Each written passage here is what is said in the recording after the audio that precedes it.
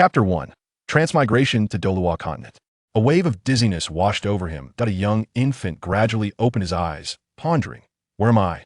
Wasn't I at home, reading a web novel about tomatoes? This place is." As he contemplated, he attempted to rise and survey his surroundings, only to realize that he had transformed into a mere baby. His attempts at speech emerged as incoherent babbling. The infant thought, "What? Have I been transported? And into the body of a little child at that? Where am I? Surely there must be a system accompanying this journey. Yet here I am, abandoned in a desolate wilderness. Is the heavens conspiring against me from the very outset?" Lost in such thoughts, he began to wail softly. Just as despair enveloped him, a voice from a middle-aged man reached his ears. "What is that sound? Did you hear it?" A distant, silver-haired man sat in a carriage, peering out the window. Upon hearing the cries, he inquired of the carriage driver. "It seems to be the cry of a child, my lord," the driver responded, having heard the same sound. "Stop the carriage, let us investigate." "Very well." Once the carriage was halted, the silver-haired man followed the sound and discovered an infant wrapped in swaddling clothes, weeping beneath a century-old demon-eye tree. The infant thought, Someone is approaching. Ha ha ha. The heavens do not wish for my demise. But why does it still sound like crying? I'm not crying, I am laughing. I am filled with joy.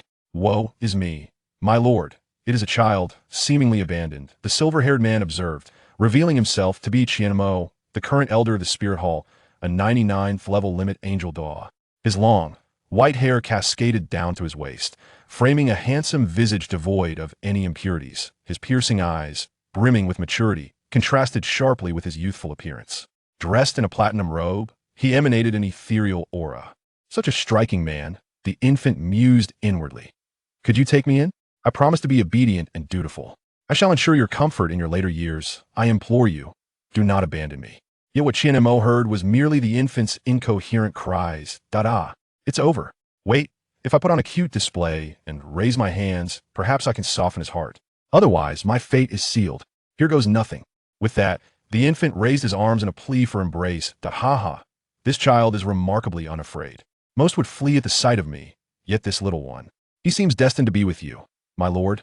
Quite endearing, I rather like him. Let's take him back to the Spirit Hall. I have no wife or children of my own. He shall be like a son to me."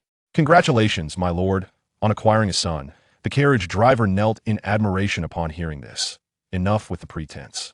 Let us return to the hall," Qianmo said, cradling his newfound son as he made his way back to the carriage, delight radiating from his face.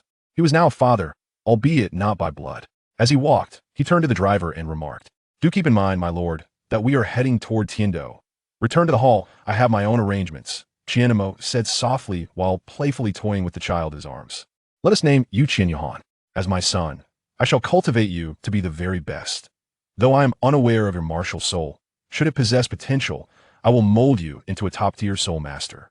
If your martial soul proves inadequate, we shall turn to politics and strengthen the martial soul hall." Qianyuhan pondered. "Martial soul? Martial soul hall? Have I traversed to the Douluo continent and joined the martial soul hall? How delightful!" Qianyuhan cooed and giggled, beaming innocently at Qianmo. Qianmo soon brought Qianyuhan back to the martial soul hall, and, shortly thereafter, publicly announced the existence and identity of Qianyuhan as the son of the 99th level limit Douluo, an elder of the martial soul hall. Qianmo, the newly minted father. Qianmo embraced the role of a doting caretaker, eagerly awaiting the arrival of the nanny with a bottle to feed Qianyuhan. Initially, the inhabitants of the martial soul hall were taken aback and found it hard to accept that the once mighty Qianmo had taken on the role of a caregiver. It was indeed a remarkable thought. However, as time passed, the novelty wore off. In the blink of an eye, 8 years had flown by.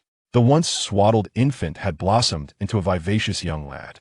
At the tender age of 4, he tugged at Qianmo's sleeve, eager for instruction in martial techniques. Qianmo, brimming with pride for his son, believed he would undoubtedly become an exceptional soul master and commenced rigorous training. Today marked the day of Qianyuhan's martial soul awakening. He had turned 8 for his birthday. Qianmo celebrated on the day he first met his son, for every child on the Douluo continent awakened their martial soul at the age of 8 at the martial soul hall. Yuhan, do you feel confident about awakening a remarkable martial soul? Qianmo inquired softly as he led Qianyuhan toward the awakening platform. Upon hearing this, Qianyuhan released Qianmo's hand, assumed a horse stance, and playfully threw a couple of punches at Qianmo, declaring, "Of course, Dad. Look at my fists, I am brimming with confidence. Qian Yuhan's small fist landed on Qian Mo, tickling him, yet he feigned great pain. Good lad. Chapter 2. The Martial Soul Awakening Part 1. Qian Yuhan was gently guided by Qian Mo toward the awakening platform. On the platform stood a man clad in purple robes, holding a crystal ball. Upon noticing Qian Mo approaching with Qian Yuhan, the man quickly knelt on one knee and bowed, exclaiming, "I pay my respects to your highness, the angel." He then turned to Qian Yuhan and greeted, "Hello, little Yuhan." Qian Yuhan nodded shyly, responding, "Hello, uncle."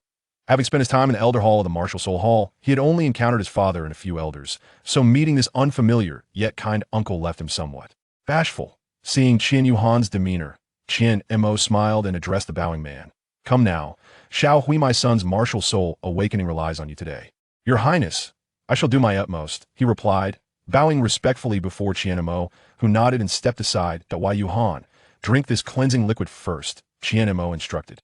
What is cleansing liquid? The cleansing essence can be regarded as a precious elixir. Upon consumption, it courses through your bloodstream, unblocking and purifying your meridians, thus facilitating your subsequent awakening and alleviating stress. After listening to Xiao Hu's explanation, Qian Yuhan took the cleansing essence from his hands, uncapped the bottle, and drank it in one swift motion. As the liquid entered his mouth, Qian Yuhan felt a warm sensation enveloping his entire body. It was as though his limbs and internal organs were embraced by a gentle force, causing a dark substance to seep through his skin. This dark matter was drawn out from Qian Yuhan's body, dissipating into the air. A radiant white light emanated from him, lasting approximately half an hour before gradually fading, allowing Qian Yuhan to slowly open his eyes. "Ah, I feel significantly more at ease. The soreness from my recent training with the seventh offering, the heavenly tyrant Douluo, has nearly vanished. The circulation of my soul power feels remarkably smoother. Why, Yuhan, let's commence. Please place your hand on the crystal orb," Xiao Hui instructed. Following his guidance, Qian Yuhan gently placed his hand upon the crystal orb. "Excellent. Now slowly channel your soul power into this orb." Qian Yuhan activated his soul power, allowing it to flow throughout his body before gradually transmitting it through his palm into the crystal orb. One may wonder why he circulated his soul power throughout his body before infusing it, the reason being, after the cleansing, he had experienced an unparalleled comfort, and he yearned to relive that sensation. As he infused his soul power, the crystal orb began to emit twinkling lights that gradually intensified. Xiao Hu's heart leaped with joy at this transformation. The presence of light that grew stronger indicated that it was certainly not a wasteful martial soul. It was clear to him that the son of Qian Mo could not be lacking in potential. Qian Yuhan had been brought back by Qian Mo, and very few within the Martial Soul Hall were privy to this information. Those who knew included Qian Mo, the 6 hall offerings, the original carriage driver, and a few attendants within the hall. They were all instructed by Qian Mo to keep this secret, and none dared to disobey, maintaining a vow of silence. Even Xiao Hui was unaware of this.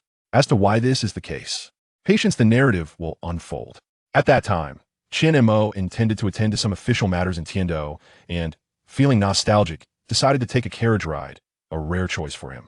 Otherwise, he would not have encountered Qian Yuhan. The light continued to intensify, and Qian Yuhan closed his eyes to attune himself to the resonance of his martial soul. Unconsciously, he extended his left hand, and as the light grew ever more brilliant, he gradually opened his palm, revealing a luminous orb. "What is this?" Xiao Hui observed Qian Yuhan's transformation, focusing intently on the orb of light in his left hand. "It is merely a ball of light. This cannot be a favorable martial soul," he remarked. "Silence.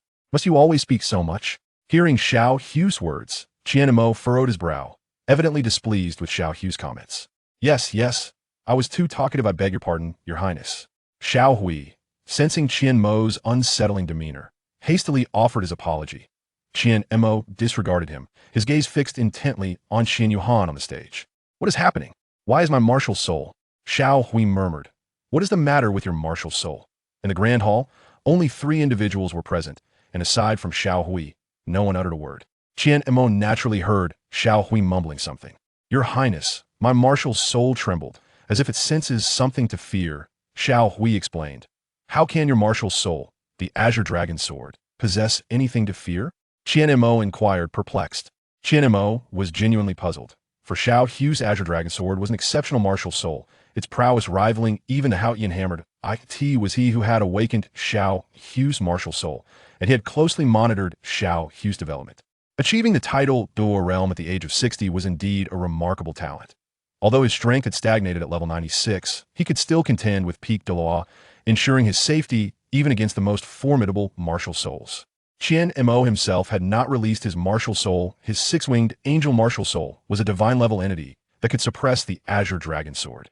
Yet, he refrained from unleashing it, leading to only one conclusion. Qian Yuhan's martial soul must be suppressing Xiao Hu's Azure Dragon Sword. Then, could it be that your highness? Shohui's gaze shifted toward Qian Yuhan. Qian Mo nodded in affirmation.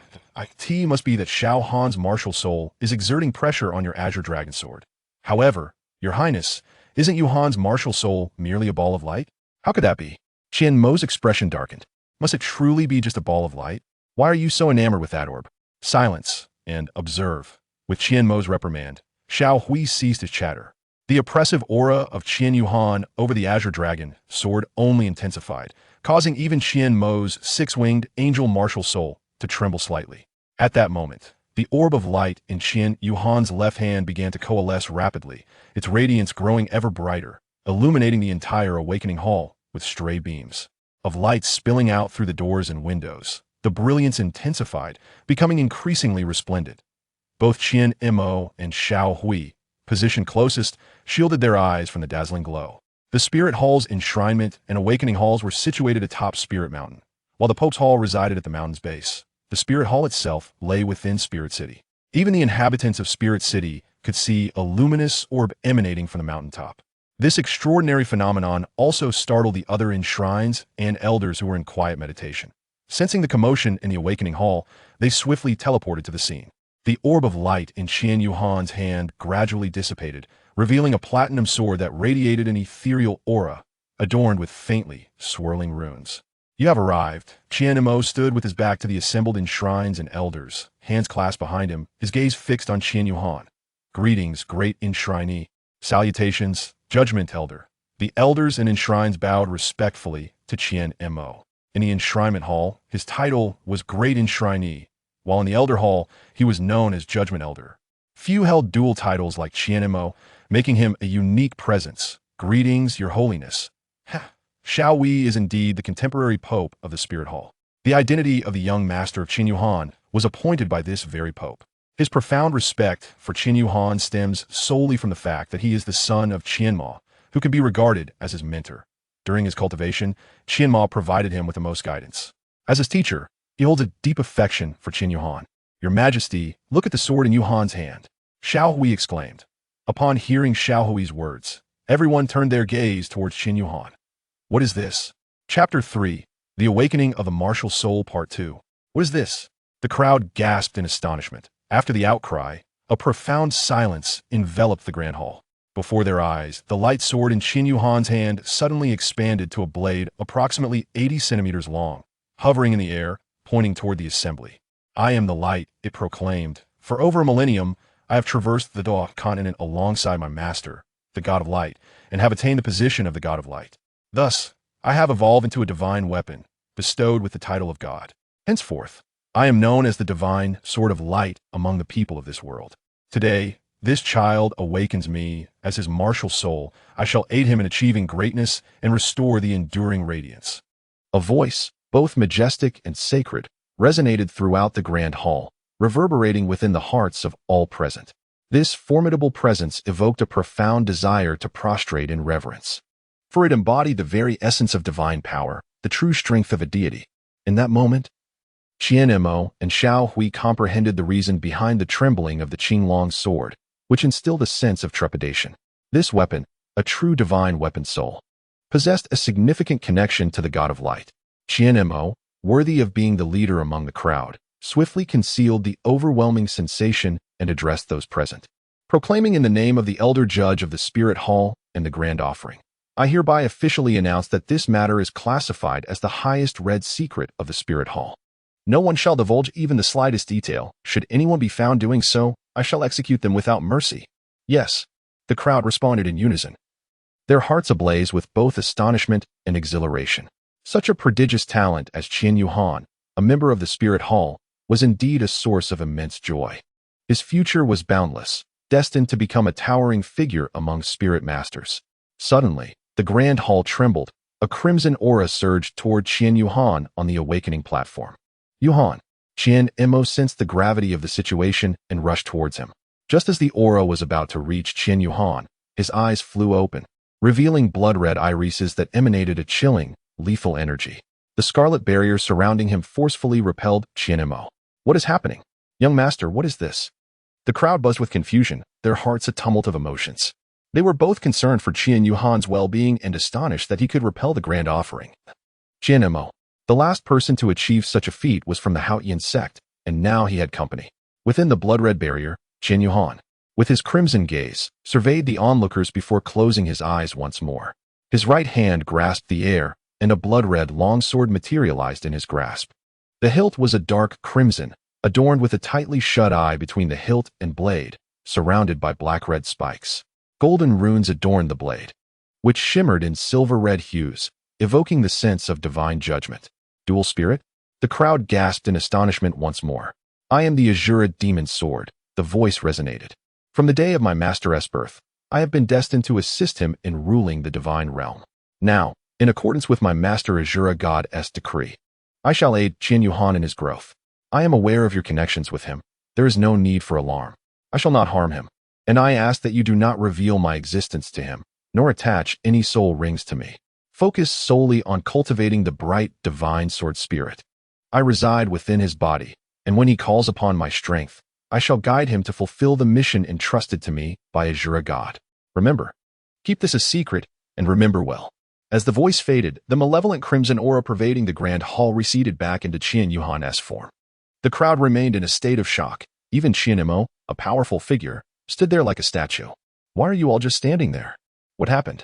Could it be that I have awakened a useless spirit and you are plotting how to sell me? Qian Yuhan, upon opening his eyes once more, returned to normal, his irises transforming back to his unique sapphire blue. Observing the crowd's stunned expressions, he jested. Only then did the crowd snap back to reality. Qian Imo instantly materialized beside Qian Yuhan, meticulously examining every part of him, his expression filled with paternal concern. Father, what is wrong with you? Qian Yuhan asked, perplexed by his father's uncharacteristic behavior. In his eyes, Qian Ma always exuded an unflappable composure, a picture of steadfastness, yet now, he appeared anxious and flustered. Ah, it's nothing. My son, how do you feel? Upon hearing Qian Yuhan's inquiry, Qian Mo realized his own lapse in demeanor and swiftly changed the subject. I feel quite well. It seems I just had a dream, Qian Yuhan replied. A dream? Yes, a silver sword spoke to me, claiming that its power is sealed by the laws of the world, and that I must transcend the limits of this realm to wield its full might. It urged me to diligently cultivate my skills. Moreover, it mentioned that my physical attributes have significantly improved, and that the absorption period for my spirit rings could be extended. An extended absorption period for spirit rings?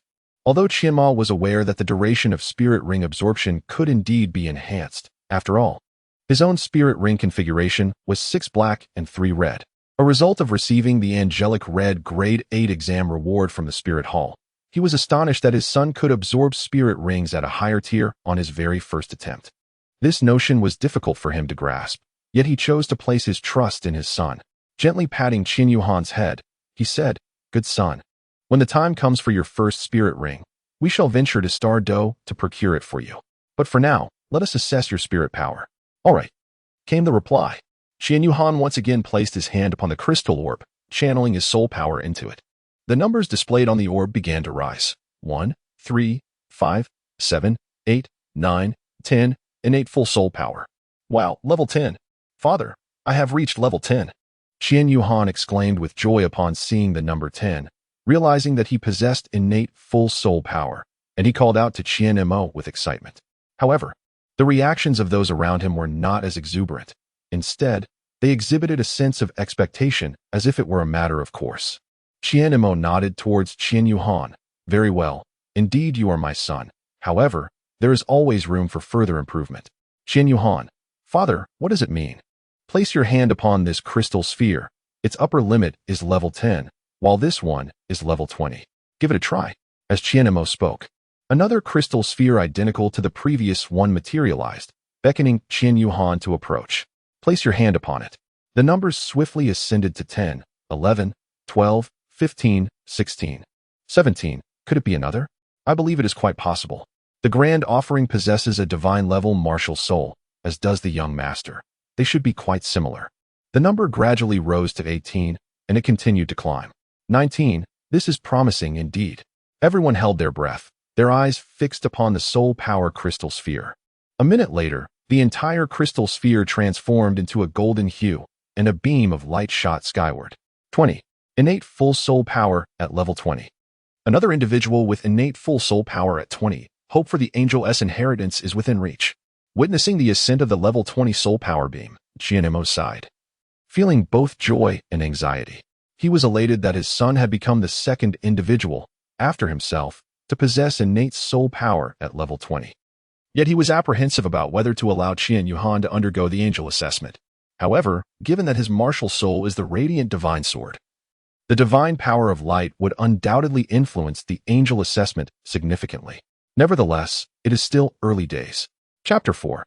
If you are the young master, I shall remain the angel Douluo. With the awakening ceremony complete, the high-ranking officials of the spirit hall dispersed. Qianemo instructed them that, aside from disclosing Qian Yuhan's primary martial soul, all information regarding his innate soul power, which is to be publicly declared as level 10, must be regarded as top secret and not to be divulged.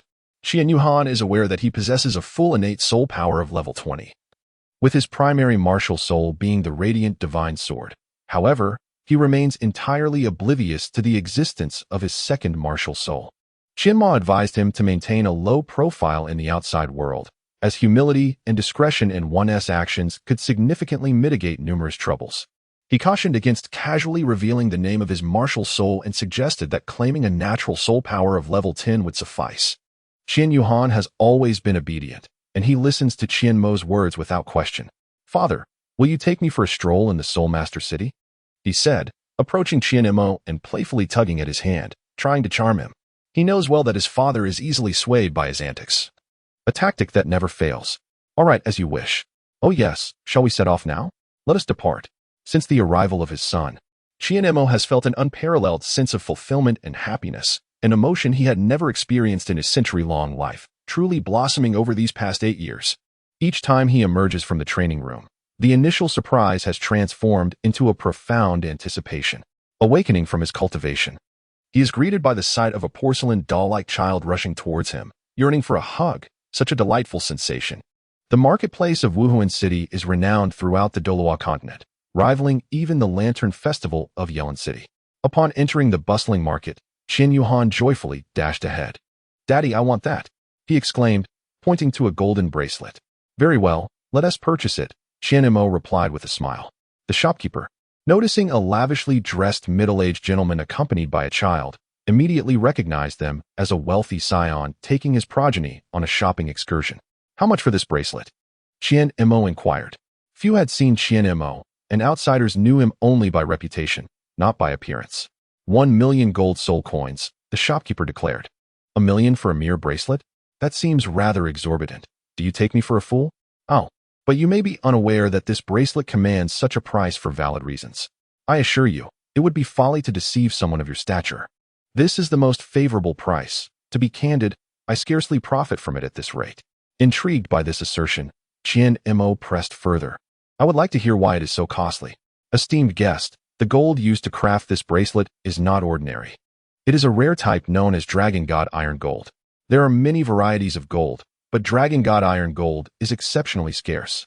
"Oh, so you mean this bracelet is made from Dragon God Iron Gold?" "To be precise, it is crafted from the gold extracted from Dragon God Iron Gold.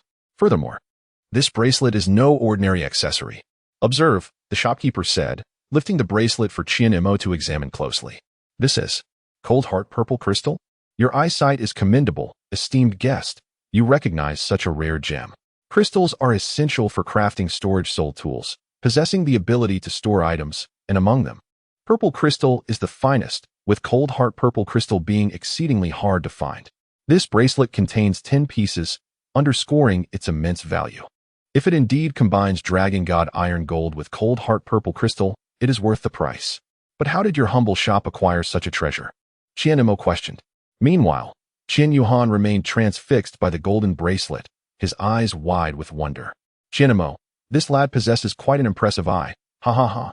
To be candid, esteemed guest, my employer is somewhat of a notable figure on the mainland. This item was acquired by chance, which is why it is offered for sale here. Since it bears no significant distinction from ordinary gold bracelets or storage soul-guiding devices, and given that it was obtained fortuitously, my employer feels unworthy of its possession. Thus, it has been placed here in search of a fated owner. Would you not agree that he exhibits a touch of eccentricity? The innkeeper whispered quietly in Qianmo's ear, wary of being overheard by others. Upon hearing this, Qianmo found the boss to be rather amusing. Whether he was unwell remained uncertain, but he could certainly be labeled as eccentric. Subsequently, he pulled out a banknote and declared, "All right, I shall take it. Hand it over." "Certainly, esteemed guest. But where is the bracelet?" "Father, I have taken it. Please hurry and settle the payment. I wish to explore other places for a while." Qianmo, this mischievous lad. Stepping out of the shop, Qian Yuhan had already vanished from sight. Qianmo shook his head with a wry smile, remarking, "This boy is at that playful and impish age." Qian Yuhan adorned his left wrist with a newly gifted bracelet from Qianmo, while in his right hand he held a leg of deep-sea magic crab, seasoned for a century, and in the other, a piece of charcoal-grilled giant ape meat, aged for a decade. As he joyfully hopped about the bustling market, "Qian Yuhan, my father is rather affluent. He casually keeps a check for 10,000 gold soul coins in the cabinet, all of which belong to me." "Halt, young man." A voice emanated from directly in front of Qian Yuhan. Qian Yuhan looked up and saw a corpulent man, gnawing on a chicken leg, clad in a gray vest that struggled to contain his ample belly. His black trousers were tattered, bearing several holes, while his round face and large ears added to his imposing figure. He stood before Qian Yuhan, flanked by two slender companions, gazing down upon him with a haughty demeanor. "This mountain is mine, and this tree is of my planting. If you wish to pass through here, you must leave some toll," the hefty man declared. The two thin lackeys beside him echoed in agreement, saying, "Yes, yes, pay up." Qian Yuhan's expression remained unchanged as he continued to savor his roasted giant ape meat while proceeding forward. The plump man, feeling slighted by Qian Yuhan's indifference, sensed an affront to his dignity. His two lackeys beside him remarked, "Boss, he is completely ignoring you. This is rather audacious. Let us show him a thing or two." Infuriated by the encouragement from his companions, the plump man retorted, "Did you not hear me? I am calling you." Qian Yuhan continued to stride forward, indifferent to the world around him. Suddenly, as he approached, a plump fellow abruptly knocked the giant ape skewer from Qian Yuhan's hand, causing it to fall to the ground, while a sharp end of the skewer grazed his mouth, drawing a trickle of blood. Staring at the now unappetizing skewer that lay in the dirt, Qian Yuhan could no longer contain his fury. He glared at the rotund man, growling each word with simmering anger. "You? Oh, me, my skewer." Seeing Qian Yuhan in a rage, the plump man chuckled, "Little one, I shan't return it. What will you do about it?" "Not only will I not return it, but—" He spat on the fallen skewer and raised his stubby thumb, twisting it downward in mockery. "Do you think this young master is easy to provoke?" Qian Yuhan's face flushed with anger as he shouted back. The plump man, seemingly amused by the situation, scratched his ear lazily and remarked, "What? I didn't quite catch that. Did anyone hear what he just said?" "Boss." It sounded like he claimed to be a young master and that he is not to be trifled with. One of his companions responded with a laugh. "Haha, if you're a young master, then I must be an angel Douluo." The plump man jeered, just as he was reveling in laughter. A resonant voice echoed through the crowd, "Oh, you are an angel Douluo, then who am I?" Chapter 5. Only by becoming formidable oneself can one avoid being bullied. The striking voice resonated in the ears of all present. "Heavens, who is he? So handsome!" exclaimed one onlooker. "Look at me. I want to bear your children." Many spectators, captivated by the appearance of such a striking figure beside Qian Yuhan, found themselves lost in infatuation. "Dad, you've arrived," Qian Yuhan exclaimed, gazing at the man beside him who was affectionately ruffling his hair. "You little rascal, you run so fast. Have you been spending money and dashing about?" Qian Yuhan scratched his head, chuckling. "Ah, I've been discovered. I shall ensure I am not caught next time." "Qian Imom?" At that moment, the stout fellow bellowed. "Hey, who are you to meddle in my affairs? Let me make it clear. I am a level 32 soul master. If you know what is good for you, you'd better scram, or I assure you, your face will be utterly disfigured." Qian Imo furrowed his brow momentarily, but it quickly smoothed out as he chuckled. "What a sharp-tongued little rascal you are. I am the father of the boy you have been bullying. Do you think I should intervene? And what about your family? Huh? How dare you inquire about mine? You appear to be all show, with little substance. Allow me to enlighten you. My father is Douluo, the commanding general of the 10th Army of the Seoul Defense Forces in Seoul Master City, a level 76 Soul Saint. What do you think of that? Are you frightened? Chien-mo nodded slightly, realizing it was him. He must be in the city guard's barracks. Well, let me search for him. With that, Chien-mo closed his eyes. A minute later, Chien-mo opened his eyes, realizing you were here. Hey, have you finished your performance? If you have the ability. Before the stout man could finish his words, Chien-mo made a swift motion, and a rift in space quietly appeared. With his right hand reaching into the void, he effortlessly pulled forth a man clad in armor from the emptiness. Oh, goodness! Such exclamations arose in the hearts of every onlooker. Douluo, who had just been reveling with his comrades, was suddenly brought to this place. Turning around to see who possessed such audacity, he was taken aback upon recognizing the face of the one who had grasped him. Clearly, Douluo was acquainted with Chien-mo 20 years prior. The Judgment Elder of the Spirit Hall, Chien-mo, had led another elder and a contingent of the Spirit Hall's defense army to fend off a beast tide. He had once caught a glimpse of this legendary figure on the city wall. The impression left upon him was indelible. The terrifying pressure brought by the beast tide darkened the skies and cast a shadow over the city, just when he thought he would perish in defense of the hall. The angel Douluo descended upon the city gates, and a team from the defense army joined the fray. This defense army was none other than the elite 1st Regiment of the Spirit Hall City Defense. The arrival of Chien-mo, along with another elder and the 1st Defense Regiment, could be said to have instantaneously turned the tide of battle. Chien-mo also vanquished the bloodthirsty crocodile, the leader of the beast tide, who had terrorized the world for 100,000 years. Recalling the events of 5 years ago, the individual who had supported him was none other than the angel Douluo. Trembling, Angel Douluo remarked, "You must be the father of that little chubby boy," gesturing towards the direction of the chubby child. Only then did Douluo notice the figure over there and responded, "Ah, yes, indeed, that is my son. I wonder if he has offended you in any way?" Chien-mo released his grip, causing Douluo to crash to the ground. Remarkably, upon hitting the floor, he seemed to feel no pain and immediately knelt before Chien-mo. "This scoundrel has wronged my son. As his father, you must provide me with an explanation. Otherwise..." Chien-mo's icy gaze bore down on Douluo. The latter trembled involuntarily as he knelt. "My lord, I acknowledge my wrongdoing. It is my failure to properly educate him.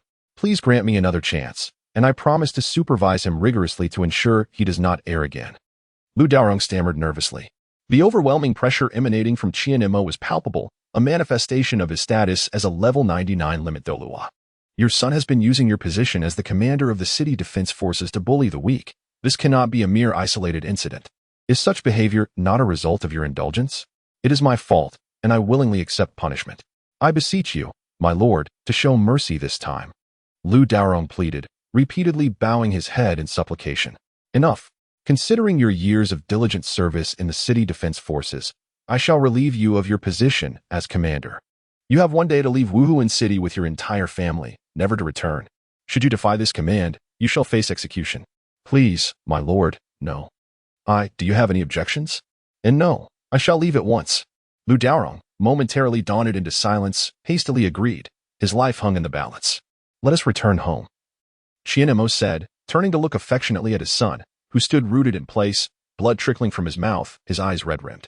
With a nod, Chien-mo waved his hand, and the two vanished from sight. As Chien-mo and Chien-yuhan departed, the onlookers gradually dispersed, leaving Douluo and his portly son behind. Douluo knelt, muttering to himself, "It's over. It's all over," while the chubby boy stood there, dazed. The realization that his once mighty father was now groveling before another was too much for him to bear. "Dad, the boy timidly called to his bewildered father. Snapping back to reality, Douluo approached his son and struck him across the face. "You fool, it's all your fault that our family has come to this. I disown you, you wretched child." His anger intensified with each word, leading him to strike harder. "Fool." Meanwhile, in the Judgment Elder's Hall, Chien-yuhan sat in contemplation, staring blankly at the radiant divine sword in his grasp. Chien-mo approached, crouching in front of Chien-yuhan, gently ruffling his hair as he spoke. "Child, do you understand what kind of world this is?" Chien-yuhan lifted his gaze to his father before him, shaking his head in silence. "My child, This is a world governed by the law of the jungle. Strength is the true currency for navigating this continent. Only by becoming powerful will you be able to withstand the bullying of others. Do you understand? Father, I wish to grow stronger, as strong as you. No, even stronger than you. I refuse to be bullied. Qian Yuhan fixed his determined gaze upon his father, stealing a glance at the radiant divine sword hovering beside him. Then turned his attention to Qian Mo, resolutely declaring, I will not be weak. Very well, ambitious spirit. His father laughed heartily. I eagerly await the day you achieve your strength. To grow stronger is not solely for oneself, but also for those you hold dear. With that, he patted his son's shoulder, adding, Tomorrow, Uncle Tianwei will take you to the Douluo forest to obtain your first 2 spirit rings. Prepare yourself. I must take my leave. Rest well. Chapter 6. Arrival at Douluo. As dawn broke, Tianwei arrived at Qian Yuhan's residence and knocked on the door. No response.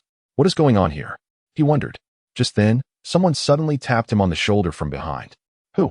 Douluo Tianwei barked, spinning around, fearing an ambush, while simultaneously unleashing his overwhelming super Douluo pressure.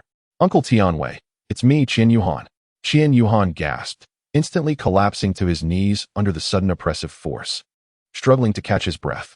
Upon recognizing his visitor, Douluo Tianwei dissipated the overwhelming pressure, allowing Qian Yuhan to breathe freely once more, narrowly avoiding a suffocating fate. You cheeky rascal, how bold! Douluo Tianwei laughed heartily. It's been years since anyone dared to jest with me like that, not even your father. No wonder the leader has become so lackadaisical in his training since having such a son, always in a hurry to return, claiming there are many matters to address at the Elder Hall. Bah, I'm still only in my 80s. I shall find a lovely lady and have a bit of fun myself. Meanwhile, at the Elder Hall, Qian Mo sat cross-legged beneath the ethereal radiance of a 6-winged angel, deep in meditation. A sudden sneeze interrupted his training. I haven't sneezed in decades. What on earth is happening? He mused, rubbing his nose before returning to his meditative state. Above, a white tiger with ebony wings soared swiftly through the sky. This was the soul of Douluo Tianwei. The shadow-winged white tiger, a top-tier mutated beast spirit. With astonishing attack power and speed, the shadow-winged white tiger's physical strength was equally formidable, nurtured by its spirit. The name of Douluo Tianwei resonated throughout the Douluo continent, his robust physique and muscular build allowing him to deliver devastating blows capable of severely injuring ordinary 10,000-year soul beasts. His powerful thighs provided him with remarkable acceleration, enabling swift repositioning to exploit his enemy's defensive weaknesses. Shaohan, just ahead lies the Douluo forest. In this operation, the Grand Offering instructed that you must undertake the entire process of capturing the soul ring by yourself. I shall not participate and will only be responsible for transportation. Exercise caution, Tianwei Douluo said earnestly to Qian Yuhan. Yes, understood, uncle, Qian Yuhan replied with a nod. By the way, your father has advised that the first 2 soul rings should ideally consist of 1 attack soul skill, paired with 1 speed soul skill. Pay close attention to the opposing abilities when battling soul beasts, and if you find one suitable for you, consider it for your soul ring. All right, uncle. The mingy white tiger descended upon a clearing at the edge of the Douluo forest. Qian Yuhan leaped off the white tiger and retrieved a piece of giant ape meat from the Hanjin dragon god bracelet that Qian Mo had purchased for him, offering it to the white tiger. The white tiger glanced at Qian Yuhan, nudged the hand holding the meat with its head, and swiftly seized the morsel, swallowing it whole. This giant ape meat would ultimately transform within the white tiger's body into spiritual power, which would then be conveyed to Tianwei Douluo. That young one is quite polite. Tianwei Douluo mused, the corners of his mouth slightly curling upward. Should anyone witness this scene, they would surely be astounded, for Tianwei Douluo was smiling. After Qian Mo escorted Qian Yuhan back to his residence yesterday, he earnestly reminded him to store all the prepared items in the golden bracelet, which served as a soul guide, that he had purchased for him. He also mentioned the true name of the bracelet, the Cold Heart Dragon God Golden Bracelet. Upon hearing such a formidable name, coupled with its extraordinary storage capabilities, Qian Yuhan found himself utterly enamored with the Cold Heart Dragon God Golden Bracelet. After bidding farewell to the Titan Douluo, he swiftly made his way towards the Douluo forest. The Titan Douluo watched as Qian Yuhan departed, reflecting on the events of the previous night. After Qian Mo escorted Qian Yuhan back to his residence, he sent a message to the Heavenly Might Douluo, summoning him to the offering hall. Upon arrival, the Heavenly Might Douluo respectfully clasped his hands and inquired, Elder brother, What brings me here? Tomorrow, you shall accompany Xiao Han to the Douluo forest. I require you to escort him only to the outskirts of the forest. The task of obtaining soul rings will rest upon Xiao Han himself. Unless his life is in imminent danger, you are to refrain from intervening, merely providing covert protection. Elder brother, Yuhan does not possess a single soul ring, he expressed with concern. Without soul skills, and given Xiao Han's martial spirit is suited for close combat. This would be akin to engaging in hand-to-hand combat with soul beasts. Qian Mo raised his hand to interrupt Tian Wei's words. Xiao Han is perfectly fine. I have faith in him. This endeavor is purely to train him in facing soul beasts and to practice the techniques I have imparted to him, both in movement and swordsmanship. Understood, brother. This serves as a practical test of his progress, with you as the examiner. Very well, brother. I shall take my leave now. Indeed, go ahead. As Tian Wei Douluo reflected, he gazed in the direction where Qian Yuhan had vanished. Yuhan, let me witness the fruits of your training these past years. Do not let us down. Eh? This tree is oozing sap. What is this? It's sticky and utterly revolting. Uncle Tian Wei, why would you place me in such a disgusting spot? Honestly, Qian Yuhan, with one hand trembling as he attempted to shake off the sticky substance clinging to it, used the other to wipe the gooey residue off his face, all the while grumbling to himself. This was his inaugural journey into the great unknown, and at the tender age of 8, his curiosity was at a fever pitch. Poking and prodding with abandon, he managed to soil every inch of himself, embodying the very essence of a wild child. Far removed from the dignified demeanor expected of the heir to the spirit hall, he traversed the forest with an air of reckless abandon, oblivious to all but his own whims. Qian Yuhan remained perplexed as he journeyed through the wilderness, noticing that not a single soul beast dared to launch an attack against him. Unbeknownst to him, this fortunate circumstance was attributed to the cold-hearted dragon god bracelet adorning his wrist. This exquisite piece of jewelry harbored a trace of the dragon god's power, instilling a sense of ancestral dread in the soul beasts that roamed the outskirts of the Douluo forest, compelling them to steer clear of the young boy. Despite his tender age of merely 8, these lesser soul beasts were deterred from approaching him. As he ventured further, the smaller creatures became increasingly scarce, replaced instead by medium-sized soul beasts. From the nearby thicket, the rustling of leaves echoed softly, hinting at the presence of something lurking within. Qian Yuhan turned around, gripping the divine sword of light, and slowly advanced toward the source of the sound. Shoo shoo shoo, the bushes continued to rustle ominously. Just as Qian Yuhan was within 5 meters of the thicket, a ghostly tiger suddenly leapt out, pouncing directly onto him, with its gaping maw wide open. Fortune favored Qian Yuhan as he reacted swiftly, plunging the divine sword of light into the creature's skull.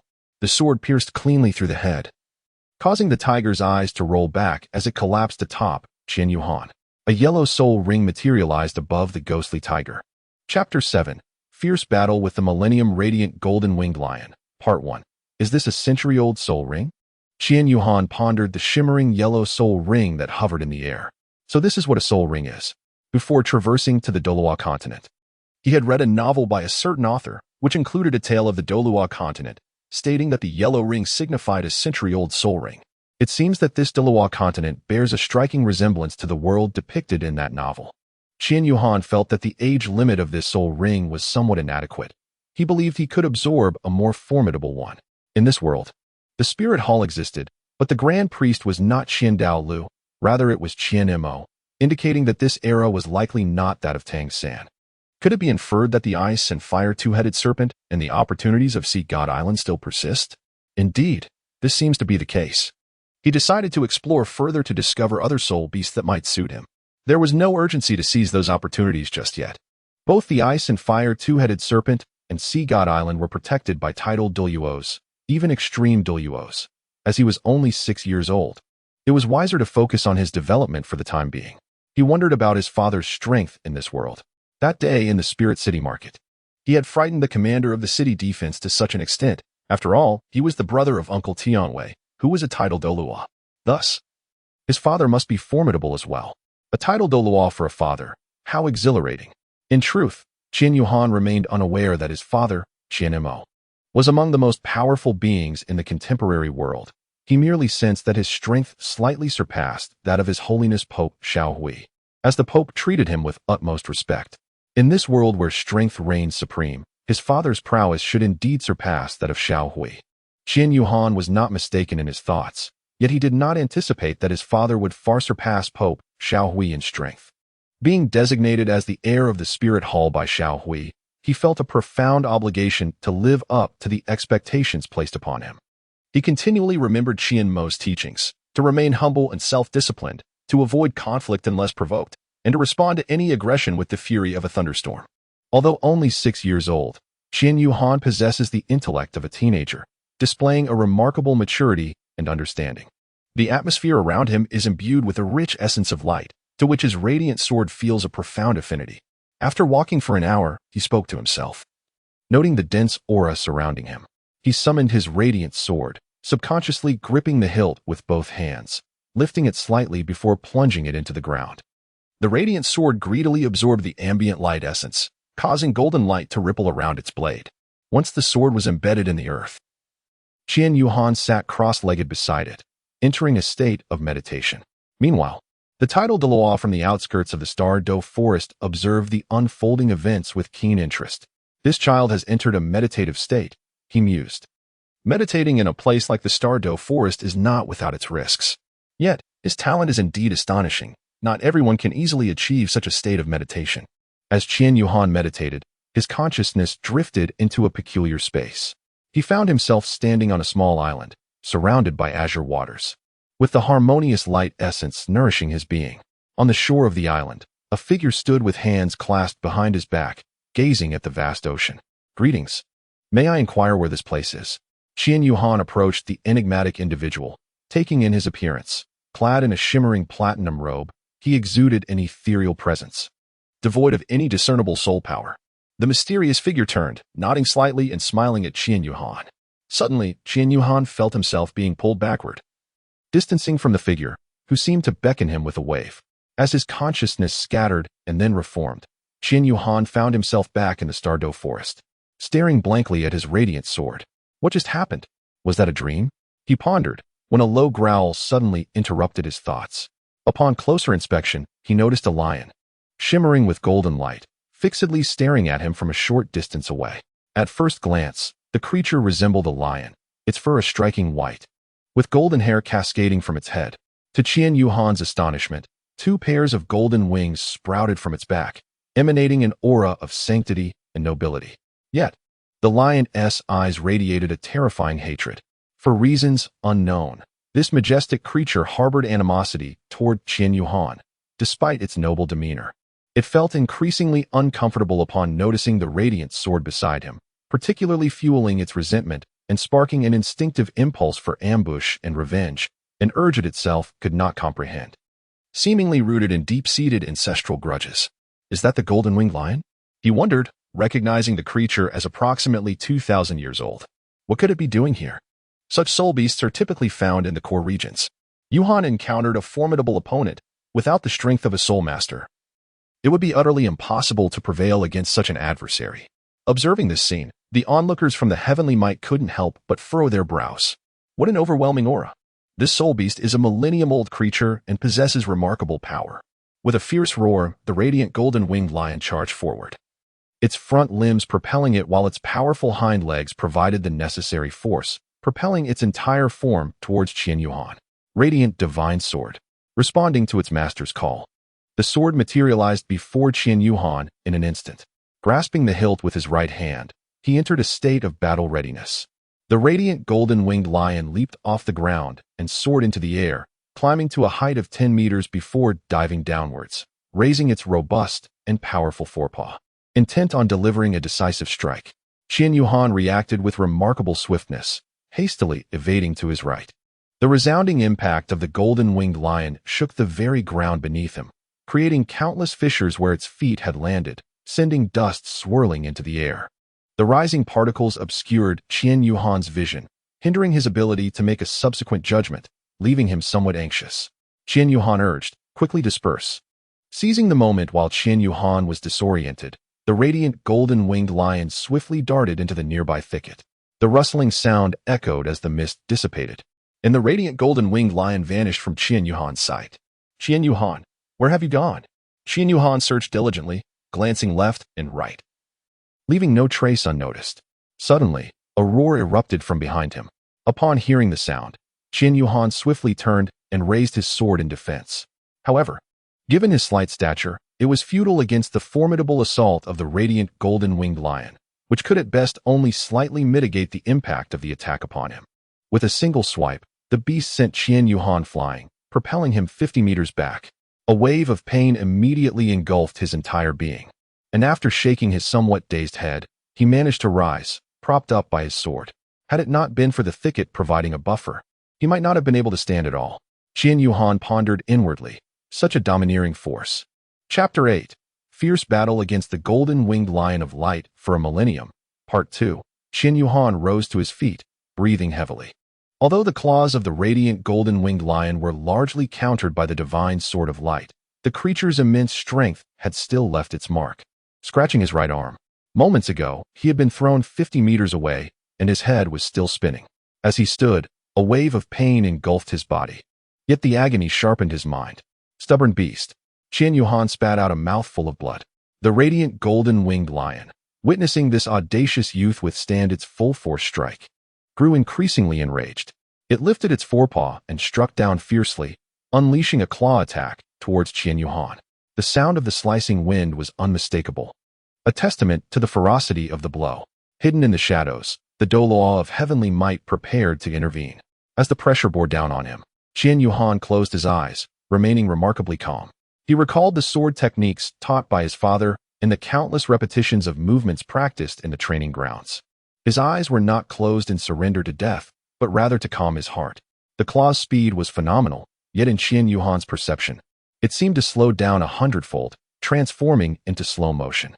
With both hands gripping the hilt tightly, he gathered all his strength into his legs and arms. The sword's blade began to radiate with brilliance. Opening his eyes, he unleashed a powerful strike, his limbs working in unison to send a formidable sword shadow hurtling towards the lioness claw. The speed and force of this slash rivaled that of the radiant golden-winged lion's attack.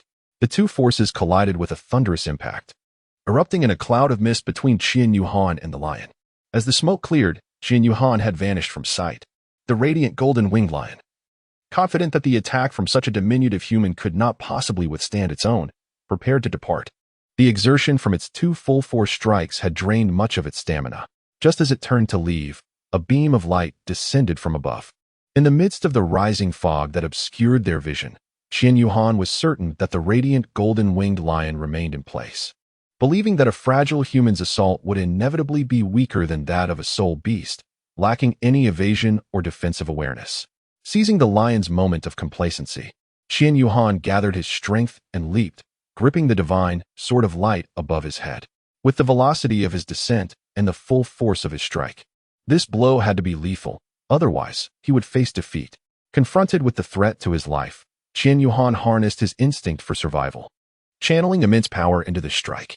As the radiant golden-winged lion prepared to turn away, it caught sight of the luminous point in the sky, growing larger and closer. The light pierced down, directly striking its right eye. In response, Qian Yuhan adjusted the angle of his sword slightly, ensuring it was perpendicular to the lion's eye. The lion had once had the opportunity to evade, but after being struck on the head by Qian Yuhan's full-force slash, its body went limp and its consciousness wavered, robbing it of the ability to dodge. Qian Yuhan swiftly thrust downwards, the radiant divine sword piercing through the eye of the radiant golden-winged lion. The beast clawed frantically at the ground, its head shaking in a near-manic frenzy. Qian Yuhan was instantly flung away, yet managed to somersault and land without serious injury. The unfortunate radiant golden-winged lion rolled and roared in agony, the radiant divine sword firmly embedded in its right eye, drawing forth the luminous energy from within its body. Ultimately, after a minute of thrashing, the creature lay still on the ground, the sword still lodged in its right eye, its left pupil dilated, and its heartbeat forever silenced. A violet soul ring gradually materialized above the fallen lion. This young man is impressive. The heavenly might Douluo nodded repeatedly from the shadows, his face radiating admiration and approval. Qian Yuhan gazed at the emerging soul ring and let out a deep, heavy sigh. Qian Yuhan felt as though he had narrowly escaped the jaws of danger. Contemplating this, he swiftly drew his right hand across his left wrist, conjuring a vial of medicine into his palm. From this vial, he poured forth a singular pill and, tilting his head back, swallowed it whole. This was the advanced healing elixir bestowed upon him by Qian Mo, capable of mending moderate wounds and providing substantial analgesic relief for severe injuries, while also replenishing his physical stamina. The scars on Qian Yuhan's right arm swiftly began to heal. After meditating for an hour in a cross-legged position, he approached the corpse of the radiant golden-winged lion. Summoning the radiant divine sword, he settled into a meditative posture. Qian Yuhan closed his eyes, performing a series of intricate hand gestures to guide the radiant divine sword to absorb his first soul ring. Upon the moment the martial soul made contact with the purple soul ring, he discerned that its origin dated back to the illustrious year of 2200, belonging to the resplendent golden-winged lion. Engaging in the absorption of a soul ring of such an elevated caliber demanded utmost caution. Any lapse in vigilance could result in the soul ring's power rebounding, potentially leading to a lifetime of disability, a peril all too common in such endeavors. Stepping into his own mental realm, he endeavored to refine the soul ring, observing the formidable spiritual energy of the golden-winged lion. Qian Yuhan did not dare to underestimate it in the slightest. The resentment of the golden-winged lion was palpable, after all. A top-tier soul beast of 2,200 years had been ambushed and vanquished by a mere 6-year-old child. The thought alone was enough to evoke a sense of indignation, leaving one to ponder how profound its grievances must be. Qian Yuhan wielded the divine sword of light, unleashing a flurry of sword energies towards the soul of the golden-winged lion of light. Concurrently, he emanated the radiant aura of the divine sword, which transformed into chains that ensnared the golden-winged lion. Despite its frantic attempts to break free, thrashing in every direction, it was futile. The chains were imbued with the flames of light, searing the golden-winged lion relentlessly. After 2 hours, the soul of the golden-winged lion let out a roar in the realm of the mind, dissipating into the void with boundless rage forevermore. As Qian Yuhan opened his eyes, he beheld the divine sword of light suspended before him, a violet soul ring ascending from its blade, signifying the acquisition of his first soul ring. The battle with the golden-winged lion of light, coupled with the refinement of its soul, had left Qian Yuhan's body somewhat overwhelmed. Just as he intended to retreat to the periphery to recuperate with Uncle Tianwei, a brilliant light suddenly erupted behind him, revealing a pair of golden wings emerging from the carcass of the golden-winged lion of light. This is astonishing.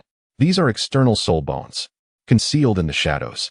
Douluo Tianwei could not contain his exhilaration upon witnessing the wings manifest from the lion's remains. He swiftly darted towards Qian Yuhan, exclaiming in astonishment. Startled by the sudden outburst and the appearance of Douluo Tianwei, Qian Yuhan shuddered and exclaimed, "Uncle Tianwei, what is this?" Qian Yuhan cast a somewhat resentful glance at the excited Tianwei Douluo. It was only upon hearing Qian Yuhan's mournful tone that Tianwei Douluo became aware of his own lapse in composure. "Qian Yuhan, is it truly a bit of a loss of composure, akin to a child spotting a beloved toy, much like an ardent fan encountering their idol?" Qian Yuhan spoke little, inquiring of the esteemed Tang Wei Douluo, "Uncle Tang Wei, what is this? You just mentioned an external spirit bone." Chapter 9. External Spirit Bone. Radiant twin wings, a pair of golden wings, radiating a dazzling brilliance, floated above the body of the radiant golden wing lion. "Oh, you truly are fortunate beyond belief, having encountered the rarest and most precious of external spirit bones. It appears that this spirit bone still possesses the potential for evolution," Tang Wei remarked. The golden-winged lion bore 2 pairs of wings upon its back, yet now only 1 pair remained, likely having reverted to its original state after separation. "You can simply cultivate it back. For now, secure it and absorb it later," he advised, patting Qian Yuhan on the shoulder. "Understood," Qian Yuhan replied. And with a flick of his hand, he stored the external spirit bone within the cold heart dragon god's golden bracelet. After resting for a day on the outskirts of the Star Dough forest, Qian Yuhan's injuries had nearly healed. He then ventured into the depths of the Star Dough forest in search of a suitable spirit beast. This time, Tang Wei Douluo accompanied him directly. It wasn't long before they encountered a 10,000-year-old illusory thunder shadow serpent, a spirit beast known for its incredible speed, capable of creating a clone with 80% of its own strength in an astonishingly brief moment. Recognizing this formidable talent, Qian Yuhan was particularly drawn to it, as his physical resilience was more than sufficient to absorb a 10,000-year second spirit ring. Qian Yuhan remained oblivious to the truth, believing that it was solely due to his relentless training over the years and his formidable physical prowess that he could absorb the 10,000-year second soul ring. Unbeknownst to him, the heavenly might Douluo was acutely aware of the circumstances. The terrifying emergence of the second martial soul during the awakening had fortified his body in a manner that all witnesses could distinctly perceive. The blood sword did not explicitly state it, yet it was tacitly acknowledged by all that Qian Yuhan had acquired an extraordinary physique. This was, after all, a 10,000-year second soul ring. With a complex expression, the heavenly might Douluo gazed at Qian Yuhan, who was seated in meditation, absorbing the soul ring. He sighed and remarked, "Ah, the waves of the Yangtze River push the former waves aside. These young ones truly amaze me. It has been many years since I emerged from seclusion, yet I find there are still individuals on this continent with talents as extraordinary as that of the young master." After 2 hours, Qian Yuhan opened his eyes and gradually rose, unleashing his martial soul, the radiant divine sword. Grasping the radiant divine sword, 2 soul rings, a purple one and a black one, quietly ascended beneath his feet. The 2 soul rings floated upwards and gradually vanished, marking his successful absorption of the soul rings, thus attaining the rank of a soul master with 2 rings. "Uncle Tianwei, I am now at level 27, he exclaimed. "Indeed," nodded the heavenly might Douluo. The previous absorption of the 2,200-year-old radiant golden wing lion had already elevated Qian Yuhan's soul power to level 22. For soul masters, the quality of the soul rings during the early stages significantly impacts the increase in soul power levels. However, as one progresses, the enhancement becomes increasingly challenging. Even the 9th soul ring, if it were a 100,000-year soul ring, might only yield an increase of 1 or 2 levels. Now, with the absorption of the 10,000-year second soul ring, Qian Yuhan's soul power ascended from level 22 to 27, a rise that was well within expectations. "Very well. Young master, it is time to return. After you finish absorbing that external soul bone, your strength will ascend to a new level." Had the heavenly might Douluo not mentioned this, Qian Yuhan might have almost forgotten this crucial matter. "Qian Yuhan, I almost forgot, after absorbing that external soul bone, I might swiftly reach level 30.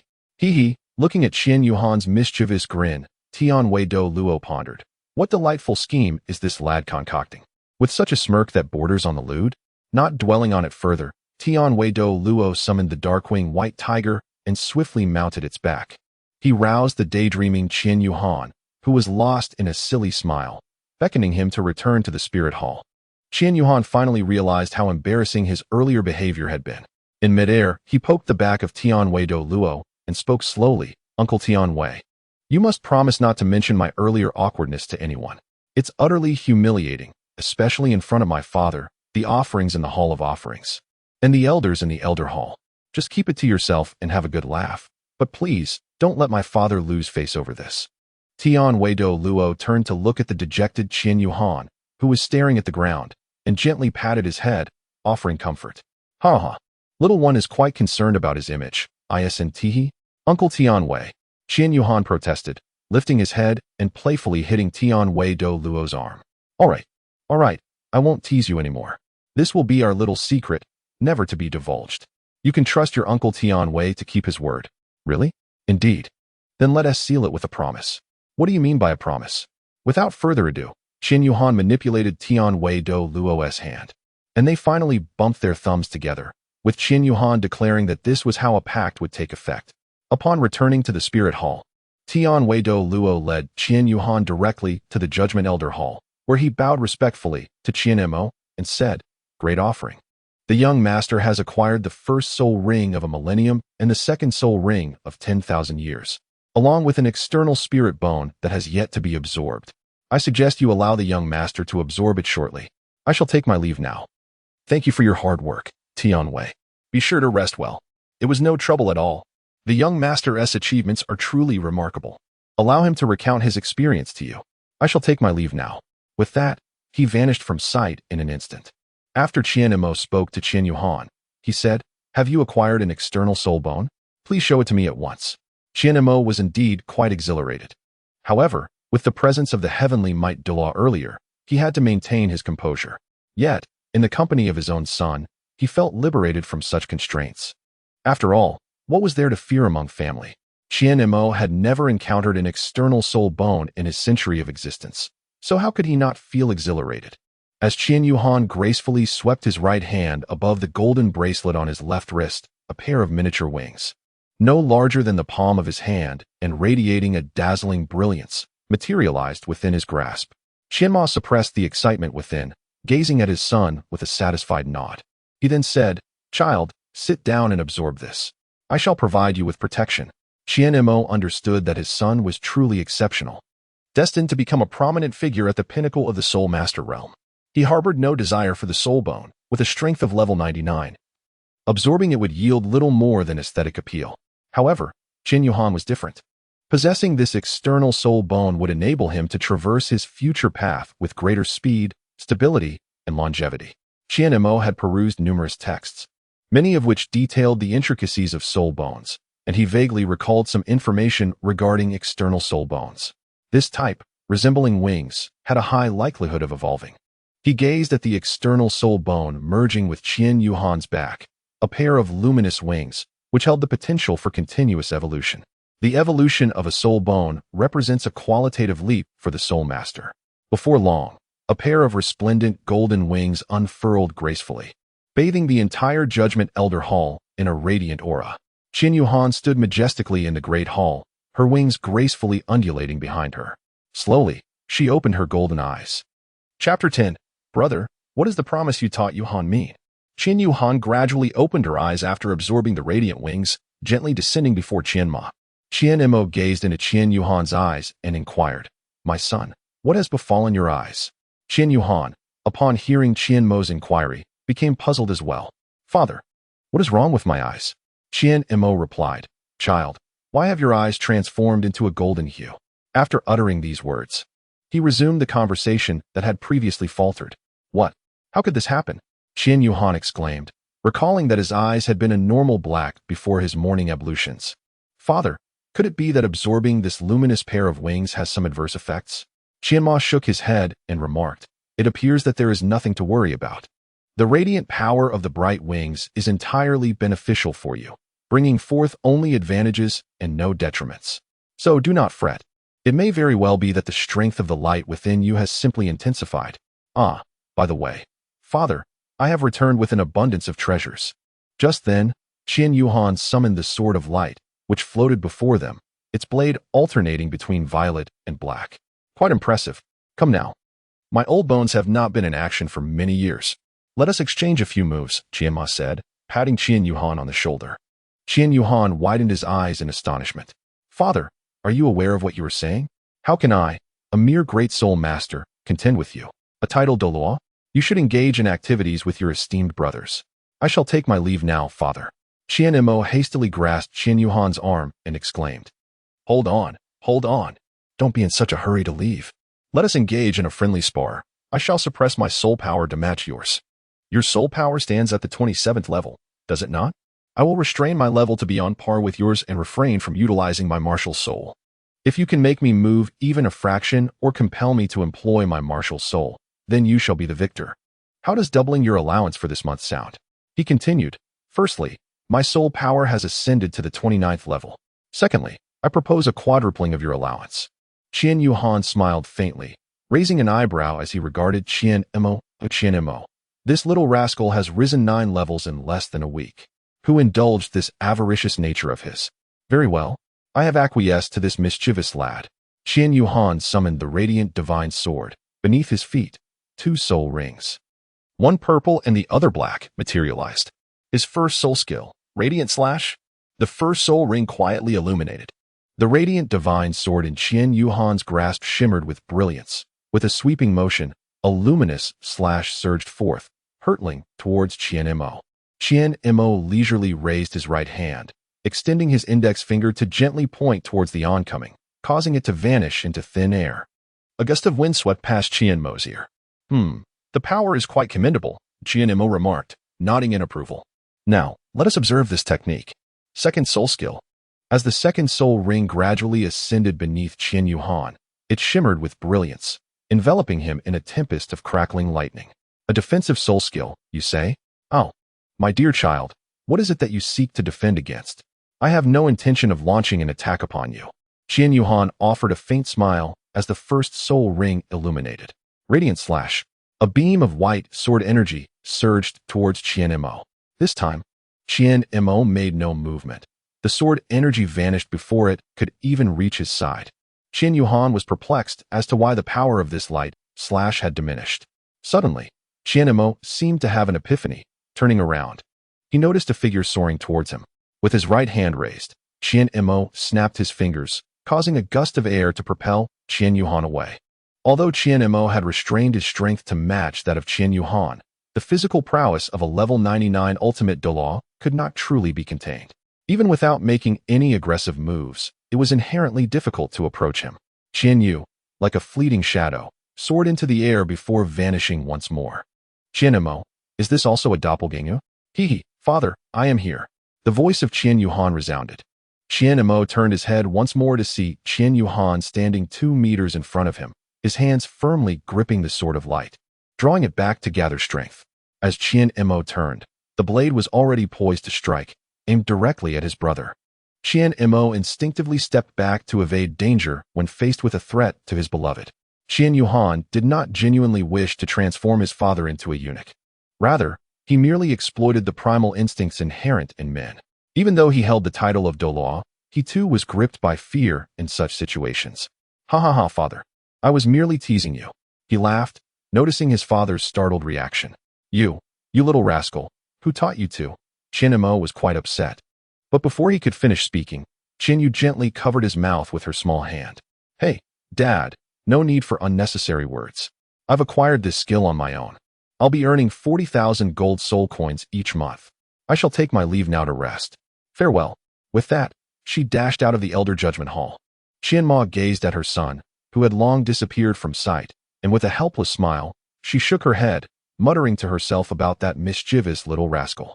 Qian Mo entered the worship hall, where he found the heavenly Might Douluo and several other worshippers engaged in jovial conversation. Upon noticing Qian Mo's arrival, the heavenly Might Douluo rushed over and exclaimed, Brother, you're here. Come here and let us talk. What is the matter? Brother. What does that gesture you taught Yuhan signify? Does it possess some special function? What? Qian Mo was utterly perplexed, unable to comprehend what the heavenly Might Douluo was referring to. What are you talking about, old seven? What gesture? At that moment, a figure clad in a cerulean robe caught their attention. With waist-length white hair and a tuft of azure bangs concealing half of his face, his complexion was strikingly pale, exuding an aura of ethereal beauty and cold elegance. This was none other than the third worshipper of the Spirit Hall, the Azure Phoenix Douluo. Third brother. The eldest has taught Yuhan a mysterious gesture. As long as one performs that action with the other party and then seals it with a thumbprint, a contract is established that cannot be violated. Qian Mo, have I ever taught Yuhan such an enigmatic thing? Qian Mo shook her head and said, I have never taught him such things. Qi Di, the heavenly Might Douluo, reflected for a moment and realized that Qian Yuhan had indeed not mentioned that it was Qian Mo who had instructed him. He must have learned it from somewhere else. Perhaps in a few days, I shall find a way to engage him in conversation and discern the source of his knowledge.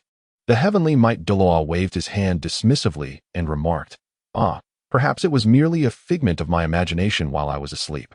Still somewhat bewildered, he chuckled heartily, causing everyone around him to shake their heads in exasperation, joining in his laughter. Meanwhile, Qian Yuhan returned to his dwelling and leaped onto his bed, rolling about on the sheets, creating a ruckus for a while before succumbing to a deep slumber. When he next opened his eyes, the sky had turned dark. Suddenly, a series of knocks echoed at the door. Who is it? Qian Yuhan inquired. It's me, your father, came the reply from Qian Mo outside the door. Qian Yuhan rubbed her eyes, approached the door, and inquired, Is there something you need? Father? Tomorrow, accompany me to the Heavendo Empire. I have some matters to attend to there. While I engage in discussions, you may explore and enjoy yourself, Qian Mo suggested. All right, she replied. Chapter 11. My name is Qian Yuhan. Knock, knock, knock. Xiaohan, have you risen yet? It is time to depart, Qian Mo called from outside the door. After a prolonged silence, there was no response. Qian Ma, are you sleeping so soundly? Xiaohan, it's time to get up. Xiaolan? What's wrong? Qian Ma continued to call at the door, while Qian Yuhan patted him on the back from behind. I startled. Qian Ma exclaimed, taken aback by Qian Yuhan's sudden presence. You move without making a sound. How did you come back from outside? Weren't you resting in the house last night? Qian Yuhan suddenly appeared behind him, and Qian Ma, filled with curiosity, inquired further. Ah, no. I just woke up a bit earlier today. I went to the cliff at Wuhuan Mountain to practice for a while. Qian Yuhan provided an explanation, fearing that Qian Mo might mistakenly believe that he had spent the entire night reveling outside. Upon hearing Qian Yuhan's words, Qian Mo was taken aback. Is it possible that Xiao Han is so diligent? How wonderful, indeed. Qian Mo gently patted Qian Yuhan's shoulder and said softly, Good child. Let us depart. Upon reaching the entrance of the Pope's Hall and the Spirit Hall, Qian Yuhan beheld a majestic white tiger lying before the Grand Hall. Was this not the formidable Mingi white tiger belonging to the heavenly might Douluo? Father, is Uncle Tianwei accompanying us? Qian Mo replied, Yes, indeed. You shall ride upon his white tiger, which will expedite our journey. Qian Yuhan took 2 quick steps before leaping forward, mounting the back of the white tiger with agility. His anticipation for the journey to the Tiando Empire was unmatched. Ever since he could remember, he had resided within the confines of the Spirit Hall. The allure of the outside world captivated him more than anyone else, igniting a fervent desire to explore and indulge in adventure. Hurry, hurry, Uncle Tianwei, father. Qian Yuhan called out to the two. Please wait a moment, Xiao Han. The third Douluo, Qing Feng, said, tilting his head slightly towards Qian Yuhan. I need to discuss a few matters with the Grand Offering before conveying messages to Qian Mo and Douluo Tianwei. Qian Yuhan observed the 3 individuals engaged in conversation, not feeling the need to hasten them further. He turned to the white tiger and retrieved a substantial piece of giant ape meat from the golden bracelet of the Cold Heart Dragon God. With the meat in hand, he approached the white tiger and set it down, playfully urging, Little white tiger, you must be swift. I can hardly contain my anticipation, Qian Yuhan rubbed his hands together, a look of anticipation on his face as he urged Bai Hu. It appeared that Bai Hu understood Qian Yuhan's words and nodded in response. 10 minutes later, Tianwei Douluo set off with Qian Yuhan. Uncle Tianwei, where is my father? The Grand Priest will not be accompanying us. In truth, as a title Douluo, it is customary for them to fly through the air.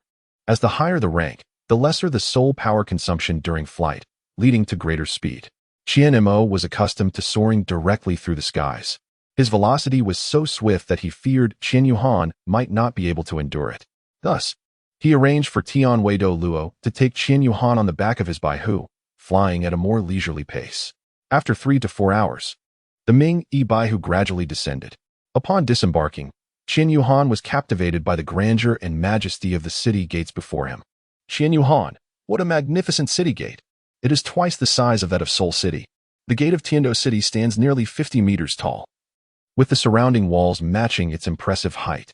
Above the gate, a plaque inscribed with the 3 grand characters of Tiando City is adorned in golden paint. The grandeur of the characters is accentuated by the use of running script, which imparts a sense of elegance and freedom. Unlike the wild abandon of cursive script or the steady precision of regular script, running script embodies the artistic essence of eclecticism, evoking a sense of the doctrine of the mean. The entire city gate and walls of Tiando City are painted in a harmonious blend of white and blue, imparting a feeling of purity and comfort. Xiao Han, this is Tiando City. Feel free to wander about inside. Take this. If you encounter any difficulties, just crush it, and I will sense it and come to your aid immediately, said Tianwei Douluo, patting Qian Yuhan, who was admiring the city gate. He handed him a piece of jade inscribed with 7 characters, signifying the identity token of the 7th offering of the Spirit Hall. I must attend to matters with the Grand Offering and shall return before sunset. Let us depart together, Tianwei Douluo instructed before vanishing from sight. Qian Yuhan had long awaited this moment, eagerly passing through the majestic city gates and entering the bustling streets. Wow! Beholding the lively scene within the city, the thoroughfare was teeming with people, each brushing past one another. On the roadside, vendors were enthusiastically calling out, exquisite crystal storage soul guides for only 98 gold soul coins. Not 998, not 888, just 98. Don't miss this chance as you pass by. A team of soul hunters was assembling, still in need of 2 more members, 1 control and 1 support. Those seeking to acquire a Millennium Soul Ring, come join us. Additionally, the Tiando Auction House is hosting a small auction this afternoon. It's worth a visit. Tiando Auction House? I shall take a look later. Oh wait.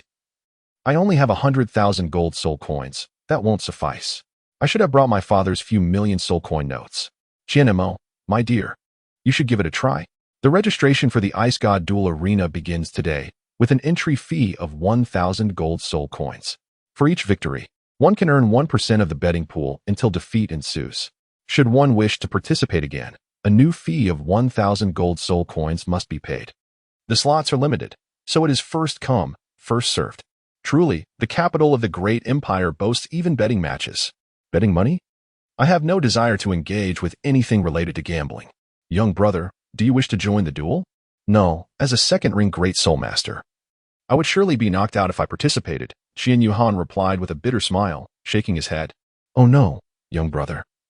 This is a duel among those of the same rank. If you choose to participate, you will certainly be matched with opponents of equal standing, which means you will only face fellow second-ring competitors. Would you like to give it a try? Consider it as practical experience. Hearing the receptionist outside the Ice God Duel Arena explain this, Qian Yuhan felt a stir within.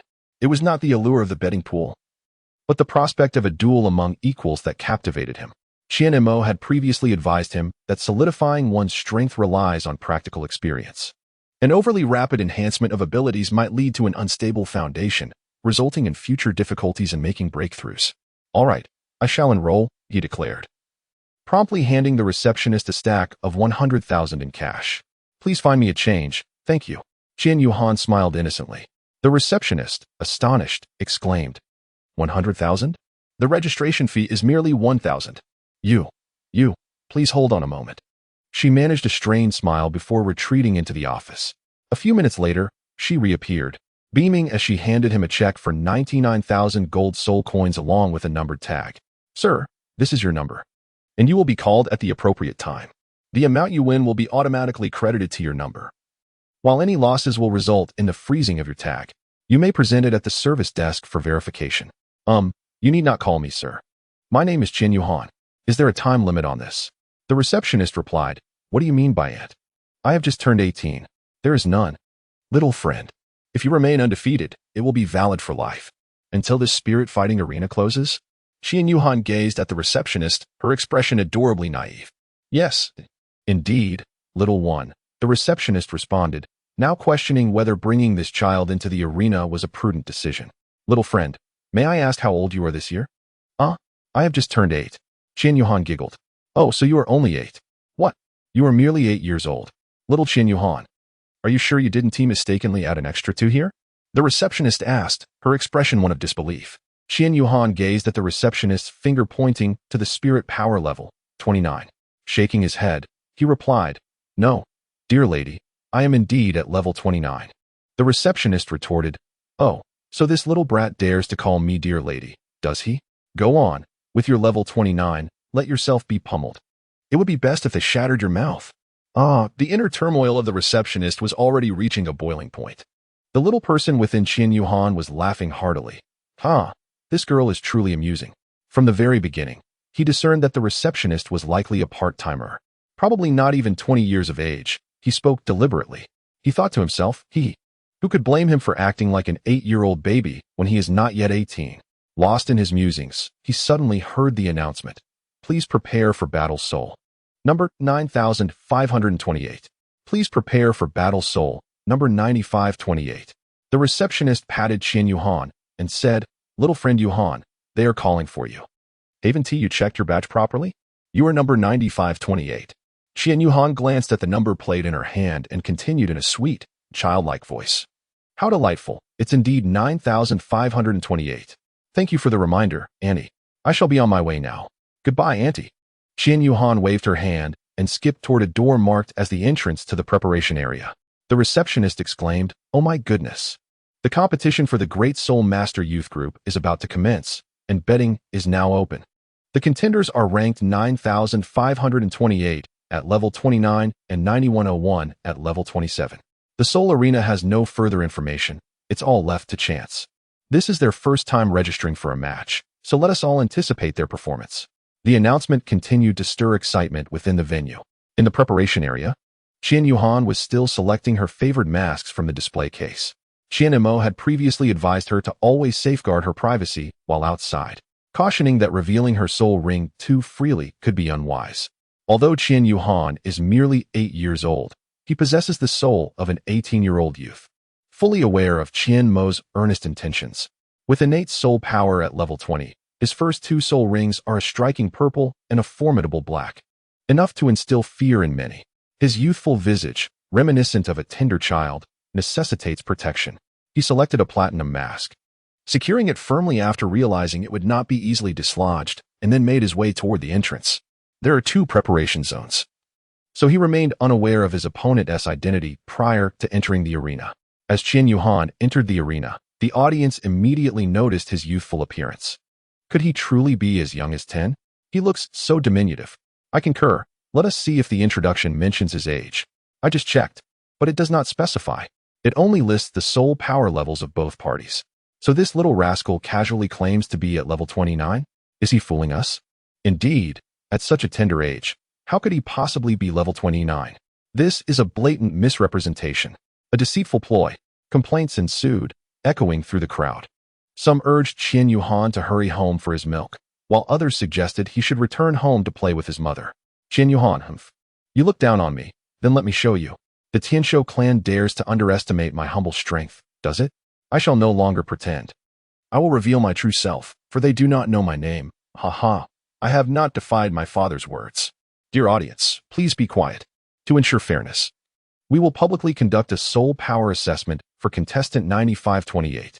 Any false reports will be met with serious consequences, providing everyone with an explanation. A booming voice resonated throughout the soul arena. It belonged to the 7th elder of the Ice God sect, a formidable soul Douluo of level 86. An audience member, recognizing the speaker, suddenly shouted. It turns out to be that old fellow Ouyang Hu. Ouyang Hu holds a significant position in Tianshou City, and people tend to avoid him.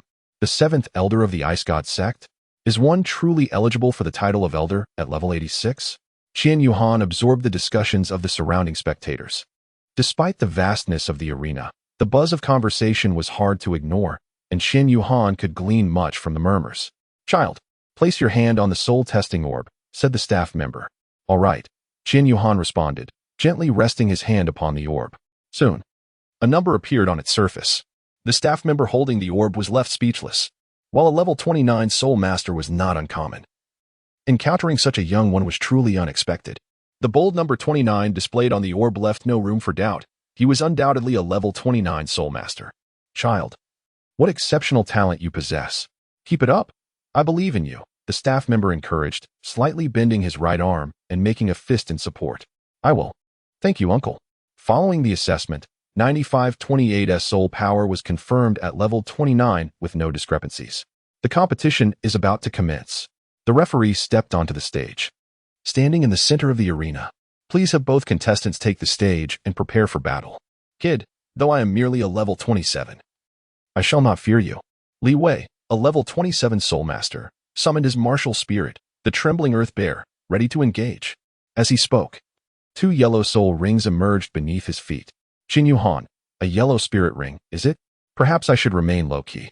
Contemplating.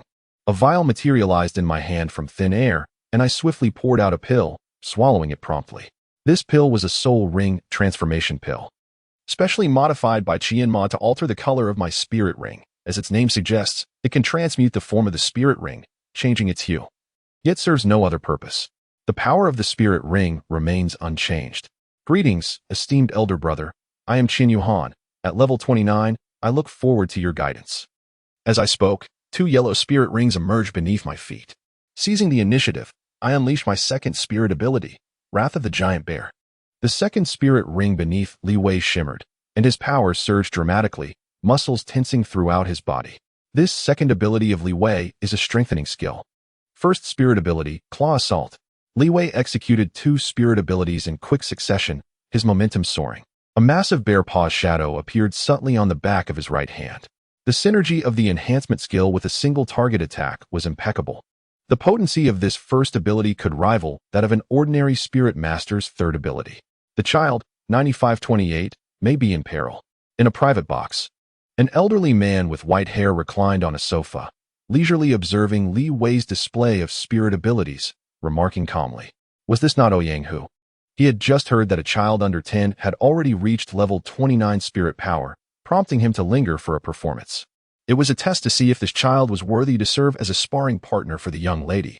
Upon witnessing the emergence of the 2 yellow spirit rings beneath Qian Yuhan, He could not help but sigh inwardly. Standard yellow spirit rings. How could one possibly elevate their spirit power to level 29 at the tender age of 8?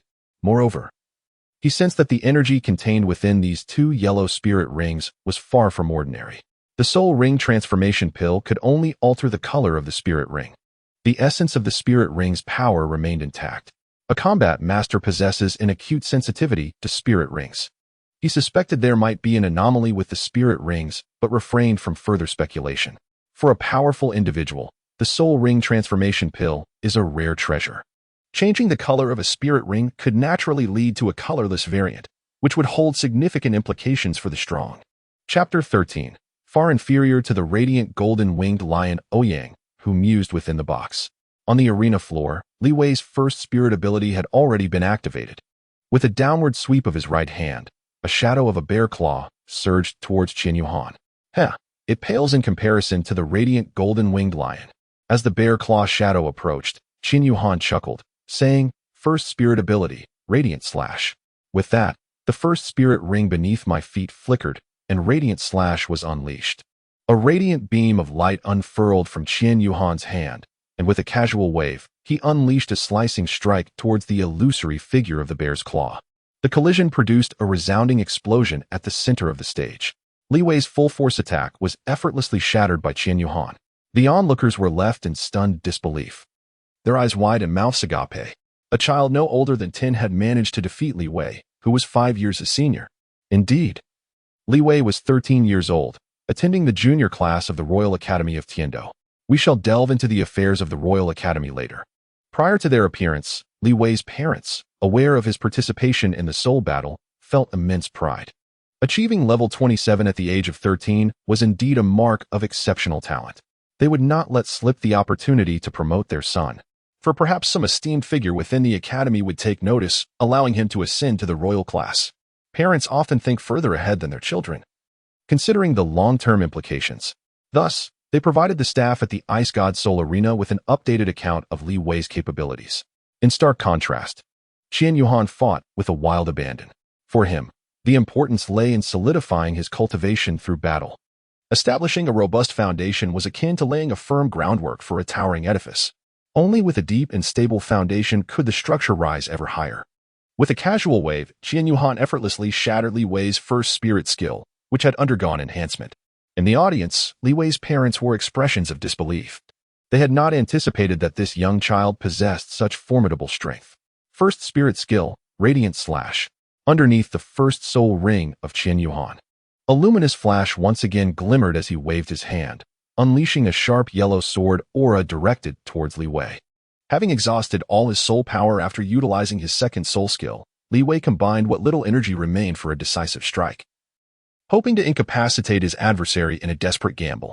However, he found himself unable to summon the strength to defend against the oncoming attack, bracing himself to absorb Qin Yuhan's Radiant Slash with his body. Fortunately, Qin Yuhan had not exerted his full power. Li Wei was sent hurtling backward upon impact, crashing into the protective barrier of the arena before collapsing to the ground, unconscious. "Darling," Li Wei's mother exclaimed, rushing towards the arena, only to be restrained by Li Wei's father. "Our son has been bested. This child is no ordinary opponent and surely possesses some backing. It is best that we do not provoke him." Yet, Li Wei's mother was eager to protest further. "Enough.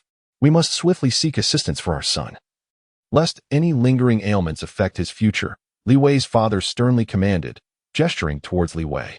"Very well," she conceded. As the barrier was lifted, Li Wei's mother entered the arena to carry her unconscious son. Just as she turned to leave, she paused, casting a venomous glare at Qin Yuhan. "You vile brat. Just wait. For injuring my son, you shall not escape unscathed." Li Wei's father muttered in disbelief. "I just said it was futile." The announcement reverberated through the arena. Match concluded. Contestant number 9528 is victorious, achieving a single victory. Impressive. This child possesses remarkable skill, reminiscent of my own youthful prowess. Ha ha ha. Step aside. You're over 30 and still stuck at level 27. You are truly magnificent.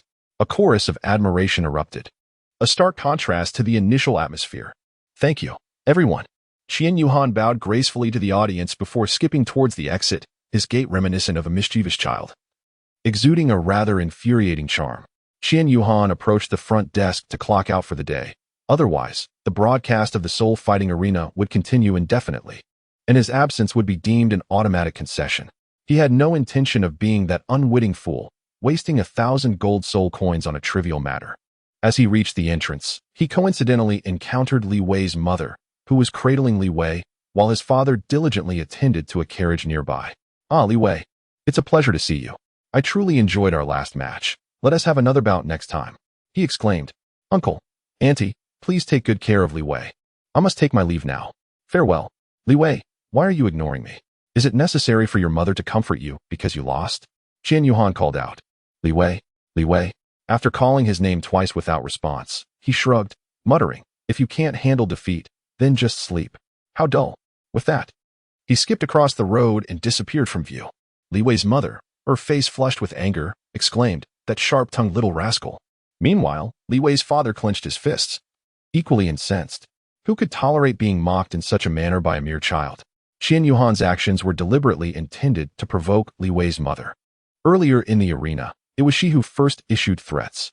It is quite common for both sides to sustain injuries during a battle of souls, and it is equally normal for one to be rendered unconscious. Qian Yuhan, however, displayed restraint, holding back considerable strength. Otherwise, if she had unleashed her full power as she did in her previous confrontation with her father, it would have resulted in severed limbs or shattered organs. This time, Qian Yuhan resorted to outright mockery. How exhilarating! Meanwhile, Qian Mo and Tianwei Douluo arrived at a resplendent white palace, where the biting cold permeated the air, and the surrounding landscape was blanketed in ice and snow. This palace could aptly be termed the Palace of Ice and Snow, for it was constructed from millennium-old frost, adorned with crystalline flowers and icy springs. Here lies the Ice God Sect, the foremost power in the Tiando Empire. The sect is perched atop the Ice God Snow Mountain, located 500 kilometers north of Tiando City, a distance that would only require an hour's flight for a tidal Douluo. For Qian Mo, however, it was but a fleeting moment, as he had comprehended the power of spatial laws upon becoming a limit Douluo, allowing him to teleport thousands of kilometers effortlessly. This exemplifies the vast disparity in strength among tidal Douluos. Tianwei Douluo, at level 96, and Qian Mo, at level 99, may seem only 3 levels apart. Yet their power differences are as vast as the heavens and the earth. Returning to the topic at hand, the Tiando Empire is situated in the northeastern region of the Douluo continent, with a significant portion being a forbidden zone for soul masters, an exceedingly frigid area. The Ice God Sect rests at the southernmost peak of the Ice God Snow Mountain, making it easy to defend yet difficult to assault. Although Tiando City is merely 500 kilometers away from the forbidden zone, the mountain range serves as a barrier, trapping the cold air on the northern side. Thus, Tiando City enjoys a temperate climate, akin to spring year-round. In the Grand Hall of the Ice God Sect, the individual seated upon the central throne inquired, "Elder brother, what brings you to my frigid abode? You seldom visit this cold lair." The man upon the throne jested, his demeanor lighthearted. "Dear brother, to be candid, my purpose for this visit concerns the future of the Douluo continent. All factions, including my Wuhuan Hall and your Ice God Sect, may soon find themselves embroiled in a significant upheaval." Instantly, the man on the throne straightened, the air of indifference evaporating, replaced by a grave expression. This individual was none other than Ouyang Jia, the sect master of the Ice God Sect, a level 98 Super Douluo, known by the title of Ice God. Despite his youthful appearance, which could easily pass for someone in their early 20s, those familiar with him understood that he was, in fact, the childhood companion and rival of the current limit Douluo, Qian Mo. Their bond surpassed that of mere brothers. The relationship between the Wuhuan Hall and the Ice God Sect was also notably close, and Ouyang Jia was acutely aware that Qian Mo's arrival signified that significant events were on the horizon. Chapter 14. The Fragmented Dream of Farewell, listening to Qian Mo's words. Ouyang Jia set aside his previously frivolous demeanor. "Elder brother, what is it that you wish to convey?" Qian Mo shook his head and sighed, saying, "I have been unable to sleep for days on end. Brother, I cannot comprehend. Ouyang, you know my premonitions have always been remarkably accurate. This time, it has profoundly affected me. I fear you may find this amusing, but I had a particularly strange dream." "Yes, brother, please continue. Do you remember when I wrote to you about adopting a son?" "Yes, I recall. Brother, you have indeed been blessed with a child in your later years. Is that not a joyous occasion?" "Indeed, it is. The boy possesses talent and is willing to endure hardships. However, on the night following his awakening of the martial soul, I had this peculiar dream. A colossal rift opened in the heavens, darkness engulfed the land, and crimson lightning swept across the continent. With each strike of lightning, a pool of blood emerged. Within it, there were you, the emissaries of the Ice God sect, and all the formidable figures from various factions, all gazing intently at the figure standing at the edge of the rift, each of them displaying an unwavering resolve in the face of death. Do you know who that figure was? It couldn't be. As I discerned the visage of that person, it was none other than my grown son, Han. Little Han, that child? Indeed, and what he held in his hand was, what was it? A sword, a most terrifying sword. Then, with a mere flick of his wrist, Han commanded the attention of all. Ouyang Jie gazed at Qianemo, rendered speechless. Qianemo then spoke. Ouyang. Ever since that night, I have sensed my body gradually succumbing to decline. No amount of soul power can stave this off. Perhaps my days are numbered. Upon hearing this, Ouyang Jie hastily rose and approached Qian Yuhan, supporting his shoulder and channeling soul power for a thorough examination. However, his hand trembled, and he shook his head in disbelief, saying, No, it cannot be. Brother, you mustn't. I will search for divine herbs. Yes, divine herbs. There must be one that can heal you. Qianma gazed upon her brother, who had lost composure, and gently shook her head, offering words of comfort. Ouyang, I have long since come to terms with this. My only concern now lies with my son's future and the future of the entire Douluo continent. Should I perish, the angel god will undoubtedly select a new high priest to succeed me. No. Ouyang, please listen. Ouyang Jie's eyes were already red, though no tears fell. They merely swirled within their sockets. At your age, over 100 years, why do you still cry like a child? Ouyang Jie shook his head in silence. This visit was merely a farewell. Brother, it is but a farewell. Perhaps fate will allow us to meet again. I must journey to a distant place to seek a solution, for I have always believed in my intuition. That old fellow Tang Zhen, when you have the time, do pay him a visit. Inform him that I am entering a secluded retreat and that he should oversee the spirit hall in my absence. Should he dare to take advantage of this situation, I shall obliterate his Haotian sect. I know his character well. He will not act recklessly, so rest easy. Do keep an eye on Yuhan for me, Ouyang. Everything I do now and in the future is for him. You know, having a child has indeed made me rather indecisive, haha. Rest assured, brother, I will certainly protect the spirit hall, and my little nephew shall not suffer any harm. I'll let Yuhan follow his own path. Just ensure he does not stray too far from the right direction. I only ask that you watch over him without overly interfering in his growth. Yes, after some time, I will have Tianwei escort him to Tiando City. Please arrange for him to enter the Tiando Royal Academy. It will be well within your watchful gaze. Within the academy, aside from matters that threaten his life, do not interfere excessively. Understood? I will temporarily seal his memories. Rest assured, I shall not depart until I have found a solution. I will be aware of every detail of his life. My spiritual imprint remains within that bracelet of his. In time, he shall regard me as a mentor. Oh, he said, absent-mindedly stroking his non-existent beard. Brother, what about you? I have a premonition that we shall meet again, father and son. Indeed, it shall come to pass. The secrets of fate are not to be revealed. Everything is predetermined. We must follow that path. Qianma smiled as he patted Ouyang Jie. Take care, Jie. Daddy. Who is he? Came a child's innocent voice. Just as Qianma was about to leave, he paused, turned towards the source of the voice, and smiled. Hey. This little girl still doesn't recognize her uncle. Luoxue, come here. Ouyang Jie wiped his eyes and beckoned Ouyang Luoxue to approach. She hopped over to Ouyang Jie. A hint of nervousness in her voice as she asked, Daddy, who is he? What's this? You don't even recognize your uncle Qianma? He held you when you were just a month old. As if recalling a memory, Qianma playfully nudged Ouyang Jie and self-deprecatingly remarked, Oh dear, we really are getting old. Meeting as babies. How could our little princess remember, right, Luoxue? Qianma smiled at Ouyang Luoxue, gently ruffling her hair, and added, I truly wish to introduce my son to your daughter. We would be even more closely related, ha ha ha. This Ouyang Luoxue will undoubtedly grow into an enchanting beauty. I shall reserve a place for my son in her heart. Their laughter echoed, vibrant yet tinged with a bittersweet undertone. Once the laughter subsided, Qianma vanished. Ouyang Jie, however, couldn't hold back his tears, reminiscing about their playful childhood and their spirited exchanges in their middle age. Brother, When shall we meet again? Your younger brother awaits you. The heavenly might Douluo lingered outside the hall as the sun was nearing its descent, signaling it was time to return. Qianma vanished first, saying little. The heavenly might Douluo followed suit. Upon reaching the top of the city gate in Tiando City, Qianma stood with his hands clasped behind him, gazing at the playful Qian Yuhan approaching in the distance. Seventh brother, do you think I should seal his memories of me? I wonder if that would be too cruel for him. Brother, I believe it's best not to see him. You should leave now. I will tell him that you have gone to a faraway place and cannot accompany him anymore, but that you will meet again someday. I cannot bear to seal away this memory from him. Qianma wept. Yes, he cried. For Qian Yuhan, it had been 8 years of happiness, and for Qianma, it was no different. Those were his 8 happiest years. They would see each other again. He did not want his son to greet him with, "Hello, uncle." Perhaps this was a selfish desire. Everything that needed to be said had been conveyed. Tell Yuhan that I have always loved him.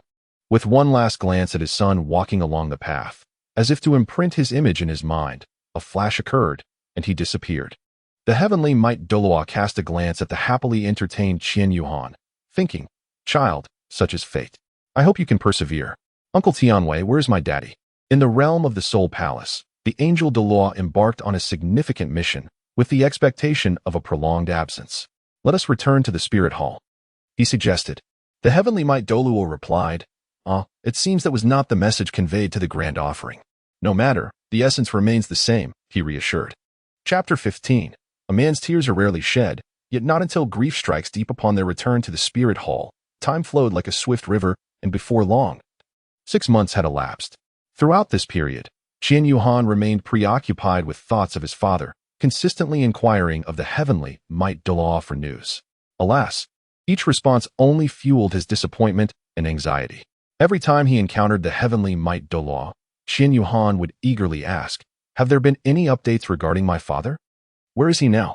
The heavenly might Douluo, with a heavy heart, would shake his head and respond, "I am afraid not. He has yet to return." These succinct words pierced Qian Yuhan's heart like a dagger. Day after day, his despondency deepened. He could not fathom why, after such an extensive passage of time, there remained no word from his father. Doubts began to cloud his mind. Had some misfortune befallen him, or had he encountered peril? These troubling thoughts incessantly swirled within him, causing unrest. Notwithstanding his turmoil, Qian Yuhan held steadfast in his belief that his father would ultimately return. He silently resolved to be resilient, refusing to succumb to despair. Thus, he buried his worries deep within, striving to focus on his training and enhance his strength. For he understood that only by growing stronger could he one day assist his father and alleviate his burdens. In the days of waiting, Qian Yuhan gradually came to a profound realization.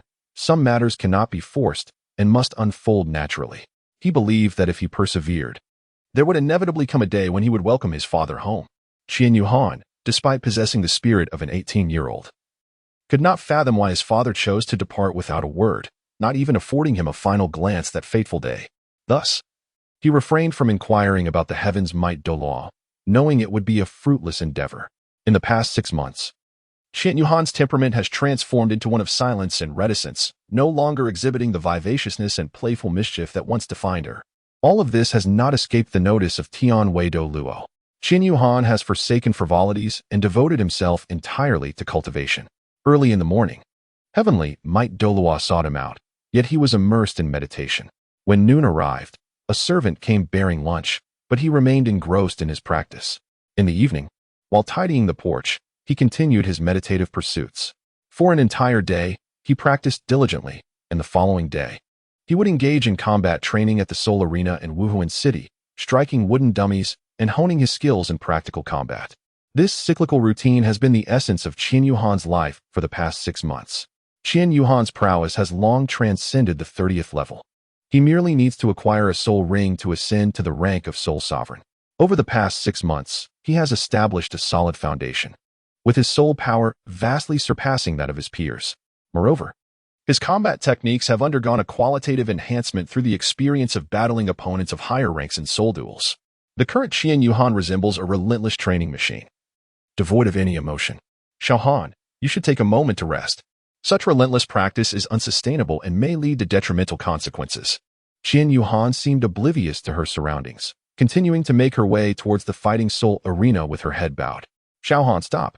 Qian Yuhan continued to walk, seemingly unperturbed. The heavenly might Douluo materialized behind him, seizing Qian Yuhan's arm and coldly uttering, "In your current state, whom do you truly honor? Do you believe your father would wish to witness you in this manner?" At that moment, Qian Yuhan turned his head, gazing at the heavenly might Douluo, tears cascading down his cheeks and falling to the ground as he replied, "Whatever he wishes for me, he has already forsaken me." Before Qian Yuhan's journey, he was merely an orphan on earth. He grew up in an orphanage where the children shared similar fates, abandoned by their parents or placed in foster care. The term foster care may sound more palatable than outright abandonment, yet, in essence, there is little distinction. For Qian Yuhan, the feeling of being forsaken was deeply rooted within him, manifesting as an ineffable sorrow and loathing. However, upon his arrival in the Douluo continent, everything transformed. He encountered Qian Mo, a figure who bestowed upon him paternal love. Over the past 8 years, Qian Yuhan experienced a relatively blissful existence, finally savoring the warmth of family and the affection of a father. This period allowed him to gradually forget his previous loneliness and desolation. Yet, without warning, Qian Mo vanished for several months. Although the elder worshippers informed him that Qian Mo had departed on a mission, Qian Yuhan harbored a profound intuition that the situation was far from straightforward. He suspected that Qian Mo might have encountered misfortune, and this unease relentlessly gnawed at his soul. Even more perplexing was the silence surrounding him. Why was no one willing to speak the truth? He could not comprehend why everyone chose to conceal the reality from him, leaving him in ignorance. This veil of secrecy incited feelings of anger and helplessness within him, as he yearned for the truth rather than remaining shrouded in obscurity. Qian Yuhan was engulfed in confusion and despair. He felt as though he had been forsaken by his father. Although the reality may not have been so dire that he had not truly been abandoned, he was nonetheless overwhelmed with anguish, particularly on an emotional level. Observing Qian Yuhan's distress, Tianwei Douluo could no longer bear to reprimand him further. He recognized that an 8-year-old child facing the sudden departure of a father would inevitably experience profound discomfort stemming from the sensation of abandonment. "Shahan, come with me," Tianwei Douluo said, leading Qian Yuhan to the residence of Qingfeng Douluo. After knocking on the door, he ushered Qian Yuhan inside. "Third brother, please have a conversation with Xiao Han regarding our elder brother's situation," he remarked before departing once more. "Uncle Qingfeng, please speak to me truthfully. What has happened to my father? Is he deceased?" Qian Yuhan's eyes brimmed with tears, as if he were on the verge of an emotional breakdown. "Xiao Han, come, sit here with your uncle," Qingfeng urged gently. Qian Yuhan rubbed his eyes and settled beside the Azure Phoenix Douluo. The Azure Phoenix Douluo gently tousled Qian Yuhan's little head and reassured him, "Your father is not dead. He is far too formidable for anyone to harm him. However, he indeed harbors certain unspoken burdens that he must resolve on his own. When he decided to leave in secrecy, can you fathom what thoughts plagued his mind? I have known your father for nearly a century, and I have never witnessed him in such a state."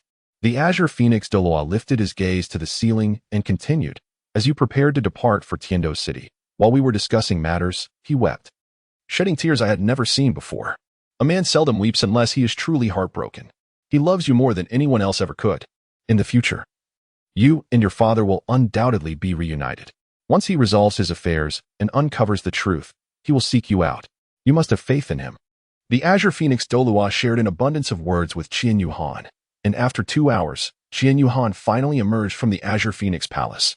Spotting the waiting Tianwei Douluo outside, he smiled and said, "Uncle Tianwei, let us venture to the Stardow Forest tomorrow. It is time for me to obtain my third spirit ring." Noticing that Qian Yuhan had regained considerable composure, Tianwei Douluo understood that this recovery required time, and the progress made thus far was commendable. He reflected on how only someone as perceptive as Sengu could effectively guide him through such matters. The other 5 rough men, well, they were quite another story. Tianwei Douluo expressed his relief. Yet only Qian Yuhan truly comprehended the profound transformation his character had undergone in recent months. In the past, he could be considered a somewhat mediocre socialite, managing to exchange a few casual words with unfamiliar faces. However, now, when confronted with those he was not well acquainted with, he found himself utterly disinclined to utter even a single word. Qian Yuhan has long enveloped his heart in a protective cocoon. Ever since Qian Mo departed from his side, he has endured a profound blow. Furthermore, his solitary cultivation, devoid of emotional entanglements, has led him to gradually acclimate to this state of loneliness and isolation. Although the uncles who offer their devotion continue to express their concern and warmth as usual, he still yearns for his father. Qian Yuhan sat quietly in the pavilion atop the spirit mountain, his gaze fixed upon the horizon. The twilight cast an orange-red hue over the world, resembling a magnificent painting. Although he still harbored feelings of anger and discontent regarding his father's abrupt departure, the knowledge imparted by the Azure Phoenix Douluo that they would surely reunite in the future ignited a flicker of anticipation within him. As a budding writer, I humbly seek the support and constructive criticism of my esteemed readers. In my youth, I was captivated by the Douluo continent novels. I found this intellectual property quite delightful and aspired to create my own version of Douluo continent. Alas, the pressures of academic life in high school thwarted this modest ambition. Now, with time finally on my side, I shall endeavor to write earnestly. I kindly implore my readers to encourage me to continue and offer their support. Chapter 16. It was all just a dream, a terrifying dream. The night was deep, and the moonlight cascaded into the room like water. As Qian Yuhan lay quietly on his bed, through the patient guidance and companionship of the Azure Phoenix Douluo, his spirits gradually began to lift, and his mental state showed marked improvement. The heart that had been shrouded in obsession and suffering now started to regain its tranquility. For the past 6 months, Qian Yuhan had thrown himself into cultivation like a frenzied warrior, as if life revolved solely around the pursuit of strength. Yet now, he began to comprehend that life encompasses more than just the enhancement of power. There are many other significant aspects to cherish and prioritize. His current aspiration was to focus on self-improvement, to proceed steadily and methodically, and to present himself to his father in a composed, healthy, and safe manner. As his thoughts drifted, Qian Yuhan gradually succumbed to slumber. In his dreams, he envisioned a future filled with challenges and opportunities. He encountered numerous individuals, returned to Tiando City, and joined an academy. Within its walls, he experienced a myriad of joys and sorrows, forging many cherished friendships. Suddenly, the dream shifted. The beauty shattered like a broken mirror, fragmenting bit by bit. Dark clouds loomed over the city, obscuring the sun. Qian Yuhan stood alone against the vast expanse of the sky, gazing down upon the boundless land below. In his grasp, he held a blood-red longsword, its blade shimmering with a crimson light, surrounded by an intense aura of sanguine energy, as if the entire sword had been drenched in blood. This sanguine essence enveloped the blade, imparting a palpable sense of lethality that sent shivers down the spine. Inscribed upon the blade were enigmatic golden runes, emanating a soft golden glow that starkly contrasted with the blade's sanguine aura, adding an air of mystery and majesty.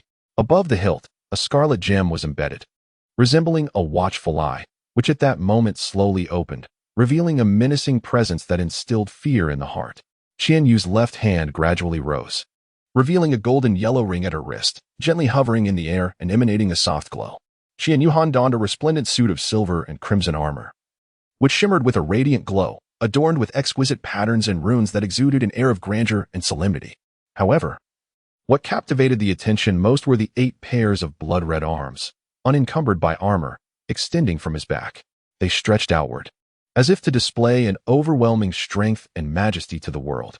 Behind Qian Yuhan, a blood-red ring emanated a blinding radiance, seemingly encapsulating boundless power, rendering it difficult to gaze upon, akin to a deity descending upon the earth. Even more astonishing was the sight of familiar figures among the crowd below, the esteemed offerings and elders of the spirit hall, along with a multitude of others, all simultaneously unleashing their martial spirits, their soul rings manifesting in unison, illuminating the entire land beneath them. Humph, how amusing, a swarm of insignificant insects. With a swift motion of his right hand, he brandished his longsword, unleashing a fierce wave of sword energy that cleaved toward the earth. As the blade's force descended, the ground appeared to be rent asunder, revealing a vast chasm before the onlookers. Concurrently, a powerful surge of energy rippled outward, distorting the surrounding air. The might of this sword energy was extraordinary, instantly incapacitating thousands of formidable beings who fell to the ground, their bodies pierced by the lethal force, blood gushing forth and staining the earth crimson. The remaining warriors gazed in horror at this scene, their hearts consumed by fear and despair. As Qian Yuhan beheld a terrifying version of himself deliver a strike, he braced himself for the impending blow. No, stop, he cried out. Yet his pleas fell upon deaf ears. The menacing figure of Qian Yuhan remained oblivious to his desperate words. With the subsequent strike, Only a few remained alive. His gaze fell upon the fallen forms of the heavenly Might Douluo, the azure phoenix Douluo, and Pope Xiao Hui, lying amidst pools of blood. No. In an instant, he awoke, drenched in cold sweat, realizing it had all been a nightmare, such a dreadful dream. And was that figure truly me? Yes, it was I. The adult version of myself, my future self. Sunlight filtered through the clouds, casting its golden rays upon the earth. In the distance, the mountains stood tall, and the sun gradually ascended, revealing more than half of its radiant form. Well, it's time to rise and train, he thought. Time slipped away, and in the blink of an eye, 2 hours had passed. When Xin Yuhan emerged from his meditative state, the day had fully dawned. Glancing at the clock, he noted that only half an hour remained until his appointment with Uncle Tianwei. After a quick wash and a tidy of his gear, he ventured out. Upon arriving at the heavenly Might Douluo's residence within the spirit hall, he found Tianwei Douluo already waiting at the door. Xin Yuhan hurried over, clasped his hands in greeting, and said, "Uncle Tianwei, I apologize for my tardiness. I appreciate your patience." "Oh, not at all. It is I who was too eager. Too eager to see our little Han. Ha! Are you all prepared?" Xin Yuhan nodded slightly, choosing not to elaborate further. Tianwei Douluo inwardly sighed, yet maintained a benevolent smile on his face, urging them to embark. Upon reaching the periphery of the starred Do forest, Xin Yuhan conveyed his intentions to Tianwei Douluo, reiterating that, as before, he would wait outside. This time, his objective was a defensive soul beast approximately 20,000 years old, and assistance was unnecessary. Xin Yuhan sought to utilize this opportunity for breakthrough training, as battling opponents of equal or slightly superior strength in the soul arena of the Spirit City paled in comparison to the rapid enhancement gained from life and death confrontations with formidable soul beasts. He was determined not to let this chance slip away. Shortly after entering the Stardo forest, he heard what seemed to be cries for help nearby. Xin Yuhan swiftly adjusted his posture and darted towards the source of the sound. "Young miss, run. We have disturbed a nest of thousand-weight ants." A woman in her 30s was frantically fleeing alongside 2 girls, each approximately 10 years old. Countless small thousand-weight ants pursued them relentlessly. The woman, clad in servant attire, was accompanied by the 2 girls, one adorned in splendid garments, and the other in a simple white dress, marked with a light blue character for ice. Clearly, these 2 were accompanying the elegantly dressed girl for training. The trio belonged to the Ice God sect. The girl in lavish attire was Ouyang Luoxue, the young lady of the sect, while her companion in the white dress was her close friend, Nana. The woman in servant garb was Ouyang Luoxue's dedicated maid, Xiaolon. "I have sent a distress signal. Assistance from the sect should arrive shortly," Xiaolon reassured. "Young miss, we must continue to flee towards the outskirts." "Hold on. Why are we so unfortunate? I should have listened to Sister Xiaolon," Nana lamented. Ouyang Luoxue halted her frantic pace and turned to Xiaolon, saying, "If we keep running like this, I fear I won't have the stamina to last until help arrives. Sister Xiaolon, I will support you. Let us see how long we can delay their pursuit." In this moment of crisis, Ouyang Luoxue maintained an impressive composure, displaying a maturity beyond her years, a true prodigy. "Young miss, I will risk my life to ensure your safety," Xiaolon declared. No more despairing words. First soul skill, Ice Spirit Blessing. A pale blue staff materialized in her hand, pointing towards Xiaolon. Her first soul ring shimmered as white snowflakes enveloped her. Ouyang Luoxue's first soul skill, an ice attribute enhancement technique, could strengthen herself or amplify others. Fourth soul skill, Ice Dragon Breath.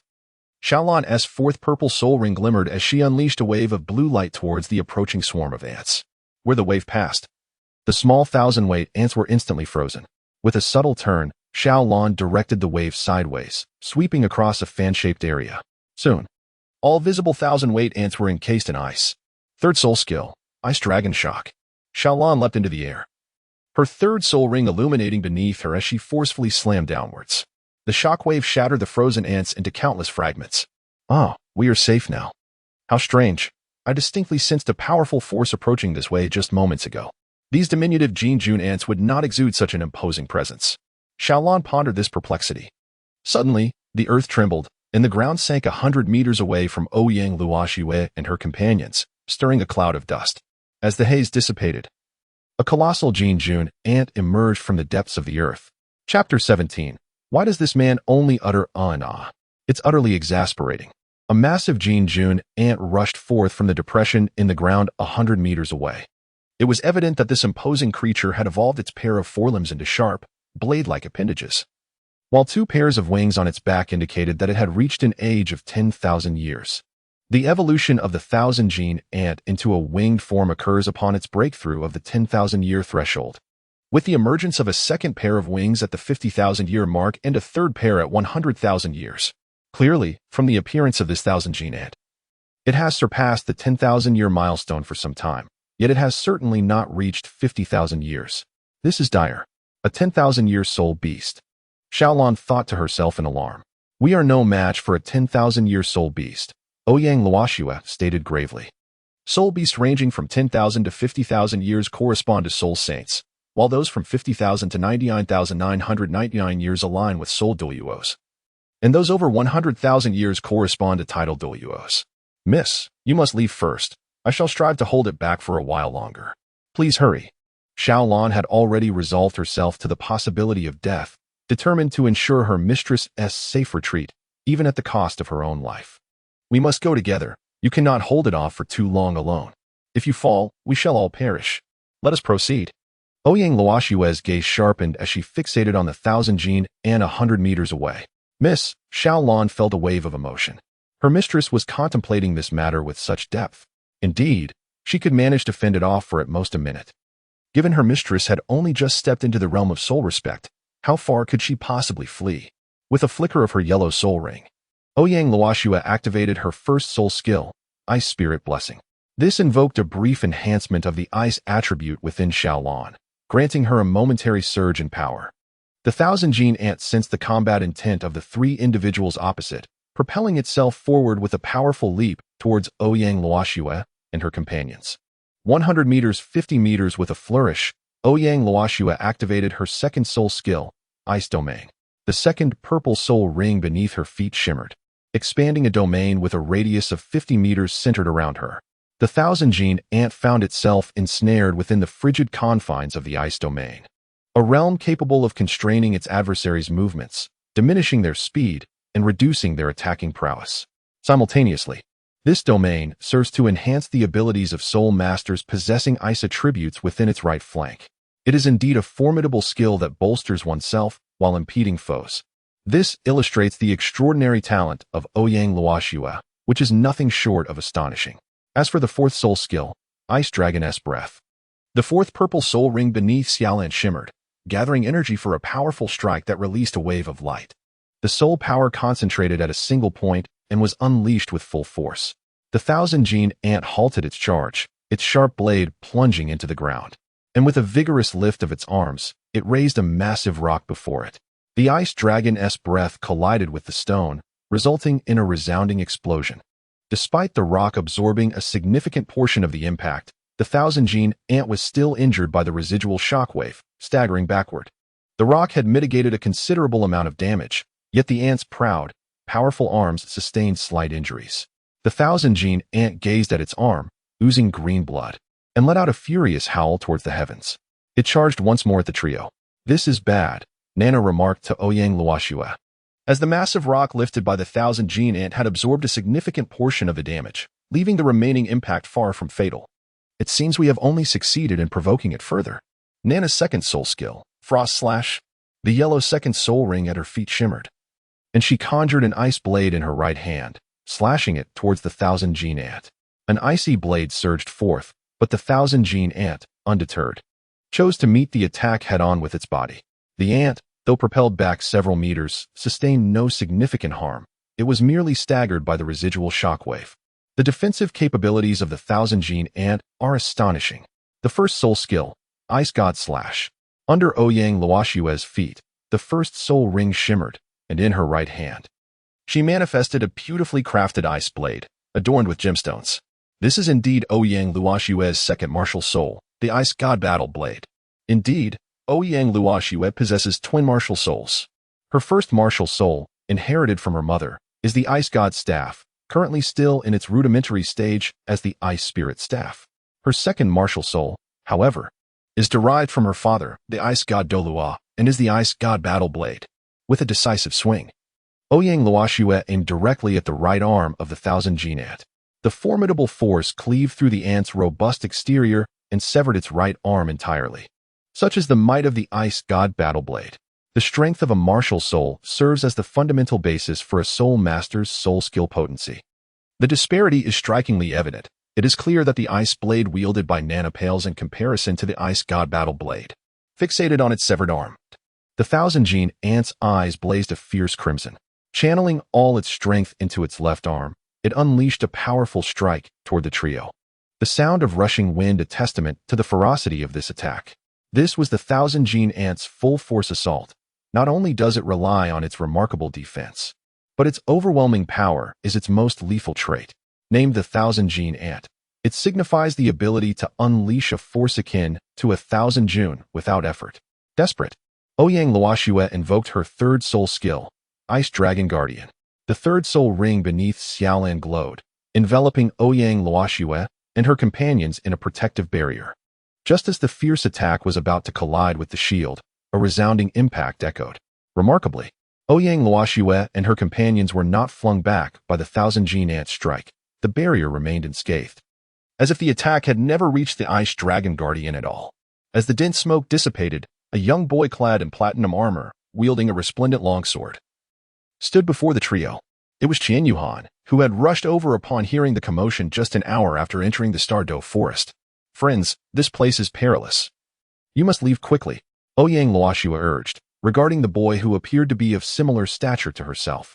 Qian Yuhan responded, having not fully grasped Ouyang Luoxue's words. Noticing his lack of movement, Ouyang Luoxue called out, "Did you hear what I said?" This time, Qian Yuhan truly acknowledged her, nodding in affirmation. "Ah, you heard me. Why aren't you hurrying to escape? Do you wish to accompany us to the grave?" The mighty ant of a Thousand June also spotted a young boy approaching, bracing itself for a desperate battle. Despite its weary and severely injured form, it charged towards the four. "This is it. There is no turning back now. Let us give it one last effort. Sister Lan, your spirit energy is depleting. Nana, you and this young lad must transfer your spirit energy to me, so I can unleash the ice god / once more," Ouyang Luoxue instructed. Addressing Nana and Qian Yuhan. "Understood, Luoxue." Nana replied without hesitation, channeling her spirit energy towards Ouyang Luoxue. As the spirit energy neared the threshold for releasing the ice god / it became evident that the power was insufficient to vanquish the ant of a Thousand June. In her urgency, she turned to Qian Yuhan and exclaimed, "Did you not hear what I just said?" Qian Yuhan, after a soft utterance, focused his soul power into the divine sword of light in his grasp. Ouyang Luoxue exclaimed in frustration, "Why does this man only utter him and nothing else? It's maddening. Can he not comprehend human speech?" With a resigned sigh, she prepared to unleash her first soul skill, Ice God. Just as she was about to strike, she suddenly witnessed Qian Yuhan swing his sword with a flourish, releasing a formidable slash that surged forth like a bolt of lightning, hurtling directly toward the Titan ant with tremendous force. Upon collision, the luminous slash produced a deafening roar, immediately followed by a powerful shockwave that enveloped the surroundings in a thick cloud of smoke. Ouyang Luoxue's eyes widened in astonishment as she beheld the unfolding spectacle. She had not anticipated Qian Yuhan's swiftness, as he had outpaced her efforts. Furthermore, the sheer might of his attack left her utterly astounded. However, she swiftly regained her composure, steeling herself for the forthcoming battle. Chapter 18. So beautiful as time progressed, the smoke gradually dissipated, revealing figures that had been concealed within. The Titan ant's gaze had become vacant, as if stripped of the very essence of life. Its body lay limp upon the ground, motionless. Suddenly, a surge of blood erupted, splattering across the earth. The Titan ant's head and body had been completely severed, its head rolling aside, wearing an expression of shock and disbelief. All of this was the handiwork of Qian Yuhan. His strike was nothing short of precise, akin to a flash of lightning, cleanly severing the Titan ant's head from its body. Ouyang Luoxue stood there, mesmerized, gazing at Qian Yuhan. Qian Yuhan brushed off the non-existent dust from his hands and declared, "All set. You can actually speak normally?" He replied, surprised. "How could you tell that I couldn't?" Hearing the voice behind him, Qian Yuhan finally turned to look. Such beauty. Though she was merely a 10-year-old girl, Qian Yuhan, having seen countless beautiful women in short videos from the original world, could instantly discern that this girl would undoubtedly blossom into an unparalleled beauty in the future. Ouyang Luoxue possessed skin as fair as snow, translucent and radiant like sheep's fat white jade. Her large, sparkling eyes glimmered with a bright light, reminiscent of the brilliant stars in the night sky. Her long hair was neatly styled into a low ponytail, smooth and silky, cascading gracefully like a beautiful waterfall with every gentle movement. She exuded a unique charm, radiating a mature allure that belied her age, as if she had undergone the baptism of time and experience. This distinctive aura set her apart in the crowd, capturing attention effortlessly. Ouyang Luoxue, feeling the weight of so many gazes upon her, could not help but flush with embarrassment. You are quite rude. How can you stare at a girl like that? Qian Yuhan, taken aback by the remark, hastily apologized. I am truly sorry. I did not mean to offend. I have never encountered a girl as beautiful as you. Observing Qian Yuhan's current bashful demeanor, Ouyang Luoxue's lips curled into a slight smile. This fellow is rather amusing. He is entirely different from the fierce warrior I witnessed moments ago. She chuckled. So, how do you intend to compensate me for my emotional distress? Ouyang Luoxue tilted her head, gazing at Qian Yuhan with a playful smile. Beside them, Xiao Lan and Na Na were utterly astonished. They had never seen the young lady converse so freely with a male. Sister Xiao Lan, did Luoxue just smile? It seems so. This was the first time they had witnessed the young lady smile at anyone other than the ice god Douluo. Emotional distress? Indeed. You stared at me for nearly a minute, and I thought I had encountered a lecher, which frightened me. Therefore, compensation is required. Qian Yuhan, what a formidable female bandit, but I must admit, I am but a lecherous rogue. Heh. However, what shall I do today as I find myself without money? Perhaps you could leave your name and address, and I shall send you the funds once I return home. I am from the Ice God sect, Ouyang Luoxue. Is this for real, my lady? Of course, it is genuine. What do you think? Had I known earlier, I would not have rescued such a money-obsessed individual. Truly, I have fallen into a pit of avarice. Ouyang Luoxue, dare you to scold me? As Qian Yuhan's words of derision reached her ears, Ouyang Luoxue shot him a fierce glare, her right hand pointing accusingly at him. The young lady is about to lose her temper. How bold this young fellow is, Nana remarked in awe. Yet, Ouyang Luoxue did not maintain her glare. Instead, she smiled at Qian Yuhan, her smile growing ever more radiant. Xiaolan and Nana? All right then, I was merely jesting. I truly appreciate your timely assistance. Now, have you seen enough? If not, would you care for another look? Ouyang Luoxue deliberately elongated her final words. Enough. Well, it's nothing really. It's quite normal to lend a hand in times of difficulty. You still have not informed me of your name, though? Oh, I am Qian Yuhan.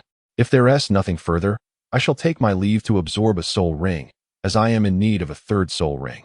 With that, he hurriedly made his way toward the corpse of the Qianjin aunt. Qian Yuhan exclaimed, "This woman is incredibly formidable. She actually employs a mental attack.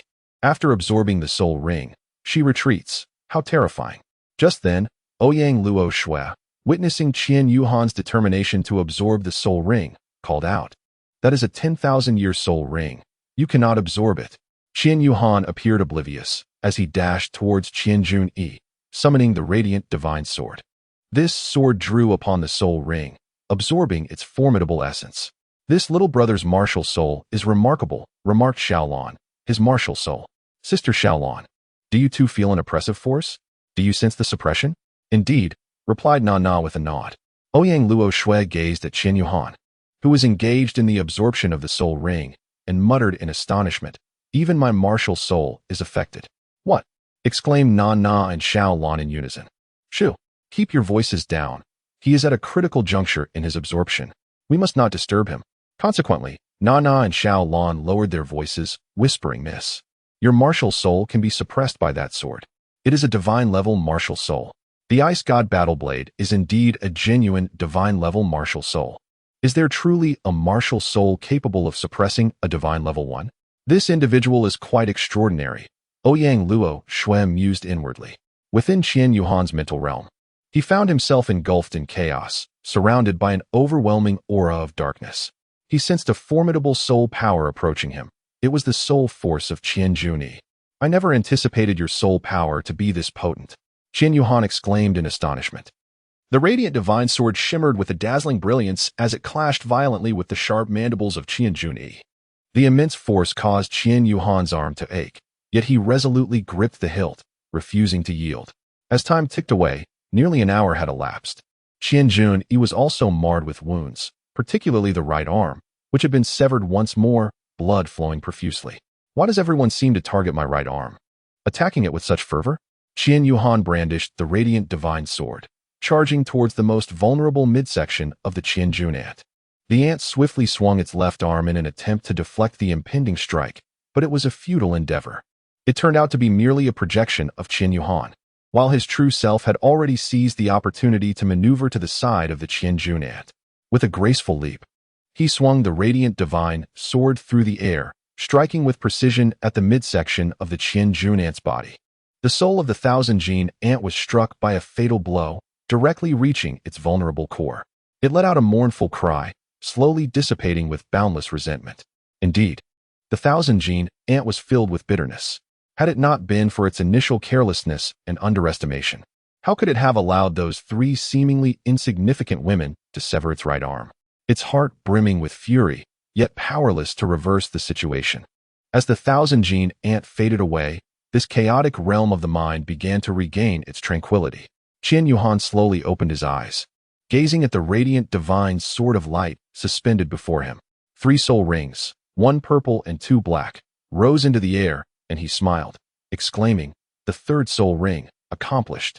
At present, Qian Yuhan's divine sword of light possesses 3 soul abilities. The first, Radiant Slash, the second, Radiant Shadow Clone, and the third, Radiant Guardian. His soul power stands at level 32, classified as a soul master. His primary martial spirit is the divine sword of light, while his secondary martial spirit, the Azura demon sword, remains sealed. Our Qian Yuhan is set to return to the Spirit Hall. Upon his return, the saga of the Spirit Hall Academy shall commence. A teaser: Qian Yuhan will spend his early years at the Spirit Hall Academy and the Heaven Do Royal Academy until the age of 12. The first half of this period will significantly impact him, as he will encounter both cherished friends and undesirable individuals. Recently restored, his spirit will face devastating blows from some unruly students at the Spirit Hall Academy, laying the groundwork for the emotional narrative between the male and female protagonists. After all, how can the excellence of the female lead be highlighted without contrast? Fear not, for the romance between the protagonists will ultimately be exceedingly sweet. One must first experience trials before savoring triumph. In the near future, the storyline may delve into darker themes, but this phase should only last about a week. Let us endure and not lose hope. Rather, let us rally for encouragement and support. Douluo humbly implores for my parents. Chapter 19. Spirit Hall Academy, Here I Come. Qian Yuhan rose, summoning the radiant divine sword. Upon turning, he beheld Ouyang Luoxue and the others, deeply slumbering beneath the shade of a tree. Qian Yuhan. These 3 individuals are truly noble souls, remaining here to protect me instead of departing. Qian Yuhan approached Ouyang Luoxue, who was peacefully sleeping on the shoulder of another girl, Nana. With a gentle smile, he remarked, "You all have worked hard." He then stepped aside to the thicket and retrieved the abandoned belongings of the 3, extracting a piece of paper and a pen to inscribe his thoughts. In a short while, he folded the written note and placed it beside Ouyang Luoxue on the ground. Subsequently, he took out a warm blanket from the golden bracelet of the Cold Heart Dragon God and draped it over the 3 of them, ensuring they were completely covered. Although the daytime weather was still quite pleasant, the evening chill could be rather biting. After completing his tasks, he prepared to depart. Before leaving, he glanced back at the enchanting beauty, saying, "How could one ever have enough of such a sight?" He then turned away and summoned his wings of light. Soaring into the sky, the heavenly might Douluo awaited at the outer fringes of the Star Do forest as before. Sensing the surroundings, Qian Yuhan had evidently reached the edge of the forest's core area. Venturing further might lead to encounters with 10,000-year-soul beasts, keeping him on high alert. However, he soon noticed a distant light gradually approaching him, which expanded to reveal Qian Yuhan himself. "Xiaohan, you're back so quickly," the heavenly might Douluo exclaimed. "Uncle Tianwei, I encountered several soul masters being pursued by a 10,000-year thousand-June ant, so I joined forces with them to resolve the situation, which suited me perfectly. That's why I returned faster this time," Qian Yuhan replied, scratching his head with a hint of embarrassment. In truth, he had merely stepped in to save the day. Ouyang Luoxue and her companions had exhausted their soul power to sever one of the ant's limbs, and he had merely capitalized on the opportunity at the end. Was the harvest significant? Engaging with the 10,000-year thousand-June ant surely yields considerable rewards. The heavenly might Douluo inquired while pulling Qian Yuhan onto the mysterious winged white tiger. Listening to his question, Qin Yuhan fell into a deep reverie, his thoughts drifting back to an unforgettable moment. In his mind's eye, a breathtaking figure emerged. Her beauty was unparalleled, akin to the most exquisite painting in existence. Her smile was as warm as the spring breeze, capable of melting the coldest frost. Her skin, as fair as snow, radiated an alluring glow that captivated all who beheld her. Her eyes resembled the vast, starry sky, shimmering with an enchanting brilliance that seemed to penetrate the very soul. Qin Yuhan was immersed in memories of her, unable to extricate himself. Every detail vividly unfolded before his eyes. "Ah, the harvest is quite substantial," he replied, lost in thought. "Ha ha ha, that's wonderful. Once you return, make some adjustments and prepare to attend the Spirit Hall Academy. It's time for you to embark on your academic journey." The heavenly Might Douluo did not glance at Qin Yuhan, his gaze fixed ahead. "All right, no problem. However, Uncle Tianwei, could you promise me something?" Speak, and I shall do my utmost to assist you. It's not a significant matter. I merely wish to conceal my identity and attend school as an ordinary student." The heavenly Might Douluo understood what Qin Yuhan was implying and interrupted before he could finish. Ha ha, the grand offering has indeed raised a humble and unassuming child. If he were to hear you say this, he would surely be overjoyed.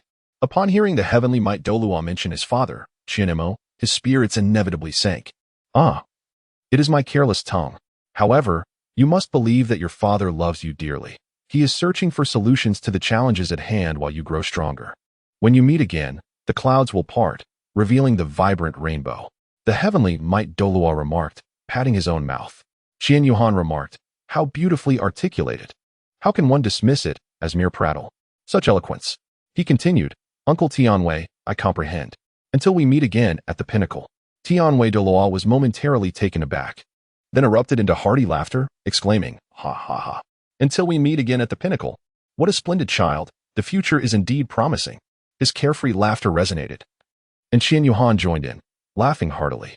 It had been 6 months since he had laughed so freely, feeling a sense of liberation. "Ah, this is infuriating. This wretched creature." A piercing scream echoed through a corner of the Stardow forest. It was Ouyang Luoxue, the young lady of the Ice God sect, expressing her fury. This Qin Yuhan, scoundrel. As she berated him, she crumpled the paper in her hand and cast it aside. Nana, intrigued by what could provoke such a reaction from Ouyang Luoxue, picked up the discarded paper and unfolded it to reveal its contents. Ouyang Luoxue, I am immensely grateful for your protection while I absorb the soul ring. I am uncertain how to repay your kindness, but should we meet again, I shall certainly express my gratitude. Furthermore, I consider myself fortunate, while you endured injuries for the sake of the Titan Ant. I merely contributed a modicum of effort and ultimately reaped the rewards alone. I sincerely apologize for this. I appreciate your assistance once more. Oh, by the way, Miss Luoxue, you look truly lovely while sleeping. I have never encountered a girl who drools in her sleep like you do, huh? My writing may lack finesse, so please forgive me. I am unable to repay you, but I look forward to our next encounter." Qin Yuhan, this little brother, elicited peals of laughter from Nana, who was doubled over, seemingly oblivious to her surroundings. Her laughter was infused with mockery and mischief, transforming the atmosphere into one of sheer joy. Drooling, "Ha ha ha, you're killing me." She continued to tease, as if she had stumbled upon the most amusing spectacle in the world. However, Ouyang Luoxue's face flushed a deep crimson, clearly embarrassed. She attempted to mask her shyness, yet Nana relentlessly exposed her true feelings. "Nana," Ouyang Luoxue exclaimed with a playful pout, her voice tinged with mild discontent. Yet, Nana remained unperturbed, her laughter unwavering. While calling out Nana's name, Ouyang Luoxue swiftly snatched the letter that Qin Yuhan had left for her from Nana's grasp. Her movements were agile and decisive, drawing the attention of those nearby. "Oh, Luoxue, what is this? Are you smitten?" Nana teased, her eyes sparkling with cunning. It seemed she had seen through Ouyang Luoxue's thoughts and was deliberately toying with her. Ouyang Luoxue's face reddened further as she hurriedly retorted, Who is smitten? This letter is merely evidence. If I encounter him again, I shall use it to extort him." Her tone was resolute, though her gaze betrayed a hint of barely concealed anxiety. "In the spirit hall of Wuhuan City, Shaoan, I will arrange for a maid to escort you to the academy in 5 days. This coincides perfectly with the start of the semester. I have prepared your school uniform and other necessary items for classes. On that day, wear the uniform, pack the remaining items. and she will come directly to your residence to fetch you. Understood, uncle. The Tianwei Douluo also entrusted Qian Yuhan with his personal token for any unforeseen circumstances. Qian Yuhan returned to his room, gazing at the bedside table where a photograph of himself and his father rested. He murmured softly, "Father, I shall strive to grow stronger. I promise. Do you know how much I miss you?" 5 days later, under the guidance of a maid arranged by the heavenly might Douluo, Qian Yuhan arrived before a grand and imposing gate. It was none other than the entrance to the Wuhuan Hall Academy, where the words Wuhuan Hall Academy were elegantly inscribed in gilded lettering above the archway. Wuhuan Hall Academy, I have arrived. The chapter of the Wuhuan Hall Academy officially begins. Upon entering a large tent adorned with a row of tables, Qian Yuhan set down his heavy luggage and approached one of the tables. "Excuse me. I am a new student. Is this where I sign in?" The individual responsible for the sign-in, an upperclassman, appeared to look down upon the newcomers. He did not respond to Qian Yuhan at first, casually picking his nose without regard for the stares of those around him. As he did so, a small clump of nasal matter stuck to his pinky finger. Unabashed, he flicked it away with his thumb, sending the unsightly matter flying to the side. With one leg crossed over the other, he lounged with an air of nonchalance, as though he were the sovereign of this domain. His demeanor and expression evoked images of idle street toughs, a veritable ruffian. The upperclassman finally glanced up at Qian Yuhan and lazily inquired, "Yes, what is your name?" Seeing his indifference, Qian Yuhan decided not to indulge him further. With a cold expression, he replied, "Qian Yuhan." "Qian Yuhan," the upperclassman mumbled, slowly flipping through the sign-in book. Hey, cutting in line here." A voice rang out from behind Qian Yuhan. A robust young man, Dai Xingxi, barreled forward, clumsily bumping into several students who were queuing behind Qian Yuhan. Dai Xingxi approached Qian Yuhan and exclaimed, "Cutting in line, cutting in line." In the Douluo continent, students typically began their education at the age of 8, and Dai Xingxi seemed to have been infused with growth hormones. Towering over Qian Yuhan and possessing a physique even more robust than his own, Qian Yuhan stands out among his peers as notably tall and robust. While Dai Xingxi is even more remarkable, one might easily mistake him for a youth. Qian Yuhan coldly remarked, "No, you must go to the back of the line. There are so many people behind. Brother, isn't this a bit inconsiderate?" Dai Xingxi originally believed that Qian Yuhan would readily agree, and with a smile, he approached the sign-in attendant, Brother Hui, to have his name recorded. However, upon hearing Qian Yuhan's words, the smile vanished from Dai Xingxi's face. "I didn't hear clearly. Could you repeat that?" "Go to the back of the line." "How bothersome." "Hey, brother, have you found my name?" Qian Yuhan cast a fleeting glance at Dai Xingxi, then turned to Brother Hui, who was in charge of the attendants. Upon hearing Qian Yuhan's words, Dai Xingxi's temper flared. He had never been addressed in such a manner before. "Sign your mother in," he exclaimed, as he seized the attendant's book from Brother Hui's hands and, with a forceful motion, sent it flying across the room. "You." Brother Hui, responsible for the attendance, felt a surge of anger rising within him. However, he had heard whispers around the school about this individual named Dai Xingxi, who was said to possess a formidable lineage, with influential figures backing him. Thus, he could only muster a reluctant response. Dai Xingxi was notorious for his reckless behavior. His family, the Dai clan, was led by his father, Dai Tianheng, the captain of the second squad of the inspection team under the Pope of the Martial Soul Hall, Xiao Hui, a position of considerable stature. Aware of Dai Xingxi's profound connections, Brother Hui had no choice but to swallow his indignation. "Get out." Qian Yuhan's voice resonated coldly, causing the air around him to feel frigid. His mood had plummeted to an unprecedented low. Initially, he was met with the indifference of the orientation officer for new students, followed by encounters with rude and uncouth individuals. This succession of events had significantly dampened his enthusiasm for the impending life at the Spirit Hall Academy. The excitement and anticipation he once felt had now been supplanted by disappointment and anger. He could not help but question whether he had truly made the right choice in coming to this place for his studies. "You little rascal, seeking your own demise." Dai Xingxi, his second soul, wasted no time and unleashed his martial spirit, the saber-toothed ghost tiger. Just as the yellow second soul ring was about to illuminate beneath his feet, a commotion arose nearby. Who was causing a disturbance over there? Can't even sign in properly? The crowd turned towards the source of the voice, which belonged to the director of student affairs, Han Shui, who was welcoming new students at the entrance. Upon hearing the unrest from the registration tent, she approached to investigate. Upon entering the tent, she immediately spotted Dai Xingxi preparing to unleash his soul skill and swiftly intervened. Her gaze then fell upon the registration book that Dai Xingxi had flung to the ground, and her expression darkened considerably. Pointing at the book, she demanded, "What is the meaning of this? Who did this?" All eyes turned towards Dai Xingxi, and Han Shui, upon noticing the collective gaze, quickly deduced the situation. "What is your name?" she inquired. "Dai Xingxi," he replied, adding, "Teacher, this is a matter between him and me. It would be best if you did not interfere." Han Shui closed her eyes, striving to rein in her emotions, as she teetered on the brink of an outburst. After taking a deep breath, she opened her eyes and continued addressing Dai Xingxi. "Once you have completed your registration, come to my office. It is located in Office Building 440. Has this student finished signing in?" She then glanced at the still-eyed Qian Yuhan and directed her attention to the senior responsible for registration, Huaich. Qian Yuhan, weary of the sight of Dai Xingxi, who resembled a jester, simply closed her eyes, believing that out of sight would bring peace of mind. Hearing Han Shui inquire whether Hui Gu had signed in, she promptly answered on his behalf, "No, he hasn't found it yet, and has been disrupted by the chaos." Hui Gu sighed nearby, startled when Qian Yuhan suddenly opened her mouth, fearing she might report him to the director for his earlier negligence towards the new students. However, Qian Yuhan refrained from mentioning it, her gaze filled with gratitude. She quickly picked up the sign-in sheet that lay on the ground beside her, flipping through it with even greater haste than before. Her eyes scanned the pages, and when she did not see the name Qian Yuhan, she hurriedly turned to the next page. Within 5 seconds, she discovered it at the back and promptly marked a check beside the name. Qian Yuhan's spirits lifted slightly as he observed Brother Hui, thinking to himself, "This Brother Hui is quite perceptive. He did not mention the matter of neglecting the new students, which is a gesture of gratitude. Haha, very well. I have completed your registration, Qian Yuhan. You are in class 1 of the first year. Enter through the east gate of this teaching building, and the first classroom on your left will be your class. I see that you have applied for accommodation.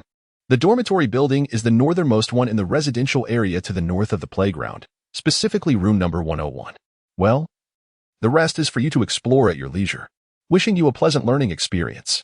At the registration desk, Brother Huey's demeanor underwent a complete transformation, as he provided Qian Yuhan with information about his class and location, while also noting that he had applied for accommodation and clarifying his living arrangements. Qian Yuhan, indeed. This teacher possesses a formidable authority over the students. Upon hearing Brother Huey's words, Qian Yuhan first bowed to Teacher Han beside him in gratitude, then nodded towards Brother Hui. Subsequently, he picked up his heavy luggage and made his way towards the dormitory area. Qian Yuhan intended to first place his luggage in the dormitory building, and after tidying up his own bed in the room, he would then take a leisurely stroll around the campus. Chapter 21. Dormitory 101. Upon entering the dormitory building, Qian Yuhan located the door marked 101. Qian Yuhan pushed the door open, and what caught her eye were 4 beds, each with a desk beneath. Every desk was impeccably clean, and the windows were open, allowing a gentle breeze to flow in. Qian Yuhan chose a bed situated a bit further from the entrance, accompanied by a large personal storage cabinet. Access to the cabinet requires identity verification, followed by the establishment of a password for usage. Qian Yuhan set a password, opened the cabinet, and stowed away all of his personal belongings from his luggage. Within less than an hour, he had completed the task. Just as Qian Yuhan was preparing to embark on a leisurely exploration of the campus, the dormitory door swung open. A young man with short, snow-white hair entered, his locks reminiscent of delicate snowflakes, exuding a distinctive charm. His complexion was as pale as snow, with skin so smooth and refined that it seemed almost fragile. His jawline was sharply defined, and his eyes sparkled with clarity, akin to 2 radiant stars, emanating an enchanting glow. His eyebrows were thick and well-groomed, slightly arched, revealing a hint of vigor. To describe him as a handsome flower would not be an exaggeration. In terms of appearance, he and Qian Yuhan were evenly matched, each possessing their own unique allure. "Hello, brother. I'm Mu Chun, from Class 2, the young man said with a smile as he greeted. "Greetings. I am Qian Yuhan, from Class 1, Qian Yuhan replied. "You are quite handsome yourself," Mu Chun remarked. "Likewise, you are no less impressive." Qian Yuhan returned the compliment. At that moment, 2 more individuals entered the dormitory in succession. "Ah, it seems 2 have already arrived. We thought we would be the first," one of them commented. Qian Yuhan observed that the 2 individuals were indeed identical twins, indistinguishable in appearance. making it impossible to discern any differences between them. Ah, by the way, I am Tang Xian, the elder brother, and this is my younger brother Tang Chen.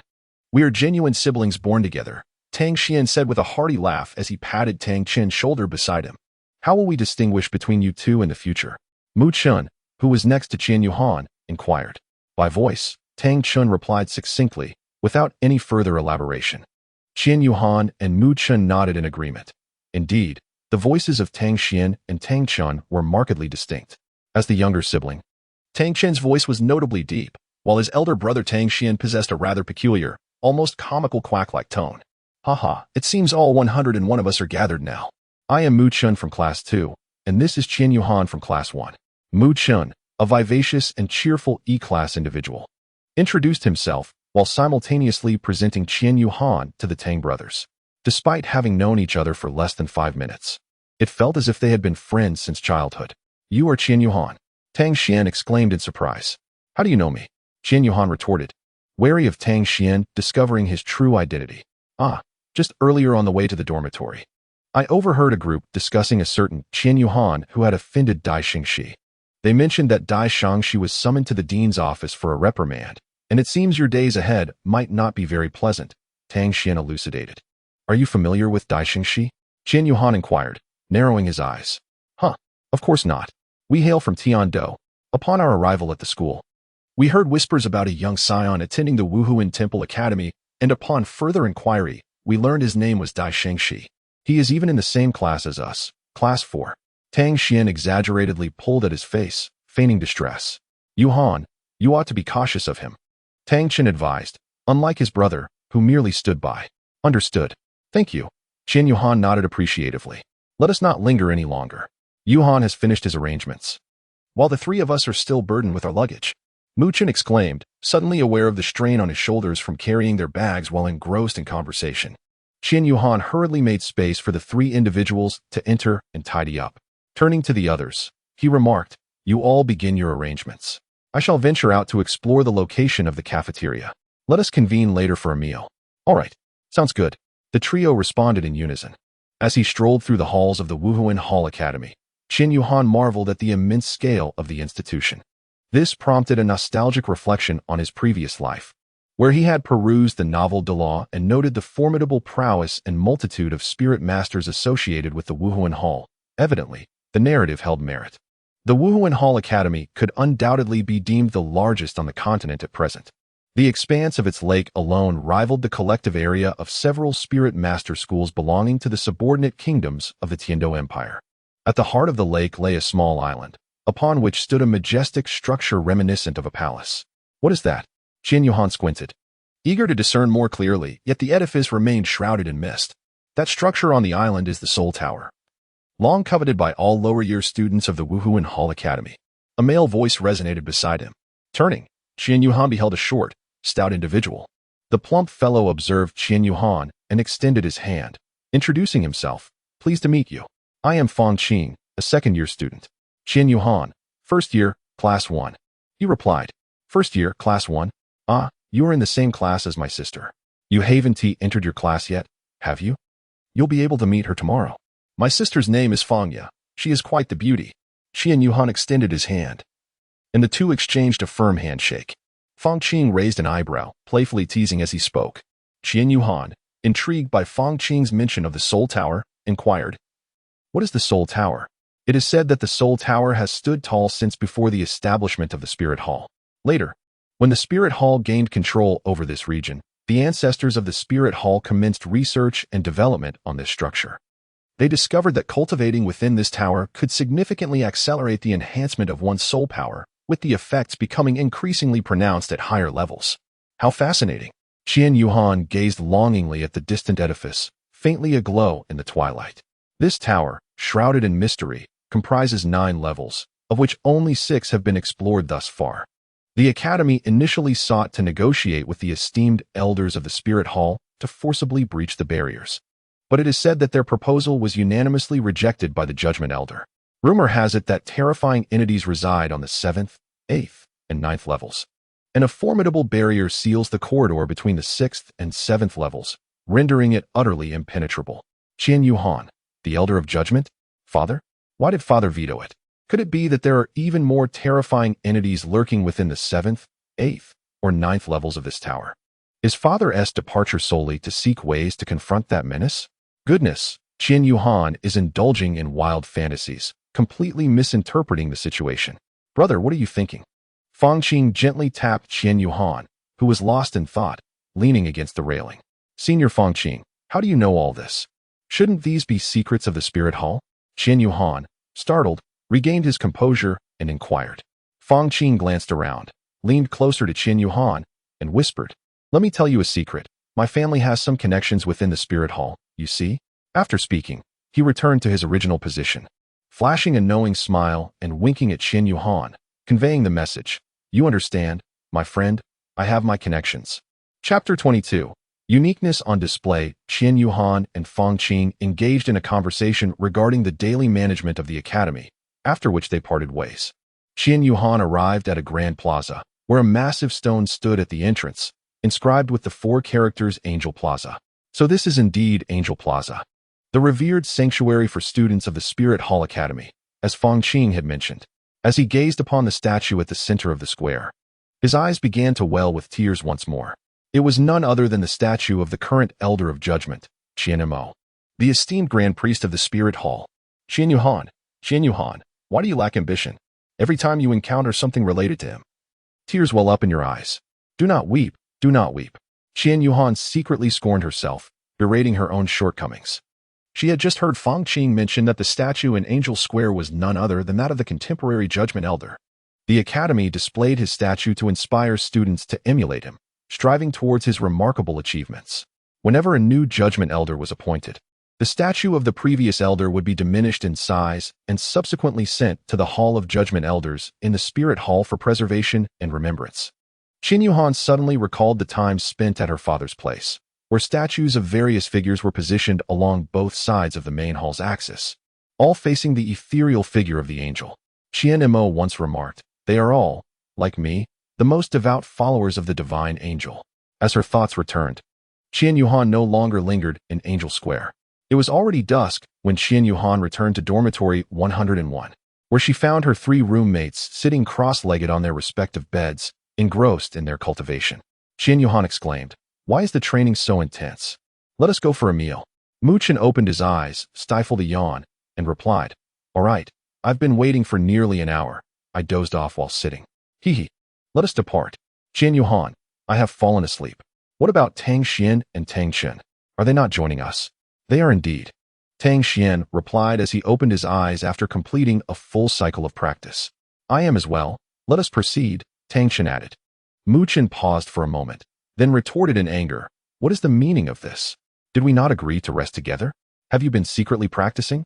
With that, he attempted to climb the ladder to Tang Xian's bed to confront him. Seeing this, Tang Xian quickly defended himself. "I was merely trying to enhance my strength in case that Dai Shangxi challenges me. I must be prepared for his retaliation. It is essential to train diligently." Tang Xian nodded in agreement beside him, affirming the logic in his words. "You are right. It is indeed necessary to practice rigorously. Consider yourselves fortunate this time."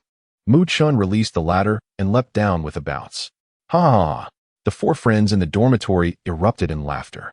Qian Yuhan, "As for the other individuals in the academy, I cannot say, but the residents of dormitory 101 exude a warm and friendly atmosphere that I genuinely appreciate." Upon entering the dining hall, the 4 of us gazed up at the colossal menu, measuring 5 meters in length and 3 meters in width, showcasing an abundance of culinary delights. "Goodness, is the academy truly this extravagant?" exclaimed Tang Xian, his mouth agape in astonishment. Qian Yuhan was contemplating what to eat and ultimately decided on a plate of musu pork over rice. The cafeteria's extensive menu listed the ingredients for each dish for reference. Ingredients: Lingmu chicken eggs, black fungus, 10-year-old Mu Bei black pork. As he was searching for a seat while holding his rice bowl, he suddenly felt someone bump into him. Upon looking down, Qian Yuhan discovered that his dinner had spilled all over the floor. Qian Yuhan turned around to see who it was, only to find an old acquaintance, Dai Xingxi. "Oh dear, my apologies, classmate. It was not my intention." Dai Xingxi feigned an apology before swiftly turning away and departing.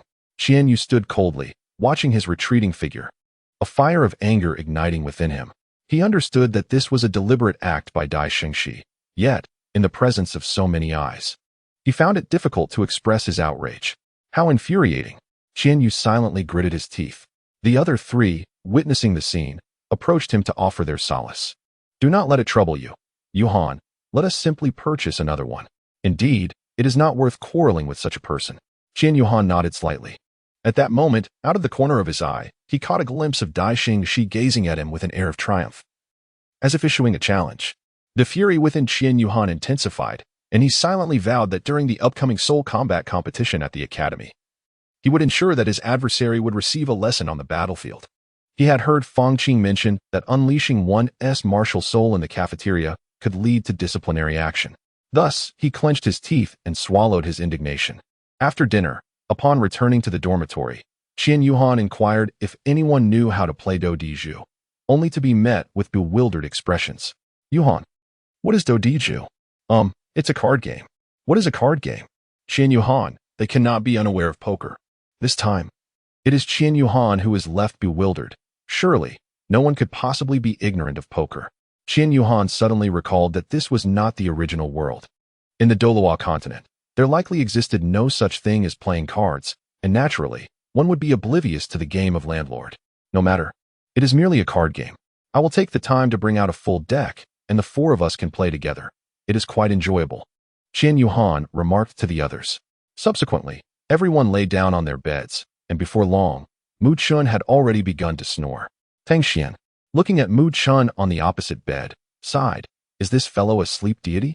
He has been sleeping since the afternoon, and now he has collapsed onto the bed again. Does he truly sleep that soundly? Every individual has a unique constitution. Perhaps he just possesses a propensity for excessive sleep. Qian Yuhan quipped in response.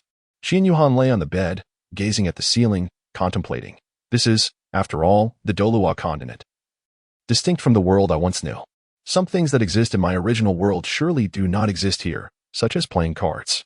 If I were to create these items that are absent in Douluo and leverage Uncle Tianwei's influence through the spirit hall to introduce them to the continent, wouldn't I become the wealthiest person here? Ha ha ha ha. Observing Qian Yuhan's foolish grin while lying in bed, Tang Xian sighed.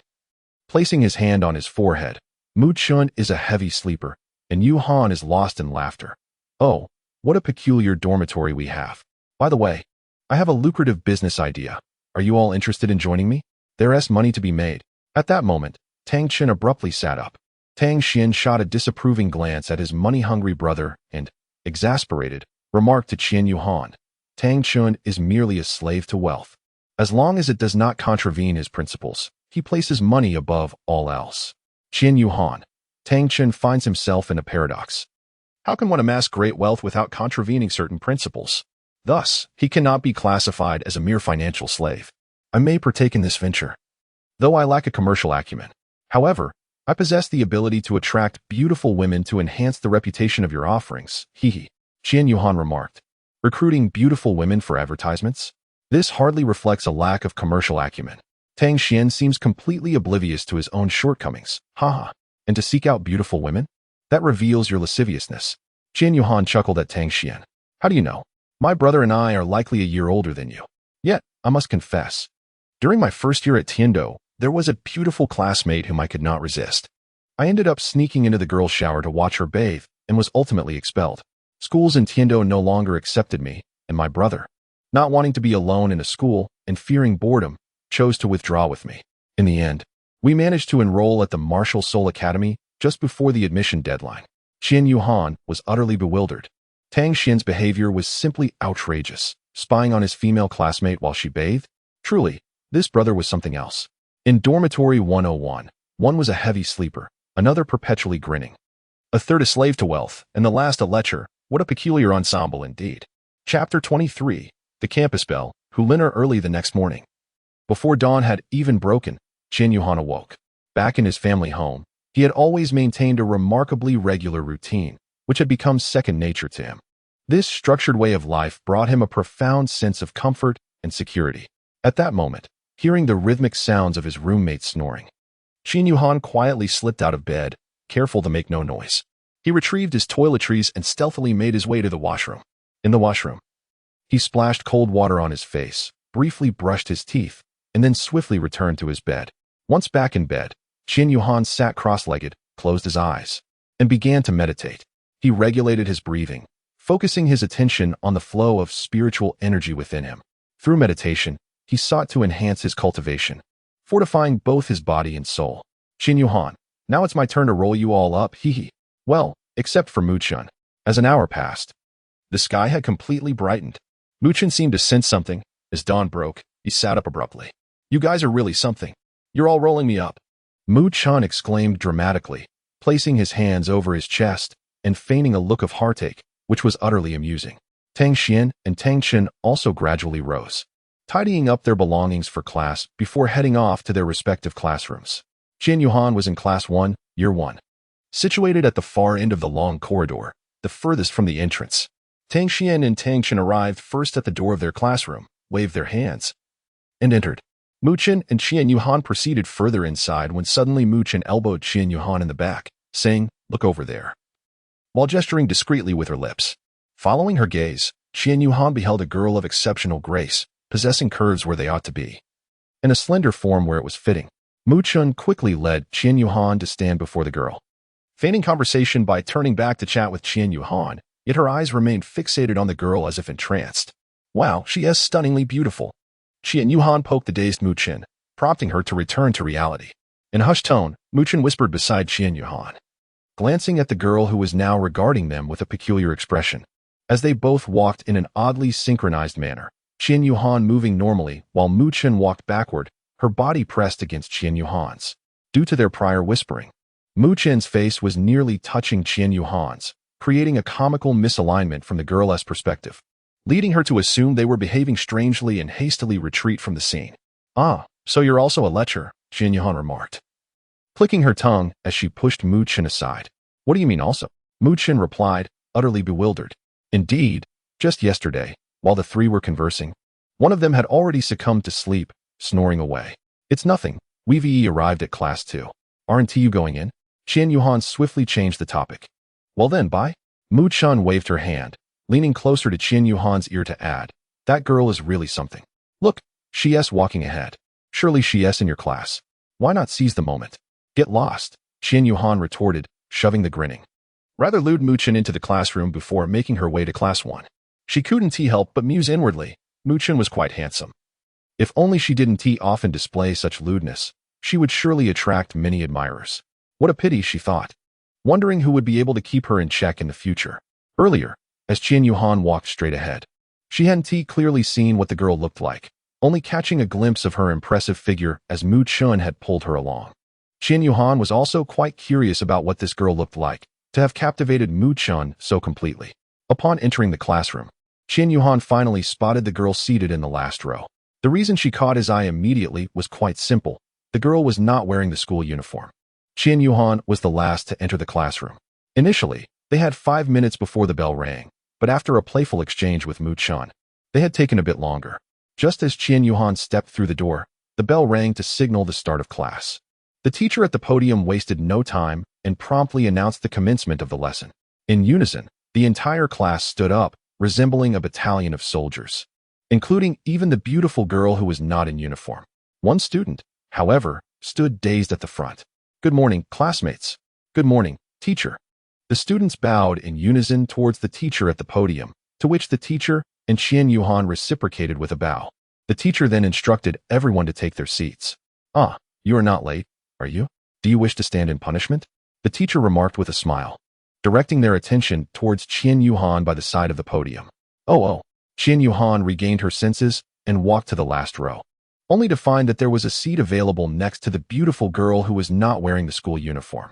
Sighing, she murmured to herself, I suppose I'll just settle for this.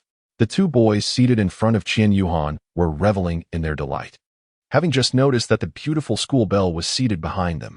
Upon overhearing Qian Yuhan's murmured words, their eyes widened in astonishment. One of them retorted, Hey, buddy. That's not quite fair. How can you speak like that about our belle? Huliner. Frustration welled up within them as they pondered the situation further, their irritation growing with each passing moment. Qian Yuhan, the school belle? Huliner. Oh, I shall pay closer attention next time. The school belle? I have not heard of her. Qian Yuhan turned to look at Huliner beside her. Indeed, She possesses a certain charm.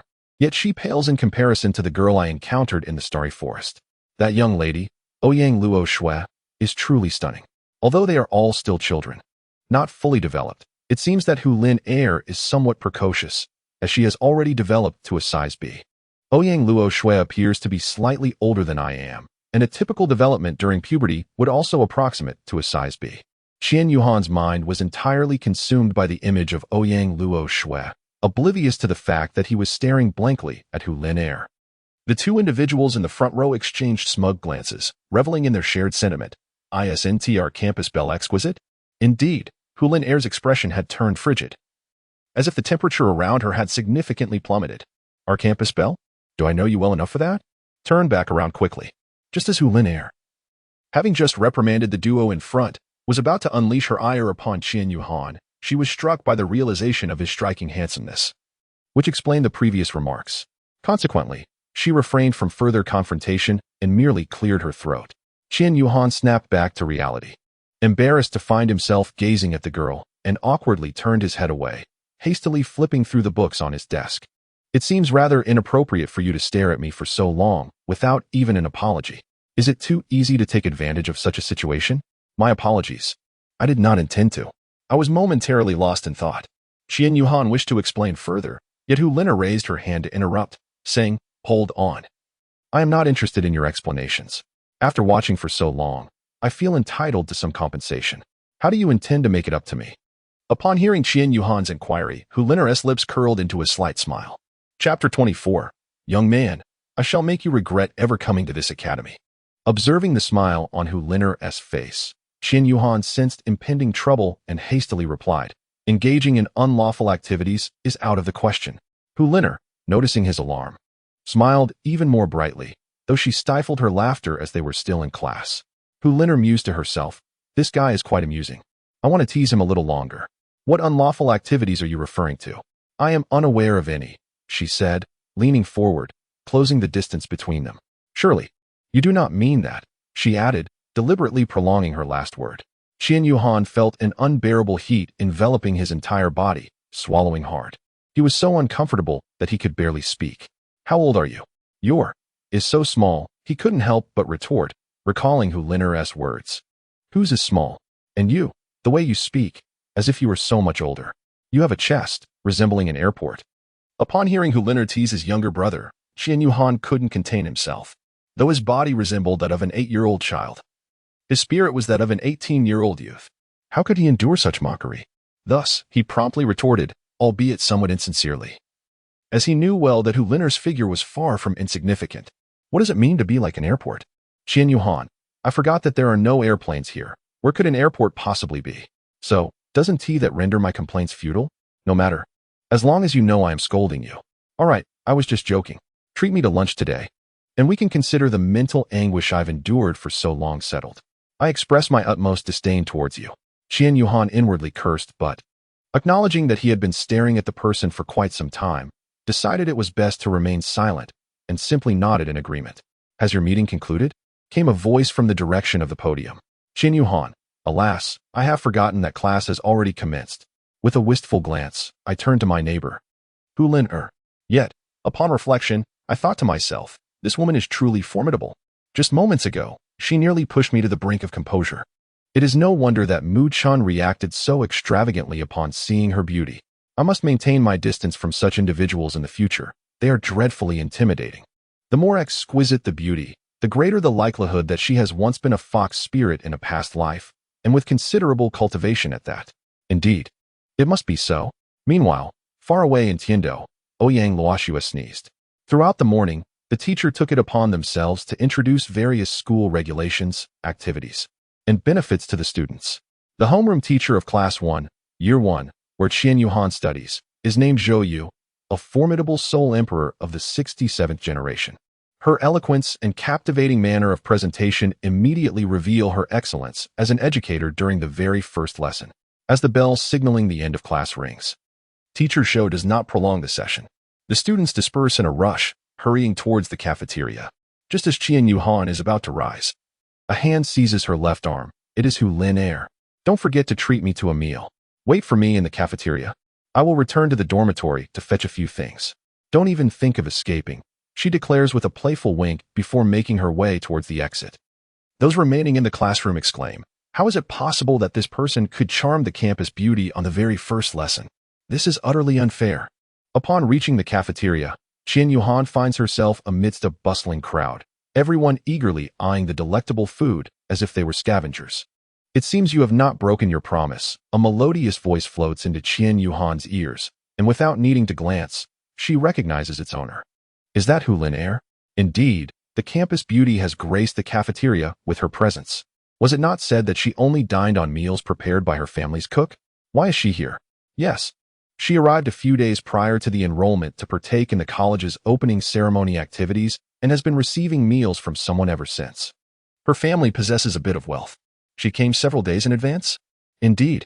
I heard she was participating in the rehearsals for the opening ceremony.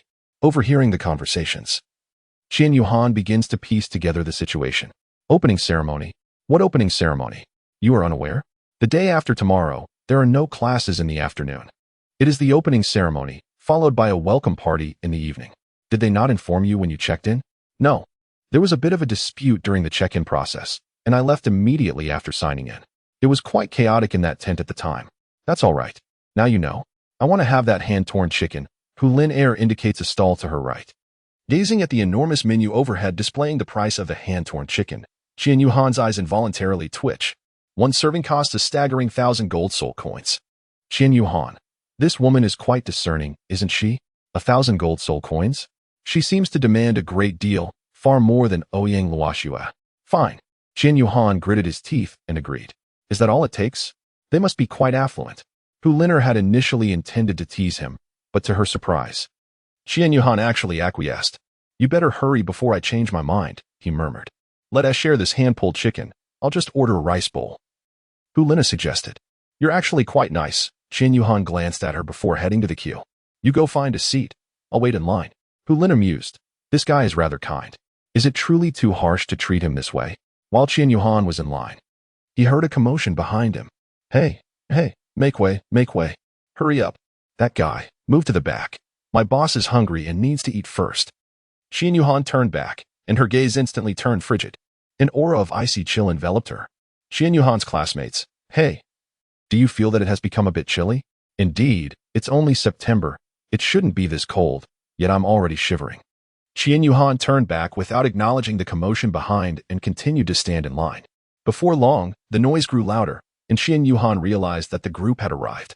Hey, make way. My brother wants to eat. Who does your brother think he is? He must wait in line like everyone else. Qian Yuhan furrowed his brow tightly, his countenance as dark as a sky shrouded in ominous clouds. His voice resonated with a deep, powerful timbre, reminiscent of echoes from an abyss, sending shivers down the spine. Yet, despite the gravity of his tone, no trace of emotional fluctuation could be discerned, resembling an iceberg, cold and unwavering. Only those who truly understood Qian Yuhan could fathom that this emotionless diction was a manifestation of his seething rage. In moments of utmost calm, he became his most formidable self. At this instant, an inferno of fury had ignited within him, though he forcefully suppressed it. Let me see who dares to obstruct my meal, came the voice of Dai Shengxi. Indeed, the earlier commotion was instigated by Dai Shengxi's sycophants, who were stirring trouble and attempting to drive others away. Qian Yuhan caught sight of Dai Shengxi slowly approaching from behind. The moment Dai Shengxi's hand made contact with Qian Yuhan's shoulder, he was instantly repelled. Taken aback, Dai Shengxi staggered backwards. So strong, is he a senior? Indeed, he must be, and a remarkably formidable one at that. Senior, I beg your pardon. There has been a misunderstanding. I did not intend to cause offense. Dai Shengxi's demeanor shifted instantly, adopting a tone of overt flattery akin to that of his sycophants. Well, that change of face was quite swift. Qian Yuhan remarked coldly. Dai Shengxi's expression faltered. That voice sounded rather familiar. Qian Yuhan remained with her back to Dai Shengxi. Thus the latter was unaware of Qian Yuhan's true identity. Qian Yuhan, having uttered his words, slowly turned around, revealing himself to be a most obsequious character. One I hold in disdain. It is you, Qian Yuhan. Be gone, and join the line at the back. Otherwise, a mere droplet of spit from each person here could drown you. Dai Shengxi's face flushed with anger, nodding repeatedly while muttering good. before turning to retreat to the rear. Excellent. Splendid. Let us temper his arrogance. The applause resounded continuously. Qian Yuhan, is he really just leaving like this? He doesn't strike me as someone who would endure humiliation. Dai Xingxi, fuming with anger, strode out of the cafeteria, thinking to himself, just you wait, Qian Yuhan. The grand gift I have prepared for you has only just begun. Keep flaunting your arrogance, young man, and I shall make you regret ever coming to this academy. Chapter 25, The Friendly Match, Part 1. After Dai Xingxi departed, it wasn't long before Qian Yuhan managed to procure some shredded chicken. For him, 1,000 gold soul coins was merely a trifling amount, yet since it wasn't his own earnings, the expenditure felt somewhat unsatisfactory. His tray held a bowl of shredded chicken and 2 plates of rice, just enough to set down comfortably. Qian Yuhan cautiously held the tray, glancing around in search of Hu Lin Air. Upon spotting Qian Yuhan approaching with the tray, Hu Lin Air promptly stood up and waved her hand. Qian Yuhan noticed her waving and proceeded towards her location. The campus belle was greeting someone. Is it me? I saw her beckoning and smiling in my direction. How self-absorbed.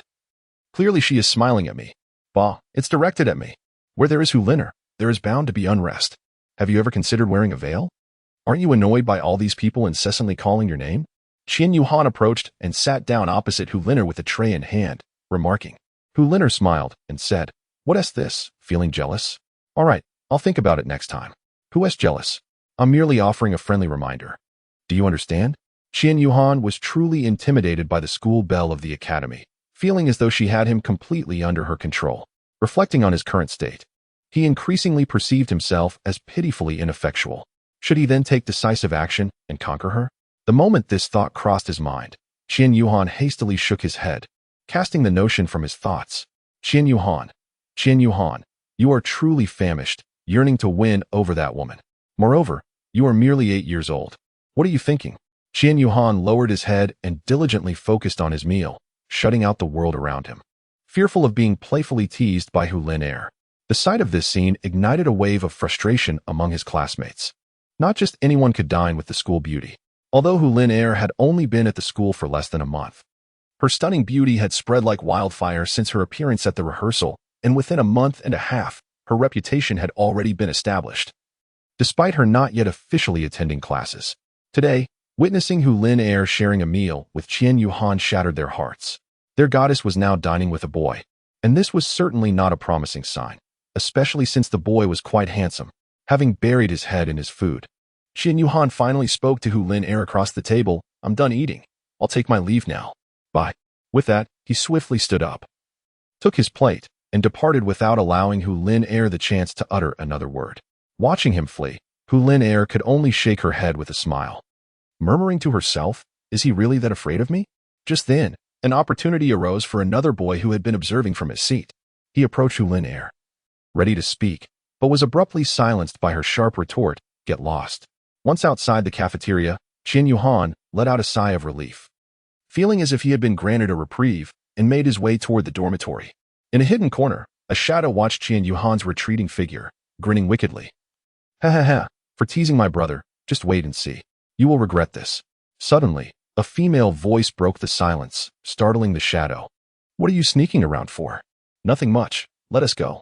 I'll walk you back to your dorm so you can rest well. You have classes this afternoon. All right. The boy and girl proceeded toward the dormitory together. Upon reaching dormitory 101, Qian Yuhan climbed into bed, feeling utterly exhausted, more precisely, emotionally drained. This was the first time a girl had put him through such turmoil, treating him like a mere plaything. Yuhan, I hear you've already caught the attention of the school beauty.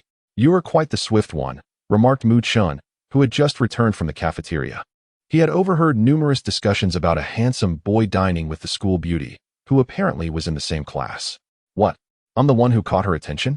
It's more like she's the one pursuing me, Qian Yuhan instinctively retorted. Wow, Yuhan, there's potential here. As the saying goes, a girl chasing a boy is like a veil between them. This stunning beauty is after you. Just enjoy the moment, Mu Chun exclaimed, utterly astonished by Qian Yuhan's dismissal. I'm not feeling anything for her right now. Take your time, don't rush it. Just listen to me, he advised.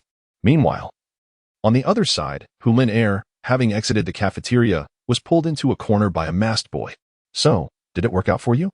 Is it really that quick?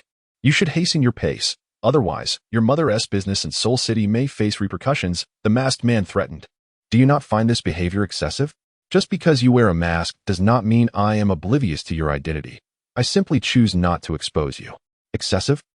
Huliner, how dare you speak to me like that? Do not forget your family. Enough, enough. I understand. Cease your urging. You can utilize your family's resources to assist our business, and in return, I shall help you with one matter. We shall be even.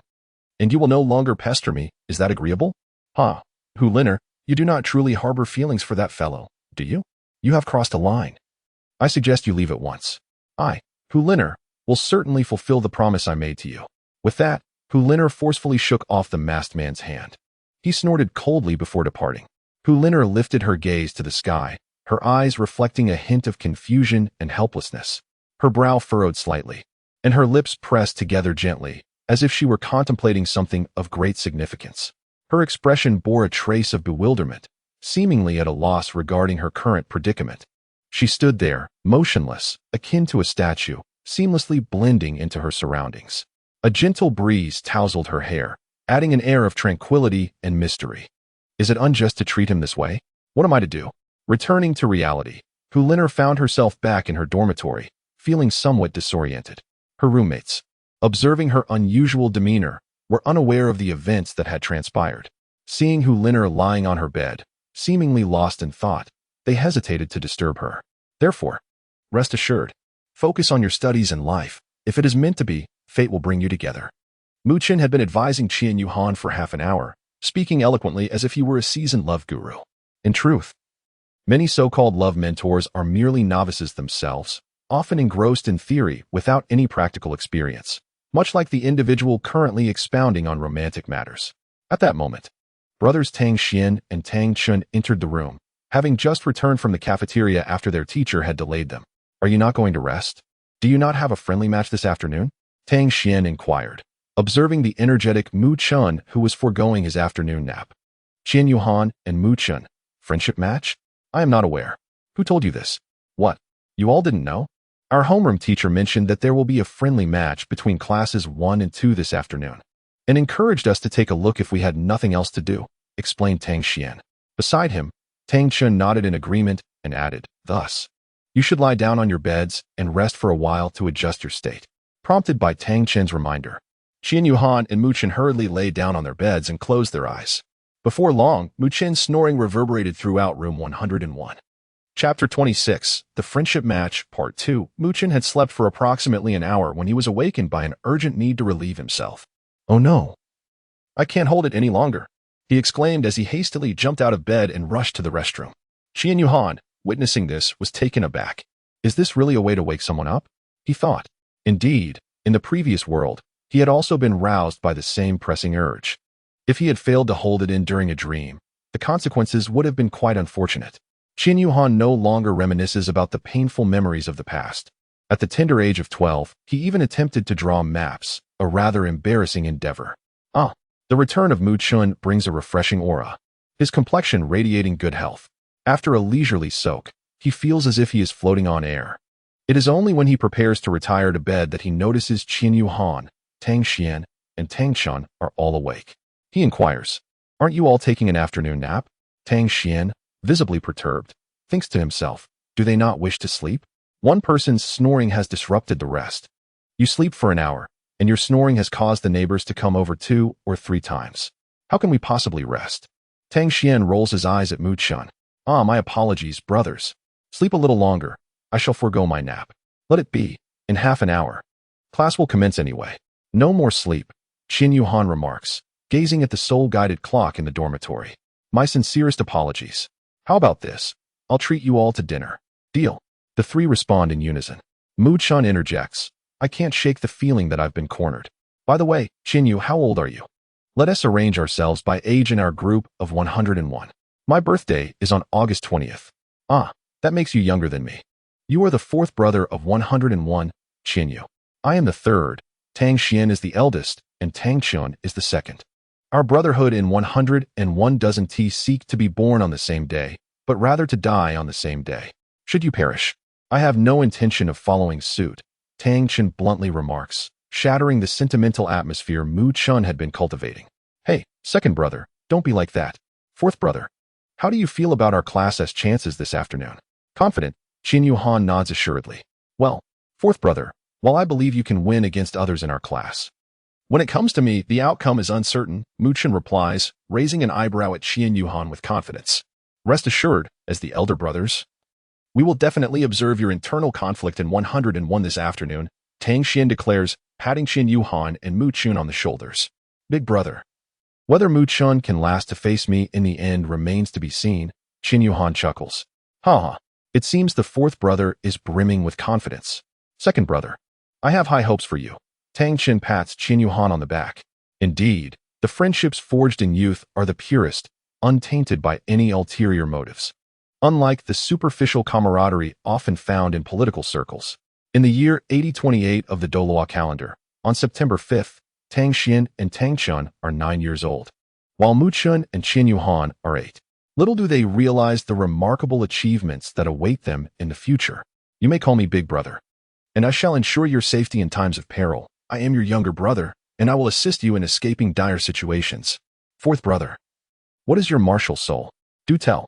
Mu Chun inquires as they make their way to the classroom. You will find out in due course. It's a secret. Qin Yuhan replies, feigning mystery. Fine, if you choose to remain silent, so be it. But let me share that I have reached level 29 and am on the brink of level 30. Impressive, third brother. You'd best be cautious if you encounter me. Qin Yuhan responds with a hint of mischief. Indeed. HM? What did you just say? Mu Chun initially nodded in satisfaction, relishing the sensation. However, sensing something amiss, he inquired. I mentioned that you must be gentle with me. What is the matter? Qin Yuhan walked ahead, stifling a laugh. Upon reaching the entrance of Class 2, Mu Chun turned to Qin Yuhan and said, Fourth, wait until this afternoon when my brother teaches you a lesson. I am looking forward to it. Qin Yuhan replied with a wave of her hand, not turning back as she made her way to Class 1. The homeroom teacher of Class 1, Zhou Yu, entered the classroom behind Qin Yuhan. She ascended the podium and tapped the blackboard, silencing the din of the class. Children, I believe you have heard from other classes that this afternoon, we shall engage in a friendly competition with Class 2. The rules are simple. It's a battle arena format. The last one standing represents their class, and that class shall be declared the winner. For our class, if anyone remains standing until the end, that person will become the leader of Class 1. Do you all understand? Understood. The students chorused, their spirits ignited. A similar scene unfolded in Class 2. The students from both classes gathered in the school's sole duel zone. The Spirit Hall's duel zone is vast, containing 3 standard battle arenas. In a moment, all of our class will participate. I do not expect you to perform perfectly. Simply give your all so that I may gauge your abilities and subsequently devise an appropriate teaching plan. Class 1. Victory is ours. Class 1. Victory is ours. The fervor of Class 1 was palpable, and Class 2 was equally resolute. Class 2's homeroom teacher, Han Xian, also a female instructor, was of the same age as Zhou Yu. However, Han Xian graduated from the Royal Academy of Tiando and was known for her emphasis on theoretical education. While her spirit power was relatively modest at level 51, her theoretical knowledge far surpassed that of Zhou Yu. Each teacher possessed unique advantages. Zhou Yu combined theory with practical application more closely, whereas Han Xian prioritized theory followed by practical validation, placing greater emphasis on rational combat. The 2 homeroom teachers alternated as judges. The first group of students took the stage. In the initial bout, Han Xian served as the referee. A boy from Class 1 leaped onto the duel platform, followed by a girl from Class 2. A boy against a girl? Classmate, perhaps you should find another girl to duel with me. It wouldn't be honorable for a boy to defeat a girl. The girl smiled lightly and responded, Come on. I relish a challenging fight. Zhao Qian, a level 22 agility type soul master, at your service. All right, let us battle. Lu Hui, a level 24 power type soul master. Both competitors summoned 2 yellow soul rings beneath their feet, a standard soul ring configuration. As Zhao Qian activated her second soul ring, she swiftly disappeared from sight. Teleportation? How could she possess the instantaneous movement that only a titled Douluo could master? Hu Lin'er spoke beside Qin Yuhan. Qin Yuhan observed the situation on the field and shook her head in denial of Hu Lin'er's words. Her soul skill was likely designed to instantaneously augment her speed, allowing her to traverse the space with remarkable swiftness, thereby creating the illusion of teleportation. In reality, She did not employ spatial power to warp the fabric of space for teleportation. Rather, she merely executed an exceptionally rapid movement within the existing space. Qian Yuhan's words are undeniably accurate, for he once inquired of his father regarding the distinctions between spatial teleportation and ordinary teleportation. This serves as the very explanation provided by Qian Mo Zhao. Qian possesses the martial spirit of the phantom leopard, the silent effect of her second soul skill, combined with her remarkable speed, creates an illusion of vanishing. At this moment, Zhao Qian has already positioned herself behind Lu Hui. With her right leg extended and her weight shifted, she comes to a swift halt. The claws of the phantom leopard envelop her hands in a spectral violet hue. After coming to a stop, she propels herself forward with her left leg, charging directly at Lu Hui's back. "Be careful," someone shouts. Lu Hui, seemingly unfazed, calmly exclaims. Second Soul Skill. Chapter 27. Friendly Match, Part 3. Zhao Qian, utilizing her extraordinary speed, moves directly behind Lu Hui, aiming for the most vulnerable point of his defense, his back. Second Soul Skill, Quadrant Shield. The yellow second soul ring beneath Lu Hui's feet flickers, and instantly 4 stone walls rise around him. Zhao Qian's velocity is such that, upon encountering the suddenly erected stone walls, she has no time to halt her momentum and crashes directly into them. She is immediately sent flying backward, blood trickling from the corner of her mouth. Upon landing, Zhao Qian deftly wipes the blood from her lips with her sleeve and rises once more, her yellow first soul ring shimmering beneath her feet. Qian Yuhan gazed at the already injured Zhao Qian, feeling her fighting spirit intensify rather than diminish. In her heart, she marveled at the formidable young woman, noting her resilience and strength.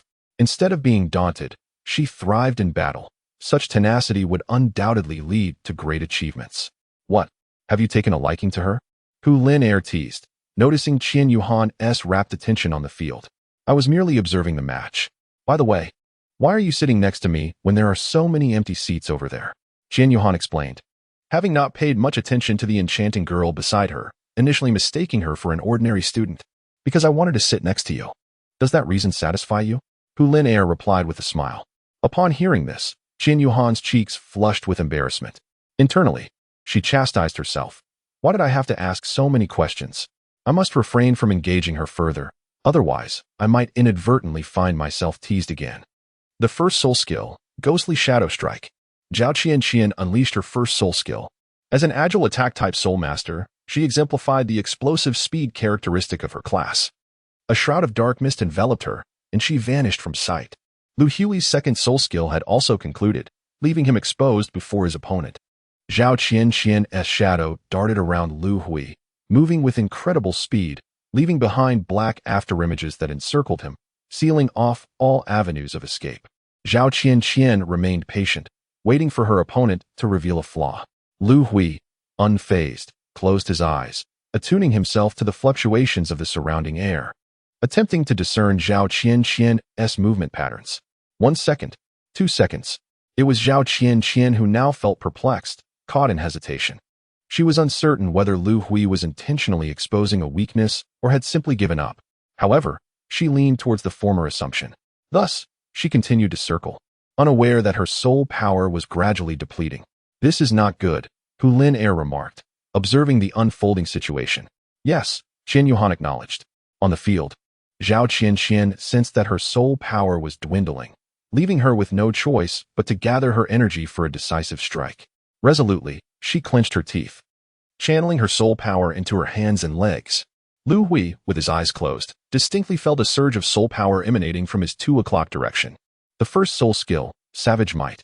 Lu Hui's first soul ring shimmered, and as he opened his eyes, he charged towards the 2 o'clock direction. Although Zhao Qian was moving swiftly while gathering her energy, Lu Hui had long since mastered the rhythm of her movements. Bang! With the enhancement of his first soul skill, Lu Hui precisely struck Zhao Qian, who had just moved to the 2 o'clock position, sending her flying with a single punch. Zhao Qian, astonished, had intended to launch a final assault from the spot where she had recently concentrated her soul power. However, in that fleeting moment, she was sent hurtling through the air. Initially, when she observed Lu Hui charging toward her previous location of soul power concentration, She assumed he believed that was her true position and proceeded with her original plan. Yet, as she swiftly maneuvered around to reach the designated spot, she was unexpectedly struck.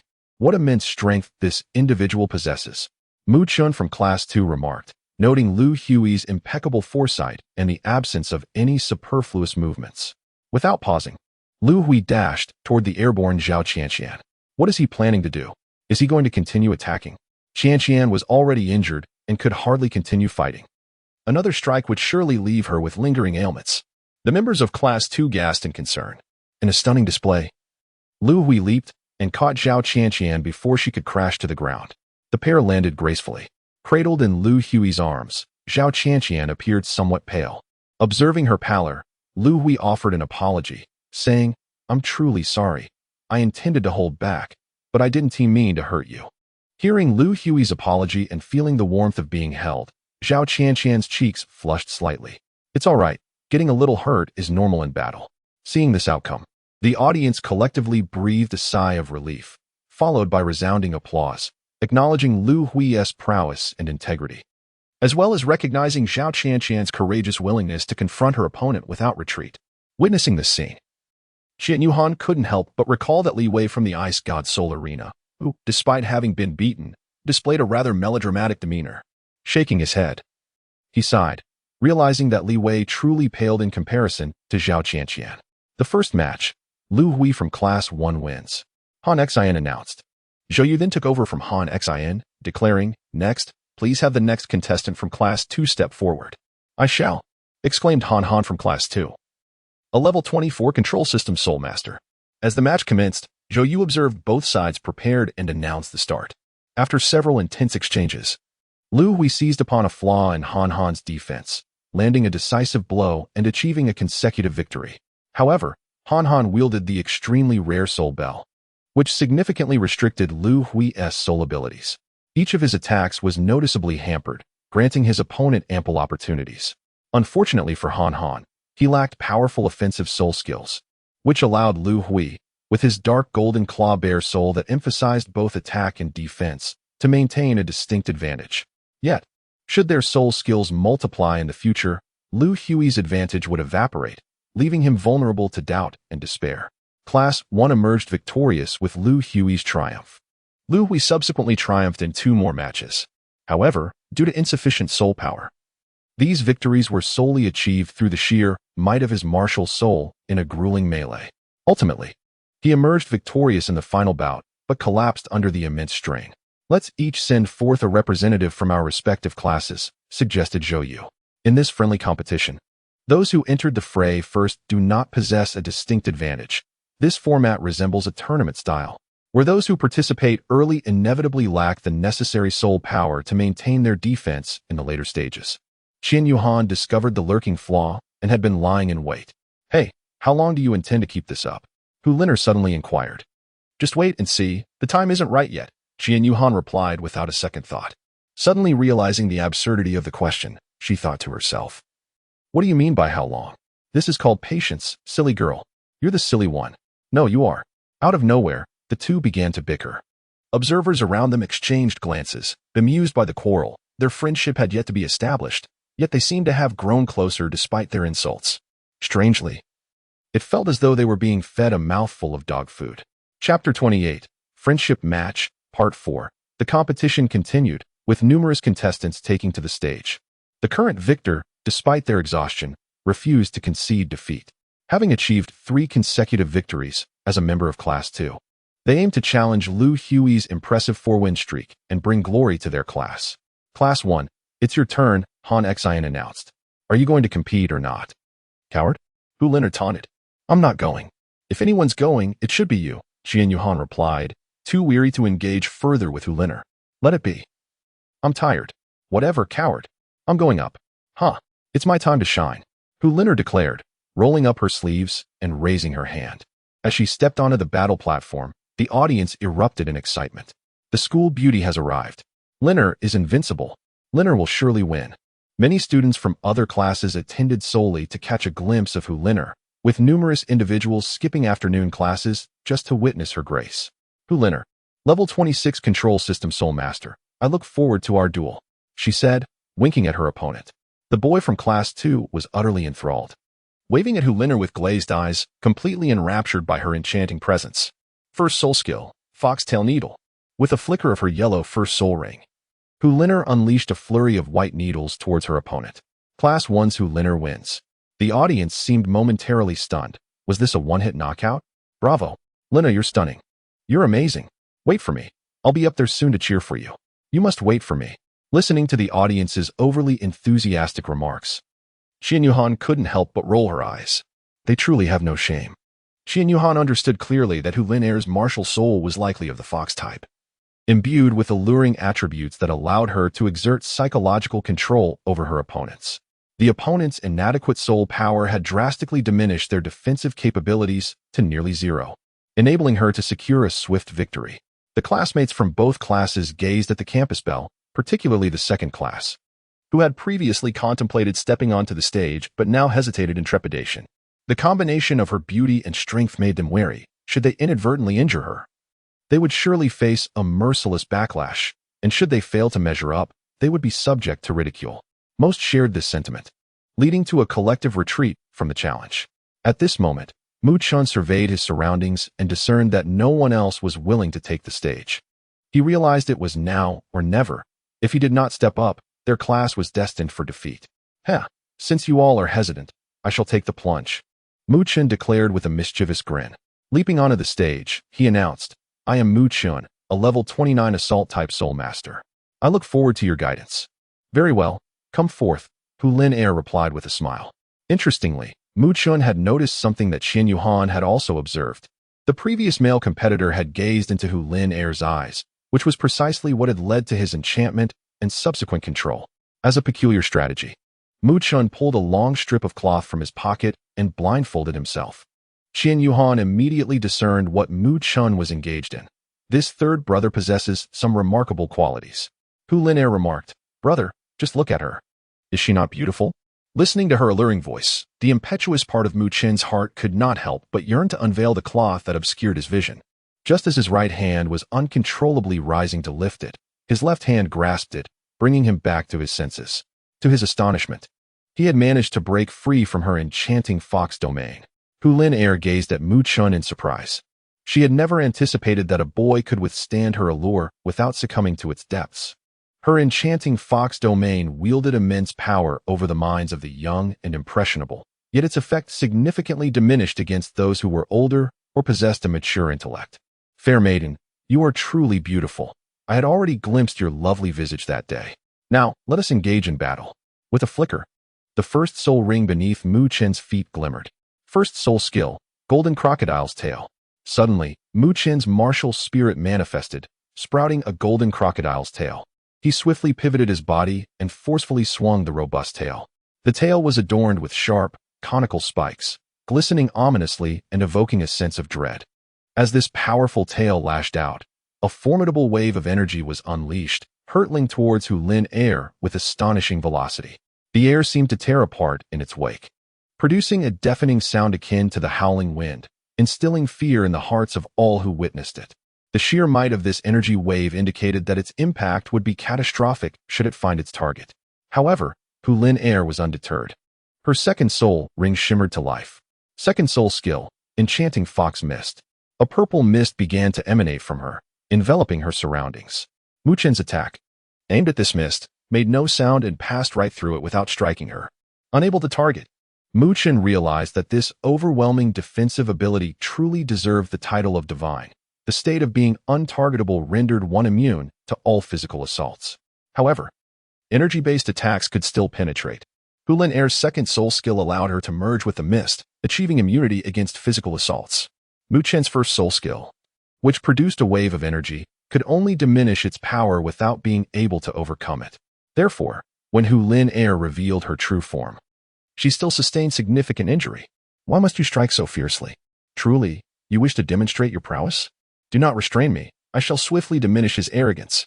Witnessing Hu Lin'er's injury, some of her fervent admirers could no longer contain themselves. They sprang to their feet, hurling insults at Mu Chun. Yet, Mu Chun remained unfazed, extending his right hand to his ear as if mocking the spectators, encouraging them to voice their vitriol even louder. You scoundrel! I shall make you pay. Count me in. I shall join the fray. To hell with it. Zhou Yu's expression darkened considerably at the impudent remarks of the uncouth youths beside her. Han Xin, unable to contain herself, sternly admonished, silence. If anyone utters another word, leave this place at once and do not tarnish the good atmosphere of our two classes. Returning to the fray. Hu Lin coldly huffed. Do not think that I will concede so easily. She unleashed her external soulbone skill, Nine Tails Radiant Slash. Qian Yuhan marveled. Hu Lin possesses an external soulbone. The crowd fell into stunned silence. External soul bones were indeed rare. Hu Lin's skill, Nine Tails Radiant Slash, temporarily enhances her martial spirit, elevating it to a higher realm. For instance, a two-tailed fox can briefly evolve into a three-tailed fox through this ability. Drawing upon the formidable power of the top-tier beast martial spirit, the nine-tailed fox, she unleashed a wave of slashing attacks with each tail capable of delivering a strike. Moreover, the manifestation of the fox's spectral image would instantaneously release a charming aura, combining crowd control with single-target assault in an exceptionally domineering skill. This underscored Hu Lin's extraordinary talent. Her martial spirit is indeed the divine beast, the nine-tailed fox. However, it is only when her fox martial spirit evolves into nine tails that it truly becomes a divine beast. Currently, her fox martial spirit can only be regarded as a top-tier beast spirit. With each 10 levels she ascends, an additional tail will be added, so starting with one tail, Hu Lin naturally possesses innate soul power at level 10. At present, her martial spirit is that of a two-tailed fox. The spectral image of the three-tailed fox was gathering strength, each of its three tails whipping forth with a howling wind, compared to Mu Chen's previous attack. Though each wave of energy was slightly weaker, three waves combined were not to be underestimated.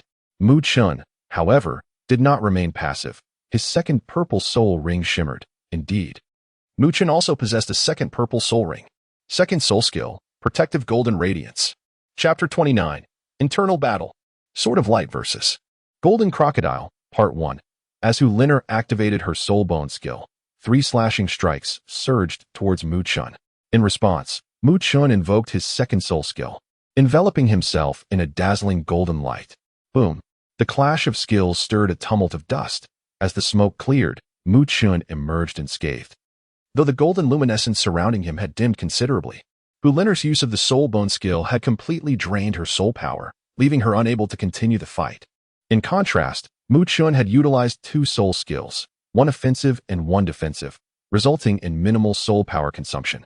Hu Lin's sole flaw at this moment was the excessive soul power cost of her charm skill, meaning that she could only unleash a full offensive with all her strength just once. Success would lead to victory, but failure would spell her downfall. I concede. Hu Lin, though reluctant, recognized her inability to continue and admitted defeat. Class 2's Mu Chen emerges victorious. Class 1, it is your turn to take the stage. Are you still hiding away? Hu Lin was evidently unwilling to accept her defeat, gazing at Qian Yuhan, who remained unmoved. She could not contain her frustration and retorted with a sarcastic tone, "Of course I shall proceed. I must temper my third brother's arrogance. Moreover, victory and defeat are commonplace in warfare. Do not sulk merely because of a loss." Qian Yuhan rose and, as he passed by Hu Lin, spoke without lingering too long, making his way towards the stage. Hu Lin turned her head to gaze at Qian Yuhan's retreating figure, pondering his thoughts. "I'm here, Teacher Zhou." The friendly match, Qian Yuhan versus Mu Chen. The competition begins. "Come on, third brother. You can do it. Fourth brother. Give it your all, defeat him." Suddenly, 2 cheers erupted from the stage. Who could they be? Of course, it was none other than Tang Xian and Tang Chen from Dormitory 101, who had just been ranked earlier that morning. They rushed over right after class, eager not to miss the duel between the two.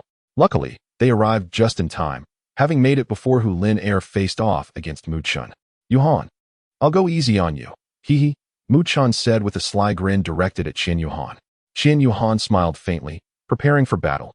"Qian Yuhan, Level 32 Assault Soul Master, at your service." At that moment, a rich golden light surged from Mu Chen, enveloping his body and instigating a rapid transformation. His originally slender frame began to swell, with muscular contours becoming distinctly visible, exuding an overwhelming sense of power. His skin gradually took on a golden hue. Meanwhile, the only alteration in his head was the transformation of his eyes into a fierce golden color, radiating a menacing gleam. His arms and legs grew robust and powerful, with his upper garments and trousers bursting apart, leaving him clad only in a pair of shorts. This formidable augmentation in physical strength was bestowed upon Mu Chun by the golden crocodile, King Martial Soul, as if he could effortlessly rend steel asunder.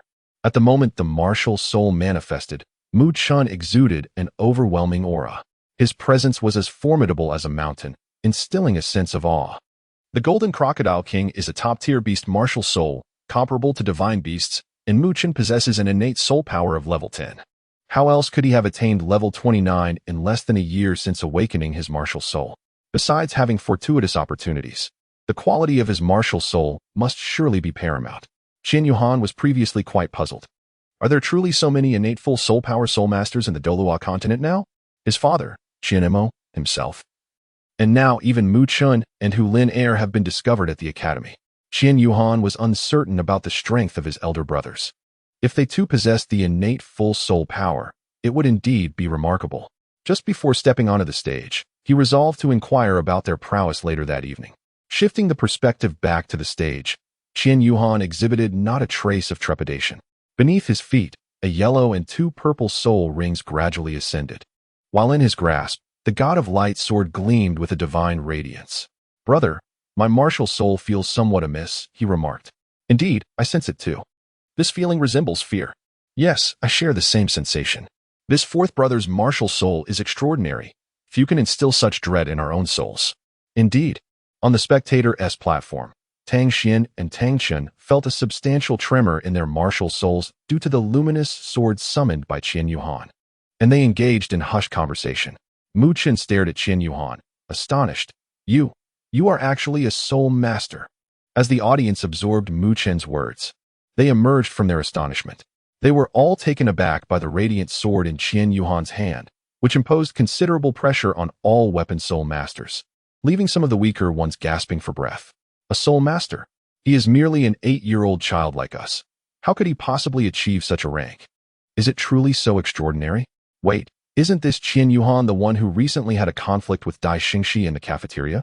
No wonder he has the ability to stand against Dai Xingxi with such strength. Indeed, it seems there was some altercation during the sign-in. Director Han had to intervene. The crowd engaged in animated discussions, exchanging thoughts. Among the classmates in Class 1, Hu Liner was equally astonished. This guy is actually a soul master? I thought my talent was already exceptional, reaching level 26 with my top-tier beast martial soul and my family's training over the past 6 months. That fellow named Mu Chun must also possess a top-tier beast martial soul. He resembles a crocodile and likely hails from a prestigious family. Otherwise, how could he achieve level 29 in just half a year? Reflecting on her family's support, Hu Liner felt a pang of sorrow due to the recent economic downturn and the corruption of certain elders within her family, which hinted at a decline. In search of assistance for her family before the school year began, she had approached the Dai family, and if it weren't for saving her family, she wouldn't have had to associate with the morally dubious Dai Xingxi, which infuriated her. "It's not what you think. Nothing inappropriate happened between them. They're just children." After all, observing the immobile Mu Chun, Qian Yuhan teased, "Third brother, don't be afraid. My soul ring is merely a fade. A fade. Don't try to deceive me. The soul energy emanating from you cannot be feigned. Fourth brother, do not presume that I fear you. Qian Yuhan, my soul ring is truly a paradox. In reality, it consists of 1 purple and 2 black rings. Meanwhile, I have heard that there is a friendly competition taking place between Class 1 and Class 2. The director, Han Shui, who has just finished class, has come to observe the match, standing beside the 2 supervising teachers as they watch the contestants on the field. Mu Chun, with hands forming intricate seals, was the first to act. A radiant golden aura emanated from his body, soaring into the sky and creating a golden, shield-like barrier that enveloped both participants. "This is a domain," Han Shui exclaimed, narrowing her eyes as she gazed at the golden shield in astonishment. The 2 class teachers beside her were equally taken aback. For those who possess a domain are indeed rare to encounter. Exchanging glances, the 2 teachers silently acknowledged each other's thoughts in organizing this friendly match. They had uncovered several promising talents, including Lu Hui and Hu Liner from Class 1, as well as Mu Chun from Class 2. Not to mention the 8-year-old soul master, Qian Yuhan, who has truly redefined their understanding of potential. Promotion seems within reach, as Mu Chun's first yellow soul ring shimmered. He called forth his first soul skill, Golden Crocodile Tail Swing. Qian Yuhan's lips curled into a slight smile. To those brothers who have read the latest chapter, please lend a hand and urge for an update. Thank you. There will be another update tonight. Chapter 30, Internal Conflict 101. The Battle of the Lightsaber Against the Golden Crocodile, Part 2. Mu Chun activated his first soul skill, the Golden Crocodile's Tail Sweep, as the yellow first soul ring shimmered. Qian Yuhan remained composed, wielding the radiant divine sword in his right hand, as the yellow first spirit ring shimmered beneath his feet. Radiant Slash, he declared, unleashing a wave of sword energy that surged towards Mu Chun. The two forces collided, generating shockwaves that sent both combatants reeling backward. A thick cloud of smoke enveloped the site of their clash, obscuring their positions from one another. A massive crack marred the ground, with Mu Chun standing firm while Qian Yuhan had seemingly vanished. Where could he be? Surely he wasn't sent flying. Ha ha ha, perhaps he truly was. Could these 3 spirit rings be mere illusions? Huh, can spirit rings even be fabricated? Why not? The Douluo continent is full of wonders. I've heard from my family about rare elixirs that can alter the form of spirit rings, though they are exceedingly scarce and valued beyond measure. The murmurs among the crowd surged once more. Mu Chun, puzzled, scanned the vicinity in search of Qian Yuhan's silhouette. He understood that this strike could not have directly defeated Qian Yuhan, let alone sent him flying, yet he pondered his whereabouts. In the audience, Tang Xian was the first to spot Qian Yuhan hovering in the sky and tapped Tang Chun, who was eagerly searching for him. Yes, over there, Tang Xian exclaimed, pointing at a glowing orb in the air. Is that the 4th one? It truly is. He can fly? The ever-composed Tang Chun now displayed signs of excitement. But he doesn't possess a flying-type martial soul. Wait, could he be a twin martial soul user?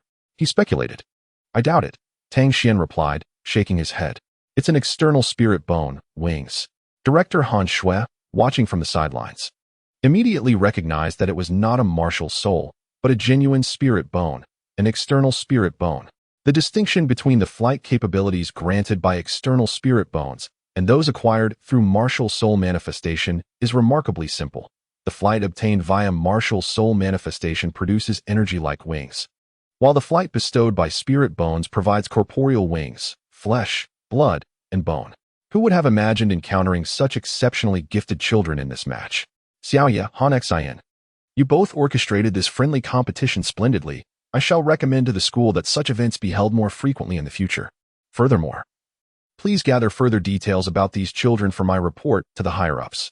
These prodigies must be retained within the Spirit Hall. Their futures are boundless. Han Shui's gaze remained fixated on Qian Yuhan, regarding him as a treasure.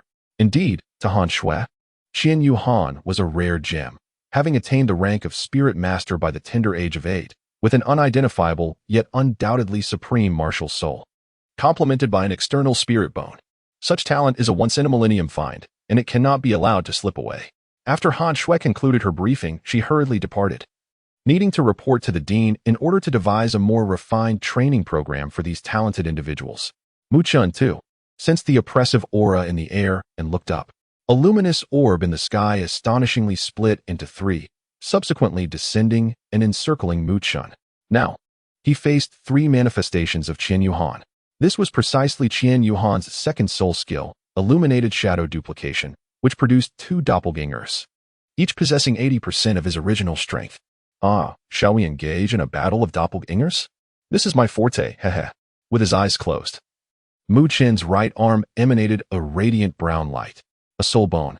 Qian Yuhan gazed at Mu Chun's right arm, reflecting on the fact that it was indeed the bone of the Earth King, acquired during his first soul ring's unexpected acquisition. With a resounding force, the skill-raging wilderness was unleashed from Mu Chun's Earth King right arm.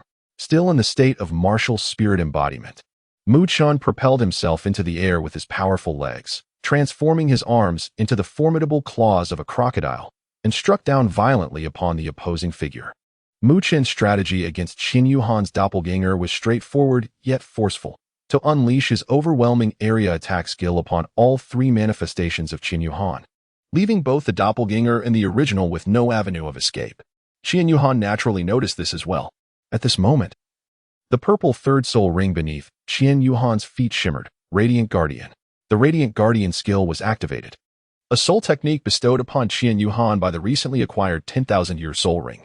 Why is it purple? Of course, it is due to the consumption of the soul ring transformation pill. The original configuration of 1 purple and 2 black soul rings has been disguised as 1 yellow and 2 purple.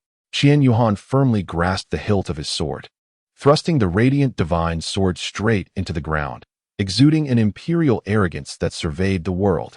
Behind him, a sacred silhouette gradually emerged, lifting its right hand to conjure a golden protective shield around Qian Yuhan. The embodiment mirrored the actions of its original form, though the ethereal apparition appeared slightly more translucent, and the luminosity of the shield was somewhat diminished. Yet, to the untrained eye, the distinction was negligible. Mu Chun, with tremendous force, brought his arms crashing down, and 3 Qian Yuhans were enveloped in their own protective shields for defense. A thunderous roar reverberated throughout the soul-fighting arena, startling many birds that took flight in a flurry from the trees into the sky. Mu Chun landed back on the arena, panting heavily. The consecutive release of 2 high-intensity attacks had left his soul power in disarray. Mu Chun believed that the dust and mist stirred by the clash would not dissipate swiftly. As he attempted to regain his composure, he noticed a point of light rapidly approaching through the haze, growing larger and brighter, dazzling him to the point where he could barely keep his eyes open. He shielded his eyes momentarily from the blinding brilliance, and as the light suddenly vanished, he felt a moment of disorientation. Just as he turned around, a long sword was poised at his neck, threatening to sever it with the slightest movement. Mu Chun shook his head and, with a resigned tone, said, "All right, 4th brother. I concede. I am no match for you. I have lost." The long sword in Qian Yuhan's hand vanished, and with a smile, he pulled up Mu Chun, who was just about to adjust his state for another battle. This victory was hard-won. Had it not been for Brother San's considerable depletion of soul power during his battle with Hu Liner, the outcome might have been uncertain. Mu Chun, well aware that Qian Yuhan was merely preserving his dignity, embraced him after being lifted, whispering in his ear, "Thank you. And don't think I'm oblivious. Even if I were at my peak, my chances of victory against you would be less than 1 in 10. You may not have noticed the attacks from others, but during our clash of defensive skills, I truly felt powerless. Your defensive skill is formidable. Even a soul sect master would find it challenging to breach. I shall train further and comfort you again." With that, he gave Qian Yuhan a pat on the shoulder, and the two exchanged a knowing glance. Ha ha ha ha. The applause and cheers from the audience, along with the clapping of the 2 class instructors and classmates, were unceasing. They had delivered a magnificent display of offensive and defensive prowess to everyone present. Chapter 31. I am not someone you can provoke with the friendly match concluded, and Qian Yuhan emerging victorious over Mu Chun. No one from either class dared to challenge him further, solidifying his status as the victor. Mu Chun, with an arm around Qian Yuhan, made his way to the cafeteria, ravenous, his singular focus being the pursuit of food. On their way, the brothers Tang Xian and Tang Chen caught up with them. Just after the friendly match had ended, the brothers had rushed over from the observation platform to the waiting area for the competition, only to learn that the 2 had already departed. "Old 4, you're quite something. The title of prodigy suits you well," Tang Xian exclaimed, catching his breath as he patted Qian Yuhan on the shoulder. "Oh, it's nothing special, just a slightly better martial spirit," Qian Yuhan replied modestly. "By the way, what is your martial spirit?" "It seems to have a suppressive effect on both my brother and me with our Haotian hammers," Tang Xian inquired eagerly. "Haotian hammer.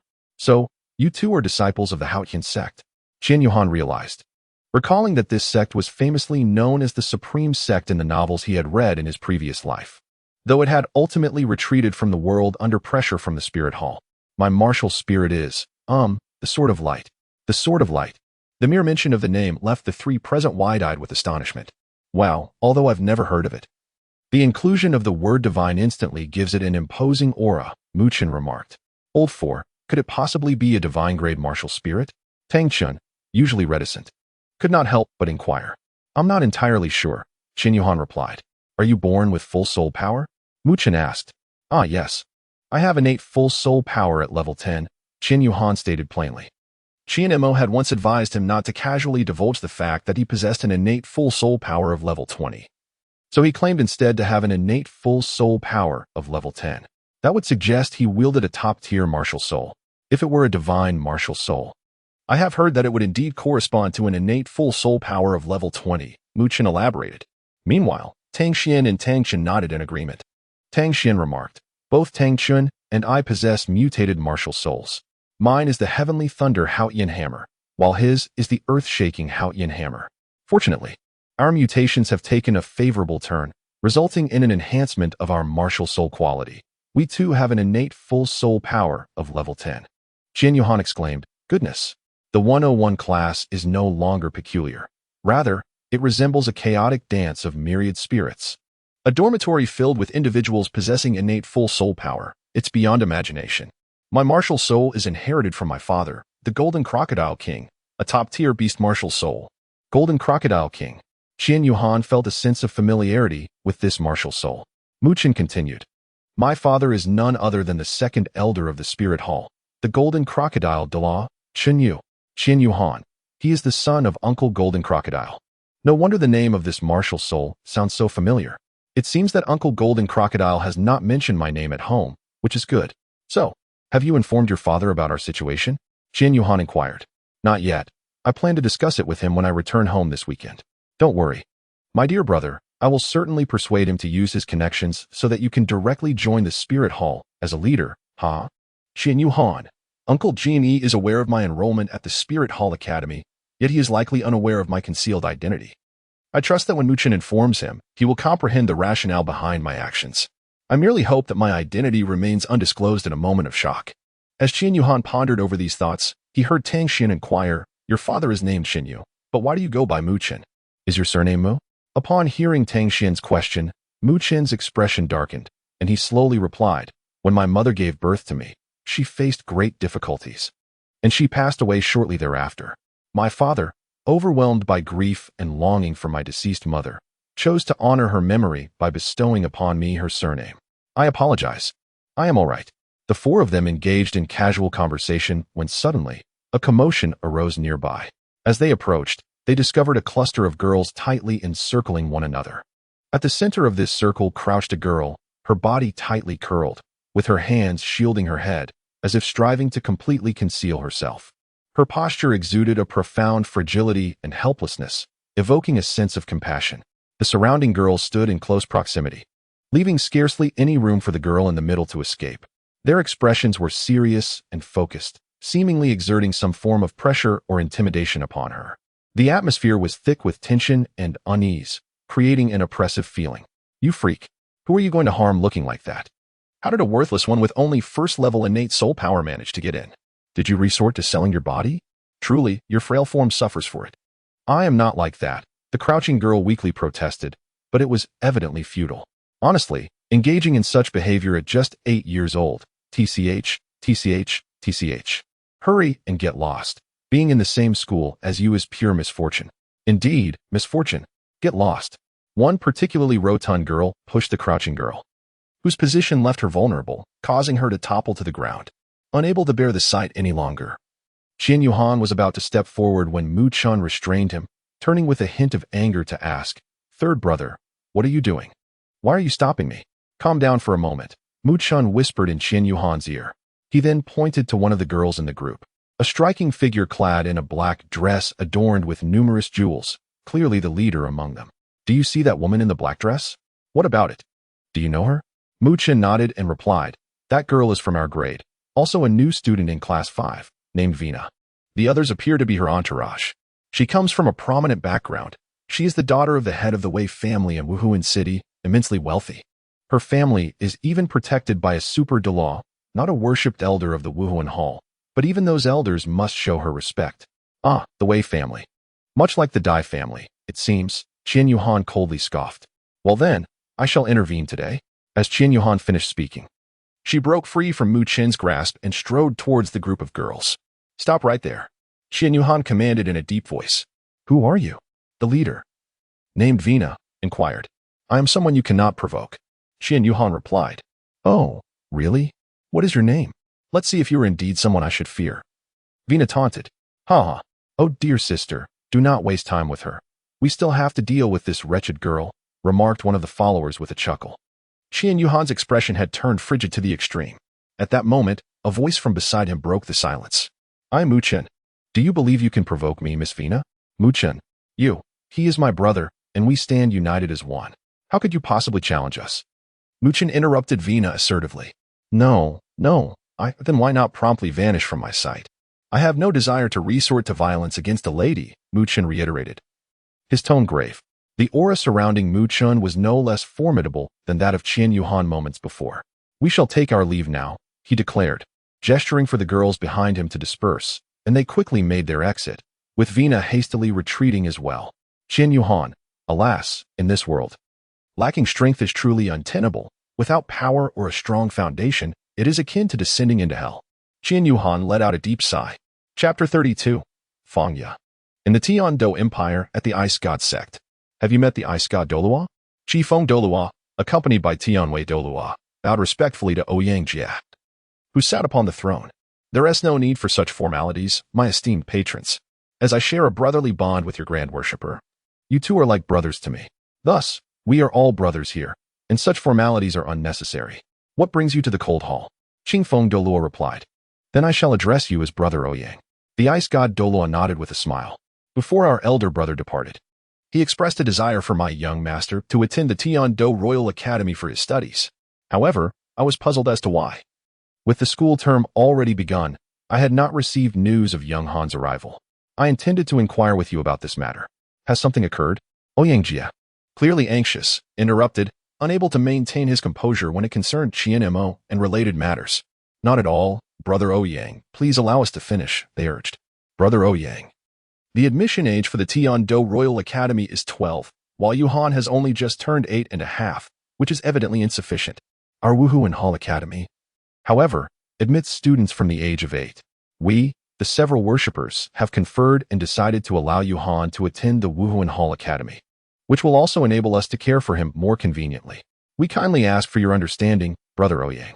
Yet, the Ice God Douluo wished to express further thoughts, but then considered the learning environment at the Tian-Do Royal Academy and the protective presence of several worshippers at the Wuhuan Hall Academy, which would indeed provide peace of mind. He continued, we are grateful for your care of my esteemed nephew. Brother Ouyang, you are too kind. Young Han is a cherished child we have watched grow up. Rest assured, we are here to inform you, so you need not worry. In a chamber of the Ice God Sect, a figure clad in a blue cloak knelt respectfully, reporting, Miss, we have investigated thoroughly. The boy named Qian Yuhan, among the three of you, is currently enrolled in the Wuhuan Hall Academy, in class 1 of the first year. Ouyang Luoxua nodded, acknowledging, very well, I understand. Thank you for your efforts. You may leave now. The blue-cloaked attendant hesitated for a moment before adding, it seems the one named Qian Yuhan possesses some background, Mississippi. Then go, Ouyang Luoxua instructed. How could one with such a Wuhuan lack connections? Once the attendant departed, Ouyang Luoxua murmured to herself, contemplating the implications. At the Wuhuan Hall Academy, Qian Yuhan and the three others approached the girl who lay sideways on the ground. Upon noticing their approach, the girl visibly flinched. Do not be afraid, everything is all right now. Those individuals have left, Qian Yuhan reassured her, crouching down to offer comfort. I am Qian Yuhan, and this is Mu Chen. The two with slightly dubious dispositions are Tang Xian and Tang Chen. We mean no harm. Thank you, the girl murmured. Her gaze lowered. Are you a freshman this year as well? Which class are you in? Qian Yuhan inquired. The girl nodded. I am in class 1. Ah? How come I haven't seen you around today? What is your name? Fangya, she replied. The name Qian Yuhan resonates with familiarity. Fangya, surnamed Fang. Senior Fang Qing also shares the same surname, and it seems he mentioned having a younger sister. Do you perhaps have an elder brother named Fang Qing? How do you know? Are you acquainted with him? Upon hearing that Qian Yuhan seemed to know her brother, the vigilance that had long occupied her hardened significantly. Yes, we chatted together previously. Qian Yuhan nodded in affirmation. Beside them, Tang Xian inquired with curiosity. Then, why do the classmates Fangya and her group bully you? I am not entirely sure. I met them during the sign-in, but we did not engage much. At that moment, I sensed their unfriendly demeanor and chose to keep my distance from them. However, they have been continuously speaking about me these past few days. Fangya's eyes began to glisten with tears. I never anticipated that girls could behave in such a manner. I know that Vina possesses an inflated sense of self-worth and arrogance. I truly did not expect her to engage in such acts of bullying, Mu Chen remarked indignantly. Before he could finish, Qian Yuhan interjected, Third brother, do not mention this to your family. While you may be able to assist her momentarily, you cannot provide continuous support. Qian Yuhan turned to Fangya and inquired, they just mentioned that your innate soul power is at level 1. What does this entail? In response to Qian Yuhan's question, Fangya lowered her gaze once more. After a brief moment, as if having resolved to share her truth, she raised her head to meet the eyes of Qian Yuhan and the others, and confessed, "When I awakened my martial soul, it underwent a mutation, resulting in it being sealed and transformed into a mere chick. Ordinarily, our family awakens the Crimson Flame Phoenix martial soul. While Phoenix-type martial souls are prone to mutations, some variations are relatively benign, such as my brother's transformation into a black fire phoenix. However, the mutation of my martial soul is indeed fatal." Qian Yuhan, to my astonishment, Fang Qing possesses the black phoenix martial soul. My own martial soul initially hinted at the power of a divine beast, the phoenix, but it manifested only fleetingly before vanishing entirely. Along with it, my soul power diminished significantly. Listening to Fangya's words, the three of them felt a shared sense of sympathy and sorrow for her plight. Why three, you may ask? It was because Mu Chen noticed Fangya's chapped lips and went to fetch her a drink. Upon his return, Mu Chen presented a bottle of beverage to Fangya. "Thank you." She offered him a gentle smile. In that instant, Mu Chen found himself momentarily entranced, completely captivated by Fangya's radiant grin. Her smile blossomed like spring flowers, enchanting and capable of dispelling all gloom and sorrow. Her eyes sparkled with warmth, resembling two brilliant stars twinkling with irresistible allure. In that moment, he forgot everything around him. All that occupied his vision was Fangya's exquisite beauty. Her lips curled upwards, revealing a row of pearly white teeth that gleamed like precious gems. Mu Chen felt as though he had encountered the most exquisite sight in the world, his heart racing uncontrollably. He took a deep breath, striving for composure. Yet the excitement within him remained uncontainable. Observing Mu Chen's dazed expression, Qian Yuhan and the others exchanged knowing smiles, with Qian Yuhan turning to Tang Xian and remarking, "It seems your lecherous tendencies have found a new target. Ha ha ha." Tang Xian, amused by Qian Yuhan's teasing, glanced at Mu Chen and burst into laughter. Fangya, noticing Mu Chen's bewilderment, covered her mouth, her laughter growing more radiant. Reflecting her thoughts, "This boy named Mu Chen is rather intriguing. Let us not linger here. Come, let us head to the cafeteria. My treat today," Qian Yuhan suggested. Patting Mu Chen on the shoulder and addressing Fangya, Tang Xian, and Tang Chen. Once Mu Chen regained his senses, he eagerly agreed. "Sure, sure." The Tang brothers echoed. "Agreed." Fangya's cheeks flushed slightly, and she shyly lowered her gaze, her eyes flickering, perhaps feeling unaccustomed to the situation. She gently bit her lip, revealing a hint of hesitation and unease, yet not wishing to dampen Qian Yuhan's enthusiasm. Ultimately, she nodded in agreement. Chapter 33. Is your brother truly so incompetent? At the cafeteria, Mu Chen appeared exceptionally enthusiastic, continually inquiring about Fangya's culinary preferences. After a while, he began to elaborate on various dishes, analyzing their effects and benefits. Through casual conversation with Qian Yuhan and the others, Fangya learned that Tang Xian and Tang Chen were disciples of the Haotian sect from the Tiando Empire. Qian Yuhan was rather enigmatic, seemingly relying solely on his father, and Mu Chen had the most impressive background, being the son of a revered figure in the martial soul hall. Fangya gazed at the animated figure before her, a wave of warmth and joy surging within her. She listened intently to every word he spoke.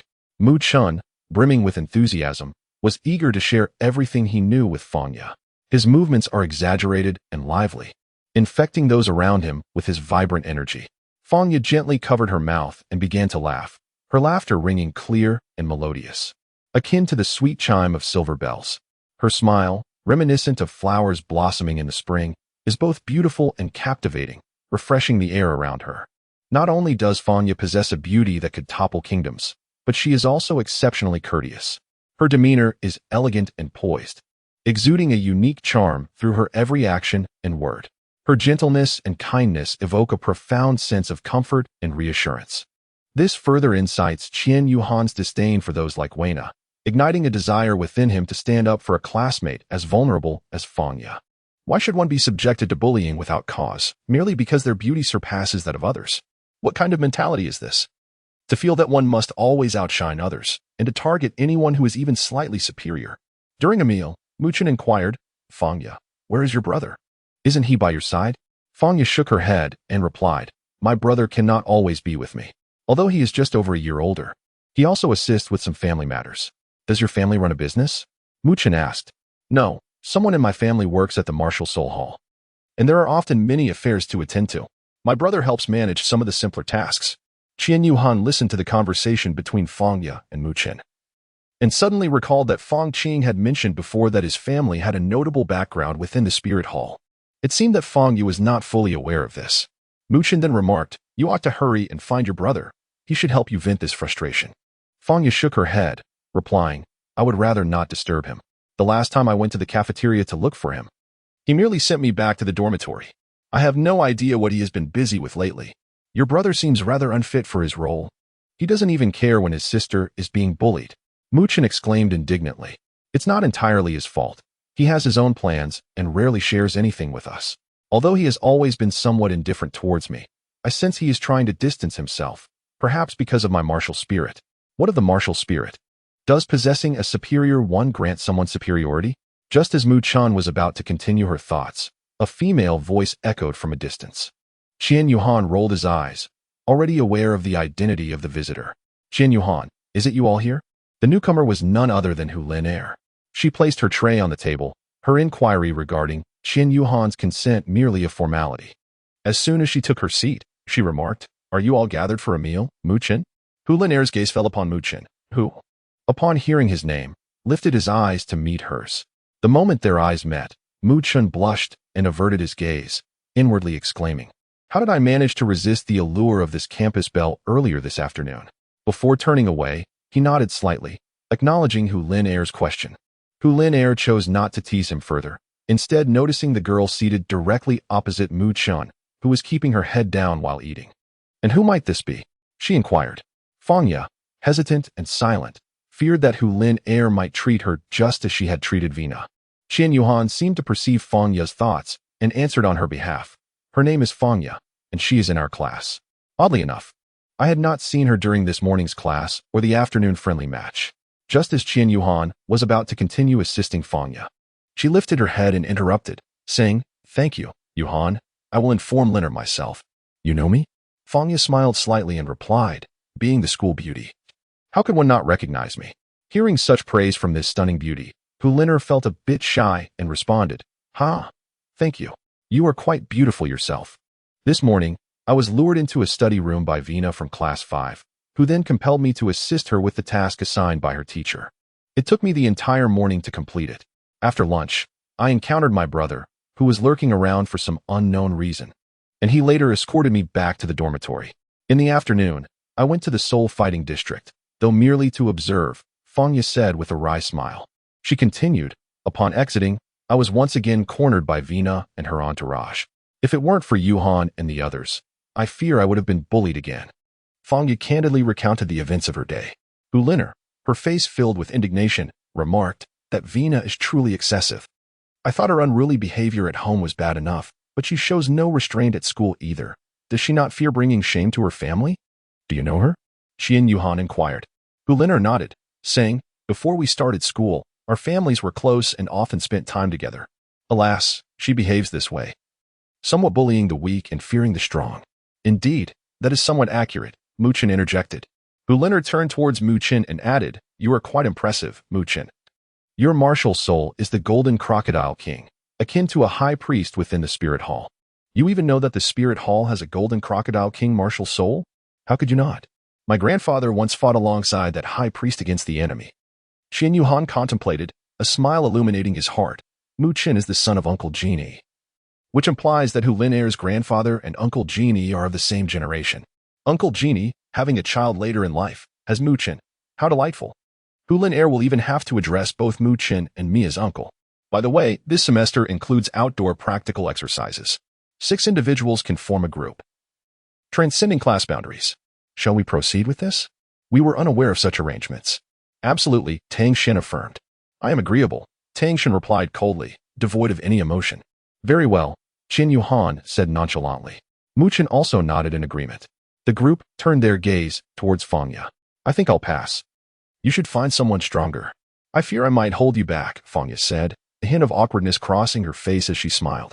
However, Hu Lin Er rose decisively, seated herself beside Fang Ye, and clasped her hand in a comforting gesture, saying, It's all right. I don't believe you would hinder us. Everyone possesses strengths and weaknesses. Have faith in your own unique charm. Hu Linair gazed at Fangya earnestly, genuinely encouraging her, devoid of any pretense. Qian Yuhan gazed at Hu Linair, appreciating her understanding nature. Unlike the arrogant and conceited Vina, Hu Linair possessed both strength and humility, which he found quite admirable. Fangya turned her attention to Hu Linair, expressing her gratitude. Thank you, Linair. She then glanced at the others, who nodded encouragingly in unison. Thank you all. I would like to join. Chapter 34. A letter signed by Shui. The group of 4 from dormitory 101 parted ways with Hu Linair and Fangya outside the cafeteria. Hu Linair felt as though she had an endless stream of conversations to share with Fangya, and she eagerly engaged her in animated discussion. Fangya, displaying no signs of impatience, listened attentively as Hu Linair recounted her intriguing experiences. After Fangya agreed to team up for outdoor practical training during the semester, Hu Linair clasped her hand, and the two strolled towards the girls' dormitory, chatting animatedly all the while. Qian Yuhan, to put it delicately, one might refer to it as being naturally sociable. However, if one wishes to be more forthright, it could simply be labeled as a social overconfidence. Qian Yuhan observed as his close companion, Mu Chun, followed behind Fangya and her friend in a daze, heading towards the girls' dormitory. He reached out and pulled him aside. Enough of this foolishness. If you continue, you will surely be reprimanded. Just imagine if Uncle Jean found out. Qian Yuhan, upon realizing that she had inadvertently let something slip, hurriedly covered her mouth. What did you just say? Mu Chun inquired. Oh, it's nothing. Haha. Nothing at all. Qian Yuhan responded with an awkward smile. She had just mentioned that if he continued to follow them, he would face disciplinary action, leading to Uncle Jean discovering the situation, which seemed to have momentarily halted. Tang Chen suddenly interjected, Uncle Jean How dare you refer to my father as Uncle Jean Upon hearing this, Qian Yuhan promptly replied, Did you not mention that your father is a revered elder of the Spirit Hall, the Golden Crocodile Douluo? We are brothers now, so addressing him as uncle is hardly inappropriate. Mu Chun pondered for a moment and concurred, yet continued, while it is acceptable for us to speak informally in private, should you encounter him, you must refer to him as the Golden Crocodile Douluo. When I previously visited the Golden Crocodile Hall to seek him out, he insisted that I address him as the second elder. Haha. He is quite particular about his reputation. Qian Yuhan mused on why he had previously referred to him as Uncle Golden Crocodile, often wearing a stern expression, in an effort to provoke him. Qian Yuhan had taken to calling him that every time they met, and over time, he had grown accustomed to it. Although Mu Chun was the son of the Golden Crocodile Douluo, Qian Yuhan had never encountered him before arriving at the academy. Given Qian Yuhan's exalted status, even those of high rank such as the offerings, the Pope, and the elders had to seek the consent of Qian Imo to meet him, let alone Mu Chun and his companions. Thus, within the Spirit Hall, only the upper echelons were aware of the young Master's existence, and only a select few, namely the offerings, the top 10 elders of the Spirit Hall, and the Pope, knew his true name. The Spirit Hall's stringent confidentiality regarding its hierarchy is one of the reasons it has remained a formidable presence on the Douluo continent for a millennium. Countless individuals have dedicated their lives in pursuit of this pinnacle of power, often without achieving much in return. Having grasped this, Qian Yuhan resolved to exercise caution when encountering them in the future. He had just experienced a wave of cold sweat, not wishing to reveal his identity after concealing it for so long. In his view, refraining from disclosing his identity served dual purposes. It allowed him to hone his skills while also providing the thrill of playing the role of an unsuspecting tiger among the clowns, such as Dai Sheng Shi and Vina, performing before him. Nevertheless, his irritation was genuine. If he did not conceal his identity, would Dai Sheng Shi dare to act so brazenly towards him? If Fangya had not suffered from a soul power mutation, leading to her innate soul power being merely at level 1, would she have faced such ridicule from Vina and her peers?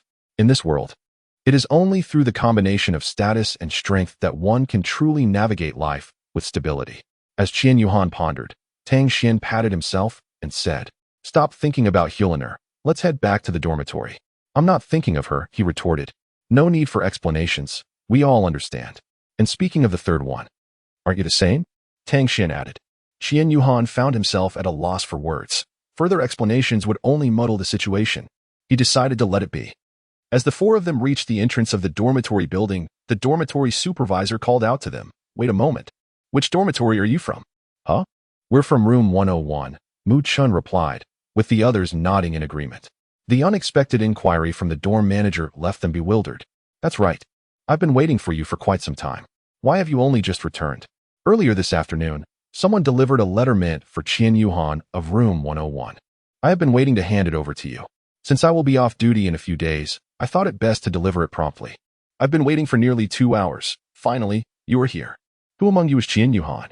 After explaining, the dormitory manager inquired about Qian Yuhan's identity. I am, he replied. The dorm supervisor, observing Qian Yuhan step forward, thought to herself, this young man is rather handsome. Here you go. I must be on my way home now, she said hurriedly, and with that, she dashed away. Ah, the toil of the working class, poor dormitory Andy. Once back in the dormitory, Qian Yuhan approached his desk, sat down, and retrieved the envelope from his pocket. Is this a love letter from some girl? How bold of her to send it through the dorm supervisor, he mused. How come no one has ever written me a love letter? You've already captured the heart of the campus belle. You mustn't be double-timing, understand? Lao Si? Qian Yuhan paid no heed to Tang Xian's teasing. He opened the envelope and retrieved the letter, noticing a snowflake symbol in the upper left corner. There was no signature. Who could have sent this? The handwriting did not resemble his, Qian Yuhan murmured. Which he? Mu Chen seemed to catch on to some details and inquired directly. It's nothing. You all should get some rest, Qian Yuhan replied, offering no further explanation. Qian Yuhan ardently wished that this letter was penned by his long-lost father, whose whereabouts remained a mystery. However, upon observing the neat and pristine handwriting, it became evident that it was unlikely. It could very well have been written by a young woman. The letter conveyed, Dear reader, as you unfold this letter, it signifies the continuation of the bond between us. Our first encounter was indeed a twist of fate. Perhaps you may not recall me. Yet I wish to forge a friendship with you, a confidant with whom I can share my joys and sorrows. Is that agreeable? I find myself engulfed in loneliness, as I lack a true friend in the tangible world. Those around me feign kindness, leaving me bewildered about the realities of life. Perhaps our serendipitous meeting has inspired this approach, exchanging letters without the necessity of face-to-face interaction, thus sidestepping the complexities of reality. Let us become pen pals and see if we might evolve into cherished friends. Consider it a modest experiment. Should you choose not to partake, you may cease reading here and discard this letter without further thought. However, if you are inclined to accept, then we shall be correspondents, and you may proceed. Beside the entrance of the Spirit Hall Academy, there exists a small, deep blue mailbox. Enclosed within this envelope is a unique piece of paper. For only this paper may be deposited into that mailbox. Kindly use that paper for your reply, and I will send you more of it subsequently. Each morning at 8 o'clock, someone will collect the letters, so ensure yours is placed inside before that hour. Letters will be delivered every afternoon at 6. Simply retrieve yours then. And please, do not feel rushed. As this is my first attempt at correspondence, I am uncertain about what to express. Lately, I have been utterly vexed by some bothersome pests at school. Do you have any suggestions on how to keep them at bay? Additionally, I am quite curious about the Spirit Hall Academy. What is a day in your school like? I eagerly await your response. You may call me Shui. Yours sincerely. Shui. Qian Yuhan finished reading the entire content of the letter. With a faint smile, he mused to himself, this snow is rather intriguing. Qian Yuhan retrieved the enchanting letter from the envelope set aside. Qian Yuhan gazed at the letterhead, astonished by its chilling aura. He grasped his pen and began to compose a response. In his letter, Qian Yuhan recounted his experiences upon arriving at the school, the peculiarities of the other 3 inhabitants of Dormitory 101, and some occurrences during the recent friendly match with Fangya. He expressed his profound disdain for the behavior of the privileged offspring of officials who brazenly bullied others, along with other reflections that weighed on his heart. After completing the letter, he neatly folded the paper, planning to drop it into the mailbox before his classes the following morning. Once finished, Qian Yuhan nestled into his blankets, staring at the ceiling in a moment of contemplation, and before he knew it, he drifted off to sleep. The first semester at the academy passed swiftly, characterized by a daily routine of cultivating his spiritual energy in the morning, attending classes with his roommates throughout the day, and occasionally engaging in spirited duels with the brothers from 101 in the evening. On weekends when there were no classes, Dormitory 101 would often invite Hu Liner and Fangya, along with a few friends of the opposite sex, to venture out for leisure. Thus, 2 months went by, during which Dai Xingxi continued to play pranks on Qian Yuhan, while Vina persistently harassed Fangya, just as before. Qian Yuhan is not devoid of temperament. Rather, he has chosen to endure in silence.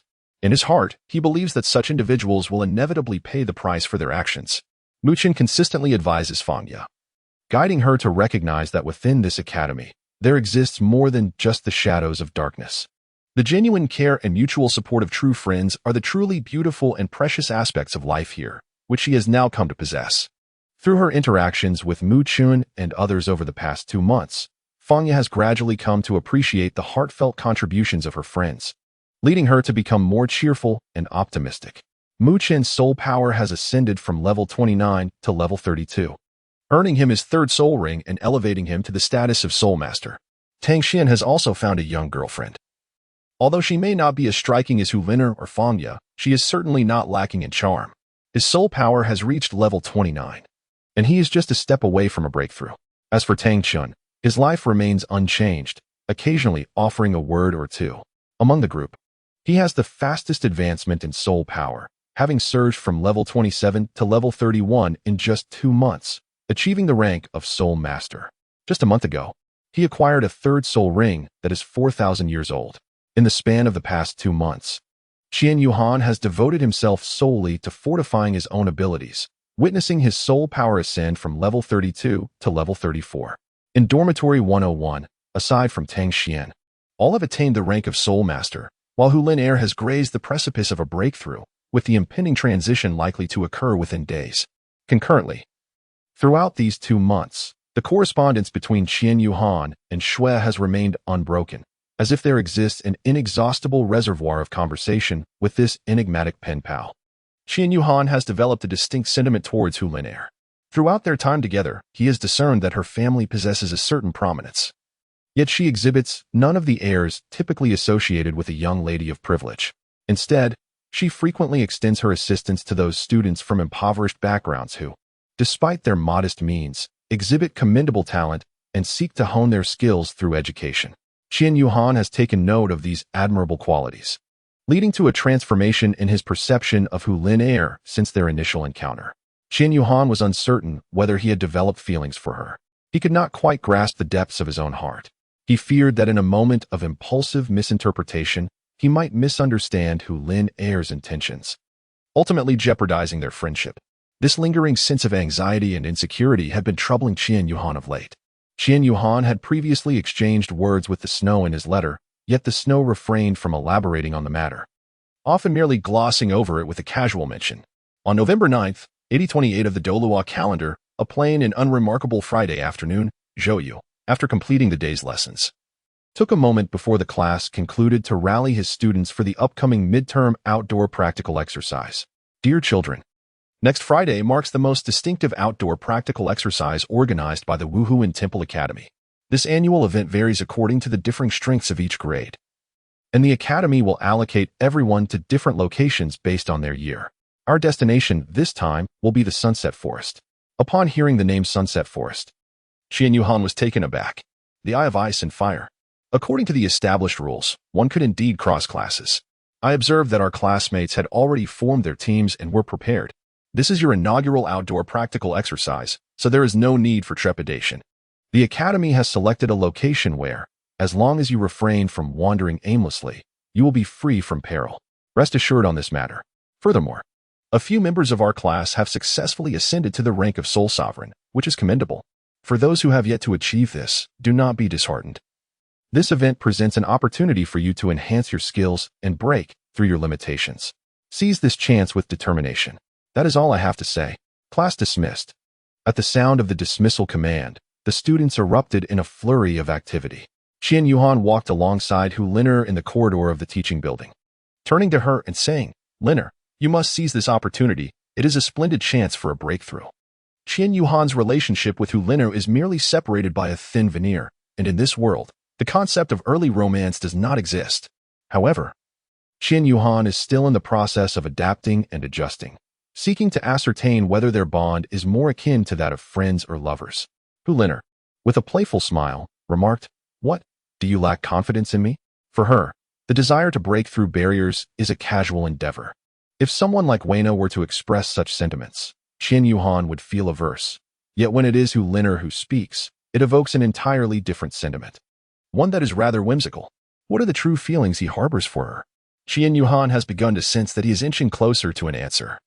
As for Hu Liner, she comprehends Qian Yuhan's hesitance, and thus she expresses understanding, not rushing him to make a decision. This allows Qian Yuhan to set aside his burdens and thoughtfully contemplate the nature of their relationship. However, within Hu Liner lies a personal conflict, a hidden turmoil that is uniquely hers.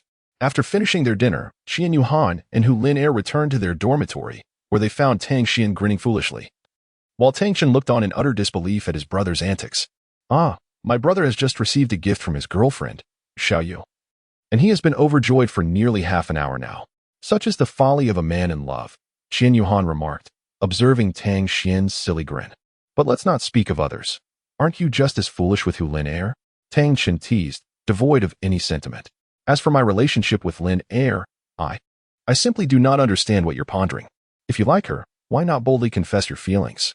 Qian Yuhan, dare to confess? Chapter 36, Commencement of Outdoor Combat. Qian Yuhan, is this a bold confession? Do I like her? Indeed, I do harbor feelings for her. And I wish not to let my hesitations lead to misunderstandings, ultimately resulting in missed opportunities.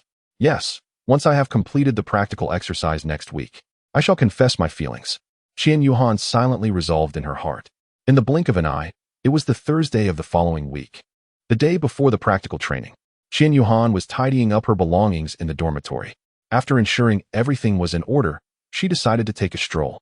Glancing back at Mu Qin, Tang Xian, and Tang Chen, who were still busy organizing their things, she bid them farewell and stepped outside. Aimlessly wandering along the path of the academy, she observed her shadow beneath the streetlights and let out a quiet sigh. Qian Yuhan has harbored feelings for Hu Liner for quite some time. However, he is merely an 8-year-old child. Deep down, Qian Yuhan understands that he is still too young, and the notion of romance seems somewhat impractical. In his mind, at the age of 8, one should devote oneself to learning and personal growth rather than becoming entangled in emotional complexities too soon. This belief is deeply ingrained in his heart, causing him to hesitate to cross that boundary. Each time he lays eyes on Hu Liner, his heart races, and his cheeks flush with warmth. He silently observes her every move, paying close attention to her likes and interests. Although he realizes that such behavior might be deemed childish or amusing, he finds himself unable to restrain his emotions. Simultaneously, Qian Yuhan begins to ponder the nature of his feelings for Hu Liner. Is it merely a fleeting infatuation, or does it transcend into genuine love? He is uncertain, as he has never encountered such experiences before. Nevertheless, he yearns to safeguard this sentiment, ensuring it remains unharmed. In the world he inhabits, even at the age of 15 or 16, engaging in romantic relationships is often considered premature, let alone at the tender age of 8. Qian Yuhan walked along the road, kicking stones beneath her feet. Reflecting on the words spoken to her by Tang Xian a few days prior, isn't it quite common for children as young as 8 to engage in romantic relationships? In our sect, there are several villages where, believe it or not, children as young as 15 or 16 are already marrying and starting families. Qian Yuhan, it seems I am still influenced by the original world. Since I have arrived in this realm, I must swiftly adapt to the myriad changes in every facet of life. As I walked, I found myself at the iconic edifice of the Angel Square, a hallmark of the Martial Soul Temple Academy and one of the distinguishing landmarks of Martial Soul City. "Oh, is that you, Yuhan?" A voice suddenly emerged from behind. Turning to look, I saw it was Feng Qing. "What brings you here alone? Are you troubled by something?" Qian Yuhan shook his head gently, striving to compose his emotions. He wished to conceal his innermost thoughts from Feng Qing, as their relationship was merely that of senior and junior, lacking the intimacy shared by Mu Chun and his companions. Thus, it was preferable for fewer individuals to be privy to such matters. "I heard you are heading to the Sunset Forest tomorrow." "Ah, yes, Feng Yu must have mentioned it to you." Qian Yuhan believed the answer was affirmative. But to her surprise, Feng Qing shook her head and replied, "It's not my sister. It's a good friend of yours from your grade who mentioned it. My relationship with my sister is rather ordinary, and my family has merely urged me to look out for her at the academy." Qian Yuhan was somewhat astonished. Could this truly be his elder brother? However, upon reflection, it could perhaps be attributed to Feng Yu's innate spirit power being at level 1. Should their relationship come to the attention of others in the academy, Feng Qing would undoubtedly find it difficult to hold his head high. Thus, he chose to distance himself from his sister within the academy. Nonetheless, Qian Yuhan still felt that Fong Qing was being somewhat unreasonable. Well then, brother Fong Qing, I must take my leave as I have some matters to attend to. We shall converse again when the opportunity arises. Farewell. Qian Yuhan quickly concluded the conversation and hurried away. Watching the spot where he had vanished, Fong Qing's lips curled into a subtle smile. The following morning, Qian Yuhan took the letter he had composed the previous day and carried it with him during his morning jog, intending to deposit it into the mailbox. This time, he wrote little, merely informing Shui that he might be unable to write for the next few days as he needed to engage in practical learning in the forest. A clarification that served as a sign of respect towards her. At 8 o'clock that morning, at Angel Square, the first-year students lined up in front of the Qian Mo statue for attendance. Han Shui stood at the forefront of the formation, her presence commanding silence among the students, as the authority of the director of education loomed over them. As Qian Yuhan, the class monitor, stood at the forefront of the line, he gazed at Han Shui and couldn't help but lament. Regardless of the world, the authority wielded by the director of education is equally formidable. Class 1, all present. Class 2, all accounted for, director. Class 7, we are one short, Director Han. One missing? Who is absent? Lu Yu.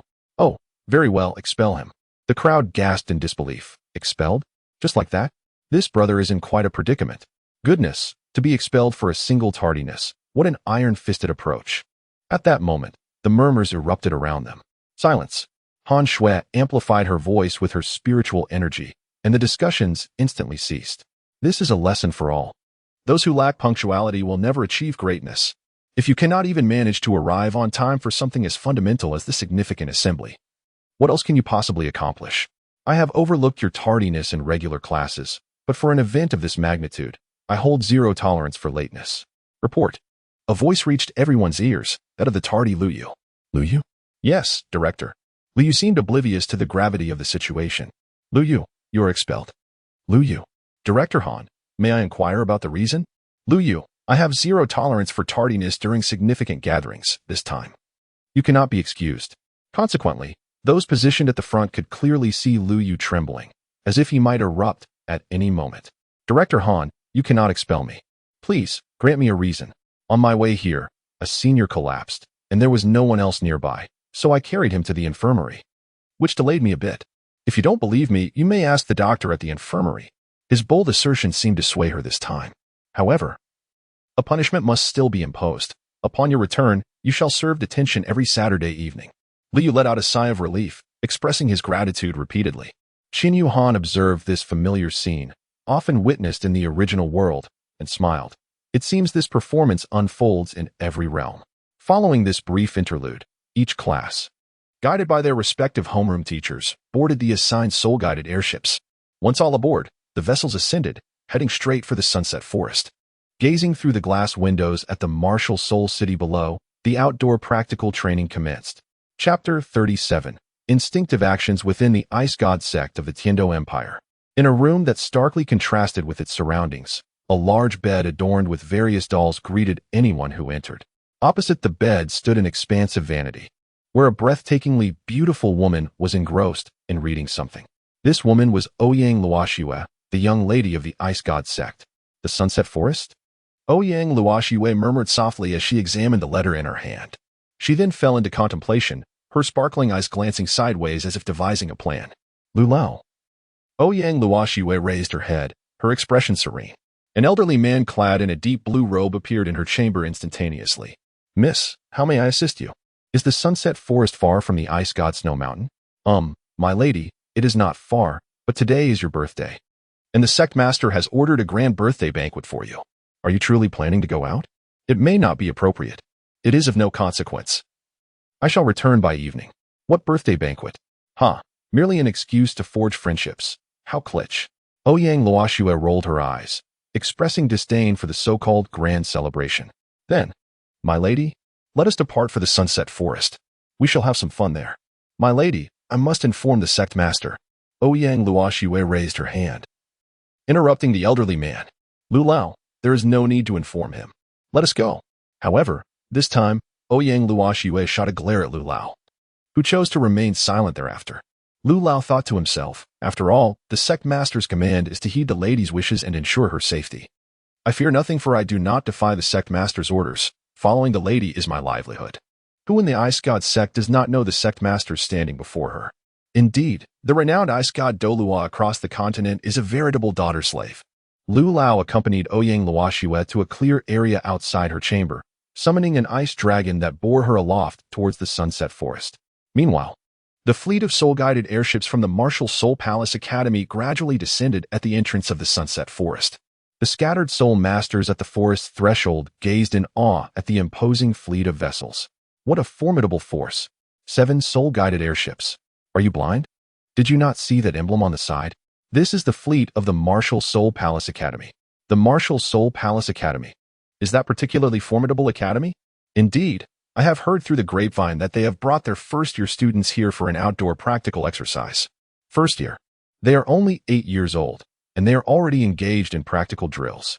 Truly, they must possess extraordinary talents. It is no wonder they are regarded as the strongest academy in the continent. The surrounding rogue cultivators exchanged remarks, each contributing to the conversation. Some of their words reached the ears of the students from the Spirit Hall Academy, causing them to straighten up and puff out their chests with pride. They thought to themselves, we are the elite of the Spirit Hall Academy.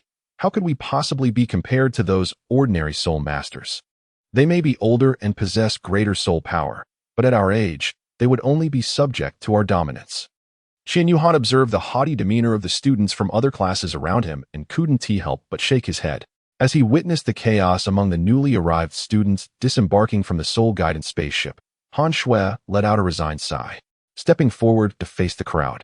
All the students caught sight of the stern expression on the face of the director, promptly aligning themselves in an orderly fashion according to their respective classes. Qian Yuhan, incredible, it's precisely that feeling. They all donned the uniforms of the Spirit Hall Academy, as per the requirements. The attire consisted of black robes, adorned with the golden emblem of the Spirit Hall, exuding an air of solemnity and authority. They stood in formation at the entrance of the sunset forest, remarkably orderly, resembling a disciplined army poised for action. Each face radiated confidence and pride, as if they were ready to embrace any challenge that lay ahead. Under the guidance of the Director of Education, Han Shui, the class teacher, Zhou Yu, led the first class into the fray. Meanwhile, the class leaders of each group stood at the rear, ensuring everything was in place. As Qian Yuhan approached the front, Dai Xingxi, positioned at the forefront of the 4th class, called out to him, "Make sure to relish this practical exercise." Qian Yuhan paid no mind to such a tedious individual. Dai Xingxi, what on earth are you doing? Why are you standing at the front of the line like that?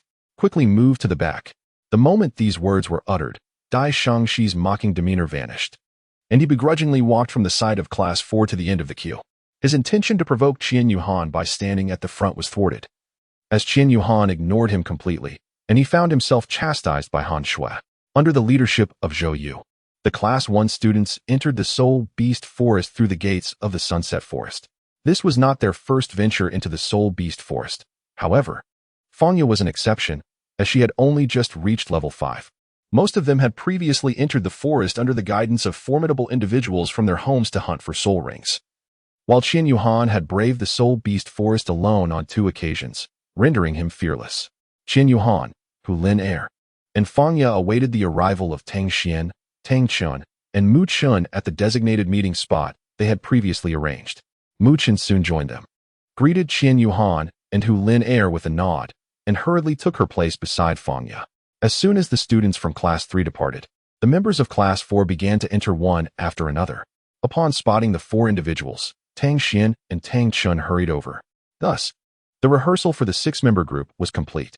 Dai Xingxi walked past them, giving Qian Yuhan a thumbs up, only to swiftly turn his hand, pointing downward in an instant.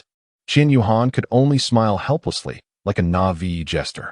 Qian Yuhan directly disregarded him, instinctively pulling Hu Lin Air towards the depths of the forest.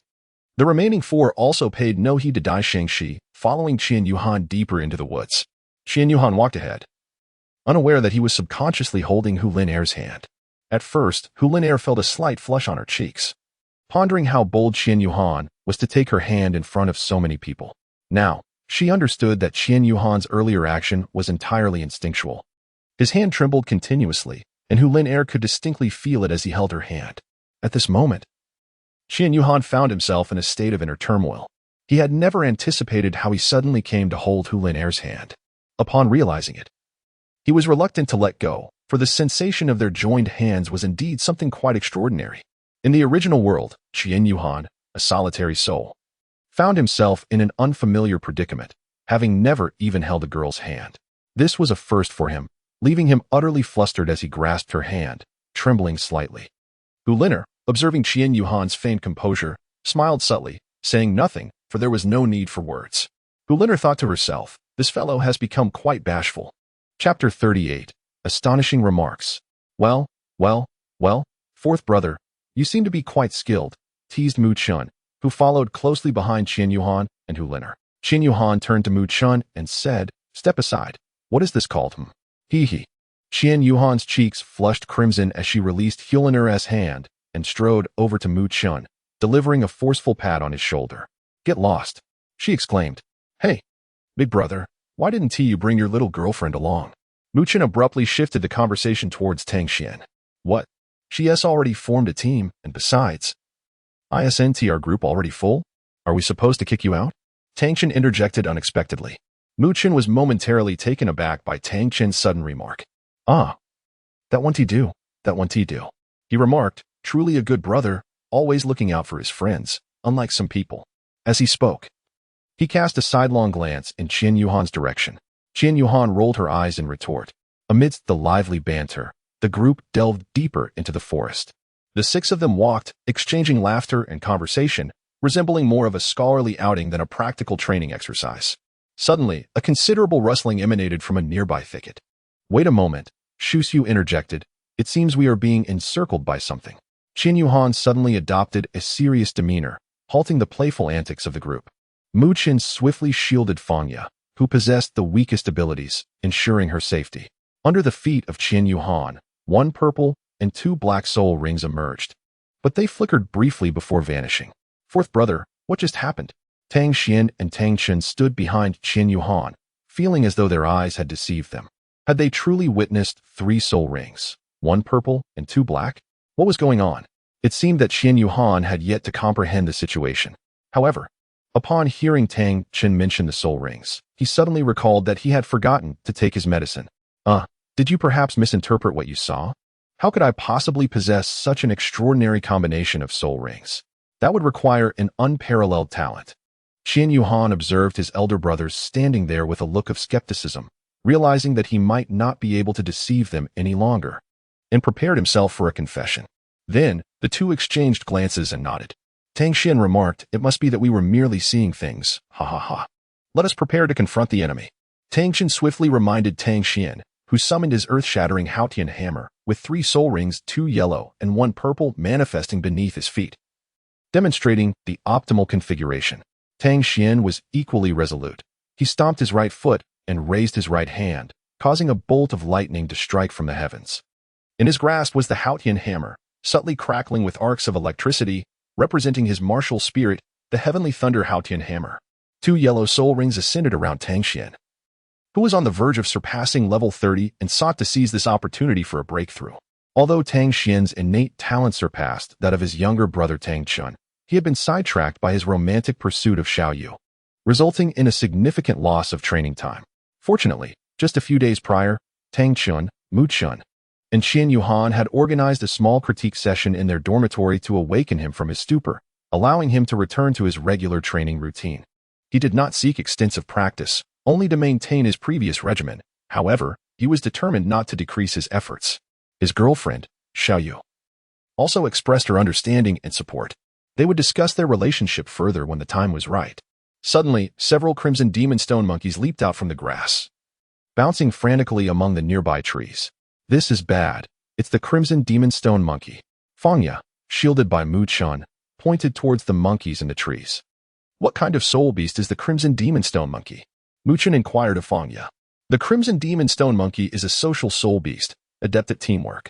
Named for its entirely red fur and skeletal visage reminiscent of a demon, this group must have a leader directing them. If we prioritize eliminating it, the troop will descend into chaos and eventually disperse to join other groups. How do you know so much? You can identify the soul beast just by looking at it? Mu Chun was astonished by Fangya's eloquence. It's nothing. I've always loved reading and learning. I came across some books about soul beasts in my family's library. she replied. Qian Yuhan was taken aback. Although the words were simple and composed, it was precisely this composure that revealed Feng Ye's formidable knowledge and remarkable memory. Such prowess enabled her to articulate her thoughts strikingly in real-life situations. When heaven closed one door on Feng Ye, it simultaneously opened a window for her. Now, we must locate the mastermind hiding behind the scenes, she said. Hu Lin listened to Feng Ye and responded, Eldest brother, you will attack the left flank with me. Second brother, you will engage on the right with Lin, while Mu Chen ensures Feng Ye's protection. Qian Yuhan remained unfazed in the face of the monkey horde, promptly organizing a straightforward grouping strategy. Confronted with an enemy force significantly outnumbering his own, he ensured that each segment of his team engaged the adversaries with utmost efficiency, effectively mitigating the risk of a power imbalance that could allow the opposing flank to encircle them. Understood, the others replied. In Qian Yu's cold grasp, the divine sword of light manifested, radiating brilliance. With a swift teleportation, it surged toward the left flank of the monkey horde. Tang Xian followed closely, gathering his strength as he leaped into the air.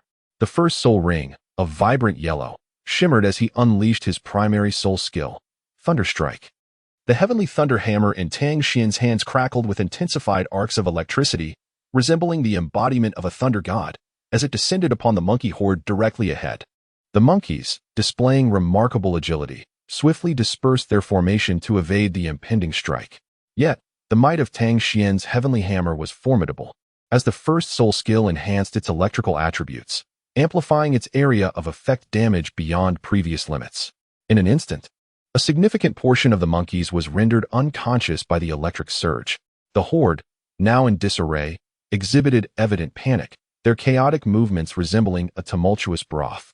It was as if they had been subjected to some form of intimidation, reacting with desperation, as if a terrifying presence loomed behind them, threatening their very existence. Unfazed by their fallen comrades, they charged wildly toward the group. The first soul skill, Radiant Slash, with a vigorous sweep of his right hand, Qian Yuhan unleashed the radiant divine sword, sending a surge of sword energy hurtling towards the horde of monkeys. What a fierce assault! The might of this sword energy is astonishingly formidable. As Tang Xian, who had just finished hammering, observed Qian Yuhan's first soul skill, he mused internally. During the previous friendly match, Tang Xian had been in the viewing area. The distance had somewhat diminished the perceived power of Qian Yuhan's initial soul skill. Now, witnessing its release so close at hand, it was no wonder that it had effortlessly breached the defenses of the Golden Crocodile King's martial soul during the match. Meanwhile, Mu Chen, positioned at the rear, employed his second soul skill to fend off the remaining attackers, sending them flying back into the fray, effectively meeting their fate. Concealed behind a distant tree, a figure observed the unfolding battle. Chapter 39. The know-it-all to the right of the monkey horde. Hu Lin and Tang Chun mounted a formidable offensive. Hu Lin unleashed her dual-tailed fox's charm, deliberately avoiding Tang Chun to ensure he remained unscathed. Her enchanting ability rendered those lacking in willpower helplessly ensnared in a daze, stripped of their capacity to attack. What's more, these simplistic human ancestors were no match for her prowess. A group of monkeys stood entranced, and as Tang Chun swung his hammer down, those monkeys vanished into the delightful illusion. The Monkey King, lurking behind the troop, could no longer remain hidden and leapt forth from the rear. Upon the emergence of their leader, the other monkeys visibly steadied themselves, retreating in synchronized caution. This Monkey King was not only significantly larger than the others, but appeared as a formidable mound of strength. Its muscular physique was distinctly defined, seemingly brimming with boundless power. The robust limbs resembled colossal tree trunks, each muscle fiber clearly visible, radiating explosive energy and tension.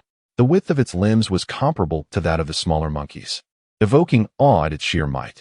As the Monkey King strode forward, the ground trembled slightly under its weight, as if the earth itself quaked in reverence of its majesty. The 8,000-year-old Crimson Demon Stone Monkey King, Feng Ye remarked from behind the crowd. Qian Yuhan, Tang Xian, Tang Chun, and Hu Lin, upon witnessing the emergence of the Monkey King behind the troop, prudently retreated, refraining from further aggression, uncertain of the Monkey King's prowess. They feared that a direct assault on Mu Chen might overwhelm him, and should he falter, the wrath of the Monkey King could claim 2 lives here. Thus, to avert unforeseen calamities, they adopted a conservative strategy and regrouped to face the adversary together. observing Qian Yuhan and his companions entering battle mode. They glanced back at the heavily wounded monkeys behind them. The Scarlet Demon Stone Monkey King let out a thunderous roar, its eyes turning a blood-red hue, exuding an aura of crimson fury. This was the bloodlust ability of the Scarlet Demon Stone Monkey, which undergoes a transformation upon reaching approximately 5,000 years of age, acquiring a formidable enhancement skill known as bloodlust. From 5,000 years onward, the fur of the Scarlet Demon Stone Monkey gradually darkens, culminating in a deep crimson hue at the 10,000-year mark. The majority of the fur atop this Stone Monkey King had already shifted to a deep red, indicating its cultivation was around 8,000 years. Mu Chun stared blankly at Fangya, whom he was protecting, feeling an overwhelming desire to shield her even more. She was truly a fountain of knowledge. The other four silently commended Fangya's erudition, yet they could not afford to turn back to praise her, for doing so would invite the Monkey King's assault. Suddenly, a deep and ferocious roar erupted, resonating like thunder across the vicinity. The sound seemed to emanate from a colossal beast lurking in the abyss, imbued with an overwhelming power and authority that inspired fear. At the sound of this roar, countless birds took flight in panic from the surrounding woods, scattering in all directions, evidently startled by the unexpected noise. Meanwhile, in various corners of the Martial Soul Hall Academy, members of other teams also heard this roar, pausing their activities with expressions of astonishment and vigilance. Some began to speculate about the source of the roar, with opinions ranging from it being a warning from a powerful soul beast to the display of strength by a mysterious, formidable entity. Yet, the true origin remained unknown, leaving them to conjecture in silence. The Scarlet Demon Stone Monkey King pounded its chest and charged towards Qian Yuhan and the others. The first soul skill, Radiant Slash. Qian Yuhan's yellow soul ring shimmered as he unleashed a blade of energy that struck the Scarlet Demon Stone Monkey King, merely slowing its advance. Fox Spirit Domain, activate. Huliner unleashed her Fox Spirit Domain, but it seemed ineffective against the bloodlust-infused Scarlet Demon Stone Monkey King. Fangya, recalling something, quickly advised, do not release the Fox Spirit Domain. It consumes a great deal of your soul power and has no effect on the Bloodlust Monkey King. The Bloodlust state not only enhances its physical strength but also renders it immune to all forms of weakening and control effects. Understood, Hulina replied, promptly dispelling her Fox Spirit Domain upon hearing Fangya's counsel. Then, the first soul ring beneath her feet shimmered. The first soul skill, Foxtail Needle. Huliner unleashed her first soul skill, the Foxtail Needle, which the Red Demon Stone Monkey King met head-on with its skull. After shaking its head from side to side, it dissipated the effect of the skill, though the Stone Monkey King's head sustained injuries. Its bloodthirsty state rendered it temporarily impervious to pain, allowing it to continue its assault on the crowd. Upon witnessing the scene, Qian Yuhan activated the third purple soul ring beneath his feet. Like Guardian, as the third soul skill of Qian Yuhan was unleashed, a humanoid shadow materialized behind the crowd, enveloping them in a radiant embrace. A brilliant glow emanated from this ethereal figure. The Crimson Demon Stone Monkey King collided with this spectral form, only to be violently repelled, stumbling backward. Subsequently, his bloodthirsty skill came to an end, leaving him in a state of debilitating fatigue. Coupled with the injury sustained during his frenzy, the pain surged forth in an instant, overwhelming him, and the beleaguered Stone Monkey King collapsed to the ground. As Qian Yuhan concluded his skill release, Mu Chun, who had been diligently protecting Fangya, appeared to be brimming with combat enthusiasm. Having devoted his efforts to safeguarding Fangya, he felt a surge of impatience and now saw the perfect opportunity to take advantage of the feeble 8,000-year soul beast. Observing Mu Chun charging up to unleash his first soul skill, Qian Yuhan understood that this strike would be sufficient to deliver a fatal blow to the Stone Monkey King. As Qian Yuhan was about to urge Mu Chun to cease, the golden crocodile's tail had already been unleashed. Alas, this third brother, the Stone Monkey King, lying there, seemed to sense its impending doom, closing its eyes in resignation, abandoning all resistance. With its eyes shut, darkness enveloped it. When suddenly a beam of light pierced through the obscurity, followed by a deafening rush of wind that swept past its ears, the Stone Monkey King slowly opened its eyes, gazing at Qian Yuhan standing before it, momentarily taken aback. Not only it, but also Mu Chun and the others were equally stunned. The wind rustled the leaves as they drifted gracefully from above, and for a good 20 seconds, they stood there, bewildered. Fourth brother, what is this? Third brother, do not slay it. Do you not sense it? They seemed to be fleeing for their lives, which is why they displayed such hostility upon encountering us. Imagine being pursued by a threat to your existence while facing an obstacle ahead. Would you not fight desperately? Indeed, it appears so. Certainly, we did not provoke them. Their behavior is quite unusual. You see, the Crimson Demon Stone monkeys are social creatures, typically gentle in nature. I too am perplexed as to why they are behaving so aberrantly. Qin Yuhan observed that the crowd seemed to comprehend his actions. He turned, crouching down to address the Stone Monkey King, inquiring, "Is there something pursuing you?" The Stone Monkey King nodded in affirmation. This ancient soul beast, having existed for 8 millennia, had developed a level of intelligence that allowed it to understand human speech. Weakly, the Stone Monkey King gestured towards Qin Yuhan and his companions. "Us? What has happened to us?" Qin Yuhan questioned, only to receive a shake of the head in response. "Is it a soul master? Are soul masters hunting you?" Qin Yuhan quickly deduced. The Stone Monkey King nodded once more, confirming the accuracy of his response. "You must leave at once. Safeguard your kin.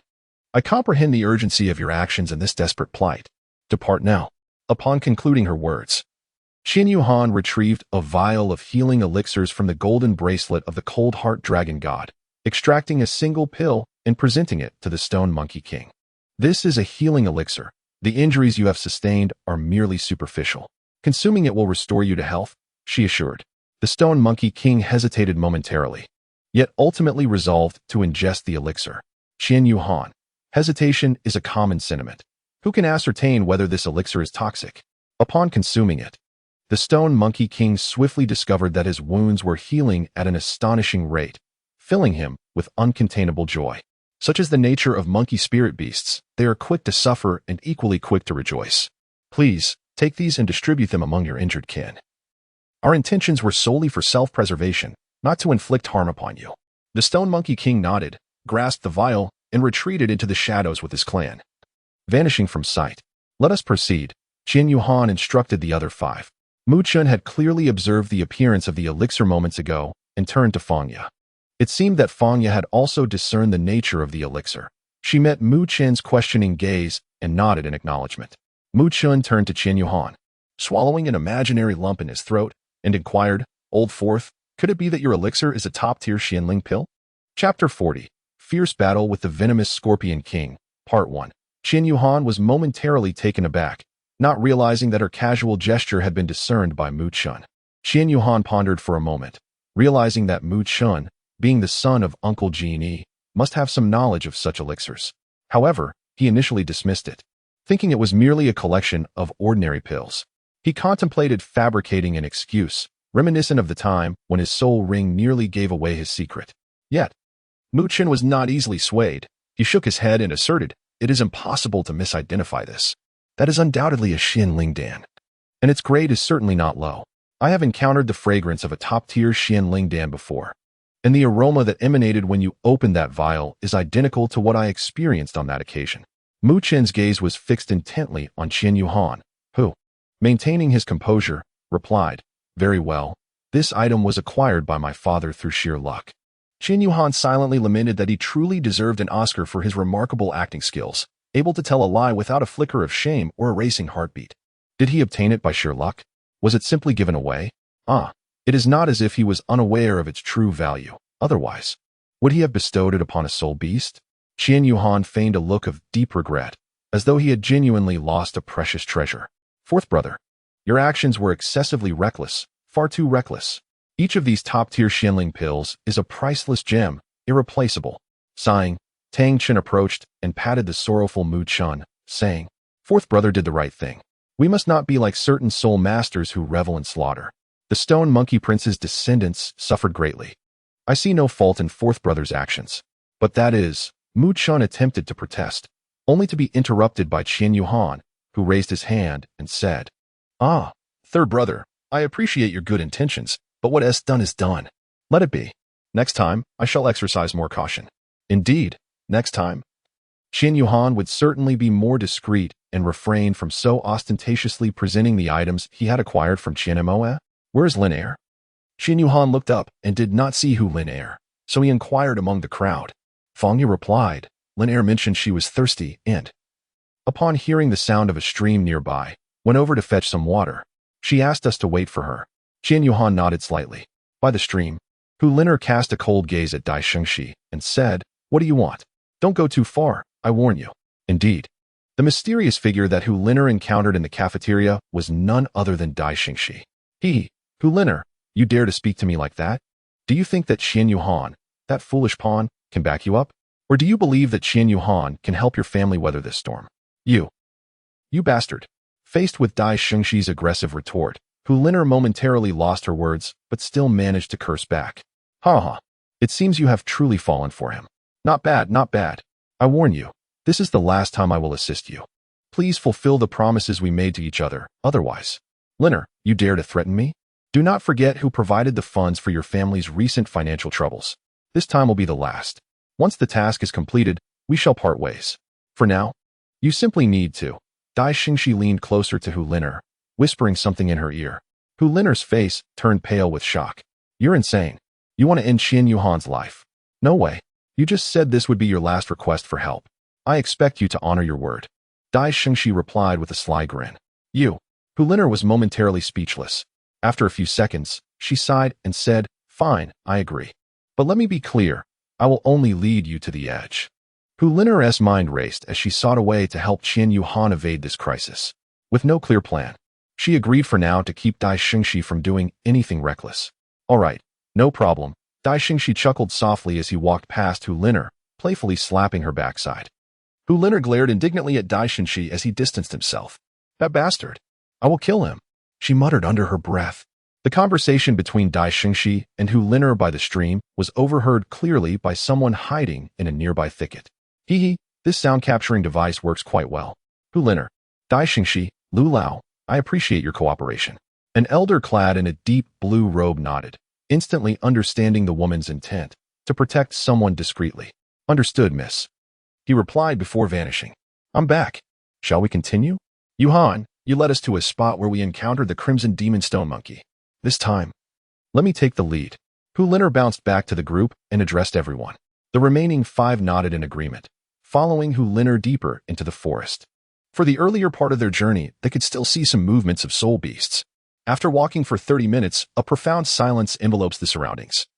With not a single sound to be heard, Qian Yuhan surveyed the surroundings, where numerous skeletal remains of spirit beasts lay scattered about, enveloped in a thick green mist. Perhaps we should refrain from proceeding any further. It seems I may have taken a wrong turn, Hu Liner suggested, leading the group into a desolate area, devoid of human presence and seldom visited by spirit beasts. I share your sentiment. This place feels rather eerie, Mu Chen remarked, instinctively inching closer to Fang Ye. As Mu Chen drew nearer, Fang Ye stifled a laugh, thinking to herself, how observant Mu Chen is. Fang Ye harbored a favorable impression of Mu Chen, which had only deepened during this journey. Just as Tang Xian was about to voice his thoughts, he noticed swarms of small scorpions rapidly approaching, their sheer numbers evoking an unsettling sensation. Fang Ye observed the little scorpions, seemingly searching her mind for a comparison. What do they resemble? Mu Chen inquired. They appear to be pincer scorpions. If that is the case, we must make haste.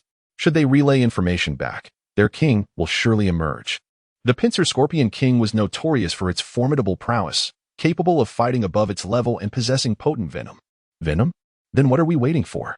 Let us flee at once. Mu Chen exclaimed, intending to pull Fang Ye back along their original path. It may already be too late, Tang Xian warned. Sensing a disturbance behind them, he swiftly turned to see a colossal scorpion looming 100 meters away, its massive form and fierce pincers instilling dread. This scorpion towered like a small mountain, exuding an oppressive aura that suffocated the air. Its presence effectively sealed off their escape route, presenting an insurmountable barrier.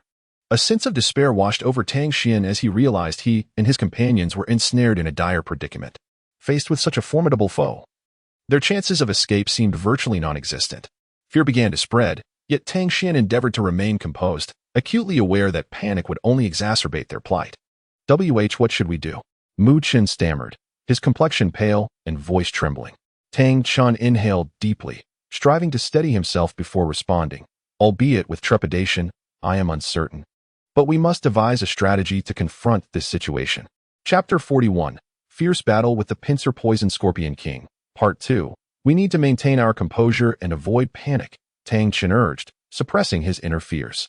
The Pincer Poison Scorpion King was an exceedingly perilous spirit beast, With a cultivation of 50,000 years, a domain that even 100,000-year spirit beasts dared not enter lightly.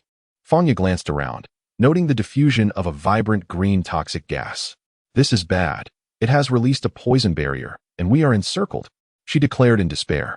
Addressing the group ahead. What shall we do? The poison scorpion king has blocked our retreat, and ahead lies its lair, which we certainly cannot enter, she lamented.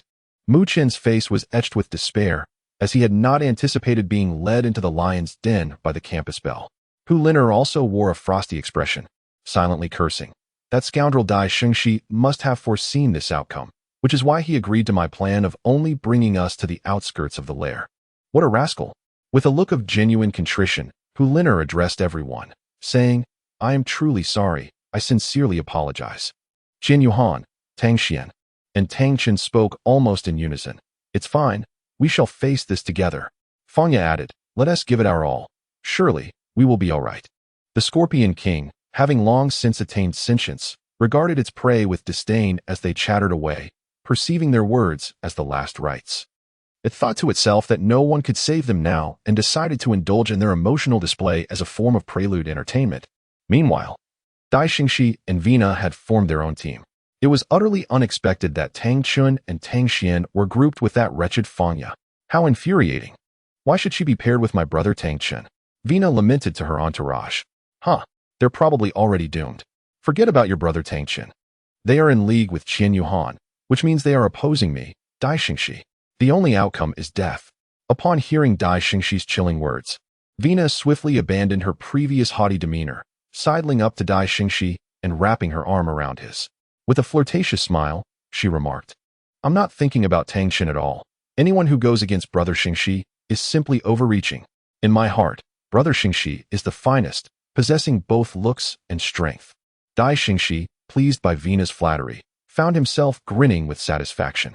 He lifted her chin with his free hand and kissed her passionately, disregarding the presence of her followers. The kiss was fervent, and as they broke apart, Dai Xingxi inquired, what were you saying about Fangya? What is the matter with her? Gasping for breath after their intense kiss, Vina replied, I heard she teamed up with Qian Yuhan and the others. Is that a problem? Dai Xingxi froze. Alarm bells ringing in his mind. This is bad. How could she be with that scoundrel Qian Yuhan? When we entered the setting sun forest, I merely noticed that the fellow next to Qian Yuhan was protecting a girl who bore a resemblance to Fangya, and I thought nothing more of it. This is troublesome. Clearing his throat, he continued, I believe we should give them a warning rather than take their lives, right? We ought to inform the teachers. If any harm befalls them, our families won't be able to shield us. He hurriedly pulled Vina towards where the teachers were stationed, oblivious to the dark expression on Vina's face. Returning to Qian Yuhan and his group, it was time to make a bold move and await the teacher's rescue. Let us create a commotion. It will make it easier for others to notice us. Qian Yuhan instructed the other 5. Qian Yuhan gracefully swept his right hand over the cold-hearted dragon god bracelet adorning his left wrist, presenting a vial to Fangya. He said, The elixirs within are salvaged by my father from the treacherous battlefield beyond our realm. Consuming one will grant you immunity to the harm inflicted by toxic gas for half an hour. He then distributed 2 vials to each of the remaining 5 individuals. Observing Fangya, he cautioned further, those little scorpions may lack offensive power, yet you must remain vigilant to avoid their stings. Take care to evade them from the side. Fangya nodded, understanding that with her current capabilities, she could scarcely offer them substantial aid. Merely not becoming a burden would be her utmost contribution. Mu Chen gazed at the elixirs in his hand, then shifted his attention to Qian Yuhan, who was imparting instructions to Fangya. Inwardly, he mused. This 4th brother is quite remarkable, to possess so many heavenly dragon detoxifying pills. After Qian Yuhan finished his instructions to Fangya, the 6 of them simultaneously consumed the heavenly dragon detoxification pill.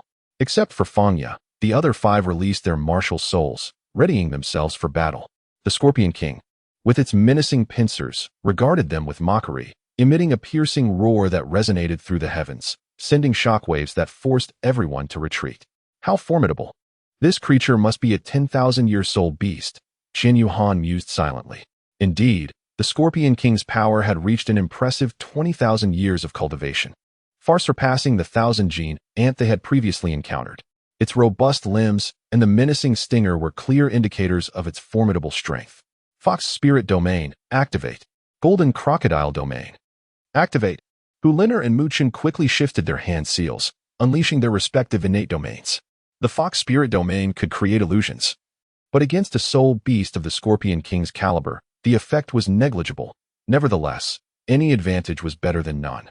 The Golden Crocodile domain enveloped the five of them, as Fangya had already concealed herself in the nearby thicket, enhancing the power attributes of allies within its confines. This augmentation was particularly significant for Mu Chun, while the others experienced a lesser boost. Yet, again, any enhancement was preferable to none. Mu Chen's first soul ring glimmered beneath him as he initiated his attack. The golden crocodile's tail swung fiercely, and as his martial soul manifested, a robust crocodile tail lashed out towards the Scorpion King, delivering a golden strike aimed directly at it. I shall assist you, third brother. Tang Xian's second soul ring shimmered beneath his feet. Thunderstrike. He raised the heavenly thunder Haotian hammer high above his head, straining to lift it towards the sky. In an instant, the previously clear sky seemed to be shrouded by an unseen hand, darkening ominously as thunderclouds rolled in like ink. The Haotian hammer traced an arc in the air before crashing down. Suddenly, the thunderclouds appeared to be triggered by some unseen mechanism, and a massive bolt of lightning, resembling a ferocious dragon, roared forth from the clouds, hurtling down with devastating force towards the Scorpion King's crown. Light slash, foxtail needle, earthquake. Tang Chen swiftly unleashed his second soul technique in tandem. Qian Yuhan, Huliner, and Tang Chen launched their attacks in swift succession. Confronted by assaults from three directions, above, before, and below, the Scorpion King remained unperturbed, steadfast in its stance. 5 strikes directly impacted the Scorpion King. Splendid. It hit. Muchen exclaimed. The 5 attacks converged upon the Scorpion King almost simultaneously, resulting in a cataclysmic explosion, with a thunderous roar that reverberated through the battlefield. 5 distinct hues of soul skills erupted upon the Scorpion King, casting a radiant glow that illuminated the entire arena, rendering it as bright as day. The overwhelming force of the energy seemed to rend the very air, producing a piercing, shrill whistle. Following this, the powerful shockwave generated by the explosion radiated outward, stirring up thick clouds of smoke that enveloped the surroundings in a colossal veil of dust, obscuring the sky. The ground trembled violently under the immense impact, as if it were on the verge of fracturing. In that moment, all eyes on the battlefield were fixated on the Scorpion King, their hearts brimming with anticipation and trepidation, eagerly awaiting its response. As the smoke began to dissipate, the previously unscathed Scorpion King stood resolutely, seemingly challenging Qian Yuhan and the others. How is this possible? Tang Xian exclaimed, his face a portrait of disbelief. Even the usually reticent Tang Xian was left speechless, murmuring, the combined might of 5 individuals was effortlessly neutralized. At that moment, the Scorpion King flickered and vanished, its massive form disappearing without a trace.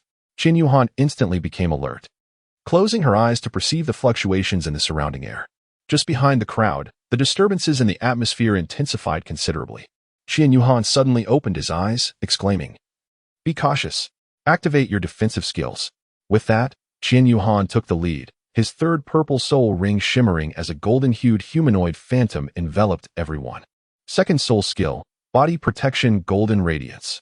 At this crucial moment, Mu Chun was equally resolute. Upon hearing Qian Yuhan's command, he immediately summoned his own second soul skill for defense. Third soul skill, Haotian body protection. Tang Chen's third soul ring illuminated beneath him, showcasing his newly acquired third soul skill. Among the disciples of the Haotian sect, the Haotian body protection is considered an essential soul skill. Thus, beneath the secluded peaks of the Haotian sect resides the iron-horned rhinoceros, a soul beast specifically nurtured to grant this skill. Essentially, every disciple of the Haotian sect possesses this skill as their third soul ability. Tang Chun had taken a week's leave to challenge the iron-horned rhinoceros and acquire it. His earth-shattering Haotian hammer had a certain restraining effect on the iron-horned rhinoceros, allowing him to effortlessly obtain his third soul ring. As Qian Yuhan, Mu Chun, and Tang Chun unleashed their formidable defensive skills, a golden protective shield and an earthy yellow barrier materialized alongside a human-like phantom. The King of the Scorpion, as anticipated by Qian Yuhan, swiftly appeared behind the group. Its powerful scorpion tail lashed out like lightning, accompanied by a fierce gust of wind. In the blink of an eye, both layers of protective shields were shattered effortlessly, producing a crisp sound of breaking. The human phantom, unable to withstand such overwhelming force, vanished without a trace. What shall we do? Tang Xian exclaimed. Our defensive skills can only withstand a mere ordinary strike from it. The group fixated on the king of the scorpion, which had coalesced a radiant green sphere at its chest. Subsequently, its tail struck the sphere, sending it soaring into the sky. The sphere detonated at an altitude of approximately 30 meters above the ground, creating a toxic mist barrier that enveloped Qian Yuhan and the other 6 individuals, including Fangya, who was concealed in the bushes, as well as the Scorpion King itself. Within the green gas shield, toxic mist swirled ominously. Qian Yuhan, this is dire. The efficacy of the Tianlong detoxification pill has significantly diminished. Dreadful. The crowd felt increasingly dizzy, and Fangya, unable to endure any longer, stumbled out from the thicket, only to collapse to the ground in exhaustion. Witnessing Fangya's unconscious state, Muchen cried out, Fangya. However, as Muchen shouted, he inhaled a substantial amount of the toxic mist, causing his head to grow heavier until he too succumbed to unconsciousness. Qian Yuhan, Hu Lin, Tang Xian, and Tang Chun continued to resist the toxic mist with their soul power. The king of the poisonous scorpion was not in a hurry. It intended to watch its prey fall one by one before savoring them at its leisure. It had deliberately created this toxic mist to relish the feast alone, ensuring that its disciples could not enter this noxious barrier. Tang Xian and Tang Chun succumbed to the effects and collapsed. Hu Lin began to feel lightheaded as well. And Qian Yuhan realized that they could not afford to linger. They must shatter this toxic shield without delay. Rising to his feet, he summoned his external soul bone. The radiant wings.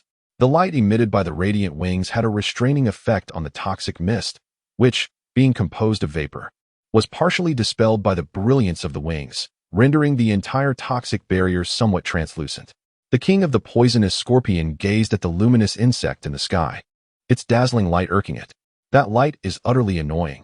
Perish, you wretched insect, the king thought, leaping forward with great force. It watched as the enormous scorpion tail lashed out, unleashing a streak of emerald green energy aimed directly at Qian Yuhan. Qian Yu held the radiant divine sword in her hand.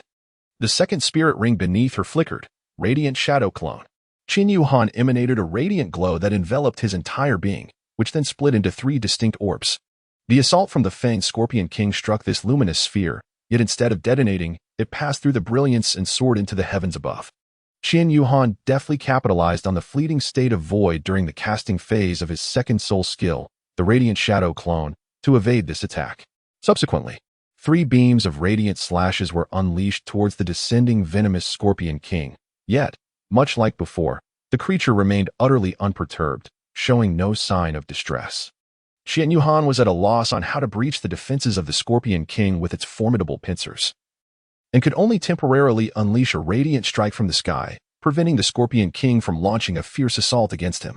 On the ground, Hu Lin could no longer endure and fainted. Lin Qian Yuhan exclaimed anxiously upon seeing Hu Lin unconscious. Seizing the opportunity, the Scorpion King swept its tail, sending both Qian Yuhan and his 2 clones hurtling through the air. Qian Yuhan coughed up blood, his body spiraling uncontrollably through the sky, until he finally began to descend after being flung far away. Fortunately, he managed to catch onto a branch, where he succumbed to unconsciousness.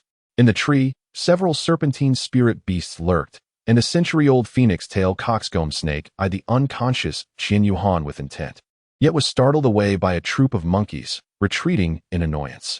The Scorpion King, having sent Qian Yuhan flying, felt a deep sense of frustration. After all, it had carelessly discarded its meal, a sentiment anyone would find displeasing. With only 6 individuals initially, the loss of one was a significant blow. As the Scorpion King approached the unconscious figures, a sudden ice shield materialized above it, descending swiftly to envelop the beast. The Scorpion King collided with the edge of the shield, stumbling back. It then began to strike the ice barrier with its proud pincers. After approximately a minute, the ice shield finally shattered. However, due to its substantial thickness, the Scorpion King could not discern who had ensnared it. Once free, it glanced around and spotted an elderly man in a deep blue robe standing directly before it, while a woman busied herself transporting its food, seemingly oblivious to its presence. These 2 were Ouyang Luoxue and Elder Lu, tasked with her protection from the Ice God sect. Ouyang Luoxue gathered Hu Lin, Tang Xian, Tang Chun, Mu Chun, and Fangya, placing them together, yet failed to locate Qian Yuhan. Upon arriving, they saw the Scorpion King poised to strike. And with a mere glance from Ouyang Luoxue, Elder Lu understood her intent and intervened to halt the Scorpion King, while Ouyang Luoxue focused on rescuing the others. He is missing. Ouyang Luoxue called out to Elder Lu. With a wave of his right hand, Elder Lu once again encased the Scorpion King in an ice shield. The Scorpion King, irate, muttered, "What in the world? Miss, who is missing? How did he vanish?" Elder Lu, let us first return them to their teacher's encampment. There is still one person unaccounted for. He may be in danger. After ensuring their safety, we must search for him. Ouyang Luoxue urged Elder Lu in a flurry. Understood. Miss, they have been poisoned. We must hasten to deliver them to their teacher for treatment. After speaking, Lu waved his hand, causing all present to vanish without a trace. Upon breaking through the ice barrier, the Scorpion King with its serrated pincers found itself alone in an empty expanse. The Scorpion King. Chapter 43. A Spring of Duality, the Eyes of Ice and Fire. Dai Xingxi and his companions finally returned to the teacher's encampment. Teacher, there's trouble. We just saw a group from Class 1 heading towards the territory of the Scorpion King. Upon hearing this, Zhou Yu, the homeroom teacher, dropped her cup in shock, exclaiming, "What did you say?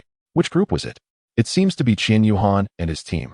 The Scorpion King, if I recall correctly. There is only one in the Setting Sun Forest, and it has nearly 50,000 years of cultivation. This is dire, Director Han. We must rush to save them." Zhou Yu said urgently to Director Han. "Yes, let us hurry. We'll go together." Han Shui replied without hesitation, recognizing the gravity of the situation. She quickly grabbed Zhou Yu, and they set off towards the Scorpion King's territory. A dragon's roar echoed from above, deafening in its intensity. Han Shui and the others looked up to see an ice dragon spiraling in the sky before landing gracefully in the clearing before them. On the dragon's back stood an elderly man and a young girl, along with 5 children in the attire of the Spirit Hall Academy, lying across the dragon's spine. Lu appeared, bringing Ouyang Luoxue and the 5 unconscious individuals before them. "Is that Liner? She was with Yuhan's team. They've been rescued. They're safe." Lu transferred the 5 individuals from the dragon's back using his soul power, stating, "Cough. Fortunate that we were passing by and could intervene. However, they are severely poisoned and require immediate treatment. Delaying further could leave lasting repercussions on their health.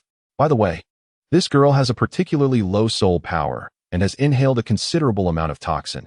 She must be treated promptly, or her life may be at stake." Lu stroked his white beard, pointing at Fangya. "Thank you, sir, for your benevolent rescue. We express our gratitude on their behalf." Ouyang Luoxue interjected, "Sir, when you rescued them, were there only those 5? There should have been 6 in their team." "I'm not sure. When we arrived, there were only these 5. Lu replied, feeling a pang of concern, as she had come to seek Qian Yuhan, who was not among them. He may have fallen prey to the Scorpion King first. I will escort them back to Spirit City for treatment. Zhou Yu, please arrange for 2 homeroom teachers to assist you in searching for Qian Yuhan. The remaining teachers will stay behind to guard the encampment."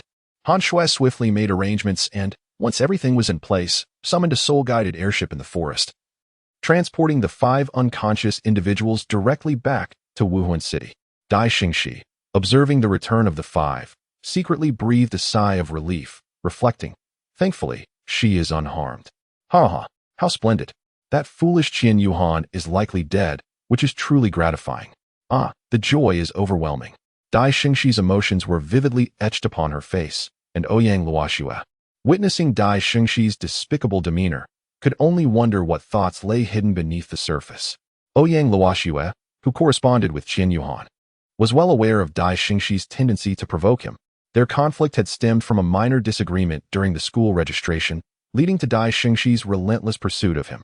Consequently, Ouyang Luoxue harbored no fondness for Dai Xingxi. The fervent report Dai Xingxi had just delivered gave the impression that it was her failure to dissuade Qian Yuhan and the others that had nearly led to their peril. Her performance before the teacher was so genuine, claiming brotherhood so earnestly. Ouyang Luoxue chuckled coldly, "If I encounter this person again, I shall truly give him a taste of his own medicine. He is utterly revolting." Meanwhile, the battered Qian Yuhan found himself dangling from a tree, narrowly escaping the jaws of a phoenix-tailed, chicken-crowned snake. Fortunately, a troop of monkeys frightened the serpent away. A large monkey, alternating between its right and left hands, swung from branch to branch until it reached the tree where Qian Yuhan hung. This formidable creature was none other than the Crimson Demon Stone Monkey King, whom Qian Yuhan had spared not long ago. Upon seeing Qian Yuhan suspended from the tree, the monkey noticed the blood at the corner of his mouth and realized he was gravely injured. Having been saved by Qian Yuhan and his medicinal offerings to its kin, the monkey had come to repay the favor. It mimicked human behavior, opening the bottle of Xianling Dan previously given by Qian Yuhan, pouring a pill into his mouth. Qian Yuhan possessed no significant capacity for mastication. Thus, he could only allow the Xianling Dan to dissolve within his mouth and absorb its medicinal effects. Qian Yuhan's injuries visibly healed, and after a short while, he gently opened his eyes. He discovered himself suspended from a tree, and after twisting and turning, he managed to break free from the branch, landing gracefully on the ground. Observing the Crimson Demon Stone Monkey King perched above, along with the vial of elixir it held in its grasp, Qian Yuhan instantly realized that it was this very creature that had come to his rescue. Qian Yuhan nodded at the Red Demon Stone Monkey King, smiling as he produced a vial of Xianling Dan, beckoning the Red Demon Stone Monkey King to come down. The Red Demon Stone Monkey King, noticing the identical vial, recognized that it contained the same substance as the one he held. "This is a gift for you, in gratitude for saving my life," he offered. The Red Demon Stone Monkey King waved his hand dismissively. "Please do not refuse. I must repay you for saving my life." The spirit beast, unfamiliar with the intricacies of human relationships, took Qian Yuhan's reiterated offer as an entitlement and happily accepted the gift. "By the way, where exactly are we?" The Red Demon Stone Monkey King inquired, shaking his head to indicate his ignorance of their location. As Qian Yuhan proceeded onward, traversing approximately 500 meters, he stumbled upon a cavern. The Crimson Stone Monkey King, wary of Qian Yuhan's incomplete recovery, resolved to escort him a bit further. Recognizing the generosity of the numerous elixirs bestowed upon him, following closely behind Qian Yuhan, the Crimson Stone Monkey King observed as he ventured directly into the depths of the cave. The cavern exuded an eerie and foreboding atmosphere, sending shivers down one's spine. A damp chill pervaded the air, heightening the sense of unease. The walls and floor were cloaked in a thick layer of moss, while the scent of decay lingered heavily. Jagged rocks loomed overhead, threatening to plummet at any moment. An unsettling silence enveloped the cave, punctuated only by the rhythmic sound of dripping water. Drops oozed from the stone walls, one after another, falling into a small puddle on the ground, producing a crisp and resonant sound. Each droplet would send up tiny splashes before merging back into the puddle. As time elapsed, the puddle deepened, its surface beginning to ripple. These ripples spread outward, colliding with one another and ultimately fading away. Meanwhile, fresh droplets continued to fall, ensuring that the water within the puddle remained in a state of perpetual motion. This incessant sound imbued the cavern with a sinister ambience, evoking imagery reminiscent of a scene from a horror film. As he continued his journey, Qian Yuhan suddenly beheld a luminous point of light ahead.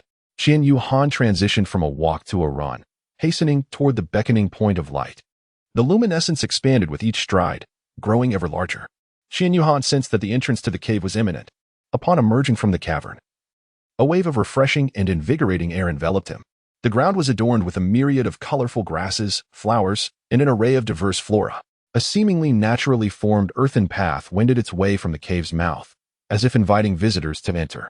This entrance was nestled within the cliffs surrounding the area, and Qian Yuhan descended along the winding trail that followed the contours of the precipice. Qian Yuhan glanced to the side, and in an instant, his eyes widened in astonishment, his face a mask of disbelief, a spring giving birth to the dualities. Could this truly be the Eye of Ice and Fire? How did I inadvertently stumble upon this place? My sincerest apologies to my brothers. After a long and exhausting day out this past Saturday, I have just now returned home. I hastily present this chapter to you, and I am truly sorry for the delay. Let us consider this Saturday as a day of sick leave. I humbly seek your forgiveness. There shall be another chapter on Sunday, but I must first take a moment to rest. Farewell for now. Chapter 44. Yuhan tastes the celestial herb. Qian Yuhan exclaimed, "Am I truly the chosen one? Have I stumbled upon this so directly?" The original text mentioned a rather mediocre titled Douluo guarding this place, yet here I am, unimpeded, with a heart full of excitement and trembling hands. Qian Yuhan slowly approached the Eye of Ice and Fire. "Brr, it is so cold," he remarked. Indeed, he stood on the side of the chilling blue spring, the cold extreme ice spring. He gazed quietly at the mesmerizing scene before him, a wave of profound astonishment swelling within his heart. Behind him, the red demon stone monkey king began to tremble as well. Even with its formidable physique, it could not withstand the frigid aura emanating from the cold extreme ice spring. Qian Yuhan felt the bone-chilling cold, as if it could penetrate his very soul. What an incredible cold extreme ice spring, he marveled. The temperature of the air above was enough to send shivers down one's spine. He could hardly fathom the consequences of falling into it, fearing that he might instantly be encased in ice. With that thought, Qian Yuhan hastily retreated, the red demon stone monkey king being quite astute. Sensed the cold and quickly moved far, far away. Qian Yuhan fixed her gaze and beheld a luminous object at the very center of the frigid ice spring. It resembled a resplendent pearl, gracefully suspended in the icy waters, while the surrounding chill seemed to swirl around it in a delicate dance. Qian Yu murmured to herself, surely, that must be the octagonal ice grass, a treasure born from the harmonious confluence of heavenly spirit and earthly essence in the frosty extreme spring. Her voice resonated with wonder and yearning. The octagonal ice grass is a rare wonder of the world, said to flourish only in regions of extreme cold and abundant spiritual energy. This frosty extreme spring before her undoubtedly provides the perfect environment for the cultivation of the octagonal ice grass. While the interior of the far north possesses a suitable temperature, it lacks the conditions for plant growth, and the exterior is insufficiently cold. It is only within this frosty extreme spring that such a marvel can thrive. Qian Yuhan was deep in thought, while the Crimson Demon Stone Monkey King had already approached the Crimson Spring. The blue spring was excessively frigid, and upon gazing toward the opposite side where the spring glowed a warm red, it seemed much more inviting. Thus, it resolutely made its way toward the red spring. However, with each step, an unsettling sensation began to envelop it, as the surrounding temperature escalated rapidly. As the Crimson Demon Stone Monkey King advanced further, it suddenly felt the scorching ground searing its feet. Unbeknownst to itself, it had unwittingly arrived at the edge of the red spring. With a startled yelp, the monkey instinctively withdrew its foot and began to hop backward in alarm. Qian Yuhan heard the anguished cries of the red demon stone monkey king. Turning his head, he beheld a scene both absurd and comical. Qian Yuhan walked with a smile towards the clearing where two springs converged, and upon reaching the open space, he sat cross-legged and said, "Come here, this place is suitable for us." The red demon stone monkey king seemed to approach Qian Yuhan grumbling. "The spiritual energy in this realm is remarkably abundant, and we are the first to arrive. I have come for the herbs here. You may cultivate in this space, which will significantly enhance your training speed. As long as you avoid the spring water and keep your distance, you will be safe." The red demon stone monkey king nodded in understanding after hearing Qian Yuhan's explanation. "This will be my garden from now on, ha ha ha. You can train here while serving as my guardian, a mutually beneficial arrangement." The red demon stone monkey king expressed its agreement with a satisfied nod. Clearly, it did not fully grasp Qian Yuhan's earlier remarks regarding the garden and guardian, but it understood the concept of mutual benefit and thus consented. So easily persuaded. "Ah, how delightful," Qian Yuhan chuckled. The red demon stone monkey king reclined and began its own cultivation, indifferent to Qian Yuhan's activities. Qian Yuhan, perhaps lying down and cultivating. Sengu should seek some wisdom from him. As for Mu Chun, who is still fainted aboard the spaceship, I thank you. Qian Yuhan sat on the ground, resting his chin on his right hand, pondering how to acquire those two elusive flowers. One was the octagonal ice grass from the cold extreme ice spring, and the other was the fiery apricot blossom from the scorching sun spring. He was uncertain about the current potency of these flowers. Had it been written in the book? He had no recollection. Never mind, never mind. Qian Yuhan rose to his feet, summoning the sword of light in his hand. Qian Yuhan hurled the radiant divine sword towards the cold extreme ice spring, where it soared like a disc toward the octagonal xianbing grass. The radiant divine sword was impervious to the cold, a thought that comforted Qian Yuhan. The sword's spirit chanted, "Thank you for your warmth, for you bring life to all seasons." The radiant divine sword swiftly severed the octagonal xianbing grass, and with a mere gesture, Qian Yuhan summoned it back. The sword returned instantaneously, cradling the grass that was on the brink of falling into the spring. Thus, the octagonal xianbing grass floated gracefully above the radiant divine sword. Gently transported to the shore, Qian Yuhan, employing the same method, brought over the fiery apricot blossoms, gathering the two celestial herbs that were once separated by great distances. Now, Qian Yuhan had united them. How should one partake in their essence? Qian Yuhan pondered as he gazed at the 8-pointed ice grass and the fiery apricot blossoms. Oh, although they do not possess the extreme coldness or heat akin to spring water, they are both laced with potent toxins. Qian Yuhan suddenly recalled that in the book, the antidote was achieved by consuming 2 celestial herbs simultaneously to neutralize the poison. With this thought in mind, Qian Yuhan swiftly plucked a fragment of the 8-pointed ice grass and a petal from the fiery apricot blossom, hastily swallowing them both at once. It was satisfactory. As Qian Yuhan was pondering the absence of any significant events in his life, he suddenly felt his heart begin to race. Thump, thump, thump, its rhythm quickened, and he sensed that his entire body was caught in a fierce clash of ice and fire. Curled up on the ground, he endured the waves of pain coursing through him. This torment lasted for about half an hour, and when he finally lay on his side, he was drenched in sweat born from agony. Gasping for breath, Qian Yuhan sought to steady his breathing. Had he succeeded? He felt a notable increase in his physical strength. Qian Yuhan has successfully absorbed the 8-angled ice grass and the fiery apricot charm. Qian Yuhan is now impervious to flames and frost, possessing the remarkable ability to withstand all poisons. Qian Yuhan currently finds himself in a state of hesitation, uncertain whether he truly possesses these abilities. He yearns to test them, yet fears that failure might lead to a foolish demise. Qian Yuhan, one cannot obtain tiger cubs without venturing into the tiger's den. Charge. Within the depths of his heart, Qian Yuhan yearned to test his newfound advantage. After a moment of self-encouragement, he executed a flawless dive into the frigid waters of the Hanji Ice Spring. The Red Demon Stone Monkey King, having just awakened from slumber, witnessed Qian Yuhan plunge into the icy depths and, mistaking it for a lingering dream, rubbed his eyes, yawned, and drifted back to sleep.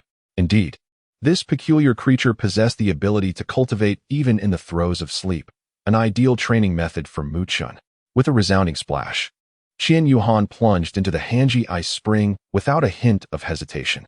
At the moment of entry, he was not met with the expected bone-chilling cold or sharp pain. Instead, a wave of warmth surged through him. To Qian Yuhan, the Hanji Ice Spring transformed into a comforting hot spring, enveloping him in an unparalleled sense of ease. He basked in this extraordinary experience, gradually relaxing his body as he submerged in the soothing waters.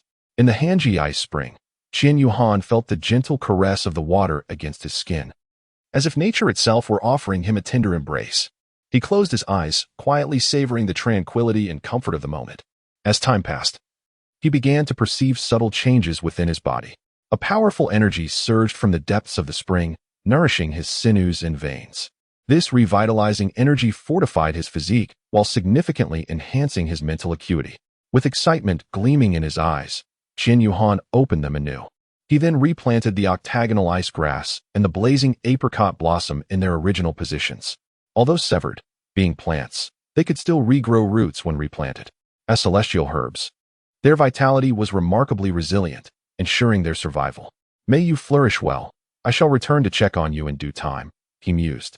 Upon returning to the shore, having just replanted the octagonal ice grass and blazing apricot blossom, Qian Yuhan roused the snoring Red Demon Stone Monkey King. Awaken. Consume this. Both must be eaten simultaneously, he instructed. The Red Demon Stone Monkey King, still groggy from sleep, obediently ingested both the octagonal ice grass and the blazing apricot blossom. Instantly, clarity washed over him as a wave of pain coursed through his body. Endure it. Once the pain subsides, you shall no longer fear the frost or flames, becoming impervious to poison. This spring water is your sanctuary, Qian Yuhan explained. Upon hearing his words, the Red Demon Stone Monkey King felt a measure of relief, though the pain compelled him to curl up on the ground. Yet, being a spirit beast, his physical resilience surpassed that of any soul master, and within 10 minutes, the discomfort dissipated. Now, give the spring water a try, Qian Yuhan encouraged. The Crimson Magic Stone Monkey King approached the searing hot spring, this time avoiding burns on its feet, convinced that it had achieved a significant effect. With eyes shut, it leapt directly into the water, subsequently floating atop the scalding spring. The Crimson Magic Stone Monkey King groaned within the pool, its claws stirring the water with a sense of unrestrained comfort. It is imperative to remember not to harm the 2 celestial herbs nestled between the springs, nor to disturb those on the shore. One may cultivate either on the bank or within the pool itself, Qian Yuhan timely reminded. for he genuinely feared that one day, in a state of excessive comfort, it might inadvertently bring destruction upon this place. From now on, I shall call you Sun Wukong. The Red Demon Stone Monkey King nodded in agreement. It had completely placed its trust in Qian Yuhan. Call me whatever you wish, and I shall do as you ask. For I sense that this young lad has the potential to elevate me to great heights. Qian Yuhan intends to return to this place after some time, and he plans to bring Fanya with him on his next visit. Fanya undoubtedly possesses more knowledge than he does. She should be well acquainted with which celestial herbs can enhance the abilities of his brothers, having gleaned much from her previous readings. After Qian Yuhan had briefed Sun Wukong on several matters, he retraced his steps from the cave. This outdoor practical exercise was prematurely concluded due to the unfortunate encounter of Qian Yuhan's team with the venomous Scorpion King, which resulted in 5 members succumbing to poisoning and 1 individual going missing. The group then convened to prepare for their return. And on their way to find Qian Yuhan, Zhou Yu and others came across him as he made his way back. Qian Yuhan briefly explained the situation, yet he did not mention the matter regarding the Eye of Ice and Fire. Zhou Yu accompanied Qian Yuhan as they ascended aboard their class's spirit-guided airship, taking off for their return journey. Meanwhile, Han Shui had already disembarked from the airship, having brought back the 5 poisoned and unconscious individuals to the Spirit Hall Academy. The medical team promptly rushed the 5 to the infirmary for detoxification treatment. Outside the medical room, several teachers from different grades were engaged in conversation. How unfortunate for these children to encounter the venomous Scorpion King. Thankfully, they only inhaled some toxic mist. Had they been stung, the consequences would have been dire, one remarked. Indeed, and I heard that one named Han Shui is apparently missing, another added. Is that so? What should we do now? The poor child is merely 8 years old. At that moment, the academy's principal, Han Tianyin, happened to pass by the infirmary. Given that it was the end of class, the corridors were bustling with students, and the teachers failed to notice the principal's presence, inadvertently allowing him to overhear their conversation. A first-year student is in trouble? Han Tianyin approached the chatting teachers, inquiring. Principal, please answer me quickly. I must report to the Papal Hall weekly. What has happened? One of the teachers responded. Well, we were just discussing that. A team of 6 unexpectedly encountered the venomous Scorpion King. 5 have been poisoned and are being treated. And 1 is missing. It's unclear whether they have been found.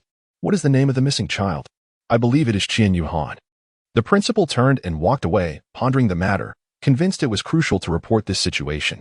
The Spirit Hall Academy is a significant branch of the Papal Hall, with the Elder Hall and the Awakening Hall being the 2 major divisions of the imperial capitals. All departments of the Spirit Hall are directly managed by the Papal Hall.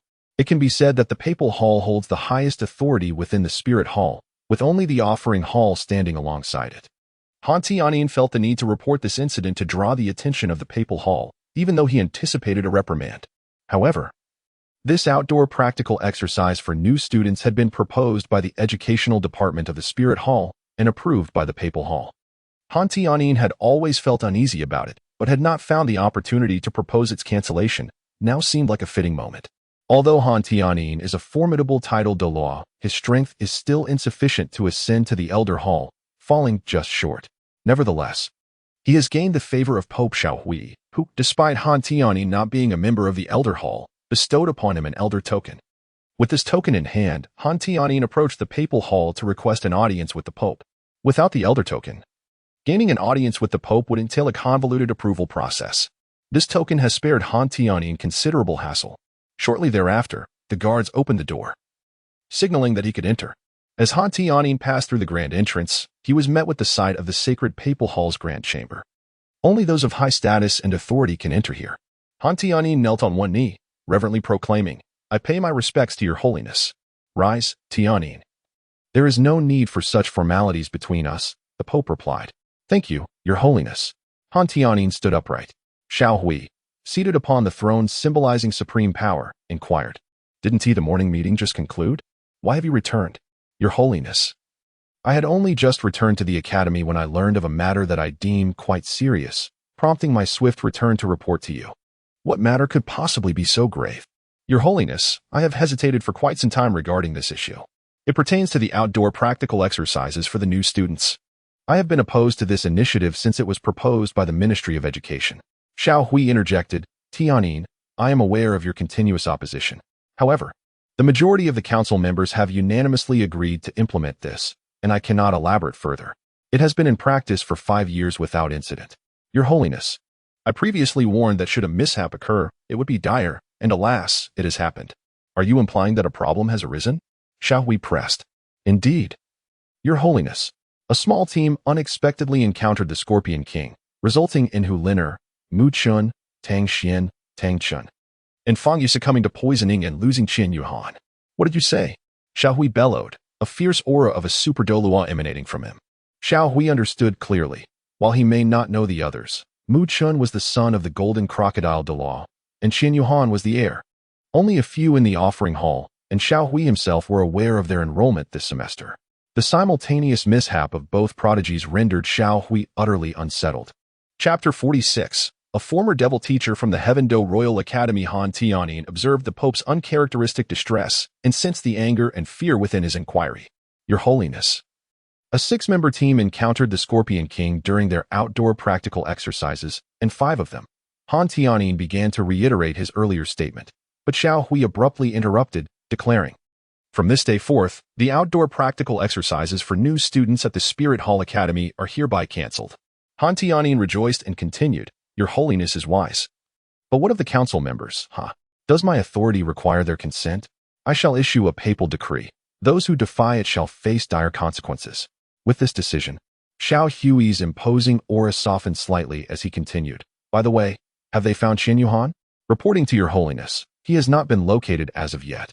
I tell you, Han Tianyin, you must find the child. He must be seen alive or not at all. He cannot perish. Yes, I shall exert every effort to locate him.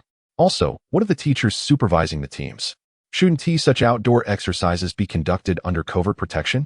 Your Excellency, it is impossible for the teacher to provide timely protection for every group. This indeed represents one of the greatest shortcomings of such activities. There is some truth to this. It reflects a misjudgment in our decision-making. This incident serves as a wake-up call, highlighting the numerous areas within the Academy that require further improvement. Let us commence the reform with the teaching staff. After a series of discussions, Xiao Hui and Han Tianyin have generally outlined a significant framework. Very well. Other aspects can be addressed gradually, but the reform of the faculty should begin with this year's freshmen, ensuring that our students receive the finest educational environment. I find your proposed dual teacher instructional method feasible, one focusing on theory and the other on practical application. The true essence of combat lies in the integration of the two. Tianyin, please return and draft a proposal. I will expedite the approval process on my end. Certainly, Your Excellency. Han Tianyin felt elated. Not only had he successfully eliminated the outdoor practical exercises for freshmen, which he had long desired to abolish, but he also encountered several unexpected advantages. He was typically a person who concealed his emotions, but today he walked with an unmistakable sense of triumph, as if each step was imbued with the euphoria of success. Upon returning to the Wuhuan Temple Academy, he summoned the responsible teachers from each grade to convene in the meeting room. Xiao Hui was very supportive of his dual teacher training plan, having prepared extensively, yet his proposals had always been stifled for various reasons. Seizing the opportunity to meet directly with the Pope, he was pleasantly surprised by the Pope's endorsement, making everything much more manageable. The grade directors entered the meeting room and took their seats, as Han Tianyin distributed the plan he had arranged for the Soul Guide printing room. The directors perused the document, occasionally glancing at one another's reactions. Han Tianyin observed the room. Some nodded in agreement, others appeared contemplative, while a few outright shook their heads in disapproval. After reviewing the plan, Han Shui expressed her support and approached Han Tianyin, stating, "Dean, all first-year students have returned safely, including the previously missing Qian Yuhan. Zhou Yu reported that he was flung away by the tail of the Scorpion King and was subsequently rescued by a red demon stone monkey king we had previously saved." Upon hearing Han Shui's report, Han Tianyin's expression fluctuated. He felt joy at the safe return of Qian Yuhan, yet found the circumstances absurd. Flung away by a tail and rescued by a monkey, how peculiar. Ahem, thank you, Director Han. The grade directors had generally reviewed the plan, which had received the Pope's endorsement. Originally dissenting voices were now muted by this acknowledgement. The Pope, one of the highest authorities in the Wuhuan Temple, rendered it inappropriate for these mere educators to voice further opposition. This plan will commence with the freshmen of the first year. Director Han, Could you kindly inform the homeroom teachers of each class in your grade whether they will be responsible for practical or theoretical content? The teachers responsible for the other content may volunteer, and ultimately, if there are any vacancies, they will be reported to the academy for further arrangement. Of course, the homeroom teachers who find a second instructor must submit an information form for review, akin to the process for hiring new teachers. For practical classes, the Duhan Arena can be borrowed, and you shall have priority. Very well, Dean, I shall convey this immediately. Now, esteemed directors, are there any further inquiries? Oh, by the way, the dual teacher instructional plan for the subsequent grades will be implemented gradually, and you will be informed in due course. The plan documents are available for you to take and study further. This meeting is adjourned. Han Shui arrived at the first grade teacher's office and convened a meeting with the 7 homeroom teachers to relay the information from the dean's meeting. Among these educators, Zhou Yu appeared the most delighted. Although she was a fervent enthusiast of practical combat, she primarily taught theoretical content, only imparting a modicum of practical experience to her students. Despite being a level 67, her prowess was largely attributed to her exceptional martial spirit, the 7 treasure glazed tile. Indeed, Zhou Yu was an outer disciple of the 7 treasure glazed sect. Nonetheless, she consistently advocated for a blend of practical and theoretical instruction, which aligned perfectly with the new teaching methodology. Han Xin, a staunch proponent of theoretical approaches, naturally felt some aversion, but since the academy had made arrangements, she had no choice but to seek a practical instructor for Class 2. Zhou Yu, however, had already identified a candidate in her mind. Zhou Yu, with a blissful expression, leaned against the shoulder of the man beside her, a sweet smile gracing her face. She slightly turned her head to gaze at the handsome gentleman, her eyes shimmering with tenderness. How about it, Yu Ziang? Aren't you finding it hard to stay at the Tiando Royal Academy? Why not come here as a practical instructor? It's such a pity that we are always so far apart, only able to meet during holidays. It feels quite unsatisfactory. The dashing young man was none other than Zhou Yu's husband, Yu Ziang. He playfully tapped the tip of Zhou Yu's nose, saying, "Little Yu, didn't we agree not to discuss work during our breaks? We are both workaholics, and I've finally managed to take a half-month vacation. Shouldn't we cherish this time together? Oh, come on, let's get back to the main point. I truly cannot bear this long distance anymore. It's too painful. This opportunity aligns perfectly with my educational philosophy. Serving multiple purposes, we wouldn't need to be apart. My teaching ideals can be realized at the academy, and the institution is sufficiently prestigious to suit your tastes." "Well, I shall consider it further," Yu Ziang replied, his expression clouded with concern. It was not that he was particularly reluctant to leave the Tiando Royal Academy. Rather, he was loath to part with the children he had mentored there. "What is the matter? Are you hesitant to leave those children behind?" Zhou Yu immediately discerned his thoughts, to which Yu Ziang nodded in affirmation. "Aren't they about to graduate this year? They are all in the royal class and will surely become the imperial guard of the Tiando royal family in the future. They must be incredibly busy lately. You are not permanently away.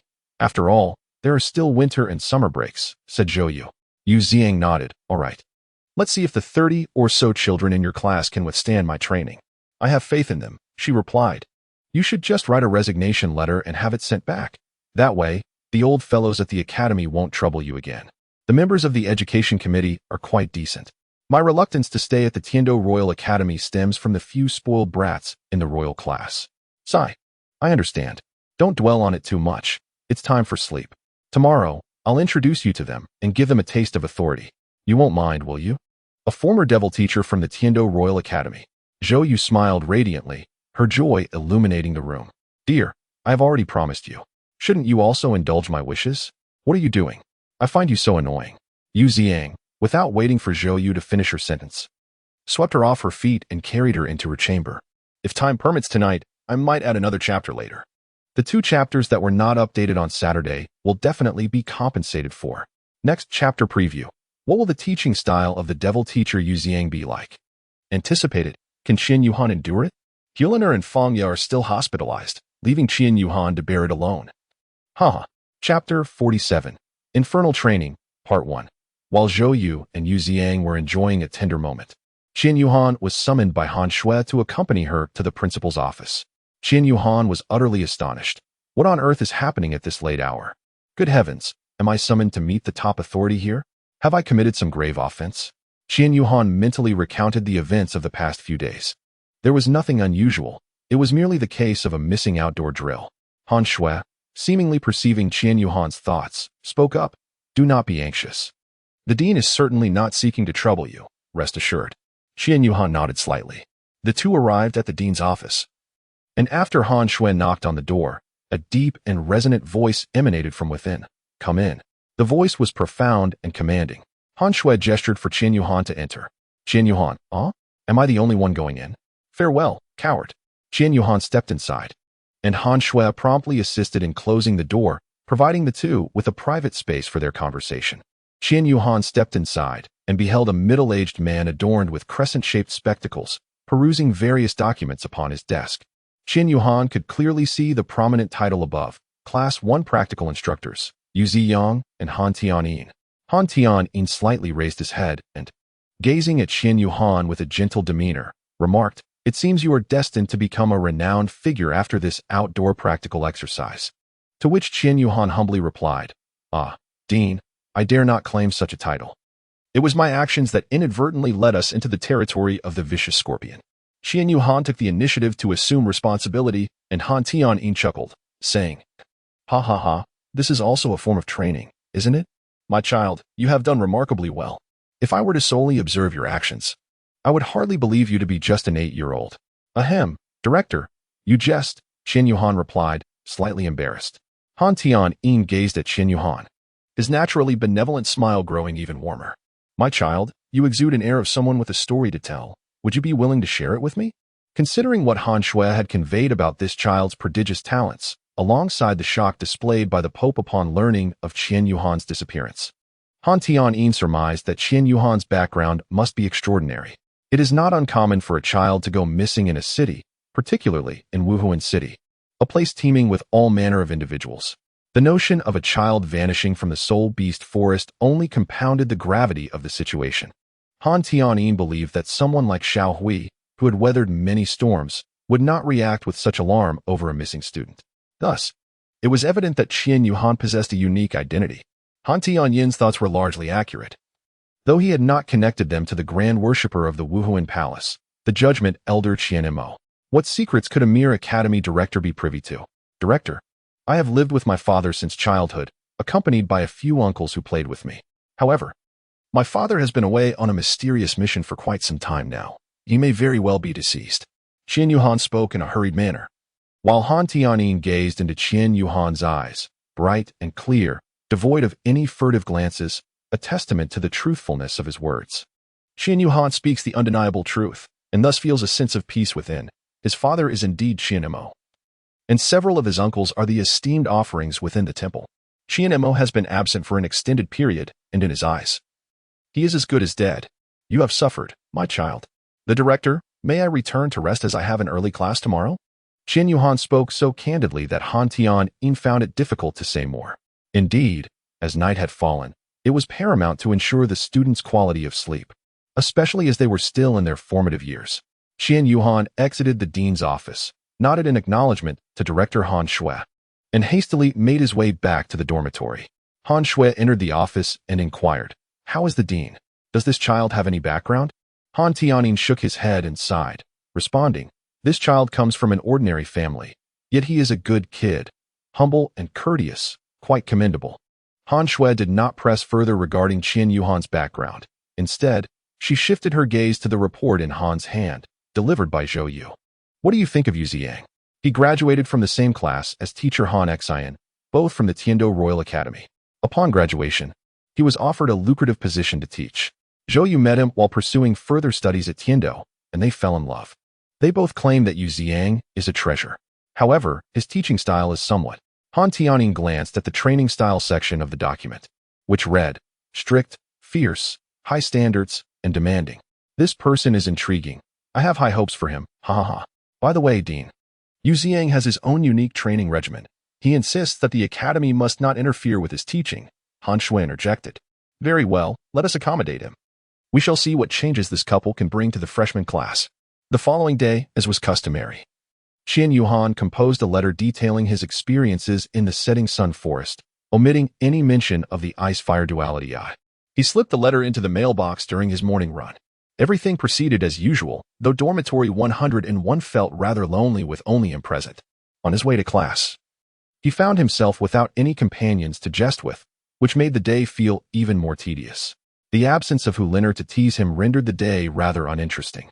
Arriving at the classroom, Qian Yuhan noticed Zhou Yu alongside a handsome middle-aged man, which brought about a sense of confusion. Yet he paid it little mind and settled into his seat. "All right, class," Zhou Yu announced. "I would like to introduce a new initiative from the academy, the dual teacher training program. In simple terms, we will have practical instructors and theoretical instructors conducting separate lessons, which will enhance our professionalism. This is your new teacher, Mr. Yu. Please give him a warm welcome." "Hello, everyone. My name is Yu Ziang, your practical instructor." Yu Ziang presented a cold and emotionless demeanor, his words devoid of any warmth, starkly contrasting with the Yu Ziang of the previous night. This was his teacher persona. He had no choice but to maintain this facade. "This morning we will have practical lessons, and for the afternoon, we will commence with a half session of practical class, followed by theoretical lessons if time permits. If the training assignments given to you are not completed, the theoretical class will have to be held in the evening after dinner. I apologize in advance for this inconvenience." His few words left the entire class silent. Well, it seems everyone is stunned into silence. So I shall refrain from further unnecessary chatter. Gather at the academy entrance. The students arrived at the academy entrance, which was at its coldest during the year. Early in the morning, they were ushered to the school gate, and the wind blowing from the river made it quite chilly. The temperature variation between day and night is quite pronounced. Although the seasons are reminiscent of spring, the daytime and nighttime during this period are far from warm. Many individuals are rubbing their hands together for warmth, while others exhale puffs of warm air. Now, here are the iron garments. Each person may don one and commence their run. The course will encircle the school, allowing us to enjoy the picturesque scenery of the campus along the way. This activity will occupy the entire morning, and we must not pause. Remember, not even once. Should you falter, the consequences will be quite unpleasant. Iron garments. Surely. You jest, dear teacher. Running for an entire morning without respite would surely be taxing on my very life. Numerous murmurs of dissent echoed among the classmates.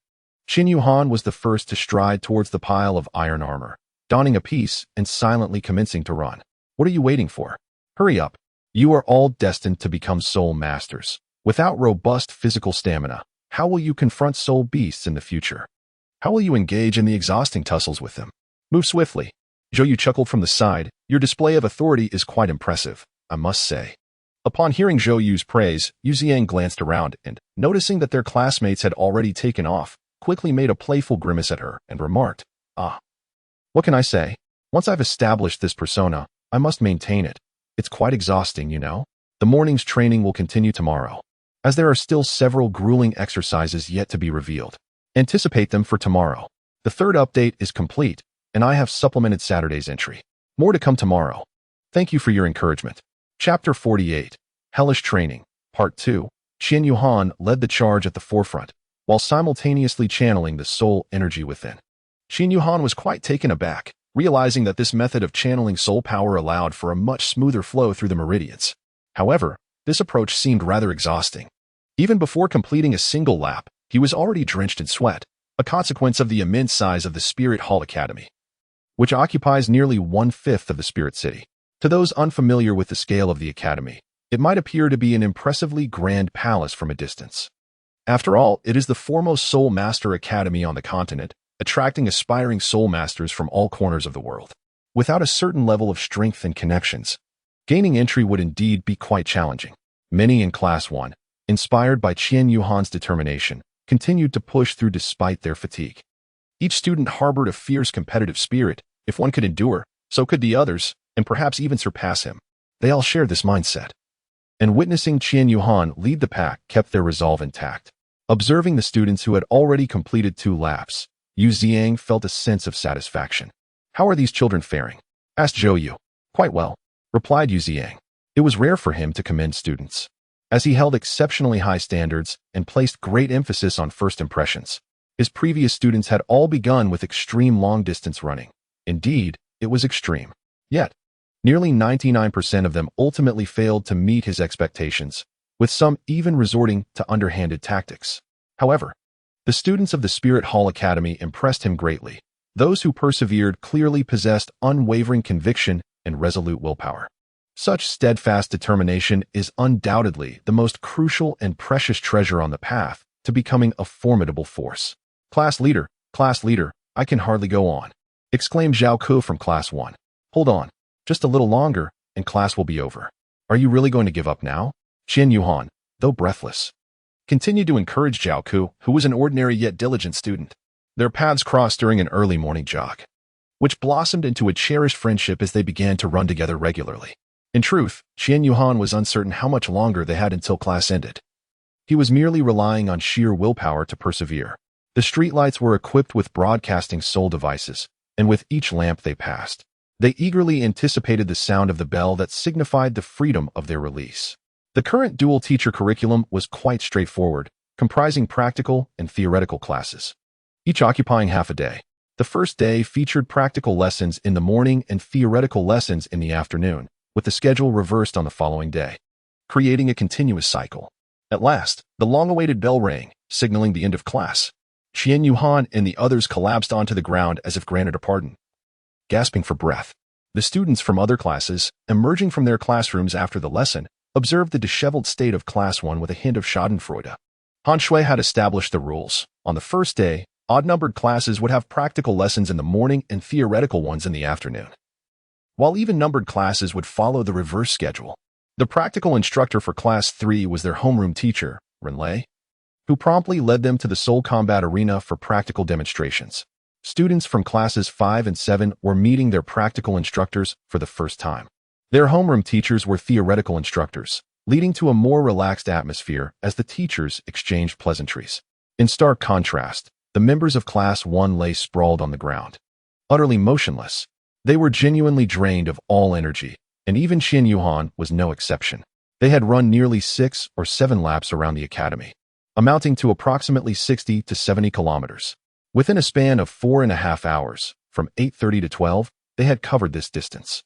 Although they could utilize soul power, the inability to rest and replenish in a timely manner forced them to rely solely on their physical endurance until class was dismissed. This was truly impressive. Yu Ziang nodded in satisfaction, remarking in his usual emotionless tone, "Well done." One male student, exhausted, muttered, "Is this teacher devoid of feelings? How can one guess his current emotions, and will he always remain this way?" Another student chimed in, "Indeed, I feel as if my legs are about to give out, and my waist feels as though it has aged a decade. I think I just saw him smile." He nodded with a smile. Qian Yuhan noted. Qian Yu's words were akin to a thunderclap on a clear day, causing everyone to exhale in relief. Qian Yuhan slowly rose to his feet, acutely aware that his body felt as if it were on the verge of disintegration. "Everyone, let us hasten to our feet and take a few more steps towards the cafeteria for our meal. Otherwise, if we arrive too late, we shall be forced to stand in line for an extended period, and that would indeed be quite excruciating." Qian Yuhan promptly reminded everyone, then, with heavy steps, made his way to the cafeteria, swaying as he went. His mind was consumed by a singular thought: to eat, bathe, and sleep. After finishing his meal, Qian Yuhan limped towards the dormitory building, his legs feeling leaden. Upon entering room 101, he gritted his teeth and, clutching the staircase, climbed into bed, collapsing into slumber. Whether it was due to sheer exhaustion or the position in which he fell asleep, this time he snored, his sound rivaling that of Mu Chun. Fortunately, Tang Xian and Tang Chen remained in the infirmary, still in a state of unconsciousness as the toxins had not yet fully dissipated. Mu Chen, Hu Liner, and Fang Yu were in the same predicament. Even after the toxins were expelled, they would require further observation in the infirmary. The venom released by the Scorpion King contained extremely dangerous toxins, and being mere children, it was wise to exercise caution. This particular poison had been studied before. Its treatment was notoriously difficult. The expulsion of the toxins had to be gradual. Attempting to extract them all at once would necessitate a massive infusion of soul power. At the moment of significant soul power infusion, the toxins would wreak havoc on the victim's internal organs and meridians, which was indeed a critical flaw. The potency of the poison was such that it could not be entirely absorbed in one go. It had to be drawn out incrementally. Fortunately, the amount inhaled by Mu Chun and the others was not excessive, and while their bodies would need time to recuperate, the damage they sustained was manageable. Qian Yuhan stretched lazily, awakening to excruciating pain coursing through his body, particularly in his thighs and lower back. feeling as though he were suffering a fate worse than death. Glancing at the clock hanging on the dormitory wall, he exclaimed in dismay, "Oh no, I'm late." Qian Yuhan, disregarding the pain in his body, hurriedly donned his school uniform and gathered his academic supplies before dashing towards the teaching building. Oh no, oh no. By the time he opened his eyes, 10 minutes of class had already passed. This is disastrous, Qian Yuhan muttered to himself as he ran. Upon arriving breathlessly at the classroom door, he discovered that, apart from Teacher Zhou and Teacher Yu, the room was entirely empty. What is going on? As Qian Yuhan remained in a state of perplexity, Zhou Yu smiled and said, "You're here. You are the first one to arrive. Please come in." Qian Yuhan gazed at Zhou Yu's smile, and the more he looked, the more an unsettling chill crept up his spine. As he walked towards his desk, he felt a cold breeze at his back. Taking a seat, he observed the still smiling Zhou Yu and the visibly distressed Yu Ziang. Sensing that something ominous was on the horizon, today was overwhelmingly busy, filled with classes and devoid of any respite. During the brief intermissions, he would have to hastily borrow others' homework. This was merely the first installment, and he planned to continue writing in the evening. Do you think Qian Yuhan's intuition is accurate? In these past few days, I have faced much hardship and fatigue in reality, and I apologize, dear Qian Yuhan, for the burden I am about to double upon you. Chapter 49, Hellish Training, Part 3. Qian Yuhan sensed that the situation was far from simple. A storm of bloodshed awaited them. Subsequently, many classmates rushed to the classroom door just as Qian Yuhan had. And upon seeing the sparse number of individuals inside along with the amiable Zhou Yu on the stage, they instinctively felt that something was amiss. Without waiting for Zhou Yu to utter a word, they hurriedly took their seats. For the next hour, aside from 2 vacant spots, the classroom was filled, with everyone sitting with remarkable straightness. Now that everyone is present, let us commence our lesson, Zhou Yu stated in a calm demeanor. The students gazed at Zhou Yu on the platform with astonishment. Zhou Yu turned to Yu Ziyang, who nodded in agreement and proceeded to step outside, conveniently closing the classroom door behind him. What's this? Do you not wish to attend class? The students shook their heads vigorously like a set of rattles, their eyes reflecting a fervent desire for theoretical knowledge, akin to a starving individual yearning for sustenance. They even wished to compensate for the lost hour by extending their studies into the following afternoon. Zhou Yu conducted the class in a straightforward manner from 2:30 to 5, extending for an hour into the evening. The subject matter was simple, the various relationships of restraint among soul masters, yet she supplemented her lecture with numerous engaging real-life examples, making the afternoon considerably more enjoyable than the morning. However, just 5 minutes before the class concluded, Zhou Yu's words shattered their idyllic expectations. Today's lesson ends here. Your entire class was tardy by an hour, and you must make up for it. As the saying goes, what needs to be done today should be completed today, regrettably. I have a meeting to attend. The students froze, realizing what was to come. Your teacher Yu has ample time. He needs to become better acquainted with you all. So he will be taking over. Gather at the number 1 Seoul Arena at 7 this evening, and do not be late again. Class dismissed. I will let you go early so you can eat. Make sure to eat well. Understanding that evasion was futile, Qian Yuhan was the first to act.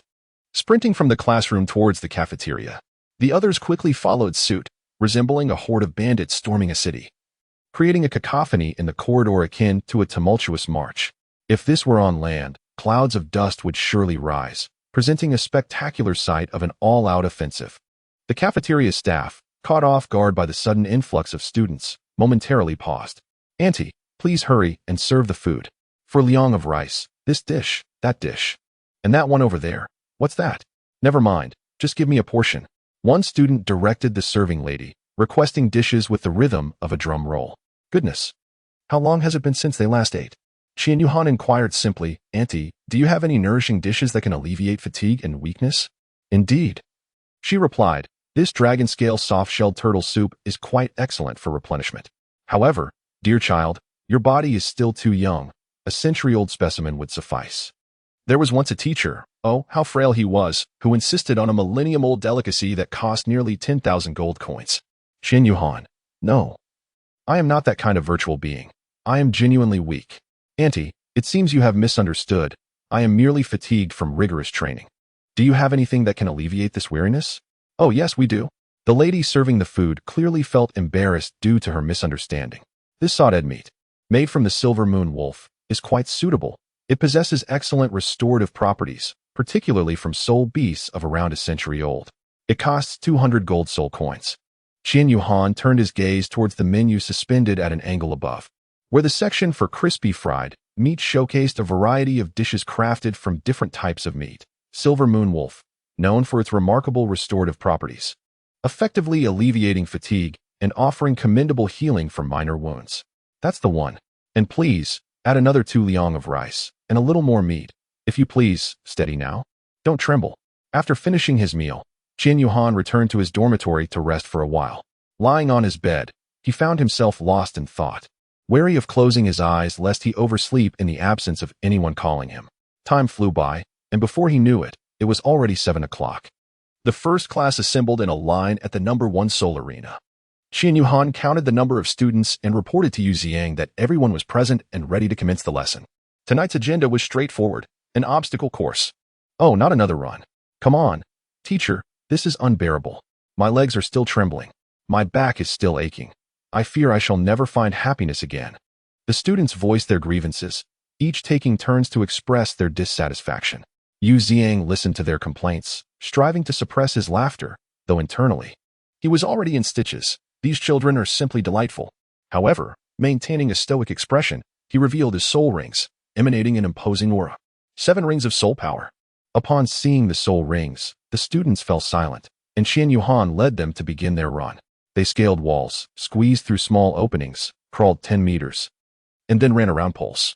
Essentially, they were to navigate the designated course within the entire number 1 Soul Arena. Yu Ziang watched with pride as the 48 students ran, feeling a sense of accomplishment.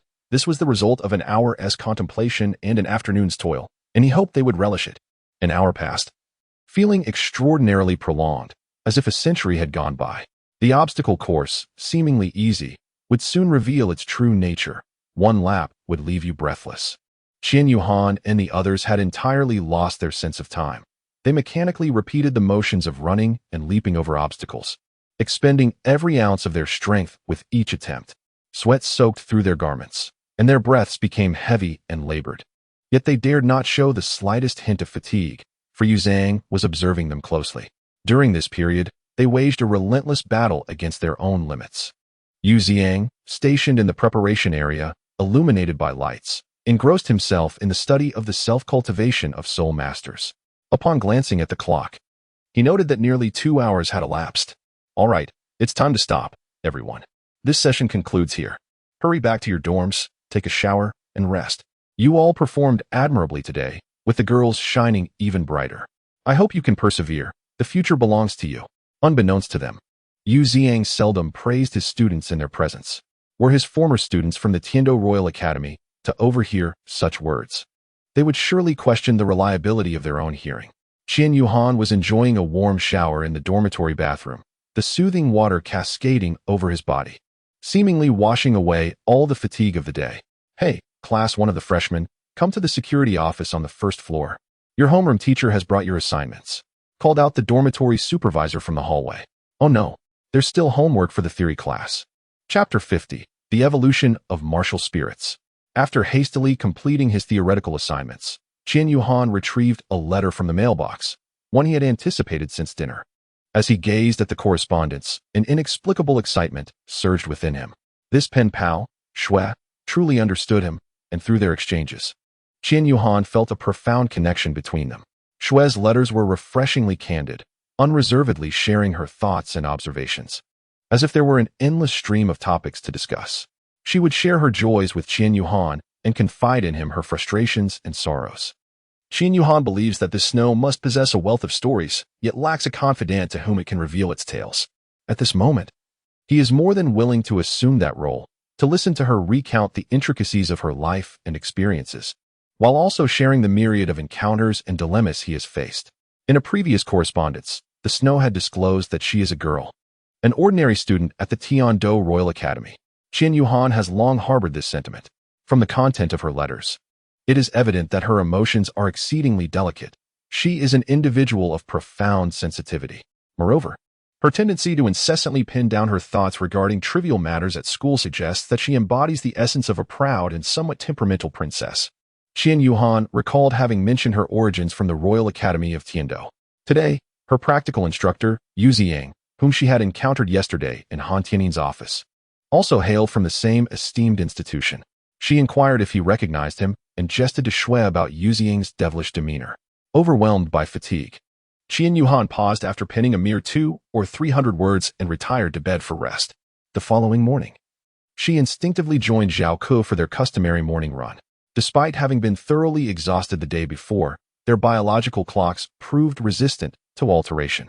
Taking advantage of the half-hour before class, Qian Yuhan visited the infirmary to check on the 5 individuals still in a comatose state. The attending physician informed her that they were likely to awaken the following day, as today marked the final extraction of toxins. Qian Yuhan nodded slightly, casting a lingering glance at Hu Liner. Shortly thereafter, Hu Liner and Fang Yu returned to class, albeit still in a state of considerable weakness. Yu Ziyang, their formidable combat instructor, assigned them appropriate recovery exercises to aid in their physical recuperation, while Qian Yuhan and the others continued their grueling training regimen. By the time Hu Liner and Fang Yu rejoined their class, Qian Yuhan and his companions had already endured a week of intense training, becoming accustomed to the rigors. They could distinctly perceive a marked improvement in their physical prowess. The prior training involving the ice and fire duality I and the immortal grass, combined with a week of high-intensity workouts, enabled Qian Yuhan to better assimilate the residual effects of the 8-angled Xianbing grass and the fierce fire apricot blossom, resulting in a 2-level enhancement of his soul power, reaching level 36. The other 3 members of Dormitory 101, upon learning from Qian Yuhan about Yu Ziyang, the daunting combat instructor, gazed at him with a mixture of sympathy and respect. From the letter received from Shui, Qian Yuhan discovered that Yu Ziyang was indeed an exceptional teacher. Though strict, he garnered immense admiration and respect from his students, as he laid a robust foundation for their future cultivation. Upon learning of Yu Ziyang's resignation, the higher-ups at the Tiando Royal Academy were nearly driven to madness, frantically searching for him. It was only through Qian Yuhan's correspondence that they realized he had relocated to the Spirit Hall Academy, with assurances that Qian Yuhan would remain discreet about his whereabouts. Throughout the ensuing half-semester, the quartet in Qian Yuhan's dormitory, along with Hu Liner and Fang Yu, often engaged in study and sparring together. On a starlit night, Qian Yuhan professed his feelings to Hu Liner, and they shattered the barrier of unspoken affection, blossoming into a couple admired by all. During a brief holiday in the semester, he invited Fang Yu for a trip to the Sunset Forest, originally intending to include Hu Liner, but she gracefully declined, citing numerous family matters that required her attention. Of course, Qian Yuhan also enlisted the help of the formidable Tang Wei Douluo, who disguised himself as an elderly cart driver to accompany them. Tang Wei Douluo mused to himself, as a titled Douluo, having to play the role of a bodyguard in such a manner is rather absurd. He awaited outside the cave as per Qian Yuhan's instructions, pondering what these young ones could possibly accomplish inside, and soon fell into a meditative state. Qian Yuhan was not mistaken. Fang Yu indeed had a keen interest in herbalism. She had perused numerous tomes on rare celestial herbs housed within her family's library. Upon entering the realm of ice and fire, she was taken aback. It was astonishing to discover that these extraordinary herbs congregated in such a place abundant with spiritual energy. As Fang Yu marveled at the scene, she felt an inexplicable force drawing her towards a particular direction, prompting her to walk slowly towards it. Fang Yu, where are you going? However, Fang Yu paid no heed, her gaze fixed intently on a corner. Qian Yuhan followed Fang Yu to a secluded corner near the blazing sun spring of the Eye of Ice and Fire. The two gazed at a plant radiating a warm orange glow, reminiscent of a sunflower. Upon closer inspection, the plant's vibrant orange hue dominated its appearance, with the central parts of each petal and the stem adorned in striking deep red, resembling flames in their brilliance. This captivating color combination rendered it extraordinarily unique, as if exuding a fervent warmth. It was immediately apparent that this was a type of fire attribute celestial herb compared to ordinary flora. The energy fluctuations it emitted were markedly more intense. Is this the coxcomb phoenix sunflower? Fang Yu exclaimed, overwhelmed by astonishment, to the point of being utterly captivated. Is this truly the coxcomb phoenix sunflower? Qian Yuhan echoed in agreement. Qian Yuhan recalled that in the original novel, the protagonist had given this to a brother, after which the malevolent fire within him vanished, significantly enhancing his strength. Why not give it a try? Huh, me? Am I truly able to? Upon hearing Fang Yu's words, Qian Yuhan smiled gently. Of course, it is entirely feasible. You are inherently endowed with the phoenix martial spirit albeit having undergone a mutation. Within you lies the essence of fire attribute abilities. Consuming it may yield unexpected benefits. Feng Yu was elated. Recalling that her family had often spoken of the coxcomb phoenix herb as a treasured gem they had long sought after, rumored to facilitate a significant enhancement upon consumption. Naturally, she was well versed in the proper method of ingestion from her readings. Following the instructions she had gleaned, she consumed the herb and immediately felt a warmth enveloping her body. Qian Yuhan observed Feng Yu's face rapidly turning crimson. Utterly bewildered, he mistakenly believed that something had gone awry and found himself in a flurry of confusion. Indeed, he decided to seek out Uncle Tianwei. He recalled that Uncle Tianwei was still outside the cave and might possess some understanding of the situation. As Qian Yuhan was about to turn and seek assistance, Feng Yu spoke softly. I am fine. I feel that this coxcomb phoenix sunflower is refining my martial soul. Gasping for breath, Feng Yu half-squatted there, continuing, I sense it is reshaping my martial soul. It should be all right. No need to worry. Feng Yu persevered for half an hour, but she seemed to grow weary. Her legs buckled, and she knelt on the ground. Curling into a ball, trembling, she appeared to murmur to herself, I can hold on. I can do this. After another half hour, Qian Yuhan, who had been watching Feng Yu intently, saw her suddenly lift her head and emit a resonant phoenix cry. The martial soul had evolved. Chapter 51, The Child of Destiny. Feng Yu raised her head, and a vibrant phoenix cry echoed throughout the ice and fire yin-yang eye. Even the heavenly might Douluo, meditating and cultivating outside the cave, was startled by this sound. As the saying goes, all creatures, whether terrestrial or avian, hold reverence for the phoenix and dragon. If a beast encounters a phoenix, it must bow, and similarly, if a bird meets a dragon, it must submit. Is that the cry of a phoenix? How did these two little ones attract a phoenix? I must go inside to investigate, thought the heavenly might Douluo. Just as he was about to enter the cave, he saw Qian Yuhan and Feng Yu emerging. You too, Uncle Tianwei. Just now Feng Yu's martial soul fortuitously evolved inside. It is transformed into a two-headed fire phoenix. Upon hearing Qian Yuhan's words, the heavenly might Douluo was overwhelmed with astonishment. What? It evolved in under an hour? Truly, a child of destiny. The heavenly might Douluo found it utterly surprising and shocking. Qian Yuhan had no intention of teasing him. He was merely stating the truth. Feng Yu had awakened her martial soul, evolving into a two-headed fire phoenix. According to Feng Yu, this transformation was likely a mutation of her martial soul, which had been in a self-sealed state due to its overwhelming power, explaining why her martial soul had previously manifested as a mere chick. After consuming the coxcomb phoenix sunflower, the seal was lifted by a trace of phoenix power contained within, allowing her martial soul to restore itself. Consequently, Feng Yu's soul power had been suppressed until now, but upon release, it surged from level 9 to level 29. A remarkable increase of 20 levels. It was an unfathomable and terrifying enhancement, a testament to the effects of a top-tier martial soul. The two greeted Uncle Tianwei before returning to the cave. The heavenly might Douluo shook his head and sighed. I shall close my eyes and resume my cultivation. Back at the ice and fire yin-yang eye, guided by Feng Yu, Qian Yuhan harvested numerous celestial herbs, ensuring to leave their roots intact to guarantee their growth and survival. The red demon stone monkey king continued its cultivation nearby. Had it not been for the earlier phoenix cry, it would have intended to sleep for an entire week. Qian Yuhan requested to verify whether the pool had been improperly constructed. In his slumber, he remained oblivious to our earlier entrance. After a span of an hour, they had nearly completed their tasks, prompting Qian Yuhan and Feng Yu to depart from the Eye of Ice and Fire. Hearing the commotion, the heavenly might Douluo concluded his meditative training, transforming the dark-winged white tiger into a horse-drawn carriage to convey the two back to the Wuhuan Palace Academy. The dark-winged white tiger lamented, "It is a disgrace for a top-tier martial soul to be reduced to a mere carriage. Were it not for the previous generosity of meat, humph." Upon their return to the academy, night had fallen, and Qian Yuhan exchanged a brief greeting with the heavenly might Douluo, who then vanished. The coachman appeared somewhat familiar, evoking a sense of recognition from a previous family gathering. Oh, surely, you must be mistaken. He is merely a lowly coachman. How could he possibly have attended such an esteemed gathering at your home? Qian Yuhan silently berated himself, filled with deep regret. He realized that Feng Yu was not merely a daughter of a wealthy family. Her lineage held considerable prestige and influence within the spirit hall. This suggested that they were likely to have some connections with Uncle Tianwei, perhaps even having invited him to gatherings or other social functions in the past. Fangya found Qian Yuhan's words to be quite reasonable, nodding her head without further contemplation. Meanwhile, the wandering Tianwei Douluo on the street suddenly sneezed. Could it be that he was catching a cold amidst the daily hustle and bustle?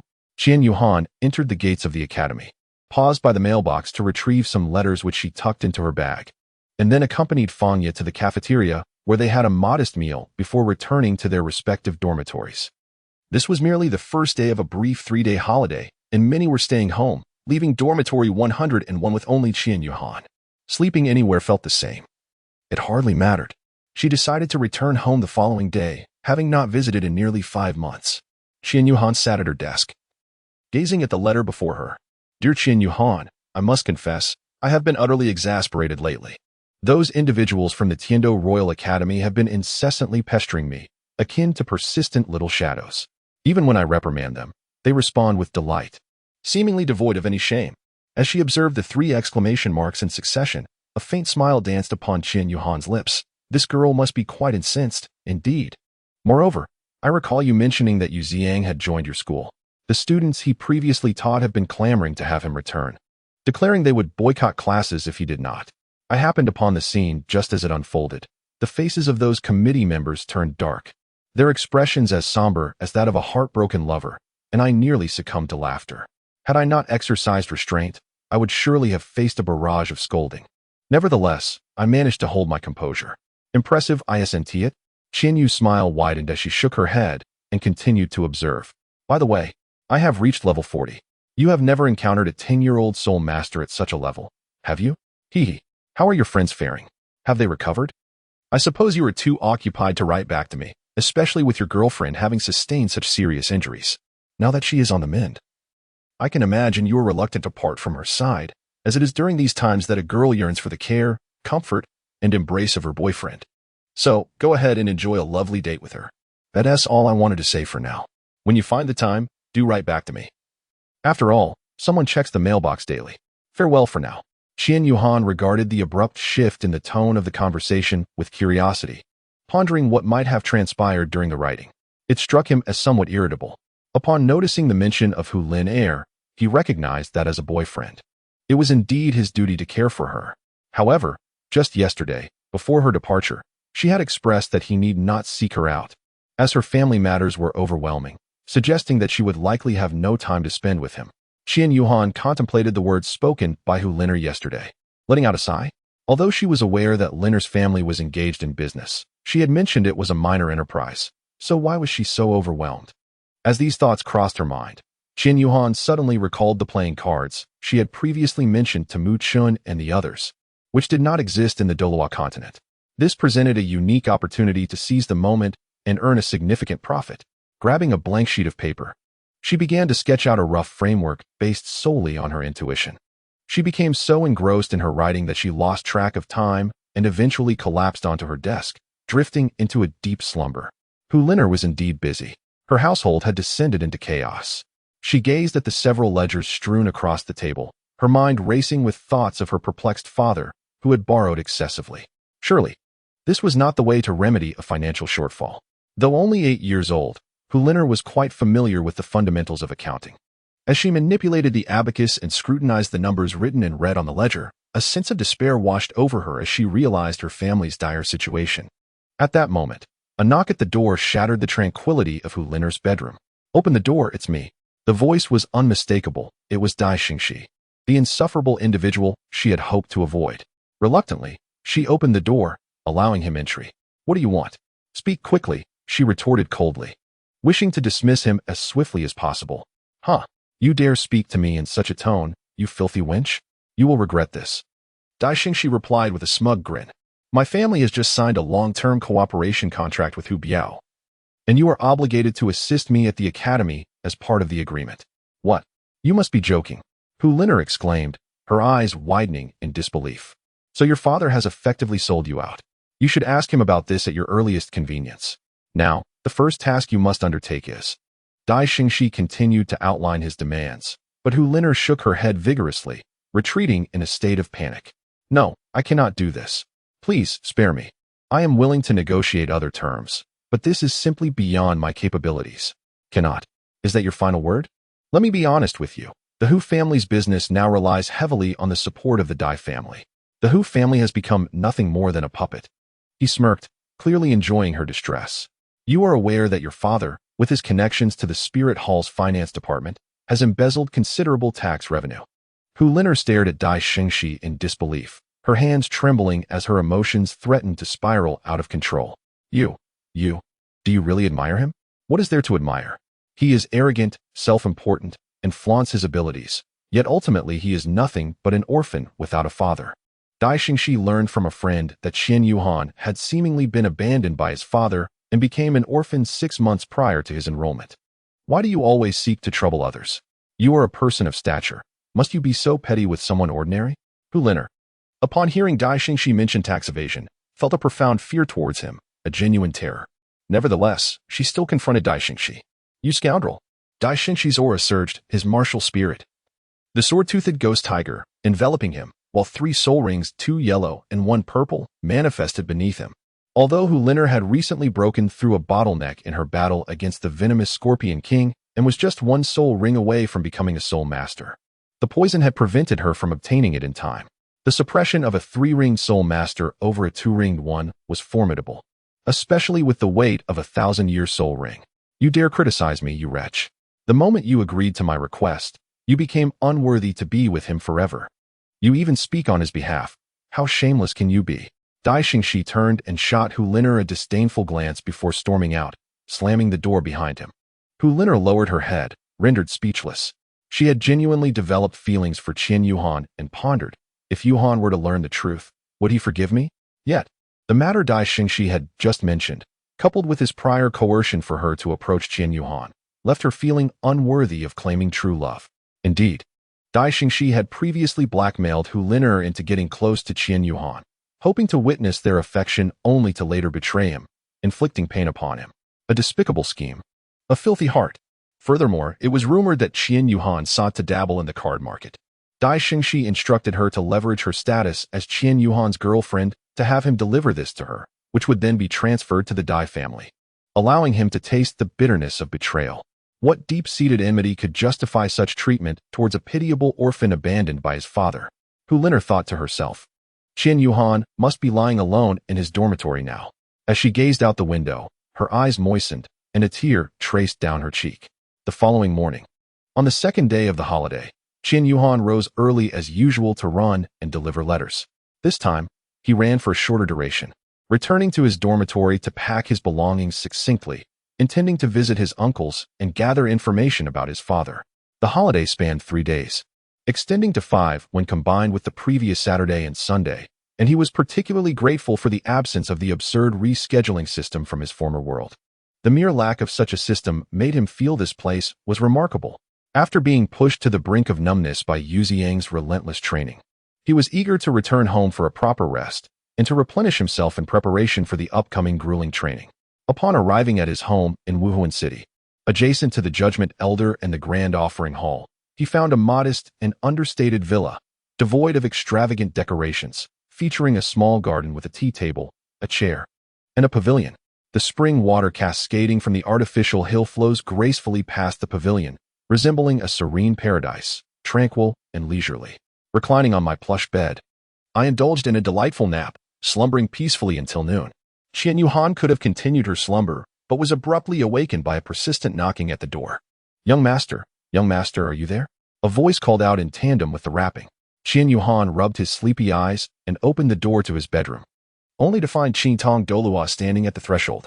Ever since he brought Qian Yuhan back, Qian Mo had ceased neglecting the villa, choosing instead to reside there with his son. After all, he could not allow his child to rest in the office like he did, sitting cross-legged in meditation.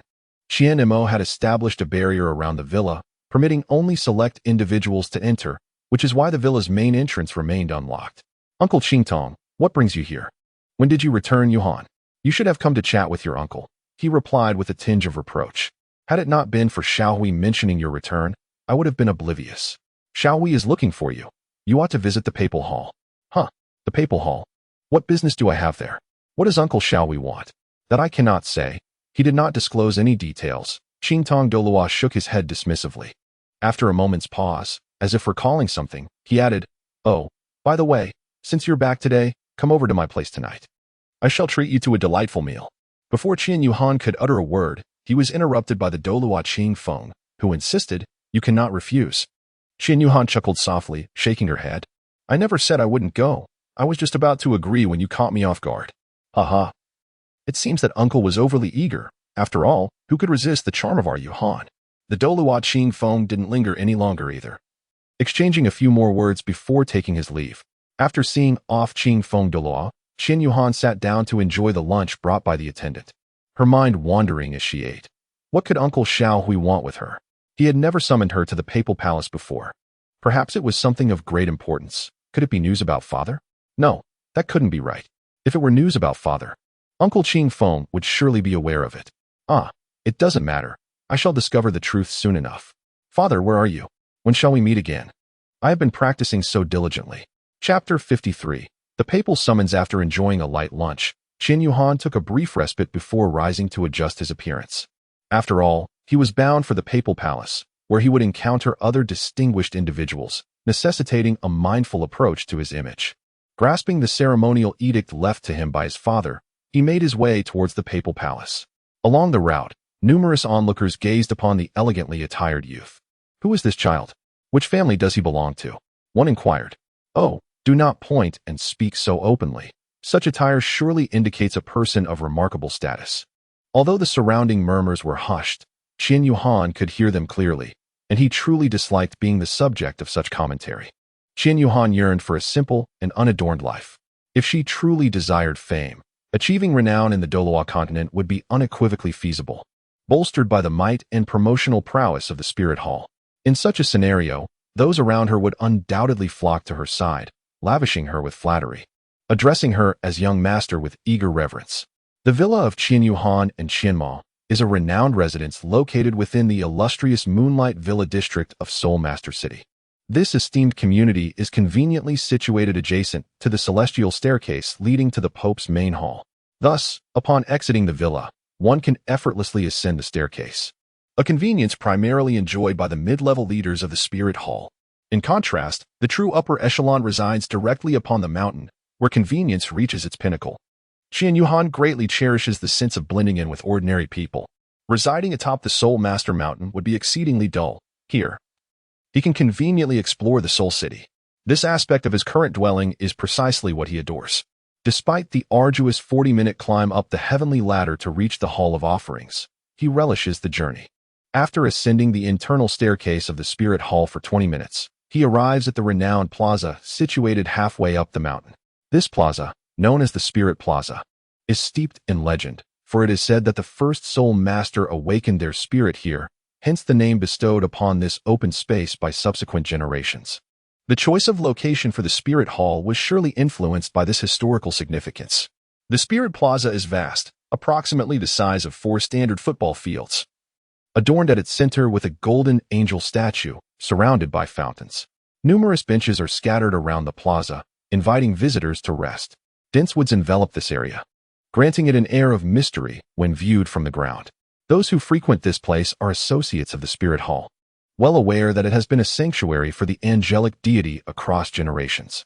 The angel statue in the plaza is one of only 2 public representations. The other resides within the Grand Hall of Offerings, depicting the true form of the angel. Crossing the Spirit Plaza and ascending the stairs on the opposite side leads to the Papal Palace, the administrative heart of the Spirit Hall. Flanking it are several smaller towers, reminiscent of a fairy tale castle, with the spire of the Papal Palace piercing the clouds.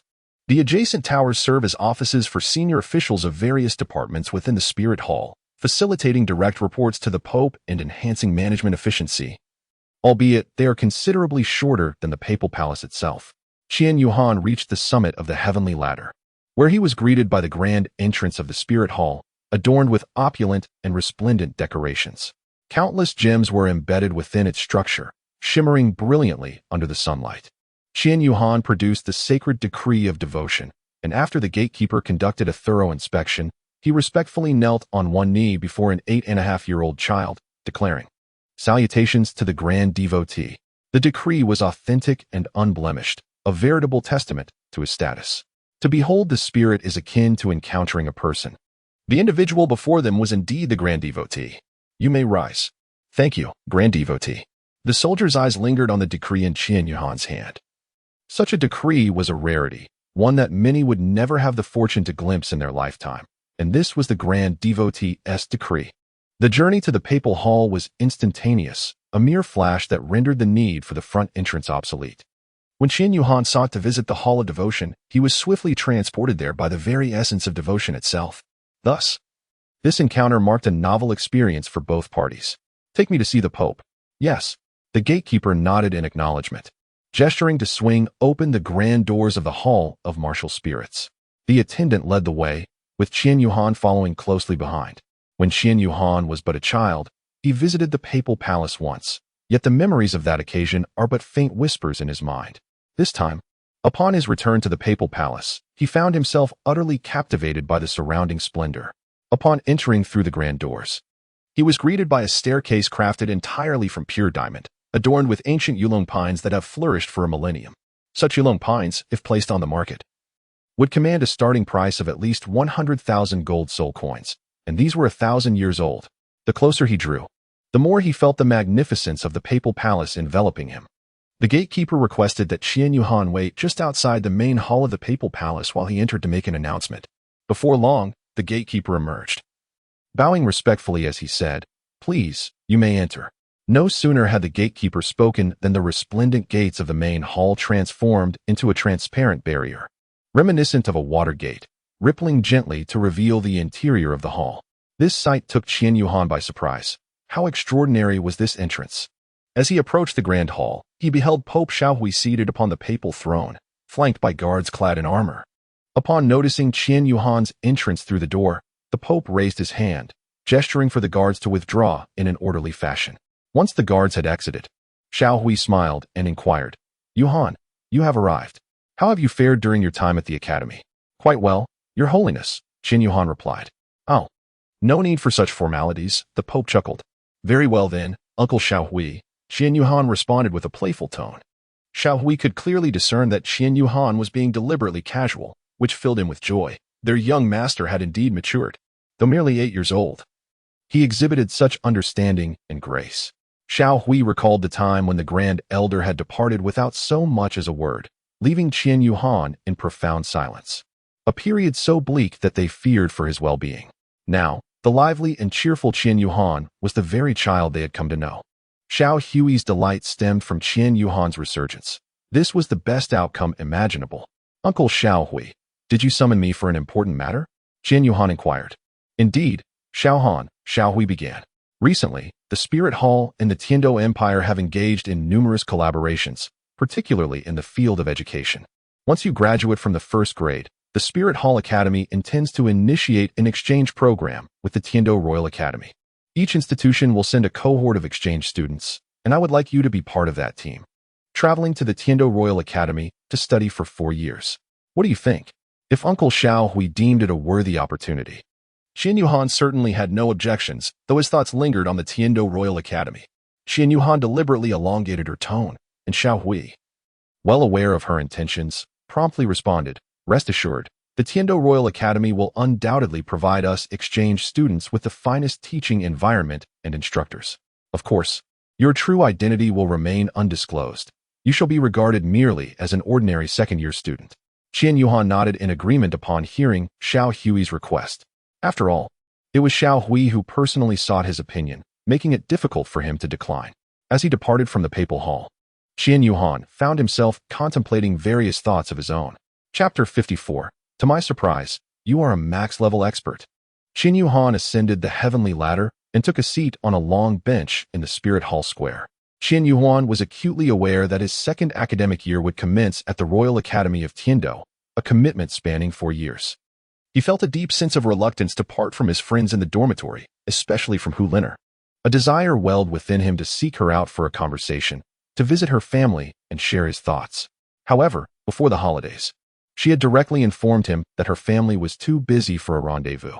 Now, Qian Yuan's heart felt achingly empty. Fourth. A familiar voice suddenly broke through his reverie. He looked up to find Mu Chun staring at him in astonishment. He had stumbled upon the heavenly ladder while meandering through Wuhan City, his curiosity prompting him to ascend. Do not deceive me. That ladder is guarded.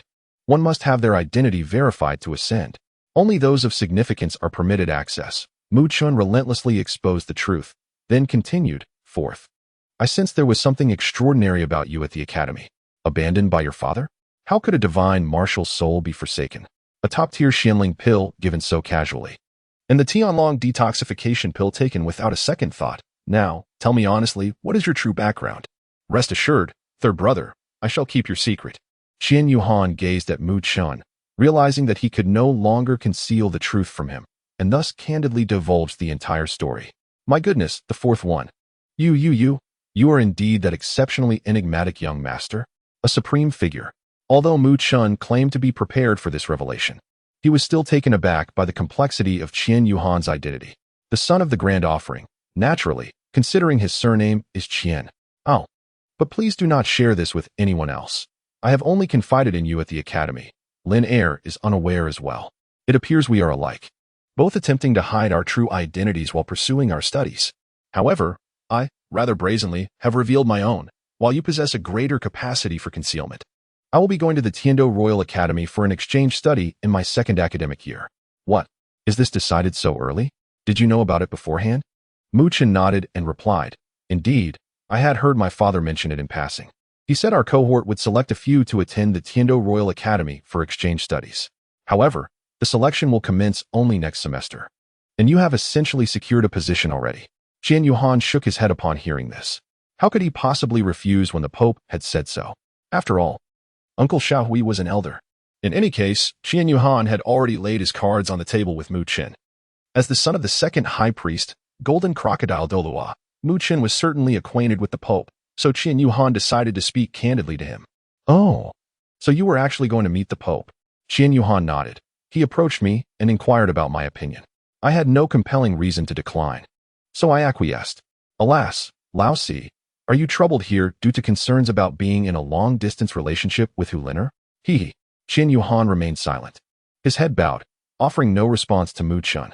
Observing his demeanor, Mu Chun realized his suspicions were confirmed. Rest assured, there will be a selection competition next semester, and our academy will undoubtedly send forth the most outstanding representatives to participate in this exchange. After all, it is a significant interaction between two formidable factions. The exchange students will serve as each side's calling card, and it is imperative that this card be strikingly impressive to reflect our respective stances. Mu Chun comforted Qian Yuhan and continued, Moreover, considering Hu Lin Air's capabilities, I believe she will have no trouble in the selection process. Well, are you going? As for me, I certainly will not, for Fang Ye is still at the academy. Qian Yuhan smiled faintly and remarked, If I were to tell you that Fang Ye is highly likely to be selected for the exchange program next semester, would you still go? Impossible. She is only at the 9th level.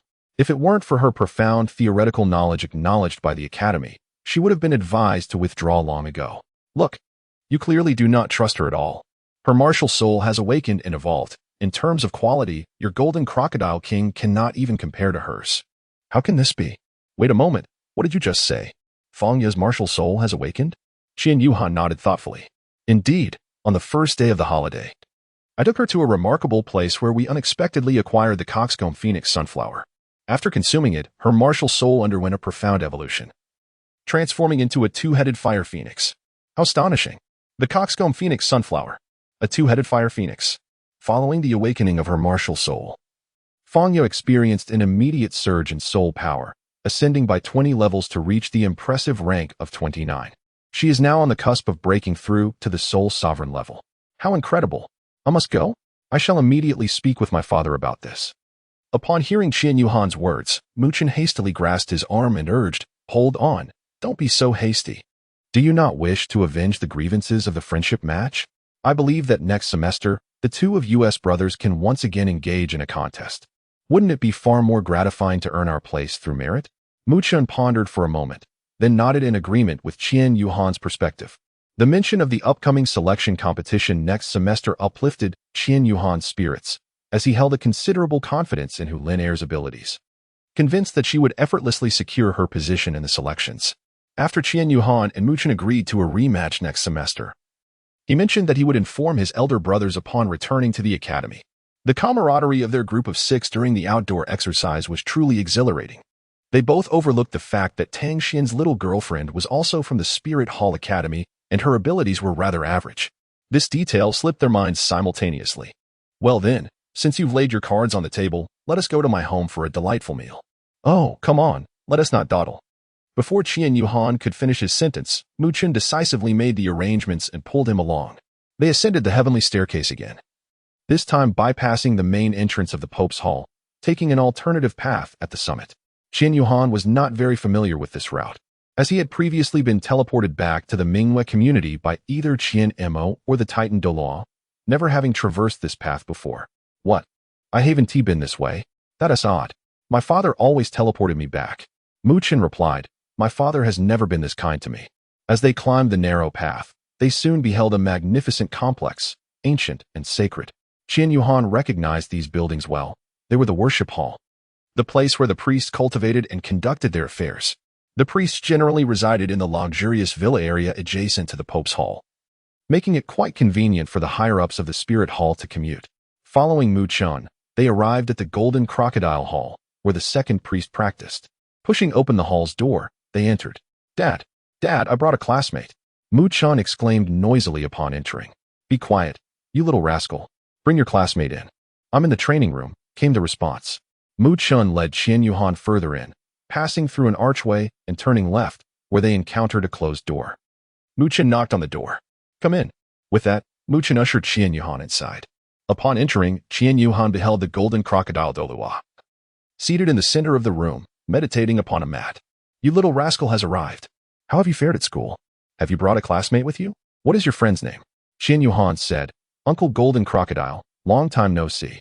Chapter 55, An Unconventional Final Examination. Uncle Golden Crocodile, it's been a while. Qian Yuhan gazed at the golden crocodile Douluo, who was meditating in deep concentration, and smiled. How audacious. The golden crocodile Douluo admonished in a low voice, exuding an overwhelming aura of authority that compelled Mu Chun and Qian Yuhan to kneel before him. Mu Chun, glancing at Qian Yuhan, was filled with a sense of grievance. He had previously informed Qian Yuhan that his father was quite particular about how others addressed him. To his astonishment, his dear friend had chosen to call him Uncle Golden Crocodile right off the bat, and they were hardly on such familiar terms. Even as the young master, it seemed rather presumptuous. Mu Chun's concerns were evidently unfounded. The golden crocodile Douluo opened his eyes and rose, directing his gaze toward the two. Immediately, the oppressive pressure dissipated. Ah, little Han, it's you rascal. Ha ha ha. Come closer and let your uncle have a look. Mu Chun pondered. When did my father ever treat me this way? And whimpered softly. Qian Yuhan approached and bowed respectfully to Golden Crocodile Douluo, saying, Uncle Golden Crocodile, how could you just now exert your pressure to suppress both Mu Chun and me? Humph. Qian Yuhan feigned anger, turning his head to the side in a deliberate display of sulkiness. Mu Chun was utterly astonished. Goodness, when has Qian Yuhan ever behaved like this at the academy? Is this his way of being playful? And to think that his father seems quite pleased. All right, you little rascal. I was aware from the start that your uncle is sensitive to certain matters. How could you still act so carefree knowing it was you? This is all your fault. I don't care. Mu Chun promised to treat me to a meal. Uncle, are you going to Ha? You're waiting for me here, aren't you? Very well. I shall have someone prepare for you. Today let us have a good chat, shall we? Qian Yuhan nodded in acknowledgement and cast a glance at the now-dazed Mu Chun, giving him a playful wink. Shortly after, a servant arrived to inform them that the meal was ready. Let us proceed to dine, he said. Mu Chun and Qian Yuhan followed the golden crocodile Douluo to the dining hall, where the three engaged in lively conversation over their meal. Mu Chun, you rascal. How could you not tell me that you and Xiaohan are roommates? With that, he playfully slapped Mu Chun on the back, causing him to choke on his food. Cough, cough, cough. Hey Dad, what are you doing? You could have just said it without resorting to violence. Well, there's no need for so much banter, he retorted, unable to suppress a laugh himself. I only just discovered that he is the young master of the Wuhuan Temple, the son of Uncle Qianma. Didn't I mention that before? The golden crocodile Douluo queried, momentarily puzzled, before continuing. Indeed, back then, Xiaohan intended to conceal his identity upon entering the academy, which is why I didn't inform you. Ha ha ha. I truly didn't say anything, did I? Observing the golden crocodile Douluo's demeanor, Mu Chen shook his head in exasperation, covering his face with his hands. This old man. Son, I heard from His Holiness the Pope that you encountered the Tooth-Claw Scorpion King and were poisoned. Are you and Xiaohan all right? Don't worry, Dad, we are fine. The poison has been expelled. I'm perfectly well, so you can rest easy, Uncle. That's a relief. You two have been concealing your identities from each other while sharing a dormitory. Your bond must be quite strong. This is precisely why I encouraged Mu Chun to keep his identity under wraps upon entering the academy. Possessing a distinguished background can complicate life at the institution.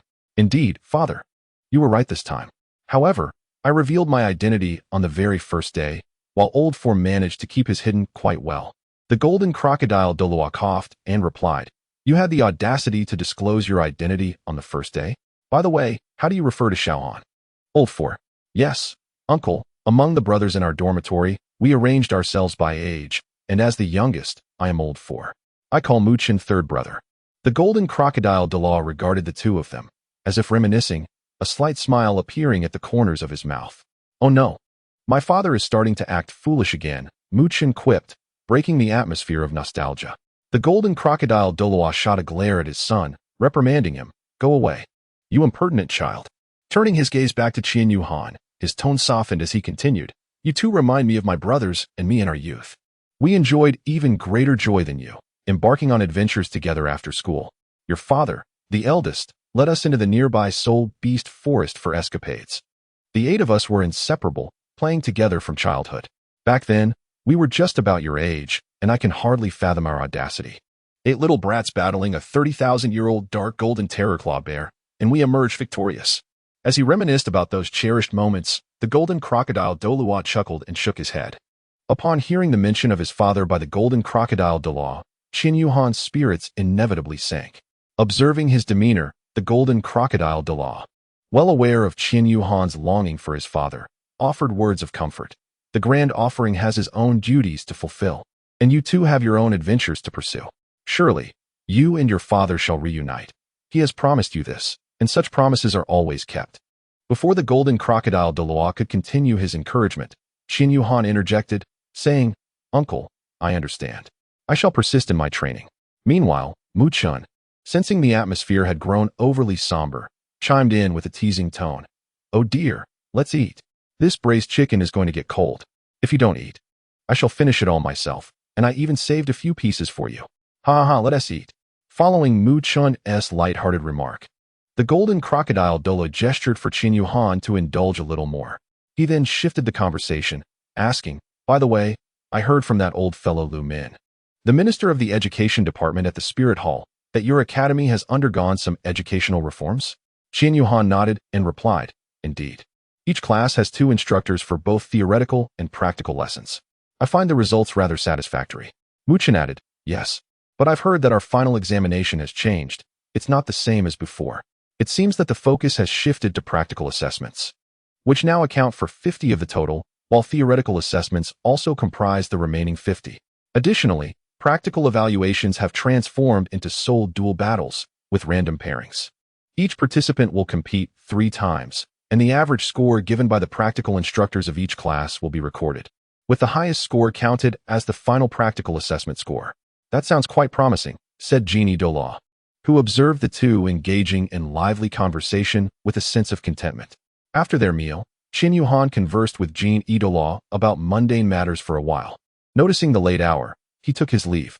Mu Chun intended to accompany him, but was gently declined by Qian Yuhan, who wished to explore alone.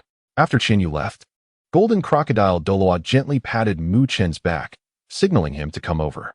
Upon entering the lounge, golden crocodile Douluo settled onto the sofa beside Mu Chun and remarked, My son, you should earnestly learn from Xiaohan. He possesses numerous qualities that you lack, and you must pay close attention to him. Yes, I understand. 4th brother is indeed exceptional. Tell me about the other 2 individuals in your dormitory. They are twins and disciples of the Haotian sect. The elder is named Tang Xian, and the younger is Tang Chun. Golden crocodile Douluo's eyes widened in surprise as he exclaimed, Tang Xian and Tang Chun. What a remarkable coincidence. What is the matter, Dad? Do you know them? Golden crocodile Douluo nodded and, with a chuckle, replied, Ha! I am merely astonished by the serendipity shared among you four children. You must have been quite young, probably around 2 years old, when your uncle Qianmo, along with Tang Zhun, their father, and I, visited the Ice God sect. During that time, you, Han, and the Tang brothers, along with the daughter of the Ice God Douluo, were placed in a room together to play while we enjoyed some drinks. Later, I heard from the attendants that you five had started a brawl in the room, and it was quite the spectacle. In the end, Han grabbed that little girl, pointing and giggling at the three of you. It was utterly amusing. Muchun was taken aback. I had no idea we four had met before. Fate truly is extraordinary. Han returned to the Mingyue villa, sitting cross-legged on the bed as he engaged in his cultivation. Han has now reached the threshold of level 37, sensing that a breakthrough is imminent. After absorbing the 8-pointed ice grass and the fiery apricot blossom, a considerable amount of natural energy still resides within Han's body.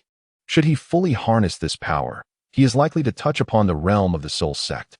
It appears that this semester's final practical examination will require his utmost effort in pursuit of a significant advancement. Han guided his soul energy to flow through every meridian of his body, feeling as if every part of him was being nourished. Han silently pondered. This sensation is truly marvelous, warm and soothing, as the soul power flowed into his sea of consciousness, continuously nourishing it. Han suddenly sensed a significant turbulence within his mental ocean. Moreover, he felt two distinct forces clashing within his sea of consciousness. Han hurriedly entered the sea of consciousness. As soon as he arrived, he discovered his martial soul, the radiant divine sword, engaged in fierce combat with a crimson orb of light. It seemed that the radiant divine sword was subtly at a disadvantage. A sense of foreboding washed over Han, prompting him to channel his soul power to the sword. After several intense exchanges, the radiant divine sword ultimately subdued the crimson orb. With its blade pointing downward, the orb appeared to be sealed, no longer thrashing about under the sword's control. A sigh of relief escaped Han's lips as tranquility was finally restored. Han awakened from his meditation, astonished to discover that the radiant divine sword had been engaged in a fierce battle with a crimson orb within him. The crimson orb had expelled a substantial amount of its power, all of which his body had absorbed, resulting in a remarkable breakthrough in his soul force. Han was elated, but soon pondered, what if he could control the radiant divine sword to intermittently release that crimson orb of light, thereby assisting the sword in exerting its suppression? In such a scenario, the energy emitted could be absorbed and transformed by himself, accelerating the enhancement of his soul power. However, at present, Han's priority was to solidify his cultivation. This was a practice he adhered to each time he made a breakthrough, diligently reinforcing his foundational skills, ensuring that he could traverse further in the future. Indeed, this was the very first lesson imparted to him by his father, Qianmo, unbeknownst to him. The vacation days slipped away, drawing to a close.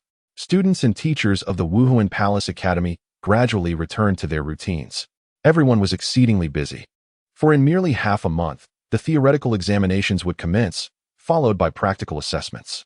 The first-year theoretical instructors were preoccupied with crafting exam papers, while the practical instructors busied themselves with planning assessments, allocating venues, and organizing random groupings for the matches. As for the students, they were wholly absorbed in their rigorous studies. Since their return to school, Han and Hu Liner have made a pact to study in the library, a commitment that has persisted for 3 to 4 days. From their very first encounter after returning, Han discerned the fatigue in Hu Liner. She appeared utterly devoid of spirit. Han approached Hu Liner and gently patted her head, inquiring, "Why have you exhausted yourself so much during this holiday? Perhaps you should take some time to rest?" Feeling the warmth of Han's touch, Hu Liner's cheeks flushed crimson as she shook her head and replied, "No need. I haven't spent enough time with you during the holiday. Now I must devote myself to my boyfriend." As she met Han's caring gaze, her eyes welled with tears, threatening to spill over at any moment. "What troubles you?" he asked. "I'm fine," Hu Liner quickly replied, rubbing her eyes and turning her head away to avoid his gaze. "By the way, I overheard Mi Chun and others chatting in the infirmary about your plans to venture into business." Han paused upon hearing Hu Liner's words and replied, "Ah, indeed, I am planning to create a board game for entertainment." "Oh, could you elaborate on that for me?" Han teased. "Ha. Are you planning to invest in me, Miss Hu?" Hu Liner replied with a slight smile. "That depends on whether it is worth it." It is undoubtedly worth it. A guaranteed profit. Qian Yuhan glanced at the wall clock and noted the late hour. He remarked, let us reserve a detailed discussion for another day when time permits. It is already quite late, and with practical classes scheduled for tomorrow morning, it is essential to rest well tonight. Qian Yuhan reminded her. Upon hearing that there would be a practical training session the next morning, Hu Lin recalled Yu Ziyang's unconventional teaching methods, and instantly felt a shiver run down her spine. She hurried to gather her belongings, pulling Qian Yuhan along as they rushed outside. Hey, slow down. Haha. No. I certainly do not wish to be exhausted by the practice tomorrow. Soon, there will be a practical assessment. After exiting the library, the two walked side by side for a while before parting ways.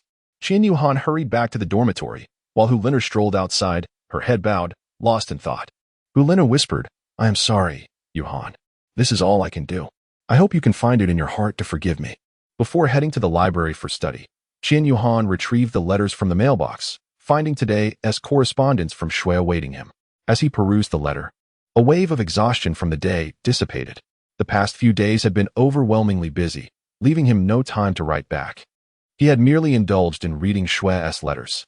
Glancing at the clock, he realized it was already quite late, and with a resigned spirit, he picked up his pen and paper to compose a response. Dear Shui, I sincerely apologize for my delayed reply.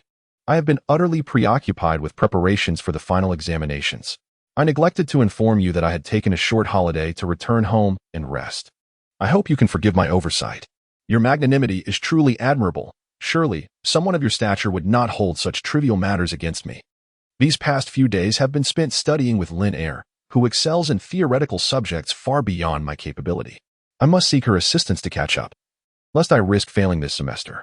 Strangely enough, upon returning to campus, I was struck by her visibly weary demeanor, which was quite disheartening, yet she merely smiled in response.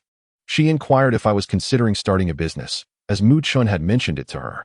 I had previously shared with you my intention to create a novel card game venture. It requires investment, and I pondered whether to ask Lin for support. However, I reconsidered, as her family seems to be experiencing financial constraints, and I would not wish to burden her further. These days have indeed taken a toll on me. And tomorrow morning I have a practical class. By the time you read this letter, I will likely be enduring a rigorous session with Yu Ziyang, bringing me both amusement and dread. I must emphasize that my lack of correspondence does not reflect any disregard for our cherished pen-pal friendship. I am simply overwhelmed with obligations. It brings me joy to see you thriving each day. You mentioned a quarrel with your best friend, but such matters are trivial. After all, conflict is often a sign of affection. Disagreements among close companions are natural, and it is precisely these small frictions that attest to the strength of your bond. Open communication and heartfelt discussions will surely mend any rifts between you. Wishing you a swift restoration of your so-called fractured friendship. Best regards. On January 8th, 8029 of the Douluo calendar, Qian Yuhan observed Hu Lin behaving furtively. After completing her letter, she gazed upon the other three who had already succumbed to slumber, savoring the delightful ambience. Having briefly refreshed herself in the washroom, Qian Yuhan retired to her bed and drifted into a peaceful dream. The following morning, she commenced her day with a morning run alongside Zhao Ke. After completing 2 laps and arriving before the dormitory, Tang Xian emerged and seamlessly joined their endeavor. Qian Yuhan inquired, Brother, why are you up so early? I returned home this time, and my father remarked that I had gained weight. Upon glancing down, I indeed noticed a slight paunch. I truly need to engage in some exercise and shed a few pounds. Otherwise, Xiaoyu might start to find me unappealing. Tang Xian replied, scratching his head. He then turned to the individual beside Qian Yuhan and asked, May I know who this is? This is Zhao Ke, a classmate of ours, Qian Yuhan introduced. Greetings, it is a pleasure to meet you, Tang Xian said, extending his hand. Zhao Ke, noticing Tang Xian's friendly gesture, promptly reciprocated, and the two exchanged a courteous handshake. Qian Yuhan, hey, is it really necessary? It feels as though leaders are merely exchanging pleasantries with one another, adopting a rather bureaucratic tone. As Qian Yuhan completed the final lap and arrived at the gate, she paused by the mailbox to deposit a letter before returning to the two individuals. What is this, fourth? Zhao Ke promptly clarified on behalf of Qian Yuhan. The class leader is writing a reply. She typically goes there every morning to send her letters. Qian Yuhan nodded. Goodness, Lao Si. Have you actually made a pen pal? Do you know if it is a male or female? Qian Yuhan remarked, I have a feeling it must be a woman. Tang Xian observed Qin Yuhan's unperturbed expression and dismissed the notion that Qin Yuhan was entangled in an affair. It was likely just a simple exchange of letters between pen pals. Nevertheless, Tang Xian couldn't resist teasing. Does Liner know about this? Qian Yu shook her head. Hey, fourth brother, aren't you afraid that Liner will feel jealous if you write to other girls? We have both given each other ample space, and truly, our relationship is nothing more than a pure friendship between pen pals, devoid of any ulterior motives. I trust that Liner will comprehend this.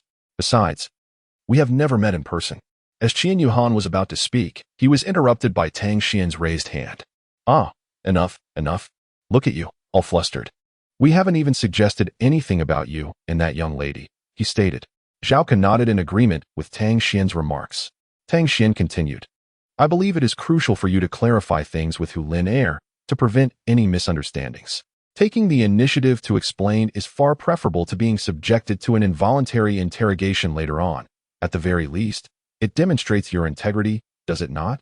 Tang Xian's words resonated with Qin Yuhan, who found them quite reasonable and nodded in acquiescence. This final lap served as a relaxation circuit, primarily aimed at gradually lowering their heart rates.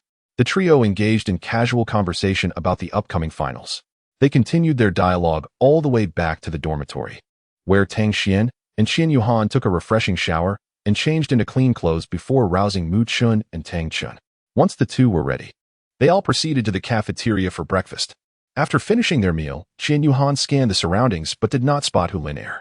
He thought to take a moment during class to mention to her that he had a female pen pal. However, upon arriving for class, he discovered that Hu Lin Er had taken a leave of absence today. Qin Yuhan, what is going on? Wasn't Liner studying with me just last night? Why is she taking leave today? Meanwhile, the theory class for the fourth class was cancelled this morning due to the absence of the instructor, transforming it into a period of free activity. Tang Xian was wandering aimlessly outside, while Tang Chun returned directly to the dormitory to practice. Xiaya was still in class and couldn't go to find her, so she decided to take a stroll around the academy. Following a narrow path, she soon spotted a familiar figure ahead. Tang Xian mused to himself, is that Hu Lin? What is she doing here? Wasn't there a practical class for the fourth class this morning? She should be at the Soul Arena. Just as he was about to greet her, he noticed Hu Lin sneaking around, glancing furtively before heading into the Wuhuan forest. Tang Xian felt even more puzzled. What on earth is Hu Lin up to in such a stealthy manner? Out of curiosity, he decided to follow her into the Wuhuan forest. The Wuhuan forest is a particularly enigmatic place within the Wuhuan Hall Academy, primarily filled with various types of trees for students to rest and admire, but it also harbors a small section of perilous plants. Tang Xian kept a close distance behind Hu Lin, concerned that she might encounter those dangerous plants, like the demon-eye tree he had stumbled upon previously. Just thinking about that experience sent shivers down his spine. It appeared that Hu Lin was quite familiar with the area, weaving through the trees as if she frequented it often. Eventually, as expected, Tang Xian lost track of her and left in disappointment, deciding to wait until the fourth class was over to discuss it with his friend. In a clearing surrounded by spirit pines within the Wuhuan forest, a figure awaited. It was Dai Xingxi, and Hu Lin approached by sidestepping between two trees. What is it now? You even had me take a sick leave from class this morning? Hu Lin remarked with evident disdain. Lin, could you please be a bit more pleasant towards me?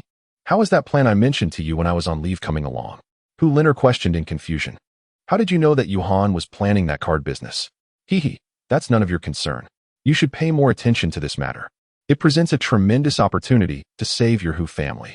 My family will provide the financial backing, so you need to expedite the plan for that card business. This way, our two families can seize the market ahead of time, and your family's cash flow will be restored. And then what? Hu Lin asked coldly. Dai Xingxi was evidently taken aback by her question. And then? What comes next? Naturally, it will lead to a long-term collaboration between our families. You continue to entice Qin Yuhan, and when he becomes infatuated, you can cast him aside. That will surely strike him hard. And then I will reveal the whole truth to him. Just think about it. It's exhilarating, isn't it? Ha. You are shameless. We are in the same boat. And I must tell you, Hu Lin, do not think that speaking up for Qin Yuhan is for his benefit. You have done nothing for him. Dai Xingxi's final words struck a profound chord, causing Hu Lin to stiffen, as if pierced by an undeniable truth. I urge you to exercise restraint, otherwise, I may very well expose everything to Yuhan, even if it means inciting his everlasting hatred towards me. The truth is, you have compelled me to this point. Oh, is it truly I who has coerced you? Reflect carefully, Dai Xingxi whispered conspiratorially into Hu Liner's ear. Let us not forget the betrothal between our families. Were it not for that childhood engagement, do you honestly believe your family's financial woes, which have led to tax evasion and usury, could have remained concealed until now? Liner, why can't you see? Despite your past treatment of me, I find myself repulsed by your actions. Hu Liner retorted with a low growl. Enough. With that, Dai Xingxi traversed the copse of trees, leaving Hu Liner alone, tears streaming uncontrollably down her cheeks.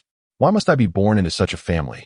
Had I known this was the plight of the affluent, I would have preferred a life of humble simplicity. Chapter 58. The dilemma Hu Liner wrestled with inner turmoil. On one hand, she felt compelled to align with Dai Xingxi and the Dai family for the sake of her own.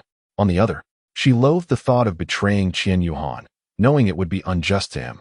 The former represented familial duty, while the latter symbolized her love.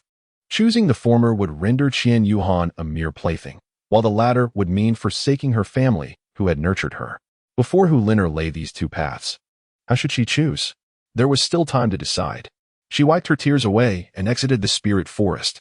As she wandered down the quaint paths of the academy, she sought respite on a nearby bench, gazing at the picturesque surroundings, yet feeling an overwhelming sense of ordinariness.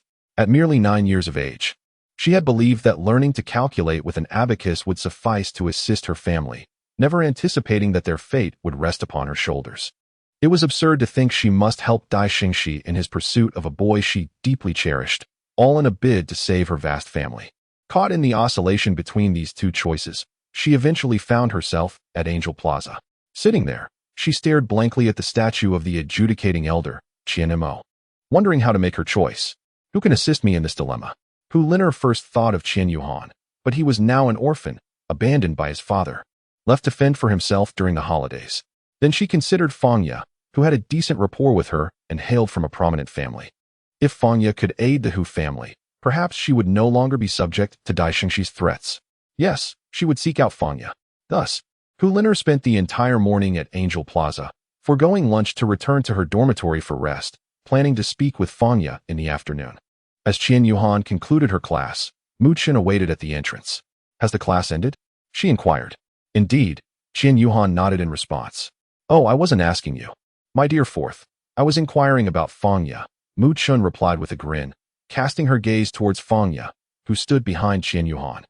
Qian Yu cast a glance at Mu Chen and proceeded to walk past him. Hey, Fourth, look at you. You're all worked up. I was merely jesting and have been waiting specifically for you. There is something I wish to discuss. Oh, let's not converse here. Let us first dine, and we can speak as we eat. Qian Yuhan, Mu Chen, and Fangya ventured to the cafeteria together. The fourth class was engaged in theoretical lessons, and the cafeteria stood between their classroom and the battle spirit arena. Thus, the trio opted not to search for their two classmates in the classroom, intending instead to meet in the cafeteria directly. After each had selected their lunch, they carried their trays to an unoccupied table. As they settled in, Qian Yuhan eagerly inquired of Mu Chen about the matter at hand. Observing Qian Yuhan's anxious demeanor, Mu Chen refrained from teasing him further and responded, This morning, our class had no lessons, so I took a stroll outside. Guess whom I encountered? Who? Linaire. Linaire? Both Qian Yuhan and Fangya expressed their confusion simultaneously. They were in the same class as Linaire, who had taken leave today due to family matters. Yes, indeed, it was Linaire. I noticed her sneaking into the spirit forest, meandering about, as if she were quite familiar with the place. And then I lost track of her. By the way, old C, are you two in a quarrel? Qian Yu shook her head in denial, saying no. We were studying together in the library last night. However, I noticed that she appeared quite fatigued and listless. Perhaps the holiday has kept her family busy with too many chores, which exhausted her. I urged her to return home and rest. Yet this morning, she requested leave, claiming there were matters at home. Mu Chen, perplexed, remarked, How could there be matters at home that would lead her to the spirit soul forest? At that moment, Fangya timely interjected, Could it be that Linaire is meeting someone in the spirit soul forest? Mu Chen's expression shifted to one of realization as he responded, Indeed. I find Fangya's suggestion highly plausible. Her excuse of family matters is surely a mere pretext. But who could Linaire be meeting? Qian Yuhan listened to the conversation between Mu Chen and Fangya without uttering a word, his head bowed as he consumed his meal. his mind preoccupied with thoughts. Who had Lin Er met? Had someone from her family come to the academy to seek her out? Or was she preoccupied with another friend from the academy? Recently, Lin Er had been exhibiting rather peculiar behavior, appearing rather distracted. Just yesterday, she mentioned to me that while in the infirmary, she had overheard Sangu discussing my plans to venture into a poker business and urged me to elaborate on it. I pondered the situation, considering the turmoil her family was currently facing, and I hesitated, fearing that my endeavors might further complicate her life. Initially, I had contemplated seeking her assistance for a small investment, but upon reflection, I decided it would be best to refrain from imposing on her already busy schedule. Muchin scratched his head, contemplating. Had I ever spoken to Hu Lin Er about this? I distinctly remembered discussing it only with Fangya. At that moment, Fangya interjected. If you wish to invest, it shouldn't be difficult. Earlier in the infirmary, Muchin casually mentioned your plans to me. On the first day of the holiday, I spoke with my brother about it again. He seemed to think it was feasible. Then he hurried off, presumably to discuss it with our parents. If you're looking for investment, you can certainly reach out to me. Qian Yuhan nodded slightly. After all, when he spoke to Muchin and the others, he merely outlined a general framework without delving into any specifics. If he truly required Fangya's assistance, he could always provide her with the necessary details without causing any delays. After Qian Yuhan returned to the boys' dormitory to rest, Fangya headed to the library to read for a while. The three of them parted ways at the cafeteria entrance. Fourth, does Fangya have an older brother? Do you know him? Yes, his name is Fang Qing, a rather portly fellow. He is a year ahead of us and is currently in his second year. I've encountered him a few times and had some conversations. As if recalling something, Qian Yuhan added, third brother. Do you know if there is a family steward with the surname Fang in the spirit hall? Listening to Qian Yuhan's inquiry, Muchin seemed to ponder for a moment. It seems there actually is. The deputy minister of the finance department bears that surname. I believe his name escapes me. Fang Qing had previously mentioned that his family possessed some connections within the spirit hall, and he had alluded to it more than once. Qian Yuhan speculated that he must hold a significant position, which explained his pride, though he feigned modesty by suggesting he had some influence. It was clear he was merely flaunting his familial background. Such individuals are not worth cultivating deep relationships with. Hence Qian Yuhan had not sought Fang Qing out proactively. Their interactions had always been incidental, initiated by Fang Qing himself. Fangya, in contrast, did not flaunt her family's connections like her brother did. Instead, she presented herself as an ordinary student, devoid of pretension. This quality resonated with Qian Yuhan, who admired her for it, albeit in a manner akin to recognizing a kindred spirit. Upon reaching the dormitory and noticing that Tang Xian and Tang Chun had yet to return, they found nothing further to discuss and retreated to their beds to dream away the night. In the afternoon, theory classes commenced. Hu Lin Er chose to sit with Fangya instead of Qian Yuhan today. Mu Chun glared at Qian Yuhan from beside him, indignantly exclaiming, "Look at your girlfriend ruining my chances." Chapter 59. If you don't come, I will come to find you. Qian Yuhan and Mu Chun sat in the last row, observing Hu Lin Er conversing with Fangya, her eyes brimming with tears. Fangya wore a troubled expression, occasionally shaking her head or resting her chin on her hand. Seemingly lost in thought, the two could only passively attend the class, boredom enveloping them. Once the lesson concluded, Hu Lin Er, seated at the front, dashed away before Qian Yuhan could react, leaving him momentarily stunned. What happened? Why does Lin Er appear to see me as if I were a harbinger of misfortune? Muchin, sensing something was amiss with Hu Lin Er, urged Qian Yuhan to seek out Fangya for clarification. As they approached Fangya, she seemed to anticipate their inquiry and replied directly. Hu Lin Er, she is facing a grave issue at home, and she is utterly overwhelmed. You two should refrain from adding to her distress. Qian Yuhan realized that he had always been a source of trouble for Lin Er. Qian Yuhan's spirits plummeted to the depths of despair. How had the relationship with Lin Er devolved to such a state, feeling even less substantial than their prior friendship? Where had he faltered? Observing Qian Yuhan's despondent demeanor, Fangya couldn't help but feel a profound sympathy for him. Compelling her to assist Hu Lin Er in this matter, it must not unfold as Dai Shengxi envisioned. Why should Qian Yuhan endure such treatment? Indeed, Hu Lin Er had confided everything to Fangya, who had come to understand Dai Shengxi's true nature. Moreover, she had uncovered another truth. Hu Lin Er's knowledge of the situation was ultimately rooted in her own actions, which had led Dai Shengxi to manipulate Hu Lin Er into deceiving Qian Yuhan regarding the details of the plan. Previously, Fangya had casually mentioned the matter to Fang Qing, who, upon learning of it, hastily sought out Dai Shengxi to report back. Dai Shengxi and Fang Qing had been acquainted since an early age, having met at a family gathering, an event Fang Ye had scorned. Choosing instead to remain in her study. When Fang Qing discovered that a newcomer dared to challenge his brother, he sought out Dai Shengxi to inquire further, only to find that the challenger was Qian Yuhan. Subsequently, he learned that Qian Yuhan shared a class with his sister Fang Ye, providing a convenient link for him to approach Qian Yuhan at any time. Upon grasping the full extent of the situation, Fang Ye felt a deep sense of embarrassment regarding the actions of Dai Shengxi and her brother. Watching Hu Lin Er evade Qian Yuhan, she imagined the turmoil that would ensue if Qian Yuhan were to uncover the truth. He would surely be driven to madness. According to Hu Lin Er, she did not wish to treat Qian Yuhan in such a manner, yet felt unworthy of his kindness. Thus, she resolved to distance herself from him, feigning disdain and declaring her lack of affection, hoping to shatter his heart and prompt him to abandon her, an outcome she believed preferable to the consequences wrought by Dai Shengxi's schemes. Earlier in class, Fang Ye had quietly urged Hu Lin Er to speak candidly with Qian Yuhan, asserting that he would surely understand her predicament and that her feelings for him were genuine. Hu Lin Er shook her head, stating, "Xiaoya, my intentions in approaching him are not pure.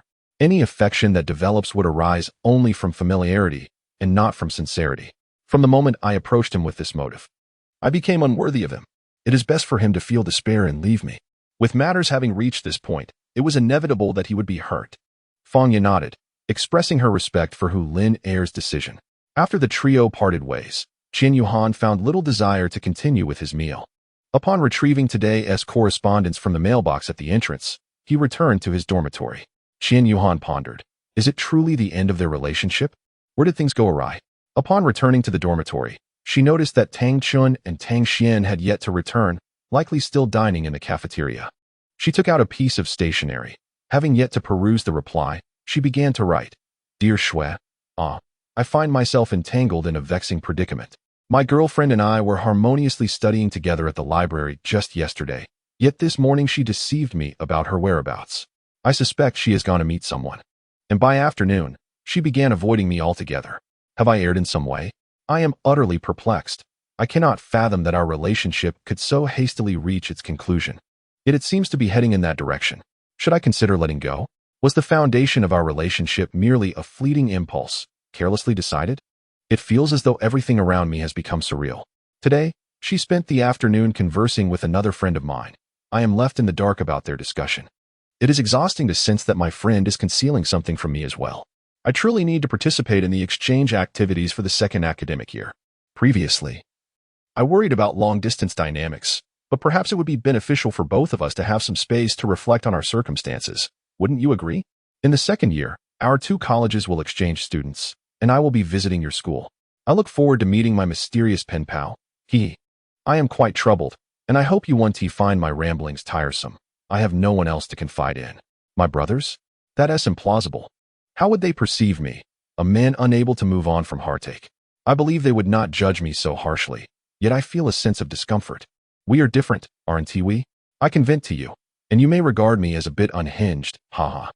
Speaking my mind in this way has no effect on our lives, and I find solace in that. Lately, I sense that when facing others, I may revert to my former taciturn self. If only I could become invisible. Perhaps I would evade such troubles and not be tormented by my girlfriend's deliberate avoidance and her failure to disclose the truth. How have you been? I have yet to read your reply. I fear that my current negative emotions might taint my perception of your words. Would it be all right if I waited a few days until I feel more balanced before reading it? I trust you understand that my neglect to read your response might have left you pouting in frustration.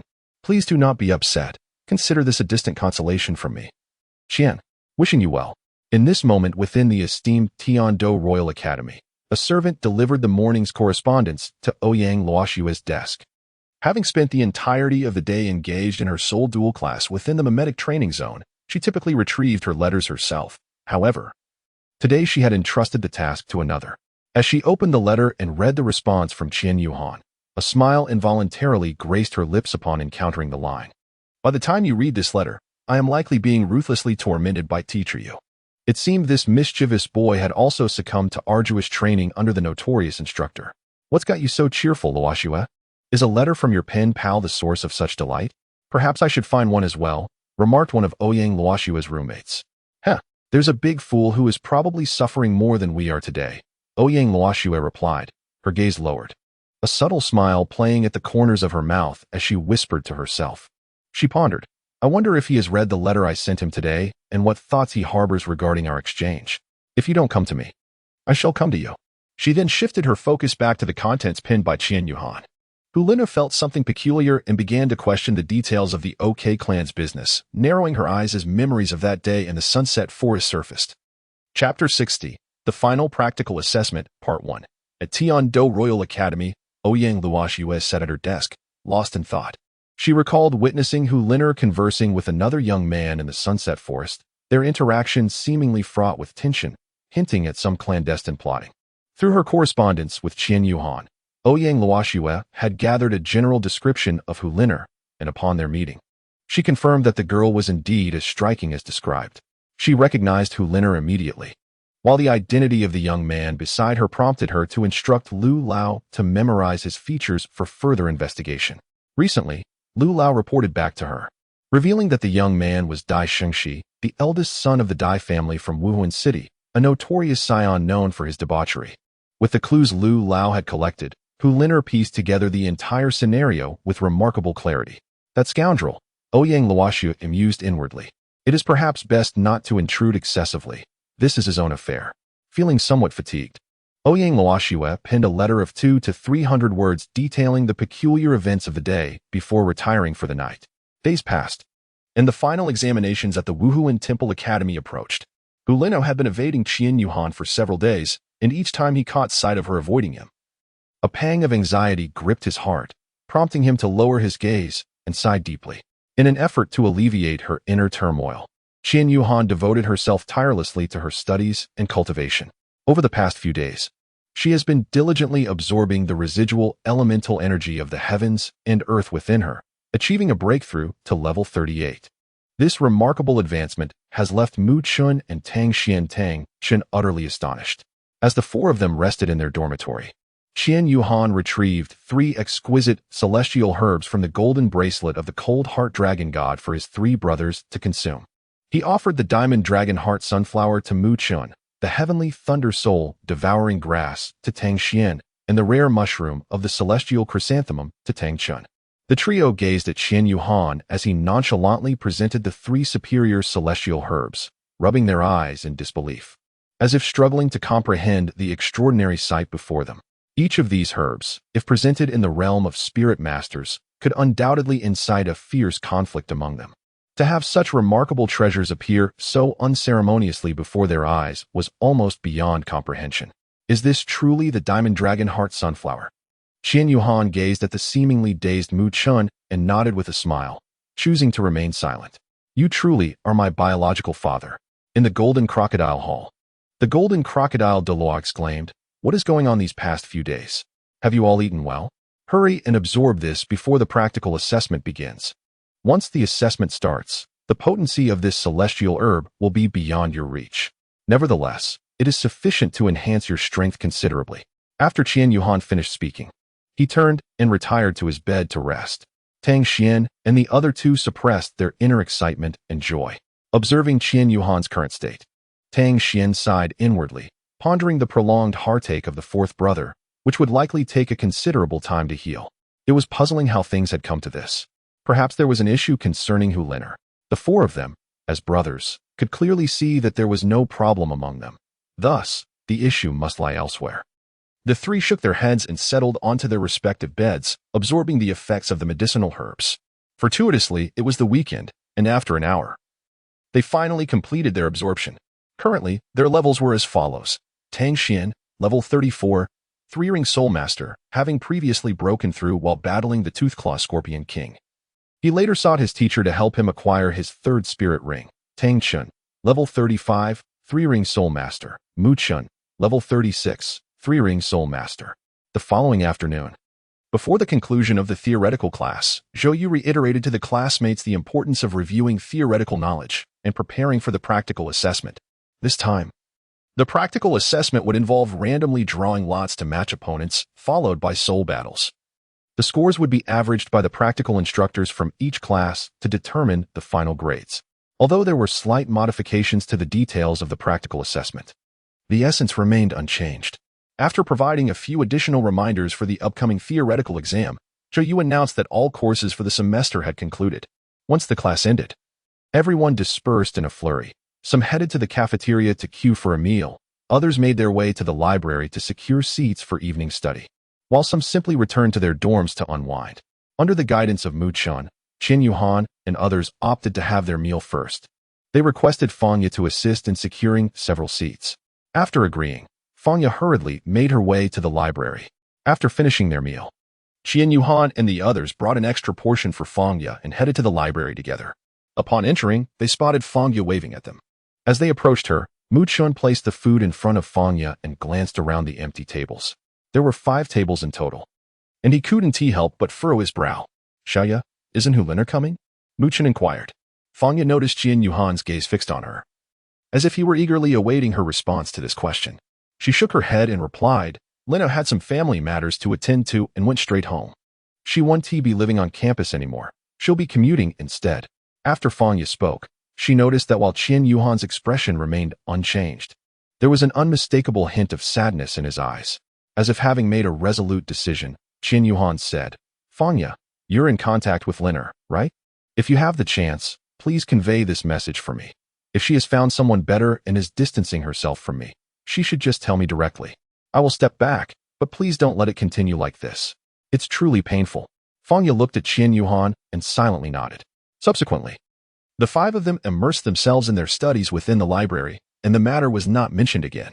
The theory examination commenced, and the questions, crafted by the respective theory teachers, elicited mixed reactions. Some found them exceedingly challenging, while others deemed them surprisingly manageable. Qin Yuhan represents the latter. After completing the theoretical examination, a rare smile graced her lips. Observing Mu Chen's furrowed brow, she surmised that their class's teacher had crafted a particularly challenging test. After all, teacher Han Xin possessed profound theoretical knowledge, and the lessons she imparted were correspondingly intricate, resulting in questions that were likely quite difficult. Alas, old 4.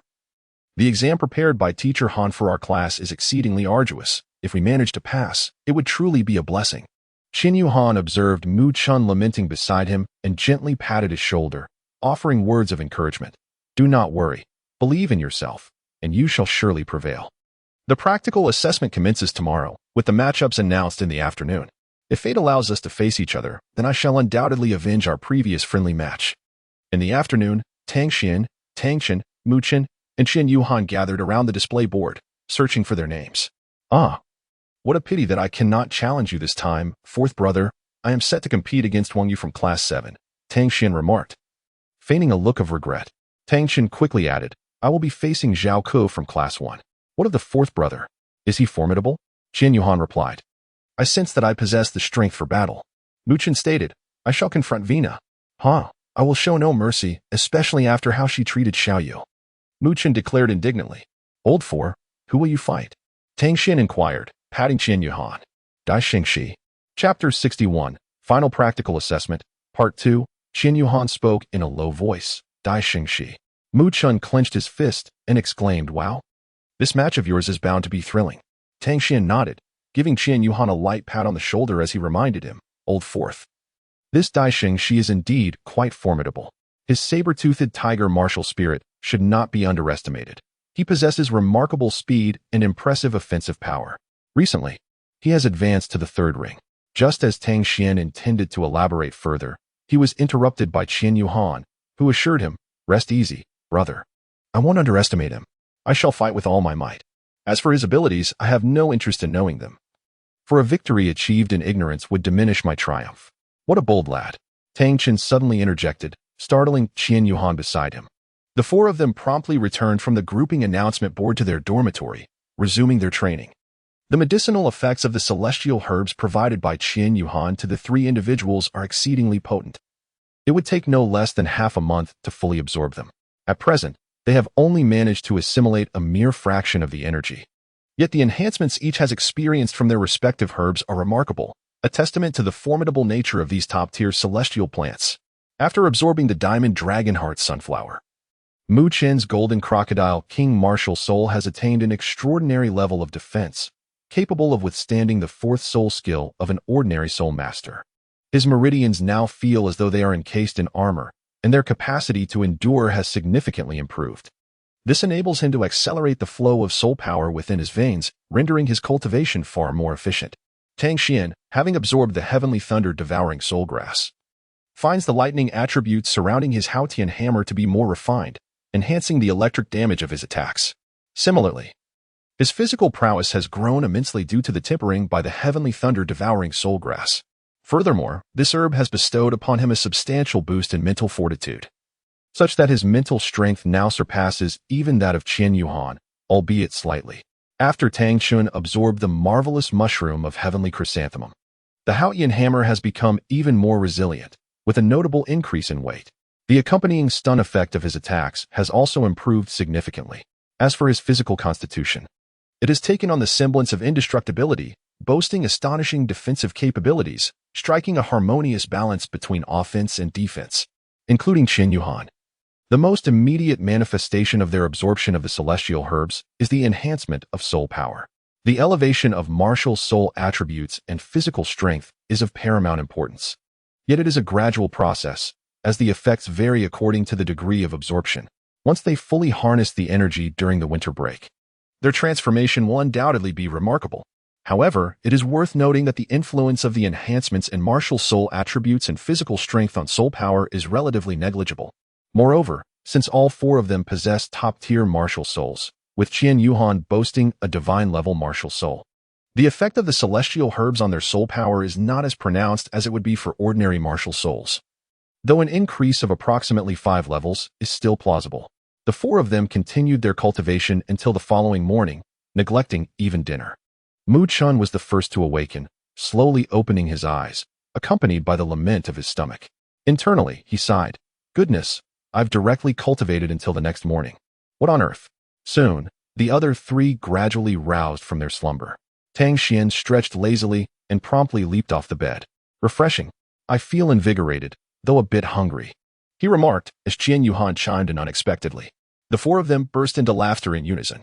Tang Xian gestured for everyone to gather, linking arms to form a circle. "Brothers, it's time for us to shine in our 101, he declared. "Let us not hold back. I'm aiming for a perfect score. The first perfect score will undoubtedly be mine." Tang Chun, too, was exceptionally exuberant today. Qian Yuhan encouraged everyone, urging them to rally their spirits. After a brief moment of motivation among the four, they hastened towards the cafeteria, for their stomachs were in dire need of sustenance, practically ready to form a band. On their way, they encountered Fangya, and Mu Chun paused to greet her. After a brief exchange of pleasantries regarding the situation, they swiftly continued their sprint towards the dining hall. Observing the quartet rushing ahead, Fangya smiled softly, remarking to herself on the commendable qualities of these young men, particularly her gaze lingering on Mu Chun, who was trailing behind the other three. The practical assessment commenced amidst the lively chatter among the participants. Following the predetermined groupings, the first-year students were divided into 3 main groups, each assigned to one of the 3 combat arenas. Qian Yuhan and Fangya were allocated to the first arena, while Mu Chun and Tang Chun proceeded to the second, and Tang Xian along with Hu Liner were designated for the third. Indeed, Hu Liner had, as Fangya mentioned, transformed into a dazed student, visibly out of breath upon entering the combat arena, having hurried over. The announcements echoed simultaneously across all 3 arenas. In Arena 1, Zhao Tianyu faced Ma Liang. In Arena 2, Shangwan Siki confronted Ning Yuhan. And in Arena 3, Tang Xian squared off against Wang Yu. The air soon filled with the sounds of soul techniques clashing and the excited cheers of the audience. In Arena 3, Tang Xian was taken aback to find himself placed in the first match. He was ready for battle. First year Class 4, Tang Xian, Assault System Soul Master. "I seek your guidance," he declared. First year Class 7, Wang Yu, Control System Soul Master. "I seek your guidance." The 2 combatants summoned their soul rings, 2 yellow and 1 purple, which gradually faded into ethereal forms before vanishing. Wang Yu initiated the confrontation with his first soul technique. Entangle. His yellow soul ring flickered as he formed hand seals, summoning 2 long vines from the ground that surged towards Tang Xian. "Blue silvergrass, is it? Watch closely," Tang Xian remarked nonchalantly, springing into the air to evade the oncoming attack. A cold smirk crept across Wang Yu's face. "Oh, it's not over yet," he retorted, directing his right hand upwards, causing the blue-silver grass vines to change course and attack Tang Xian midair. First soul technique, Thunder Strike. As Tang Xian soared, his yellow soul ring shimmered, and the Haotian hammer materialized in his grasp. The Haotian hammer, the mightiest weapon soul in the world, gasped the audience in Arena 3. Some spectators, unfamiliar with Tang Xian's weapon soul, were taken aback, while those from Class 4, who had sparred with him in practical lessons, remained composed, fully aware of the formidable nature of the Haotian hammer wielded by the Tang brothers. A collective sigh of relief washed over Class 4. For an unspoken rule in the practical assessment ensured that they would not face their own classmates as opponents. The Haotian hammer in Tang Xian's hands crackled with intensified lightning energy. Tang Xian did not continue to evade. Instead, he launched a direct assault. The assault system is the assault system. How can it be intimidated by the control system's attacks? Let's go for it. The 7 instructors observing the match noted, with one from Class 6 commenting, "This child from the control system is far too complacent. Daring to confront the formidable Tang Xian from the assault system head-on is not a wise choice." Indeed, Tang Xian's strike was something Wang Yu could not withstand. Even if he managed to endure it, it would merely provide Tang Xian with further opportunities to attack. This child has fallen into his old habits again. The instructor from Class 6 lamented, and unsurprisingly, upon witnessing the overwhelming power of Tang Xian's enhanced first soul technique, the Haotian hammer, Wang Yu opted for a solid defense. His hand seals transformed, and blue-silver grass vines intertwined above him, forming a shield. However, the moment Tang Xian's attack struck that shield of entwined vines, it shattered. Without pause, Tang Xian continued to raise his hammer and strike at Wang Yu. Wang Yu sighed inwardly, "This is bad," and unleashed his third soul technique, blue-silver cage. As for the esteemed readers, please lend a moment of your time to support this endeavor. Your encouragement fuels my determination to continue writing, and I will not disappoint you. Thank you for your kind words and support. Additionally, let me provide an overview of the current abilities of the protagonists. Qian Yuhan, level 37 peak. Martial Soul, Radiant Divine Sword, Azura Demon Sword, Sealed, First Soul Skill, Radiant Slash, Second Soul Skill, Radiant Shadow Clone, Third Soul Skill, Radiant Guardian. Ouyang Luo Shui, level 41. Martial Soul, Ice Spirit Staff, Ice God Battle Blade. First Soul Skill of Ice Spirit Staff, Ice Spirit Blessing, Second Soul Skill, Ice Domain. First Soul Skill of Ice God Battle Blade, Ice God Slash. Further soul skills will be revealed later. No spoilers here. Tang Xian, level 34. Martial Soul, Heavenly Thunder Haotian Hammer, First Soul Skill, Thunderquake, Second Soul Skill, Thunder Strike, Third Soul Skill, Thunder Shadow. After his breakthrough, he immediately sought his teacher to obtain a soul ring. Upon learning this, Tang Zhun angrily wrote a letter berating him for not returning to acquire the Haotian Guardian, which now can only be reserved for the fourth soul skill. Tang Chun, level 35, Martial Soul, Earth-Shaking Haotian Hammer, First Soul Skill, Earth Splitter, Second Soul Skill, Earth Shaker. Third Soul Skill, Haotian Guardian. Mu Chun, level 36, Martial Soul, Golden Crocodile King, First Soul Skill, Golden Crocodile Tail Sweep, Second Soul Skill, Guardian Golden Radiance. Third Soul Skill, Frenzied Golden Crocodile. Domain, Golden Crocodile Domain. Fangya, level 29 peak, Martial Soul, Twin-Headed Fire Phoenix, First Soul Skill, Phoenix Fire Line. Second Soul Skill, Phoenix in Flames. After her breakthrough, Fangya sought out Yu Ziyang during the latter half of a short vacation. And teacher Yu guided her to a nearby Soul Beast forest to acquire 2 high-quality century-old soul rings. Hulin Air, level 31, Martial Soul, Three-Tailed Demon Fox. First Soul Skill, Foxtail Needle, Second Soul Skill, Fox Charm, Third Soul Skill, Bewitching Poison Mist. Domain, Demon Fox Domain. Additionally, the initial romantic entanglement of Qian Yuhan is approaching a painful conclusion. When they head to Tiando for an exchange, how will a certain someone waiting there heal him? Anticipate it. Lastly, I humbly request your support to generate love and motivation for updates. Thank you. Chapter 62, Final Practical Assessment, 3, Alas. The third soul skill, Blue Silver Cage. Wang Yu thought to himself that the situation was dire as the hand seal changed and the purple third soul ring beneath him illuminated. The third soul skill bestowed upon Wang Yu by the 5,000-year-old abyssal demon spider allows for crowd control against opponents and personal protection. It is indeed an excellent skill. However, regrettably, the blue-silver cage faces the unrivaled weapon martial soul, the Haotian hammer. Tang Xian's heavenly thunder Haotian hammer struck Wang Yu's blue-silver cage directly. Crack! The blue-silver cage shattered into countless fragments. Third soul skill, Thunder Shadow. Tang Xian, seizing the advantage, unleashed his third soul skill, conjuring an identical Haotian hammer. Indeed, unlike Qian Yuhan's Radiant Shadow clone, which creates two clones to fight in unison, Tang Xian's third soul skill materializes a thunder hammer resembling the Haotian hammer through the power of lightning. With dual hammers in hand, Tang Xian's yellow first soul ring flickered, Thunderquake. Second soul skill, Parasite. Explode.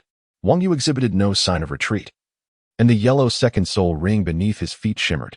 Suddenly, the blue-silver seeds left on Tang Xian from his previous attack on the blue-silver long vine emitted a faint blue glow, resembling a time bomb. Alas, a silent lament escaped Tang Xian's lips, but regrettably, it was too late. The blue-silver seeds exploded, each individual seed's explosive force being minor, yet their multitude proved overwhelming. A cacophony of explosive sounds erupted around Tang Xian. Indeed, he had been careless. He had long noticed the residual blue-silver seeds on his body, but had failed to regard them with the seriousness they warranted. Fortunately, after undergoing the baptism of the thunder-devouring soul grass, his physical resilience far surpassed that of an ordinary person, allowing him to withstand the onslaught. Nevertheless, he sustained several superficial injuries, with a trickle of blood escaping from the corner of his mouth, though he remained otherwise unscathed. On the contrary, Wang Yu found himself in a dire predicament.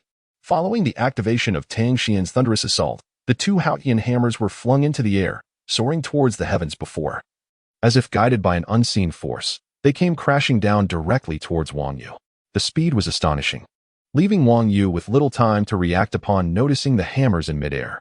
The Haotian hammers struck the ground with a resounding thud, accompanied by a tempest of lightning. Wang Yu bore the brunt of the electric shock and the tremors induced by the weight of the hammers upon impact, rendering him momentarily unconscious. Tang Xian summoned back the Thunder Haotian hammer, and the Thunder hammer manifested through his third soul skill dissipated beside Wang Yu. Leaning on the Haotian hammer, Tang Xian gradually rose to his feet, muttering under his breath, "Damn it, that hurt like hell." The first match of the third arena concluded, with Tang Xian scoring an average of 95 points and Wang Yu an average of 75.8 points. The next group of students was called to the stage. Limping towards Arena 1, Tang Xian was eager to witness his fourth brother's battle. Upon arriving, he spotted Qian Yuhan and Fangya seated side by side and made his way towards them. Fangya was the first to notice the disheveled Tang Xian. Covering her mouth as she chuckled, "Big brother Xian, what happened to you? Ha ha, how did you end up like this?" "Oh, don't mention it. It's utterly humiliating," he replied. Qian Yuhan heard Fangya's words and followed her gaze to see Tang Xian in motion. "Brother, what happened?" "I was careless during the competition and got injured by the opponent's blue-silver seed explosion. Alas, I lost my perfect score and ended up with only 90. Fangyu consoled him. "Brother Xian, you are already quite impressive. We just completed 3 rounds, and none of us scored above 80. Thank you for the comfort. It all depends on the competition. If you all perform normally, there's no doubt you'll surpass 90. As the three conversed, Tang Xian settled beside Qian Yuhan, watching the match in Arena 1.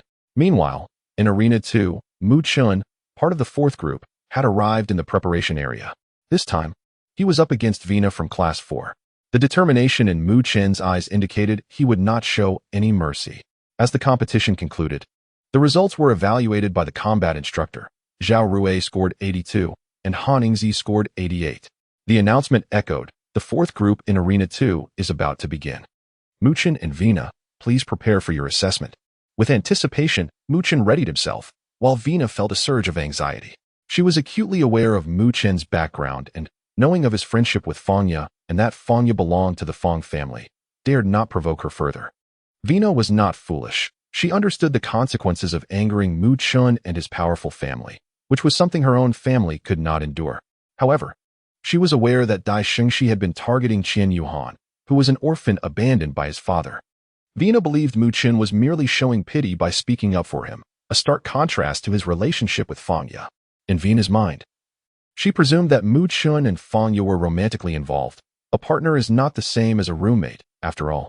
Mu Chun, a level 36 soul master, wasted no words and directly revealed his soul rings, 2 yellow and 1 purple. His golden crocodile martial spirit enveloped him, instantly augmenting his aura. Vina, level 29 Great Soul Master. I appreciate your guidance. Vina manifested 2 yellow soul rings beneath her feet. Both the Wei family and the Dai family boasted generations of martial spirit inheritance. The Dai family possessed the saber-toothed ghost tiger, while the Wei family had the soul-devouring spirit cat. Gold Crocodile Domain, activate. Mu Chun unleashed his innate domain, the Gold Crocodile Domain. Within this realm, he could amplify his abilities, enhancing both attack and defense by a staggering 50. This domain was indeed among the elite. First soul skill, Golden Crocodile Tail. Within the domain, Mu Chen's golden radiance grew increasingly brilliant, as if he were bathed in a layer of resplendent light. His first soul ring flared to life, emanating a powerful wave of soul energy. With a swift motion, he lashed out with a robust tail, unleashing a golden slash that surged towards Vina like a bolt of lightning. The strike sliced through the air, producing a sharp, piercing sound that reverberated throughout the arena. Mu Chen held nothing back, unleashing his full power. This blow was infused with immense offensive and destructive force. First soul skill, Godspeed. Second soul skill, Night Raid. Vina, fully aware of the formidable power behind this strike, knew she could not withstand it. Without hesitation, she unleashed 2 soul skills simultaneously, enhancing her own speed to an extraordinary level, allowing the already swift soul-devouring spirit cat to double its velocity, deftly evading Mu Chen's tail strike of the golden crocodile. Although referred to as an evasion, Vina's body narrowly missed the lethal slash created by the crocodile's tail, the distance between them barely a mere 10 centimeters, making the escape a perilous one. With the Night Raid skill activated, Vina swiftly darted around, her movements so rapid that she seemed to vanish, leaving behind a trail of dark afterimages between her appearances. She continued to traverse the battlefield with remarkable agility, seeking an opening. Mu Chun, with a subtle smile, felt the surge of power as his purple third soul ring illuminated beneath him. Third soul skill. Chapter 63, Final Practical Assessment, Part 4, Third soul skill, Savage Golden Crocodile. As Mu Chen's purple third soul ring glowed, the skill from his right arm soul bone was also activated. The Earthquake. This was the mighty right arm bone he had displayed during his battle with Qin Yuhan. The Earthquake skill served as a wide-ranging control ability, causing the ground to tremble. Under the influence of this soul bone skill, Vina's agility sharply declined. As Vina's speed diminished under the control of the Earthquake, a glimmer of joy flickered in Mu Chen's eyes. He recognized that the opportunity had arrived. He promptly unleashed his third soul skill, Savage Golden Crocodile. In an instant, a resplendent golden light erupted from Mu Chen's being. Following this, a lifelike golden crocodile manifested before him. This crocodile, entirely enveloped in a radiant golden hue, shone as if sculpted from pure gold. Its massive and powerful form exuded an overwhelming sense of strength. As Mu Chun continued to channel his energy, the crocodile's size gradually expanded. It opened its cavernous jaws, sharp fangs gleaming ominously, instilling a sense of dread. Concurrently, the space in front of Mu Chun warped under the weight of the golden crocodile's presence, as if straining to bear the immense pressure. At last, a colossal golden crocodile, measuring 10 meters in length and 3 meters in height, materialized before the onlookers. Its fearsome visage and terrifying aura caused the audience to collectively gasp in shock. This was Mu Chen's third soul skill, Savage Golden Crocodile. Observing the manifestation of this third soul skill, Tang Chun in the audience shook his head and closed his eyes, seemingly offering a silent tribute for Vina. Go, Mu Chen commanded. The golden crocodile surged towards Vina, and the combat instructors were acutely aware that she would likely be unable to withstand this strike, if it connected. It could even result in a lifelong disability. The esteemed teachers exchanged knowing glances, and the practical instructor from Class 4 swiftly appeared on the Soul Duel arena.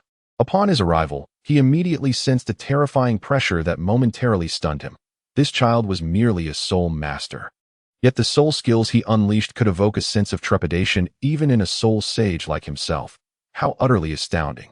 The Class 4 teacher positioned himself before Vina, and beneath his feet, the optimal soul ring configuration of 2 yellow, 2 purple, and 3 black rings gradually materialized. Simultaneously, the black 7th soul ring illuminated, and the pressure emanating from it significantly diminished the impact of Mu Chen's ferocious golden crocodile skill. As the colossal golden crocodile charged toward the Class 4 instructor, A thunderous clash echoed upon their collision, as if the very arena itself trembled. In tandem, a massive cloud of smoke rapidly ascended, enveloping the battlefield and obscuring the outcome of this fierce confrontation from the audience's view. When the smoke began to dissipate, spectators were astonished to find that the once fearsome golden crocodile had gradually vanished, replaced by a gigantic, emerald-green tortoise, its shell adorned with impenetrable armor. Standing resolutely on the battlefield, this tortoise exuded an air of majesty and enigma that captivated all who beheld it. This was none other than Su Zimo's martial spirit, the Xianming turtle. As a formidable martial spirit, the Xianming turtle possessed not only robust defensive capabilities but also formidable offensive power and vitality. At this moment, under Zhang Cheng's control, the Xianming turtle showcased unparalleled strength, becoming the most resplendent presence on the battlefield. With the conclusion of Zhang Cheng's seventh soul skill, the martial spirit's true form dissipated, allowing Su Zimo to gracefully descend onto the soul duel arena and announce, "This match is over." According to the assessment of the practical instructors, Vina scores 75 points, and Mu Chun receives a perfect score of 100 points. The arena fell into a hushed silence, and the crowd remained still for 2 seconds before erupting into enthusiastic cheers in the second arena. Incredible! A perfect score. Is he from Class 2? It seems so. I must acquire all his information within an hour for 100 gold soul coins. Meanwhile, Mu Chun returned to the audience with a grim expression, disregarding the flattery directed at him, and took his seat beside Tang Chun. "I'm so frustrated. Why did Teacher Su intervene?" Tang Chun, rarely seen with such a radiant smile, laughed heartily. "Ha! Dear third, are you not aware of the strength of your third soul skill? Vina could never withstand it. Did you not see that Teacher Su even used his martial spirit's true form to counter it? Just smile secretly." Tang Chun continued, "Your third soul skill is so powerful. Why didn't you use it when you faced the Pincer Scorpion King?" Upon hearing Tang Chen's unexpected inquiry, Mu Chen's previously restored complexion instantly crumbled. "Let us not even mention Brother Two. I. Observing Mu Chen's hesitant demeanor, Tang Chen grew increasingly curious. "What is the matter? Why are you so lively today, Brother Two?" It's nothing significant. I merely unleashed my third soul skill, but this particular skill requires a build-up. The circumstances at that moment lacked the conditions for charging, leading to an abrupt release. The potency of this soul skill is indeed outrageous. The difference between a charge release and an instantaneous release is stark, yet the energy consumption remains the same. Upon hearing Mu Chen's explanation, Tang Chen's eyes twitched slightly. "Third brother, your soul skill is indeed astonishing. So, the formidable golden crocodile I witnessed earlier was the result of your third soul skill?" Mu Chen remained silent, merely nodding in affirmation. Tang Chen found it somewhat hard to accept the revelation that the mighty golden crocodile and the 1-meter-long mudfish from that day were both manifestations of the same soul skill. Had Mu Chun not clarified, Tang Chen might have presumed he had exerted himself fully that day and had merely been slacking off. Mu Chun then added, "However, I did not anticipate the sheer strength of this third soul skill today. The effects of the Diamond Dragonheart Sunflower on my physical constitution, soul skill enhancement, and martial spirit elevation are extraordinary. Moreover, I sense that a significant amount of the elemental energy remains within me. If I could absorb it all." Tang Chen nodded in agreement, sharing a similar sentiment. "Indeed, the effects of the wondrous celestial mushroom have also left me in awe. It has bolstered my strength and granted me an unprecedented sensation of power." Mu Chun continued, "Exactly, especially with my third soul skill, which has demonstrated such formidable might. It truly surpasses my expectations." Tang Chen chuckled, "Of course. However, we must make effective use of the remaining elemental energy to further enhance our cultivation. After all, only through continual progress can we achieve greater victories in future battles." Mu Chun nodded in concurrence, the two exchanging glances filled with resolute determination. They understood that the benefits they had reaped were not merely transient, but constituted a long-term accumulation and enhancement. As long as they devoted themselves to their training, they would undoubtedly evolve into more powerful beings in the future.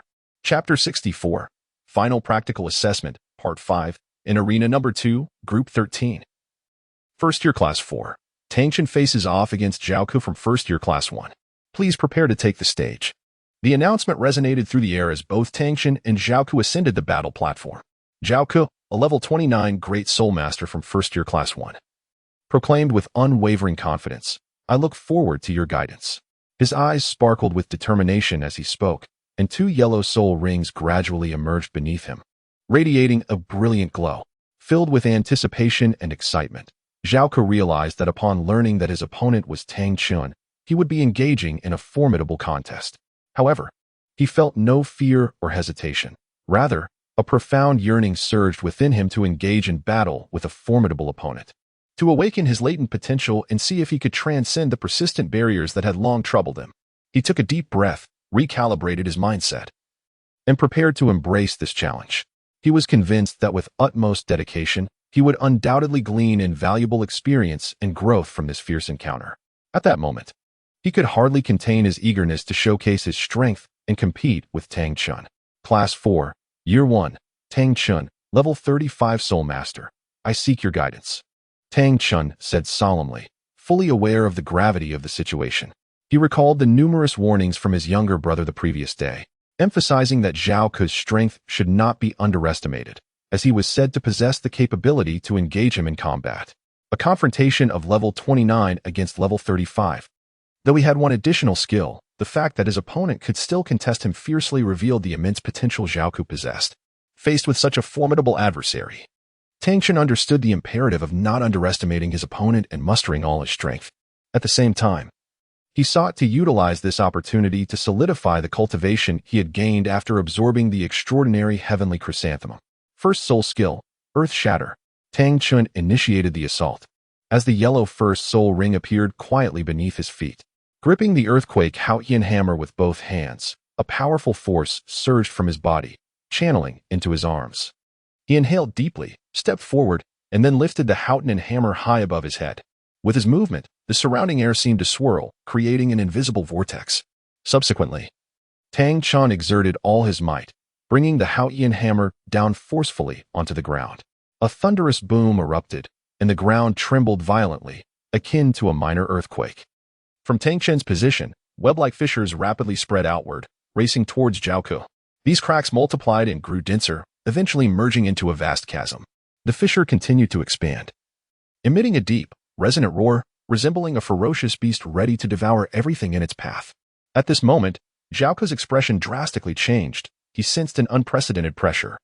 His eyes widened in realization that if he could not evade in time, he would be met with severe injury. The power of Tang Chun's earthquake Haotian hammer far surpassed that of Tang Xian's thunder Haotian hammer. Although it was merely the first soul skill and only caused the ground to fracture, Zhao Ke recognized that the force of this strike was comparable to the third soul skill of an ordinary soul master. 7 Kills Domain, activate. Zhao Ke summoned a silver-white longsword, surrounded by a faint blue aura. His martial spirit was the renowned 7 Kills sword, a top-tier weapon spirit known for its offensive prowess, capable of standing shoulder to shoulder with the Haotian hammer. Soul masters who awaken the 7 Kills sword martial spirit inherently possess a unique domain, 7 Kills Domain, similar to Mu Chen's Golden Crocodile Domain. However, in contrast, Mu Chen's Golden Crocodile Domain can affect both himself and his allies, whereas Zhao Ke's 7 Kills Domain solely enhances his own abilities without extending that enhancement to others. The first soul skill, Sword Chi. The first soul ring beneath Zhao Ke shimmered as he swung the 7 Kills sword through the air, unleashing a torrent of gray energy that surged forth like a massive gray dragon towards Tang Chun's initial soul skill. Yet, he did not target Tang Chun directly. Instead, he aimed at the skill known as Earth Splitter. The fundamental purpose of this maneuver was to counter force with force, diminishing the impact of Tang Chun's skill to prepare for the ensuing battle. As the two soul skills collided, a thunderous roar erupted, sending dust swirling and smoke billowing. When the haze gradually cleared, Tang Chun's skill remained, albeit stripped of its initial, overwhelming ferocity. In the face of Tang Chun's residual first soul skill, Zhao Ke deftly evaded with a swift movement. Next, the second soul skill, Earth Shatter. A yellow soul ring appeared beneath Tang Chun, signaling the activation of the Earth Shatter skill. This enhancement-type skill magnified the weight of his earth-shattering Haotian hammer twofold, augmenting its striking power significantly. As Tang Chun prepared for a direct confrontation, Zhao Ke discerned Tang Chun's intent clearly and welcomed the challenge. The second soul skill, Sword Intent. A yellow second soul ring manifested beneath Zhao Ke, as blue and white runes adorned the 7 Kills sword, emitting a soft white glow. Gripping the hammer's handle with both hands, Tang Xin charged towards Zhao Ku, wielding the now heavily weighted earth-shattering Haotian hammer. Zhao Ku, too, brandished his sword, advancing to meet him.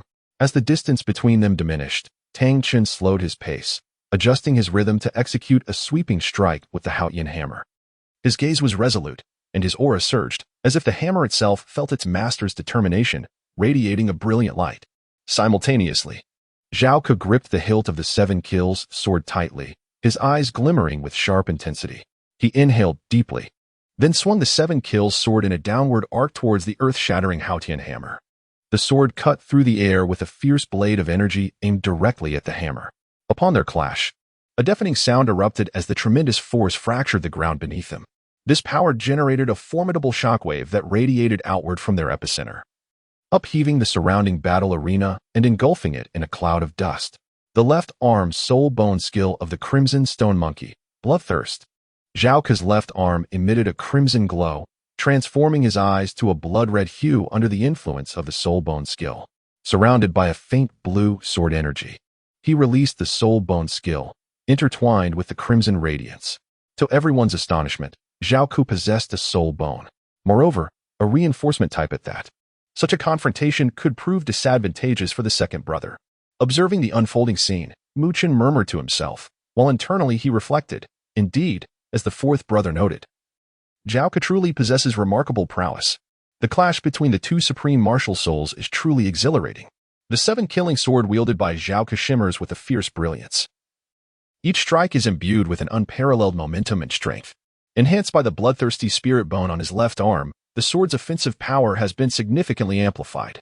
As the seven-killing sword collides with the earth-shattering hammer, waves of sword energy radiate from it like a tempest, sweeping towards Tang Xin's hammer. Each surge carrying a terrifying potency, as if it could rend the very fabric of space itself. Under this formidable assault, Tang Xin's earth-shattering hammer begins to tremble slightly, seemingly struggling to withstand the pressure. Observing this, Zhao Ke's eyes gleam with a flicker of delight. Fully aware that he must seize this opportunity to defeat Tang Xin once and for all, or risk losing any chance of recovery. As the ferocity of the seven-killing sword's attacks intensifies, a discernible momentum emerges that appears to suppress the earth-shattering hammer.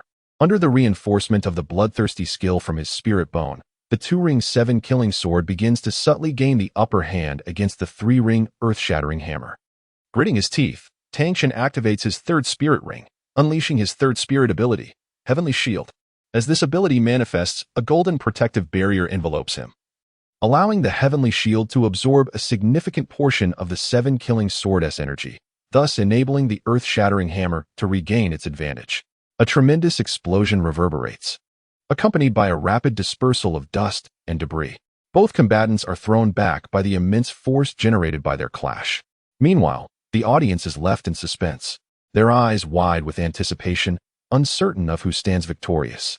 Zhao Ke, gripping his sword, plunges the seven-killing sword into the ground, dropping to one knee, his chest heaving as he gasps for breath.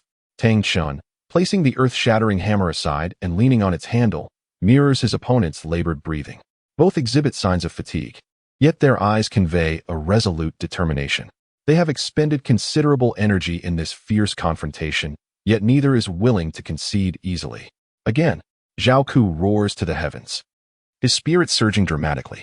The seven-killing sword seems to sense its master's indomitable will, its pale blue glow intensifying beyond its previous brilliance. The bloodthirsty effect fades, leaving Zhao Ke in a weakened state, yet he casts aside his exhaustion, fixated solely on the victory at hand. What a splendid warrior Zhao Ke is. Tang Xin muses internally. Let us fight with all our might. He calls out to Zhao Ke.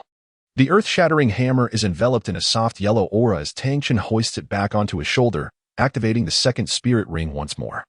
Invoking his second spirit ability, Earthquake, Zhao Ke closed his eyes, channeling his soul power as it coursed through his meridians, akin to healing his weary body. He gradually shut his eyes, and in the next moment, the seven-kill sword materialized before him, accompanied by two shimmering yellow soul rings. An astonishing scene unfolded as the two yellow soul rings surrounding the seven-kill sword quivered slightly, drawing closer to one another. When they finally collided, they emitted a dazzling pale blue light that lasted for half a minute. As the brilliance faded, the original two yellow soul rings transformed into a singular purple soul ring that floated above the seven-kill sword. What? A fusion ring? Mu Chen squinted as he observed Zhao Ku, exclaiming in awe. What is a fusion ring? Inquired a classmate from another group, perplexed by the term. A fusion ring is the amalgamation of two or more soul rings, resulting in a more potent force, Mu Chen explained. However, this ability is exceedingly rare, mastered by only a select few. Moreover, there are inherent risks involved. Improper execution could lead to the shattering of the soul rings or even jeopardize one's life. Thus, generally, no one dares to attempt fusion. I never anticipated that Zhao Ku would dare to do this. He truly is a reckless individual. During those 30 seconds, Tang Chen was also gathering his strength, as both knew this was their final strike. 7 kills sword chi. Quake the earth. The seismic skill surged forth like a ferocious lion, roaring with the might of a tempest. It swept up the remnants of the battlefield, forming a violent storm that surged towards Zhao Ku with ferocity. Meanwhile, the 7 kills sword chi resembled a graceful silver dragon, poised with its claws drawn, unleashing a torrent of razor-sharp sword strikes, boldly confronting the menacing lion. The two forces clashed violently in midair, unleashing a breathtaking wave of energy. The silver dragon collided with the crimson-orange lion, akin to two celestial bodies colliding, producing a thunderous roar that resonated throughout the arena. The entire two-soul fighting arena began to tremble violently, the ground quaking relentlessly, and cracks appeared in the walls. Small fragments of debris began to fall from above the spectators, striking the terrified crowd below. The audience screamed and scattered in chaos, creating an utterly disarrayed scene. Visibility was obscured by the swirling dust, forming a deep brown barrier that shielded the unfolding events from view.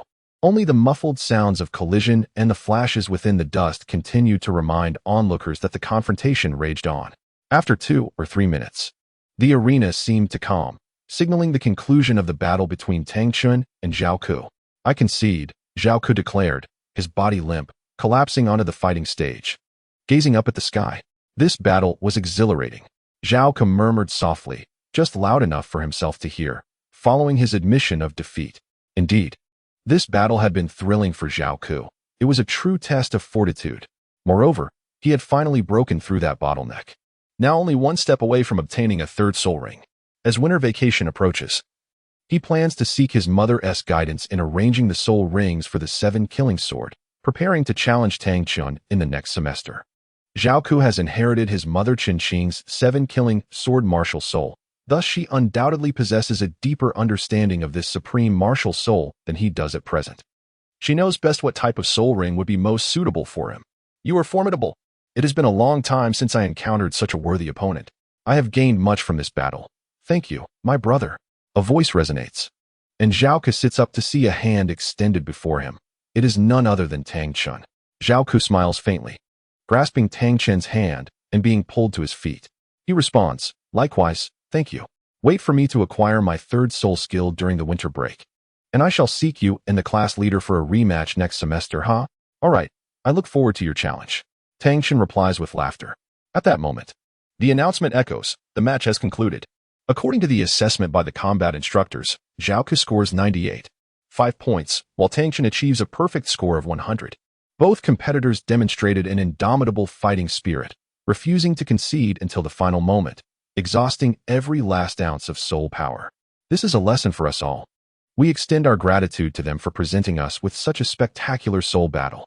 The chaos in the audience caused by the earlier clash of soul skills has subsided, and the spectators have settled into nearby seats, resuming their watch of the competition. As the announcement concludes, the second arena erupts with cheers and applause, a tribute to the strength and valor displayed. This is the proud ethos of the Spirit Hall Academy, to respect the strong, learn from the strong, and become strong. Over a dozen matches were held in the second arena that morning, marking the end of the first day's schedule. With so many first-year students, nearly 180 matches were divided across 2 days, with over 20 matches scheduled for both morning and afternoon, a tightly packed agenda. As many other grades awaited their turn, the first-year final practical assessment for Class 101 has concluded, and Fangya achieved an impressive score of 97.5, showcasing her dual-headed Fire Phoenix martial soul, which astounded all. On the afternoon of the second day of the final practical assessment, the 4 members of Class 101, including Fangya, gathered at the first soul arena. One participant has yet to compete. Qian Yuhan is currently in the preparation area for their match. The duel between Qian Yuhan and Dai Xingxi is set to be the final battle of the first-year newcomers' practical assessment. Chapter 66, Final Practical Assessment, End. In the afternoon of the second day, the last match in the first Seoul Arena is packed to capacity.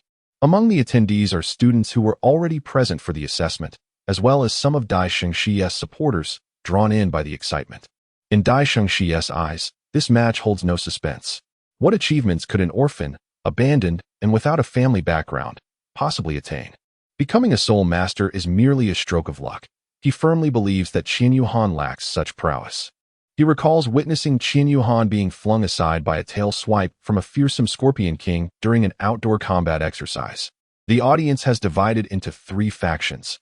Those who support Dai Xingxi occupy the eastern side of the arena, with his followers brandishing banners in his favor, while those who back Qian Yuhan sit opposite them, leaving the center populated by the undecided. The final round of the first arena's Seoul combat assessment is about to commence. Both participants are requested to take the stage. The familiar announcement echoes through the air as Qian Yuhan and Dai Xingxi ascend to the arena from their respective preparation zones. Qian Yuhan waved his hand towards the position of Mu Chun and the others, then made his way to the center of the arena.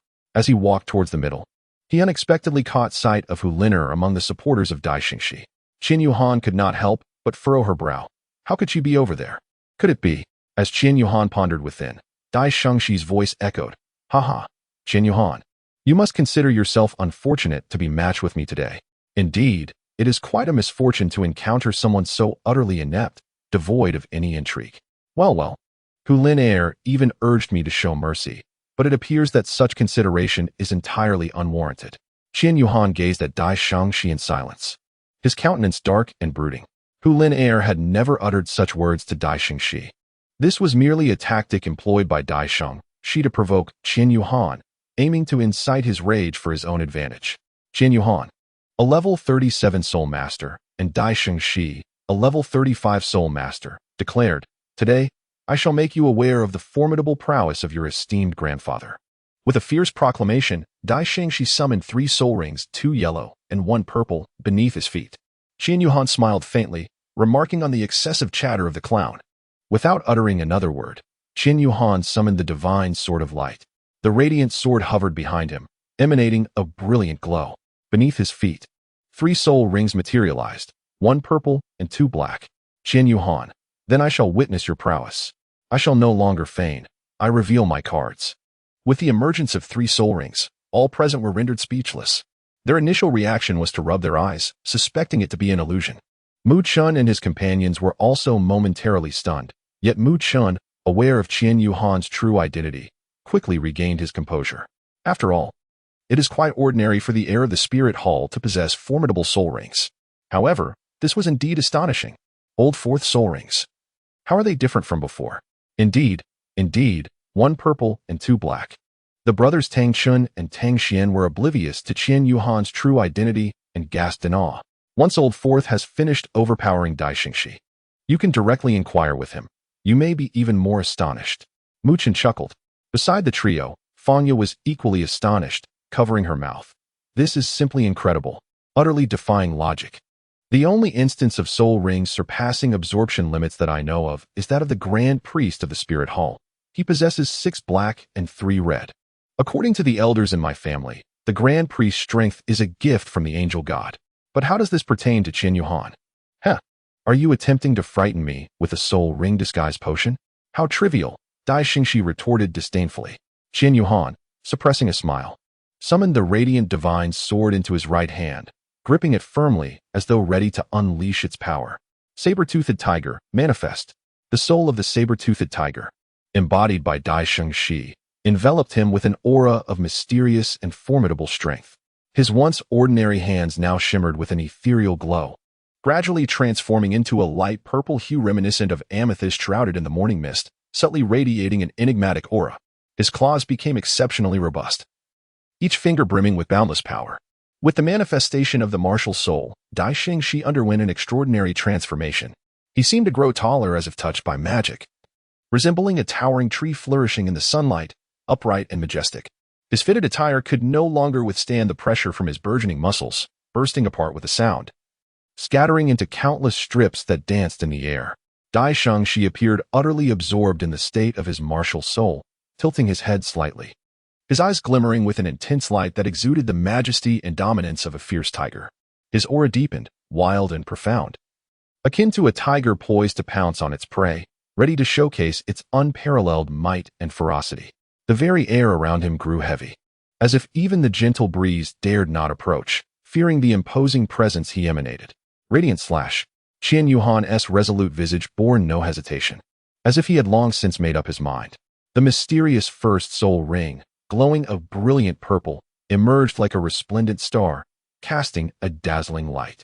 With the appearance of the soul ring, Qian Yuhan's aura surged dramatically, akin to a flood breaching its banks, the potent pressure spreading forth, instilling dread in all who sensed it. With hands as steadfast as forged steel, he gripped the hilt of the radiant divine sword, channeling all his strength into his grasp. At that moment, the previously errant light elements surrounding him seemed to respond to an unseen call, converging towards the sword like a battalion of loyal soldiers.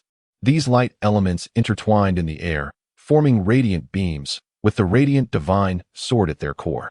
As these elements gathered, the sword appeared to transcend its physical form, creating a vast white vortex that spun ever faster, as if to absorb the very essence of the world around it.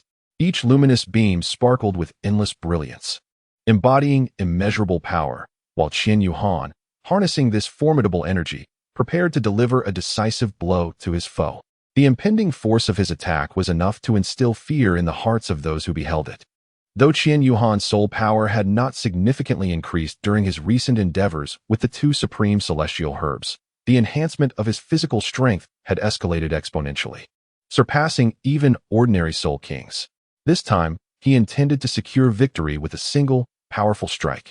Dai Shengshi cast a disdainful glance at Qian Yuhan, who was diligently gathering energy for his first soul skill. To him, no matter how much power one could amass for a primary soul skill, it was of little consequence. With a swift motion, he lifted his right foot and stomped down, causing the third soul ring to illuminate. Third soul skill, Demon Tiger's Heavenly Roar. As the spirit of the saber-toothed ghost tiger enveloped him, a pale white orb of light materialized before his mouth with the activation of the third soul skill. Dai Shengshi then unleashed a resounding roar towards Qian Yuhan, the orb of light surging forth with the force of a ferocious beast, propelled by the sound waves. Qian Yuhan gently closed his eyes, inhaling deeply as he concentrated all his strength into the radiant divine sword of light held within his grasp. With a sweeping motion of his arm, the sword carved a dazzling arc through the air. In that fleeting moment of the sword strike, the surrounding space seemed unable to bear the immense energy, revealing signs of fragmentation. Where the blade traversed, the fabric of space appeared to be shredded, unveiling profound, dark fissures. The piercing sound of the wind created by the sword left a resonating buzz in the ears of those present. This luminous slash was unlike any before. It no longer manifested as a mere white sword aura tinged with a subtle yellow glow, but had transformed into the most resplendent golden sword energy. This brilliance resembled a ferocious golden holy dragon, extending its claws with boundless majesty and dominance, roaring forth towards Dai Shengshi. The impact of the skill produced no significant disturbance, for Dai Shengshi's third soul skill was woefully inadequate. The golden dragon effortlessly devoured the third soul skill, its momentum unabated as it charged relentlessly towards Dai Shengshi. On the judges' panel, Yu Ziang sensed an impending calamity, yet it was too late. They could not reach the arena in time to counter this onslaught. If Dai Shengshi were to be struck, he would surely report to the King of Hell. A sigh echoed through the air. The audience, hearing this sound, glanced around in confusion, but simultaneously observed a shadow materializing instantaneously before Dai Shengshi as the golden dragon was poised to strike. Chapter 67, Discovering the Truth. All is Well, Part 1. As the golden dragon of Qian Yuhan was about to strike Dai Shengshi, a shadow suddenly appeared before him. The figure extended a finger and gently tapped the oncoming golden dragon, which shattered with a resounding crash, the air filled with the sound of its fragmented illusions dispersing. That will suffice. Let this match conclude here, declared the figure. Qian Yuhan emerged victorious, scoring a perfect 100, while Dai Shengshi received 70 points. As the crowd discerned the identity of the person standing in the arena, disbelief washed over them. It was none other than the Academy's dean, Han Tianyi. Indeed, Qian Yuhan's match had been meticulously orchestrated by Han Tianyu, who wished to assess the child's prowess that had garnered the attention of the Pope. Han Tianyin had been occupied with meetings over the past few days, and with a rare moment of respite. He had arranged for Qian Yuhan and the others to partake in this final contest. Fuming, Dai Xinshi exclaimed, "Why should this be so?" Han Tianyin, momentarily taken aback by the audacity of a student daring to shout at him within the halls of the Spirit Hall Academy, composed himself. After all, as the dean, he had encountered numerous such scenes. In a measured tone, he replied, "As the dean, I possess certain authority. Dai, I am aware of your family's connections. Even your venerable ancestor would yield to me. I advise you to maintain a low profile at the academy. Not every situation can be resolved by your family's influence." His gaze subtly shifted towards Qian Yuhan. Noticing the dean's stern expression, Dai Xingshi quickly nodded in apology. "I understand, Dean. I will certainly act with more discretion in the future." Following the examination, the crowd felt liberated, ready to embrace their newfound freedom. Upon returning to the dormitory, Qian Yuhan found himself encircled by the brothers Tang Xian and Tang Chun, as if he had drawn the attention of a nefarious syndicate. "What is the meaning of this, brothers?" he inquired, bewildered. Tang Xian cleared his throat and, with a tone of righteous indignation, proclaimed, "Fourth brother, do you truly consider us as brothers?" "Of course," he replied. "Then why have you kept this from us for so long?" Qian Yuhan, "Huh? Did elder brother and second brother find out? How could they possibly know? Could it be Mu Chun?" As he spoke, his gaze turned towards Mu Chun, who wore an innocent expression, shaking his head to indicate that he had said nothing. Yet, in Qian Yuhan's eyes, it seemed to convey, "I have revealed everything.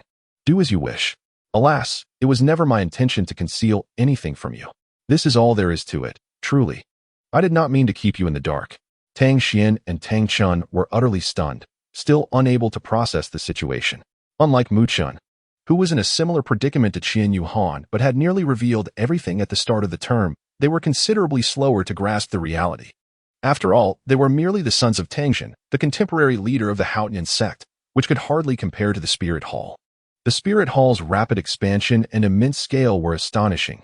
Countless soul masters from the two great empires of Tiando and Xinglu yearned to join its ranks. The Elder Hall and the Worship Hall within were regarded as sacred institutions by soul masters. Now, standing before them was the next generation's supreme authority of the Spirit Hall. How could their minds possibly catch up so swiftly? Old fourth, are you the son of Elder Judgment Qian Mo Mian? Qian Yu nodded slightly, choosing not to elaborate further. "So, the celestial herbs you previously provided us were also sourced from the Spirit Hall?" Tang Xin inquired. This question mirrored the curiosity of Mu Chun, who, despite being the son of the golden crocodile Douluo, the second elder of the Spirit Hall, remained utterly unaware of the treasures within its confines. This ignorance stemmed from the fact that his father never divulged any internal matters of the Spirit Hall. Nonetheless, Mu Chun refrained from pressing further, as his primary concerns revolved around eating, sleeping, and playing. Those celestial herbs were not bequeathed to me by my father. Rather, they were fortunate finds I stumbled upon in the Sunset Forest. Qian Yuhan recounted the extraordinary encounter at the ice and fire duality to everyone. "Ah, indeed. How impressive is Xiaoya, even aware of such top-tier celestial herbs," Mu Chun exclaimed with excitement. Tang Xian cast a disdainful glance at Mu Chun, remarking, "If we follow your reasoning, does that mean we could effortlessly procure celestial herbs from there at any time and place?" Qian Yuhan shook his head and explained, "It is certainly not feasible. If one wishes to go there, one must at least wait 2 decades. What? 2 decades is such a long time." Upon hearing this, Mu Chun also felt disheartened. He had even contemplated relying on consuming celestial herbs to enhance his strength rather than enduring the arduous process of cultivation. This estimation was already the most rapid time frame derived from careful calculations. The reason that region could nurture celestial herbs lies in the exceptionally dense state of the elemental energy present there, creating a unique prerequisite for the growth of these herbs. Should there be excessive and frequent harvesting of the celestial herbs, this delicate balance would inevitably be shattered, causing the elemental energy to dissipate like smoke. At that point, the legendary Eye of Ice and Fire may face a tragic fate of eternal disappearance. In all endeavors, one must maintain an appropriate measure and restraint. Nothing should be done recklessly and without limits. Listening to Qian Yuhan's clear and profound explanation, the three nodded in agreement. They pondered internally, indeed. Their fourth brother had the most foresight. Despite being of nearly the same age, Qin Yuhan exhibited a composure and maturity far surpassing that of the three. His demeanor seemingly shaped by the trials of time, evoking admiration. As the four spent more time together, this disparity became increasingly apparent, and their admiration for their fourth brother grew daily, fostering a deep-seated respect and recognition for his unique charm and wisdom. Tang Xin remarked, "This secret shall remain between the four of us. The more who know, the more likely it is for greed to lead to ulterior motives." Agreed. Mu Chun and Tang Xin replied in unison. Mu Chun continued, "As this semester is drawing to a close, how about we gather for a feast? Let us go." The other three responded in chorus. The four made their way to the dining hall, where the three, excluding Qin Yuhan, conspired to treat him to a meal. Fully aware of his hidden affluence, and feeling no guilt about it, thinking, how dare he keep this from us? In the dining hall, as they celebrated exuberantly, surrounded by a table laden with dishes, Qin Yuhan felt no pangs of regret. Instead, he smiled gently at his brothers happily indulging in their meal. In his previous world, he had few friends, but encountering these three good brothers in the Douluo continent made it all worthwhile. "Xiaoya, how come you're here?" Mu Chen glanced up, inhaling deeply, and saw Fangya approaching the four. I'm looking for you, Han. I have some matters to discuss privately." "Brothers, I underwent a minor procedure today. The anesthesia has worn off, and I'm feeling a bit uncomfortable. I'll need to take a day off tomorrow to rest and recuperate properly. I kindly request my brothers to grant me a leave of absence. After recovering from my illness, I shall diligently resume my writing endeavors." Chapter 68, Discovering the Truth. Everything is Well, Part 2. I sought to speak privately with classmate Yuhan. "Are you available at the moment?" Fangya inquired as she approached the table of four. "Let us go," Qin Yuhan replied, following Fangya outside the cafeteria. Upon reaching a secluded corner outside the cafeteria, Qin Yuhan asked, "What is it? Has something happened?" It pertains to Liner." "Lina? What has happened to her?" Qin Yuhan questioned anxiously. "She does not wish for me to inform you, but I believe it is in your best interest to know. What has she been concealing from me? Liner plans to take a leave of absence next semester, and her return may not occur until we are in our second year." Has she encountered some trouble? How could this come to pass?" "Sai, she feels quite remorseful towards you. Her initial approach to you was under the direction of Dai Xingxi." "Dai Xingxi? What connection do they share?" "Well, you must be aware that Liner's family has essentially fallen from grace. The current Hu family must rely entirely on the support of the Dai family for survival. Hence, those stubborn elders of the Hu family wish for Hu Liner to cultivate a closer relationship with Dai Xingxi. In an effort to ingratiate herself, Hu Liner agreed to assist Dai Xingxi with 3 matters. The first 2 involved transferring 40 of the Hu family's land transport and hotel businesses to the Dai family, while the final task required her to draw near to you, ideally fostering a romantic relationship, only to ultimately cast you aside, leaving you heartbroken and repulsed." As Qin Yuhan listened to Fangya's words, his expression grew increasingly somber. He was perplexed by Hu Liner's deceit, and even more bewildered by the deep-seated animosity he seemingly harbored towards Dai Xingxi, prompting such a despicable scheme. However, as Qin Yuhan was on the verge of articulating his thoughts regarding Hu Liner, Fangya appeared to anticipate his sentiments, directly interjecting. "You wish to express that you believe Lino has genuine feelings for you, do you not?" Qin Yuhan nodded. Fangya continued, "Indeed, through this period of interaction, she has genuinely developed feelings for you. However, in her eyes, being with you feels like an ulterior motive, which is unfair to you, and she is unwilling to continue deceiving you. It is precisely because both of you have sincere feelings for each other that she feels even more regretful for the kindness you have shown her. I understand your situation now. Let us arrange to meet tomorrow evening by Moon Lake. There are some things I wish to convey to her face to face." Fangya responded with an affirmative sound, then pondered for a moment before adding, "By the way, my brother Fang Qing has some connections with Dai Xingxi, and they share a good relationship, so be mindful of that." "Fangya, I only learned of it recently. They met at a gathering I did not attend, and it was Liner who informed me. Also, your idea for that card game is quite brilliant. Keep it to yourself and refrain from discussing it with those you do not trust. Be wary of my brother. He harbors many schemes." "Understood. Thank you, Fangya. Well, I shall take my leave now. You can return to enjoy your meal with them. Goodbye." "Goodbye." Qin Yuhan did not return to the dining hall. Instead, he quietly turned away and strolled with a leisurely gait towards the Moon Lake Park, a unique gem nestled within the Spirit Hall Academy. As he stepped into this tranquil sanctuary, the trees, already imbued with charm, seemed to be illuminated by countless flickering fireflies, as if enchanted, growing ever more enchanting against the backdrop of the night.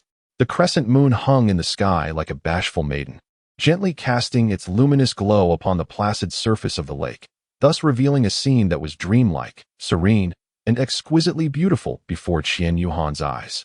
The water rippled softly, as if whispering ancient tales, intertwining with the trees along the shore and the luminous moon, crafting an intoxicating and unforgettable masterpiece. Gazing at this breathtaking vista, Qian Yuhan smiled faintly, though it was a smile tinged with sorrow. Tears welled in his eyes, eventually cascading down his cheeks. It seemed that their connection, though destined, was ultimately unfulfilled. What he had hoped would blossom into a sweet chapter had reached an unexpected conclusion. Was Hu Lin at fault? Perhaps, yet she remained true to her feelings, never betraying herself. Qian Yuhan understood her decision. Had he been in her place, he would have made the same choice, for his conscience would not allow otherwise. He chose to embrace understanding and forgiveness, allowing their relationship to be cherished as a fleeting dream. Qian Yuhan pondered, Dai Shengxi, what a character. We bear no grudges.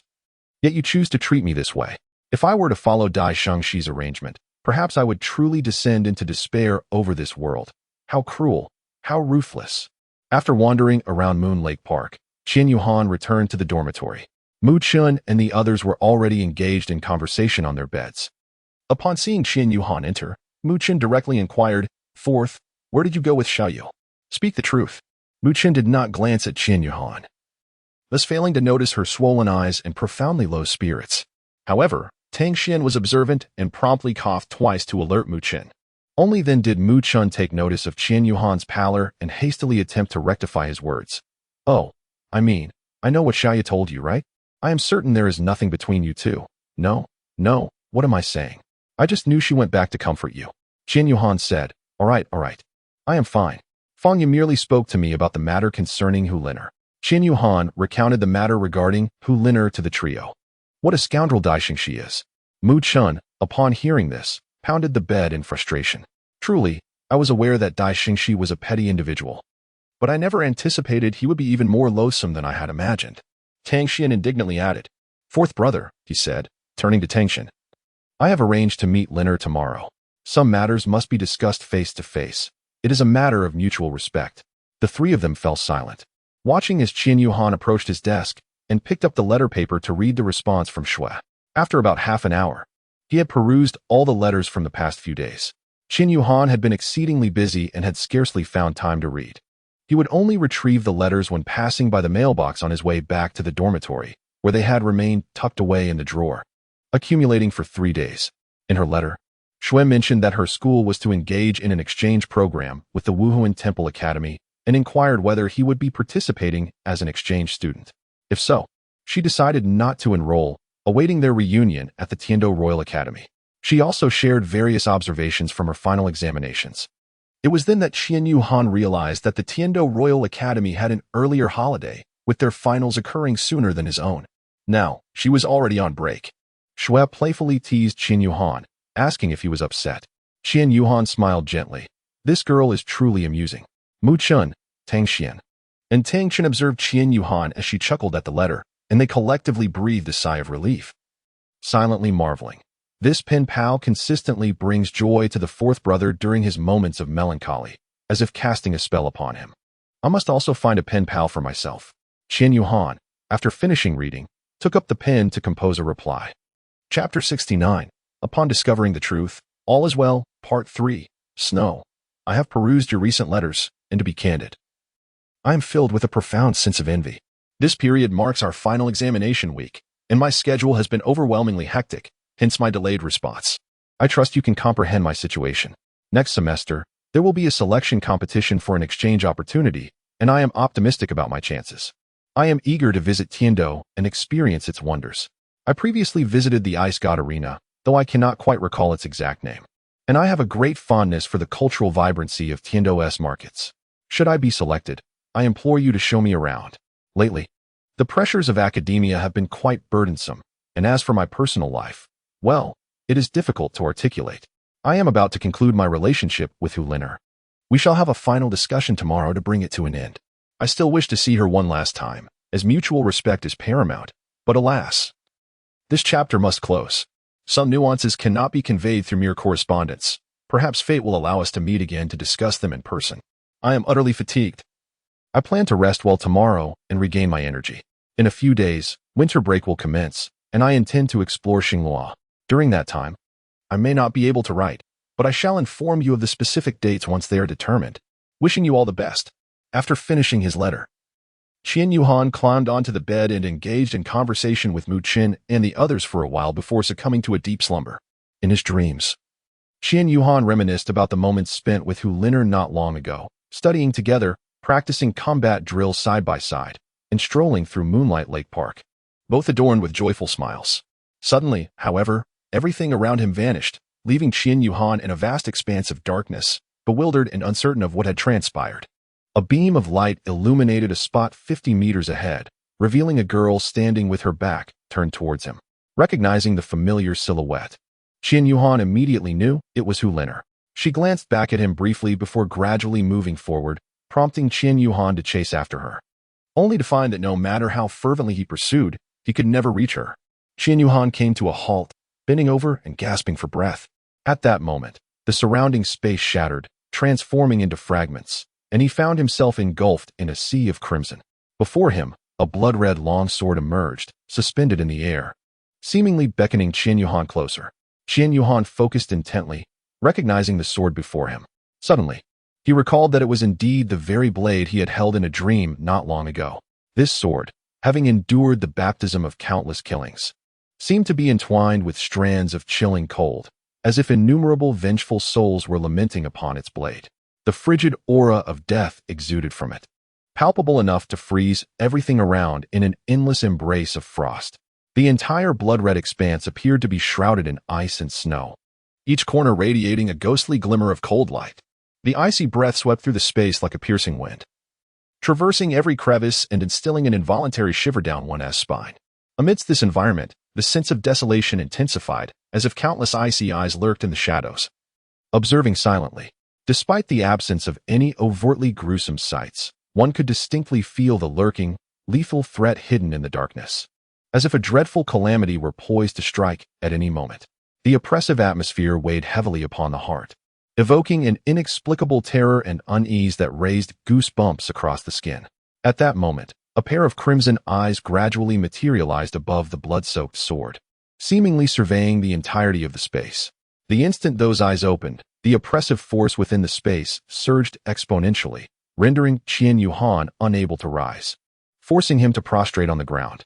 The sheer magnitude of this power left him with an impression of terror and strength, making him feel that even his father, the limit Douluo, paled in comparison. After a minute, the blood-red eyes vanished, yet Qian Yuhan felt everything was achingly real, the oppressive force causing pain throughout his body. Meanwhile, the crimson sphere of light, long suppressed by the divine light sword, began to exhibit signs of breaking free from its control. Qian Yuhan opened his eyes, realizing that dawn had yet to break, and his entire body was drenched in sweat, thoroughly soaking the sheets. Without a moment's hesitation, Qian Yuhan swiftly plunged into his sea of consciousness to investigate. As soon as he entered this mental ocean, he found that the once tranquil waters had transformed into a tumultuous storm, with a swirling vortex forming precisely where the divine sword of light and the crimson orb of light were located. Qian Yuhan hastily infused his own soul power into it. Within Qian Yuhan's body resided an exceptionally pure essence of light, naturally attuned to this luminous element, and having undergone the refining processes of the octagonal mysterious ice grass and the fiery apricot blossom, he had become increasingly adept at wielding the light element. After an hour of stabilization, the divine sword of light once more subdued the luminous sphere, and the excess energy was absorbed by Qian Yuhan, elevating his soul power to the 39th level. On this day, Qian Yuhan refrained from his usual morning run. After indulging in a soothing hot bath, he returned to his bed, sitting cross-legged in meditation. With examinations behind them, Qian Yuhan and his companions naturally intended to indulge in leisure within their dormitory. Upon rising in the morning, Mu Qin, Tang Xian, and Tang Chun sensed the remarkable deepening of Qian Yuhan's soul energy, marveling at his extraordinary presence, which seemed to create an ever-widening chasm between them. As time swiftly passed, evening fell upon them, and the day seemed to vanish in an instant. The previous day, Qian Yuhan had conveyed a message to Hu Lin'er through Fang Ya, arranging to meet at Moon Lake Park at 8 o'clock. At 7:50, Qian Yuhan arrived early by the central lake of the park. Just as he approached the water's edge, he spotted a familiar silhouette gazing at the breathtaking scenery. "You've arrived," Hu Lin'er remarked without turning, seemingly sensing Qian Yuhan's presence. "Yes, but why are you here so early? Did we not agree on 8 o'clock? With a slight smile, Hu Lin'er replied, "Aren't you the same? I haven't arrived much earlier than you." Qian Yuhan approached Hu Lin'er with a smile, and Hu Lin'er pointed towards the moon on the distant horizon. In a soft voice, she remarked, "Look at that moon. It is truly magnificent." Qian Yuhan nodded gently and spoke softly. "Indeed, it is beautiful. Let us remain here." She continued, "Initially, I felt regret towards you, but I have come to understand. Truly understand." Qian Yuhan interrupted Hu Lin'er, suggesting they grant each other a somewhat beautiful conclusion. Hu Lin'er nodded lightly, tears escaping her eyes and cascading down her cheeks.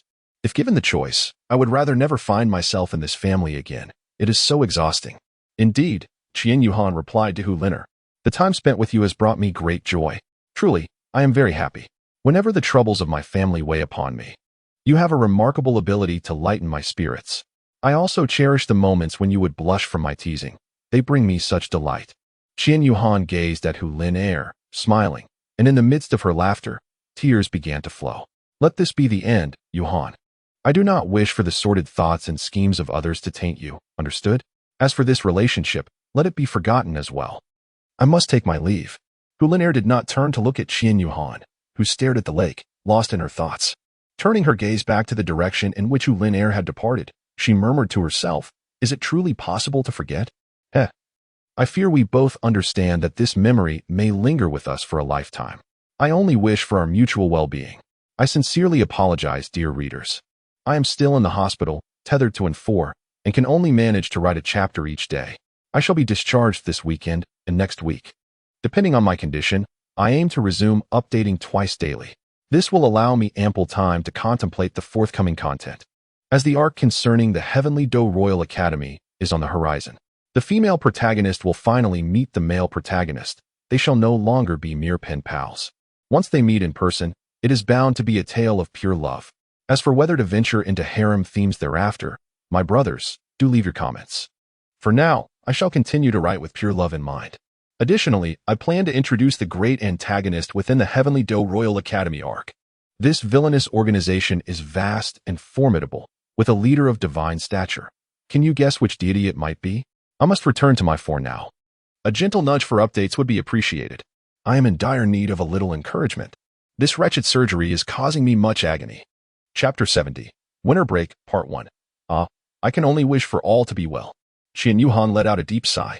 Upon returning from Moon Lake Park and passing the gates of the Wuhuan Hall Academy, she casually retrieved a letter from the mailbox to bring back to her dormitory. It seemed that once everything had been clarified, she felt there was nothing more between her and Hu Lin'er. If they were to encounter each other again, perhaps they would merely be friends. Tang Xian and Tang Chun, the two brothers, had already retired for the night, as they needed to set off early to return to the Haoyin sect. Earlier in the afternoon, they had inquired if Qian Yuhan and Mu Chun would like to accompany them for a visit to the Haoyin sect. Qian Yuhan politely declined, stating that she had other plans for the winter break. Mu Chun also expressed his inability to attend, explaining that his father intended to take him to a secluded place for contemplation. Qian Yuhan surveyed Dormitory 101, noticing the absence of Mu Chun. After a moment of contemplation, he speculated that Mu Chun had perhaps hurried to engage in conversation with Fang Ya before the holiday commenced. With a wry smile, he shook his head. Deep down, he genuinely wished to see the two of them together. Mu Chun's affection for Fang Ya was evident to all, and it was clear that Fang Ya harbored feelings for Mu Chun as well. In any case, they seemed perfectly matched. While Mu Chun could be somewhat impulsive, Fang Ya remained composed and unhurried, making them a flawless complement to one another. Qian Yuhan approached the desk, unsealed the envelope, and retrieved the letter within. Qian Yuhan, alas, I still have not received your reply. Upon reading the first sentence, Qian Yuhan could not help but smile, envisioning the image of Shui as she penned her response. He silently murmured to himself, "Today, you shall finally see my reply, my apologies." Meanwhile, within the confines of the Ice God sect, Ouyang Luo Shui sat in her chamber, perusing Qian Yuhan's letter. "That scoundrel has finally written back," she exclaimed, her lips curling into an involuntary smile despite her scathing words. After finishing the letter, Ouyang Luo Shui smiled slightly, declaring, "This time, I shall forgive you," as she retrieved a fresh sheet of paper to compose her response. The nib of her pen danced across the page with remarkable speed, completing her reply in less than 20 minutes. Once the letter was prepared, she entrusted it to her servants, who had already organized a schedule for deliveries. Ouyang Luo Shui insisted on writing her replies in the evening, demanding they be delivered by noon the following day. The distance from the Ice God Sect or the Tiando Royal Academy to Wuhuan City was considerable. The journey, spanning a night and half a day, was truly exhausting, requiring relentless travel without respite. Alas, the toil of a working soul. Returning to the Wuhuan Palace Academy, Qin Yuhan continued to read Shui's letter. "Let me tell you, during this winter break, the Tiando Royal Academy will host a Soul Master Tournament in Tiando City, and it seems quite intriguing. Would you care to join? I am already registered, eagerly awaiting your challenge. Oh, I must inform you, I am indeed formidable. Should you decide to come, I shall not hold back. How dare you leave me waiting for nearly a week without a reply? Qin Yu, chuckling as she reads, remarked, "Oh, a tournament? That sounds like fun. Alas, my father always drags me to those tedious royal banquets. It's truly exasperating. I had made plans with my best friend, but now I must cancel. I truly envy your carefree spirit." Qin Yuhan gazed at the words of complaint and frustration, a bitter smile gracing his lips as he murmured to himself, "You envy my carefree existence, yet how I long for the companionship of a father upon returning home." Qin Yuhan gazed at the ceiling, lost in thought. "Father, when will we meet again? It's been nearly a year. How do you spend your days? I miss you." After finishing the rest of the content, Qin Yuhan meticulously packed his belongings, careful not to disturb Tang Xian and Tang Chen's rest. After an hour, he finally completed his task, washed up, and lay down on his bed. Just as he settled in, Mu Chun entered the room. "When did you return?" Mu Chun inquired as he came in. From his tone, Qin Yuhan surmised that Mu Chun must have encountered some delightful news. "I've been back for a while. What about you?" "Ah, no, what about you too?" Qin Yuhan sat up in bed, eyeing the beaming Mu Chun. No, it's not that fast. I thought you two were already together." "Well, although we are not officially a couple, when I confessed my feelings to her today, she actually hugged me." Qin Yuhan, perplexed, exclaimed, "After such a confession and an embrace, how are they not together?" Observing Qin Yu's bewilderment, Mu Chun continued, "She embraced me and expressed her affection, yet her current focus is solely on her studies. She wishes to postpone any romantic pursuits until she matures further." Qin Yuhan remarked, "Isn't this just a roundabout way of giving a good person card?" Before Qin Yuhan could elaborate, Mu Chun raised a hand to interrupt, saying, "I know what you want to express. I will persevere without fail. Trust me, I will wait for the moment she wishes to talk with me. Rest assured." Qin Yuhan, is third brother out of his mind? I never intended to say these things. Well, good luck to you, third brother. Since Mu Chin's attitude is so resolute, Qin Yuhan encouraged him. After speaking, Qin Yuhan collapsed. "Hey, fourth brother, you and Hu Liner. It's over. If you meet again in the future, let us just be friends. But it certainly won't be the same as before. Fourth brother, come out with me." Mu Chun gestured to Qin Yuhan, then exited the dormitory. Once Qin Yuhan followed and closed the door, Mu Chun said, "Fourth brother, tell me honestly, what do you plan to do during the winter break?" "What do you mean? Just training at home. Don't kid me. Do you think I don't know? Big brother and second brother might be unaware, but I am not. The grand offering is no longer at the Martial Soul Hall. What can you train at home?" Caught in the act, Qin Yuhan laid his cards on the table. "Well, it's just that it wouldn't be polite to refuse the invitation from big brother and second brother. So I came up with this excuse.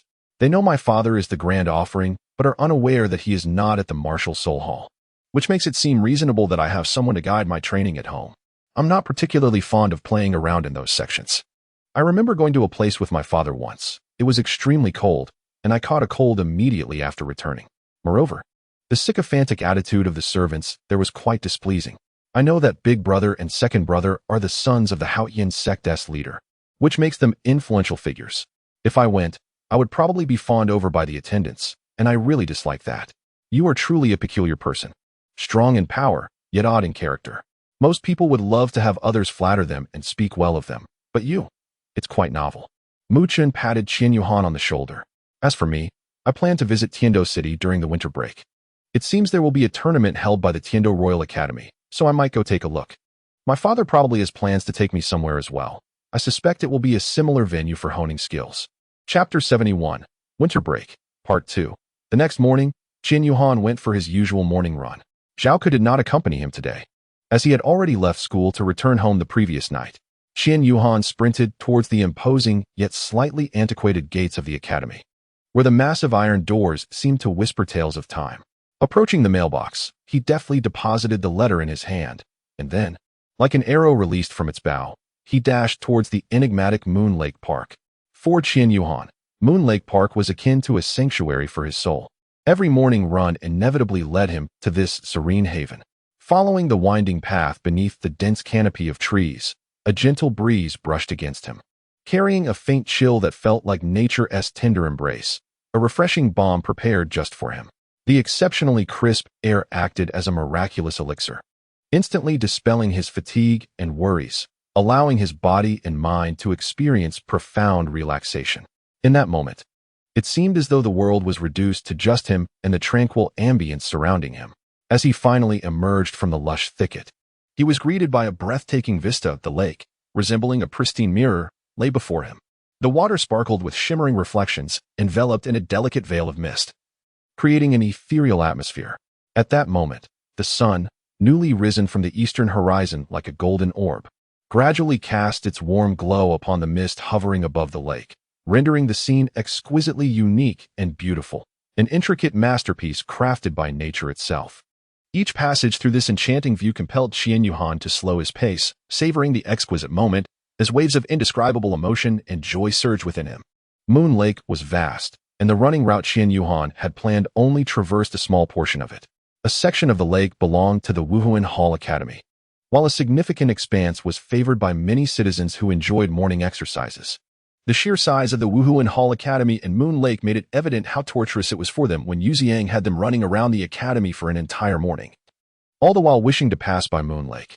Having completed his morning run and on the way back to 101, he encountered Tang Xian and Tang Chen, who were exiting the dormitory with their luggage. "Brother, second brother, are you leaving now?" Qian Yuhan greeted the two individuals warmly. Tang Xian nodded in response with a smile, affirming, "Yes, let us depart now. We should arrive before sunset." Tang Chen patted Qian Yuhan on the shoulder, saying, "Old four, do not overexert yourself during this winter break, lest it reflect poorly on my own efforts." Qian Yuhan chuckled, "Ha ha ha, who would dare to call you useless? Second brother?" They would surely receive a couple of swift blows in return. Laughter filled the air as Tang Xian continued, "All right, Chun and I shall take our leave. Please convey my regards to third brother. He is still fast asleep, so I did not wish to disturb him." "Understood," came the reply. After bidding farewell to Tang Chen and Tang Xian, Qian Yuhan returned to the dormitory. Qian Yuhan directly pushed Mu Chun awake. "What happened? What happened?" Mu Chun inquired sleepily. Qian Yuhan inquired, "I am returning now. Will you accompany me?" "Huh, I shall depart later. Allow me to indulge in a bit more slumber." Mu Chun replied before turning over and drifting back into a tranquil dream. Qian Yuhan let out a sigh, exclaiming, "Ah, this third brother truly possesses an insatiable penchant for slumber." Qian Yuhan, after placing a letter on Mu Chen's desk, departed with her luggage in hand. Qian Yuhan returned to the Mingyue villa, and after tidying up his belongings, he went in search of the heavenly Might Douluo. Arriving at the grand entrance of the heavenly Might Palace, he knocked gently and called out, "Uncle Tianwei, are you there?" Shortly thereafter, the door creaked open on its own. The heavenly Might Douluo emerged, his face lighting up with joy upon seeing Qian Yuhan. He dashed forward and embraced Qian Yuhan, exclaiming, "Ah, little Yuhan, you have returned. I missed you last time you were back during the holiday, as I was in seclusion. It truly vexed me." "Well, I came to find you first upon my return," Qian Yuhan replied. "But please, do not mention this to Uncle Genie. He insisted that I seek him out first." "Who cares? That old fellow is just too much," the heavenly Might Douluo chuckled. "Oh, don't worry about it. Your Uncle Jean, he won't mind. He won't mind at all, hee hee." Qian Yuhan smiled, remarking that Uncle Tianwei appeared formidable and imposing, yet in reality, he was merely an old rascal, playful at heart. "All right, enough of lingering outside. Come in quickly," he urged as he led Qian Yuhan inside. Once seated on the sofa, Tianwei Douluo inquired, "Little Han, have you begun your winter vacation?" Qian Yuhan nodded slightly. Do you have any plans? I intend to visit Tiando City. There is a tournament organized by the Tiando Royal Academy that I wish to observe. Ha ha ha, you little rascal. Truly more combative than I was in my youth. The Tiando Royal Academy's tournament is indeed worth experiencing. I heard from your uncle Xiaohui that you will be exchanging to Tiando in your second year? Yes, Uncle Xiaohui mentioned it to me before. I heard from Mu Chun that there will be a selection process. I wish to compete in the qualifiers to secure an exchange spot, as I prefer to earn my rewards. That's great. I appreciate your determination. Who were you just mentioning? Mu Chun. What about it? Do you know that lad from your Uncle Genie's family? That shouldn't be the case. Qin Yuhan elaborated on the situation to Transmigrated, Douluo, who clapped his hands and jestingly rebuked, "Oh, my dear second brother, how could you keep me in the dark like this?" With a sigh, Transmigrated Douluo continued, "Xiaohan, I wish to undertake this journey on my own, sparing you and the uncle any further trouble. But you are still quite young. We cannot possibly feel at ease. Uncle, I am on the brink of becoming a soul sect member, merely one soul ring away. I possess the ability to protect myself." Transmigrated Douluo exclaimed, "Did you just say soul sect?" Gazing at Qian Yuhan in disbelief. Upon sensing the fluctuations of his soul power, he realized that Qian Yuhan had indeed reached the level of a soul sect, with only one soul ring left to acquire. My goodness, this is astonishing. Transmigrated Douluo marveled. At the age of 9, I had only just begun to grasp the title of Soul Master. Truly, the new generation surpasses the previous. Ha ha ha. Uncle, you and the others are my role models. I aspire to learn from you. All right, enough of that. Fortunately, we are not of the same era. You are destined to be a leader of your generation. I can assure you, Uncle is not mistaken. Uncle, may I? No. Qian Yuhan wore a despondent expression, and upon observing his demeanor, Douluo smiled gently and said, however, Qian Yu's expression changed abruptly. There's potential here. We shall not proceed, as this indeed serves as a form of experience for you. However, it is essential to assign a companion to accompany you. Let it be Xiao Na. You are already acquainted with her. Qian Yuhan nodded in agreement, fully aware that this was already a concession from Uncle Tianwei. Moreover, he shared a close bond with Aunt Xiao Na, who had taken care of his daily needs during Qian Mo's absence. The following day, Uncle Tianwei arranged for a carriage, and Aunt Xiao Na set off with Qian Yuhan towards their destination, Tiando City.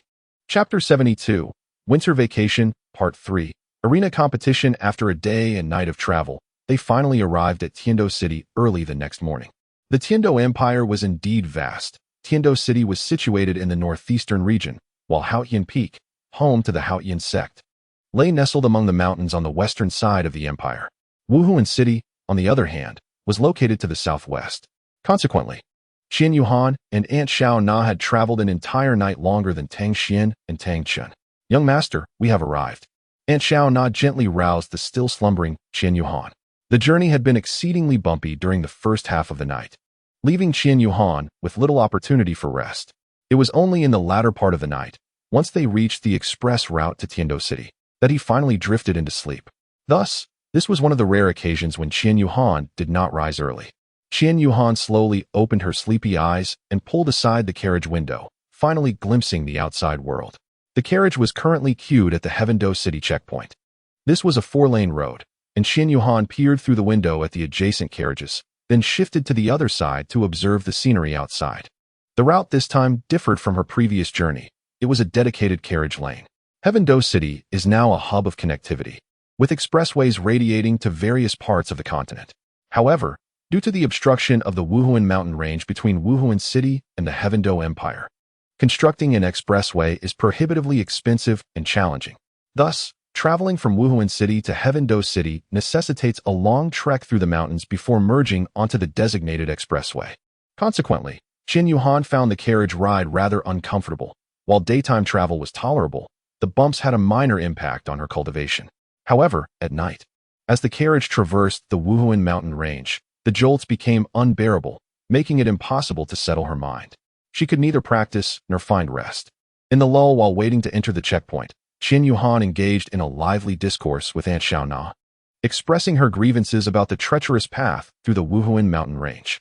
Aunt Xiao Na explained that the distance from Wuhuan mountain range to the Wuhuan Hall, coupled with significant costs for road upgrades and maintenance, had led the higher-ups at Wuhuan Hall to consistently deny the request for improvements. Upon hearing this, Qian Yuhan inwardly scolded his father. What a situation this is. How many individuals have been hindered by the inconvenient passage along these roads? The treacherous terrain of the Wuhuan mountain range has obstructed countless souls yearning to reach Wuhuan city. What if among them lies a prodigious talent? The loss would be significant. Indeed. Father, how can you be so oblivious? I must find a moment to discuss this matter with Uncle Tianwei. Perhaps there are many unknown factors that have prevented them from addressing it. Before long, they passed through the checkpoint, where the city guards inspected their packages and cart. Once cleared, they proceeded. The carriage came to a gentle halt at a relay station in Tiando City, where Xiaona led Qian Yuhan down to find a shop for a bite to eat. As they stepped into the establishment, Qian Yuhan's gaze was drawn to a promotional poster adorning the wall, advertising the Tiando Royal Academy. "Aunt Xiaona, look over there," Qian Yuhan exclaimed, pointing at the poster. Following his gesture, Xiaona observed that it was indeed the renowned arena competition held annually under the auspices of the Tiando Royal Academy. The purpose of this event is to hone the skills of its students, and this year's ultimate victor is promised a remarkable reward, potentially a soul bone. Soul bone. How generous of the Tiando Royal Academy. Aren't they concerned about it being taken by others? They truly have confidence in their students, Xiaona remarked. The Tiando Royal Academy is no trifling institution. It ranks among the top tier of schools. Our Wuhuan Temple Academy stands at the forefront, while the Tiando Royal Academy, though commendable, cannot quite compare. With pride in her voice, Xiaona held her head high. Indeed, the Wuhuan Temple Academy is unparalleled in its education of soul masters across the continent. Both students and instructors undergo rigorous selection, and those lacking proficiency, regardless of connections, face inevitable elimination. "Aunt Xiaona, do you have any knowledge of this arena competition?" Qian Yuhan inquired. "I've heard a bit. It should be similar this time. The competition involves both offense and defense, with the last one standing declared the champion. Each participant can challenge only once. If victorious, they become the champion, awaiting challengers. If defeated, they are eliminated. This continues until no one dares to challenge you, and then you claim the title of champion. It's straightforward and brutal, and I rather like it. Master, do you wish to sign up?" Qian Yuhan nodded, her gaze resolute as she declared, "Let us simply call it Han." "Very well. My lord, please take a moment to rest here while I attend to your registration. By the way, Auntie, where shall we be staying?" "At the Tiando Grand Hotel. Your room has been reserved. You will be in room 1024. Qian Yuhan, after understanding the situation, directly stated, "All right. Let us meet at the Tiando Grand Hotel in 2 hours. I shall take a stroll." Having said this, he set down his utensils and vanished in an instant. Xiaona shook her head with a wry smile, reflecting, "It seems this young master truly has a penchant for shopping. He is still so young. It is only natural for him to be curious about the world." Qian Yuhan leisurely strolled along the renowned Tiando Avenue in Tiando City. His gaze was met with an array of dazzling shops, each more captivating than the last. Some establishments were brimming with a variety of rare spiritual herbs, exuding an enchanting fragrance, while others displayed an eclectic assortment of soul-guiding devices, shimmering with an enigmatic glow.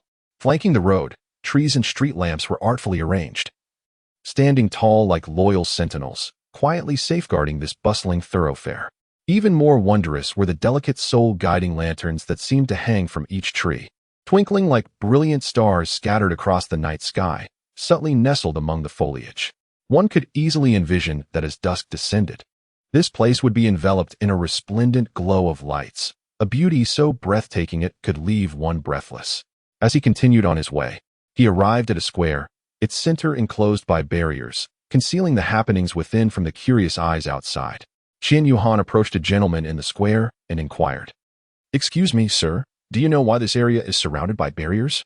The middle-aged man looked down to see a young boy and replied with a smile, "Oh, this place is undergoing renovations. The arena for the Tiando Royal Academy's tournament will be held here." "Wasn't this originally a statue?" Qian Yuhan continued to inquire, recalling that during his last visit, this place was adorned with a statue, reminiscent of the design of the Angel Plaza at the Spirit Hall Academy. "Oh, you are referring to the statue of His Majesty Xueling," he was informed. "The royal family has shown great support for this competition and temporarily relocated the statue some time ago." Qian Yuhan nodded, yet his heart was filled with astonishment. It seemed that the Tiando imperial family placed significant emphasis on the cultivation of soul masters. The Spirit Hall must also take heed of this matter. The path to the Spirit Mountain must undergo an upgrade, lest it be overwhelmed by the influx of individuals from the Tiando Empire. Excuse me, please make way. I am speaking to you. Did you not hear me? Chapter 73. Winter Break, Part 4. How is it that I encounter Dai Shengshi yet again? Move aside. I am addressing you. Did you not hear me? You are obstructing the way. Qian Yuhan heard a commotion behind him and turned to see a dapper young gentleman adorned in resplendent attire approaching. Beside him, a woman clad in a flowing blue and white gown exclaimed, "Make way, our fourth young master is passing through." Qian Yuhan inwardly rolled her eyes, wondering why yet another Dai Shengshi had appeared. In such a vast space, couldn't they find their own way? Qian Yuhan replied coldly, "What more does your woman wish to say?" However, she was interrupted by the young nobleman beside her, who raised his hand. "Greetings, young brother. I am Ning Kaiwen, the fourth son of Ning Yuan, the current sect master of the Seven Treasures, Glazed Tile sect. I kindly ask you to step aside and not obstruct our path." Qian Yuhan's previously cheerful demeanor was utterly shattered, and upon hearing Ning Kaiwen's remarks, she immediately confronted him with a smile gracing her face. "I cannot allow this. There is a path to the side. Please proceed in that direction. Thank you." Ning Kaiwen, however, failed to grasp the underlying meaning of Qian Yuhan's words. Though he wore a cheerful facade, it was laced with mockery. "Do you truly wish to court your own demise? I can see you are not from the Tiando Empire. Knowing you are an outsider, I shall grant you one more opportunity." Qian Yuhan maintained her composure, smiling as she replied, "No, thank you. The view here is splendid, so I shall not be leaving." Ning Kaiwen, visibly irritated by Qian Yuhan's sardonic demeanor, struggled to find the right words. "You insolent wretch, how dare you speak to the fourth young master in such a manner?" exclaimed the woman beside Ning Kaiwen, unable to contain her outrage. Qian Yuhan wore an expression of innocent bewilderment, raising his hands in a gesture of inquiry. "Is there a problem with my conversation with your fourth young master? Did I not show him sufficient respect?" In that instant, the woman at his side fell silent, rendered speechless. The onlookers could no longer contain their laughter, erupting into hearty guffaws, with some even giving Qian Yuhan a thumbs up in approval. Ning Kaiwen, shedding his previous facade of modesty, pointed directly at Qian Yuhan and proclaimed, "Very well. Just you wait." Qian Yuhan nodded in response. "I shall await your arrival. Here to observe the spectacle." With a twitch of his eye, Ning Kaiwen departed alongside the woman and several of his companions. Qian Yuhan surmised that he was likely seeking someone to deal with him. The Seven Treasure Glazed Tile sect stands as one of the three paramount sects within the Heavendo Empire. Its strength only surpassed by the Haotian sect and exceeding that of the Blue Lightning Tyrant Dragon sect. If Ning Kaiwen claims to be the son of the current sect master, Ning Yuan, he must indeed belong to the inner sect. Wielding the Seven Treasure Glazed Tile as a support-type soul master, inherently lacking in combat prowess. As for that woman, she likely serves as a mere decorative figure, devoid of any soul power fluctuations, not in the manner of a formidable individual deliberately concealing their soul energy, but genuinely without any at all. Qian Yuhan could discern this distinction. Had she been a true powerhouse, she would have intervened long ago. If Ning Kaiwen truly intends to rally others to create trouble for him, he might find himself in a precarious situation. Aunt Na is probably busy enrolling him at the Heavendo Royal Academy now, and he has no acquaintances in Heavendo City. Without Aunt Na, a formidable soul Douluo to safeguard him, encountering a soul emperor or soul saint would indeed spell trouble. Qian Yuhan watched them depart, and then swiftly made her escape. Indeed, wandering off to shop could be regarded as sightseeing. There was nothing amiss in that assertion. Qian Yuhan felt a profound disdain for her own strategy of retreat, yet found herself helpless. After all, what could a soul master accomplish when unaccompanied? At the same time, she wore an expression of utter exasperation. It was truly absurd to encounter yet another insufferable young master. Previously, she had crossed paths with Dai Shengshi, who had impatiently insisted on cutting in line. Now, she faced another self-important scion, demanding she yield the way. The irony lay in the fact that the vast square was hardly crowded. Was it not possible to navigate through the ample space? Qian Yuhan departed from the square, undeterred by the recent interlude that had not disrupted her plans. The arena competition was set to commence the following day, extending over a span of 3 days. Qian Yuhan intended to observe on the first day, reserving her participation for the second. After all, once registered, competitors could engage at any moment within the designated time frame. This aspect also posed a significant challenge for the reigning champions, as the moment they ascended to that esteemed position, they must be prepared to engage in continuous combat. Qian Yuhan strolls leisurely along the spacious and pristine sidewalks of Tiando Avenue, his gait neither hurried nor sluggish, as if he is savoring this rare moment of leisure. The towering edifices flanking the road stand majestically, arranged in a harmonious manner that reflects the prosperity and flourishing nature of this city. Meanwhile, elegantly adorned carriages rush past him, the sound of hooves and rolling wheels intertwining like a captivating symphony. Some of these carriages are drawn by sleek, finely coiffed stallions, their bodies encrusted with dazzling gems. Others boast unique design styles, imbued with an artistic flair. Each carriage signifies the distinct identity and status of its owner. Yet together they form a unique tableau on the streets of Tiando City. As the saying goes, Tiando City is undoubtedly the most bustling metropolis of the entire Douluo continent. Here, merchants and travelers from all directions converge, the streets bustling with life and vibrant chatter. A myriad of shops line the avenues, offering an eclectic array of goods, from rare soul guide devices to delectable delicacies. Moreover, Tiando City is home to numerous esteemed academies and martial arts schools, attracting countless young soul masters eager to pursue knowledge and hone skills. It can be said that this city not only possesses material wealth, but also embodies a profound cultural heritage and formidable soul power. Qianyu observed the situation with keen contemplation. Indeed, the strength of the Tiando Empire stemmed from its open policies, and the Spirit Hall could no longer remain complacent. The current landscape of the continent reveals a dichotomy: the two great empires, Tiando and Xingluo, with Tiando focusing on commerce, while Xingluo emphasizes the development of spirit engineering. The Spirit Hall serves as a crucial intermediary, a buffer that both empires cannot afford to underestimate, being neutral and strategically situated between the capitals of both empires. The Spirit Hall has contributed to the relative peace on the Douluo continent for centuries. However, should either side disrupt this delicate balance, conflict would erupt instantaneously. Presently, the momentum of Tiando's development is exceedingly rapid. Its economic strength and the reserve of spirit masters are both on a consistent rise, with the rate of increase becoming ever more pronounced.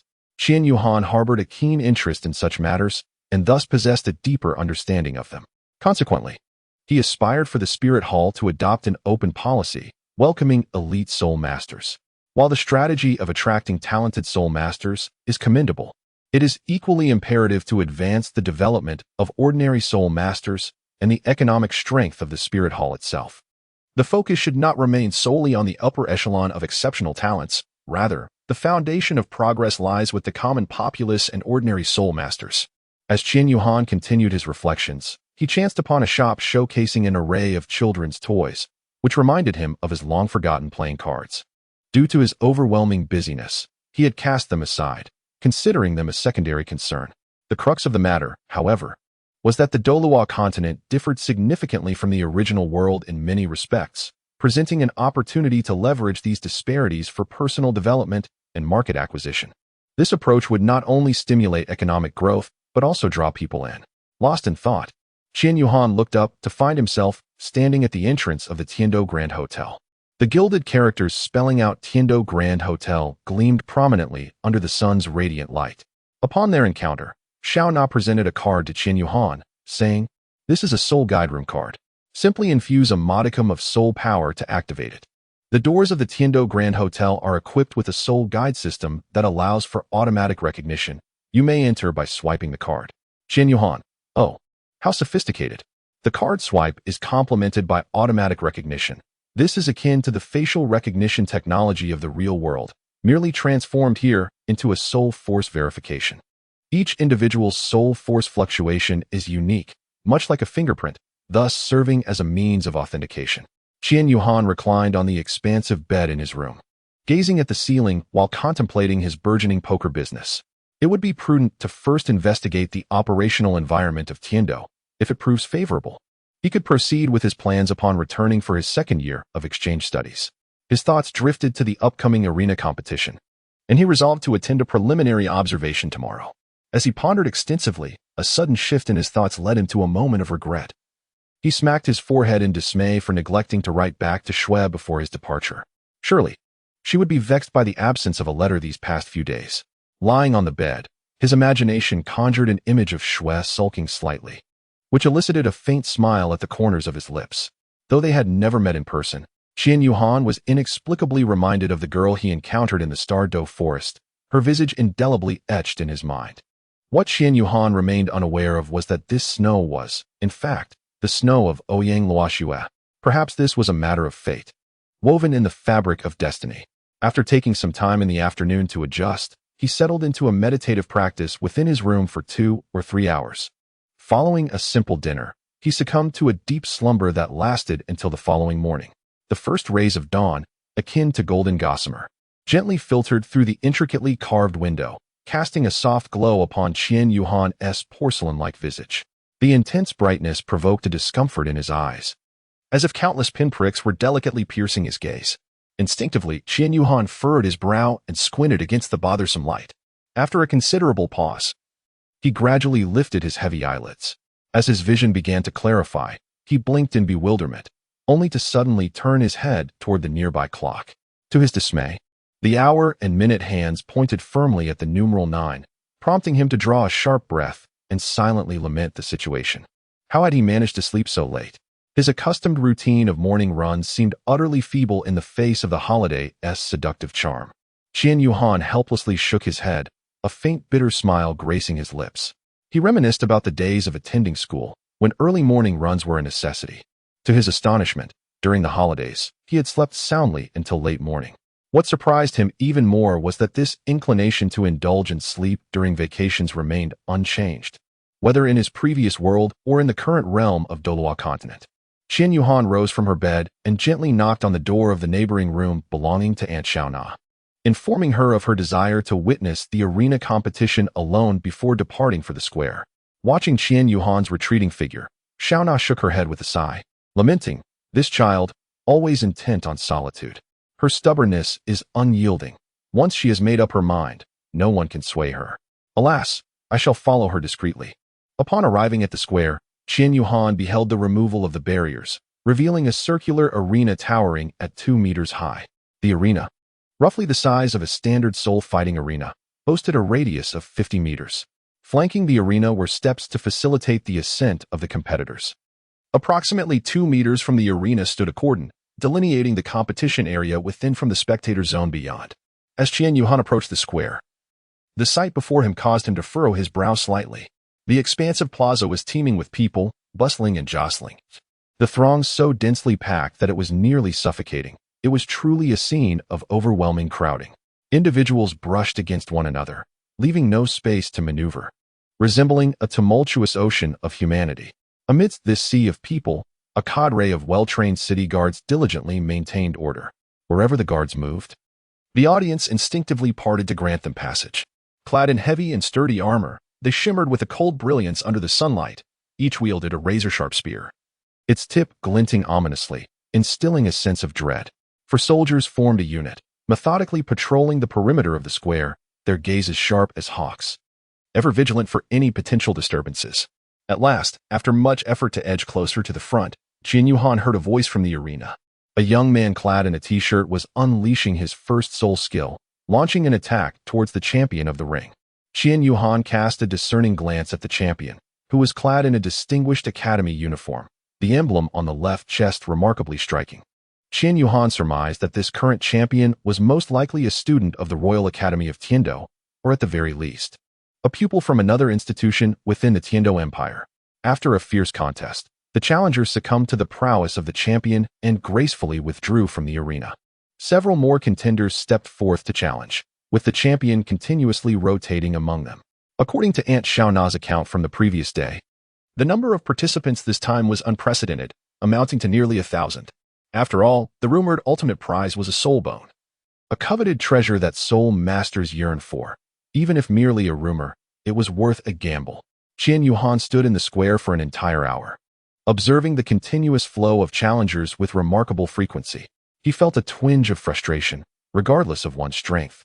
Such a rapid succession of battles rendered it impossible for one's soul power to recover adequately, inevitably leading to exhaustion.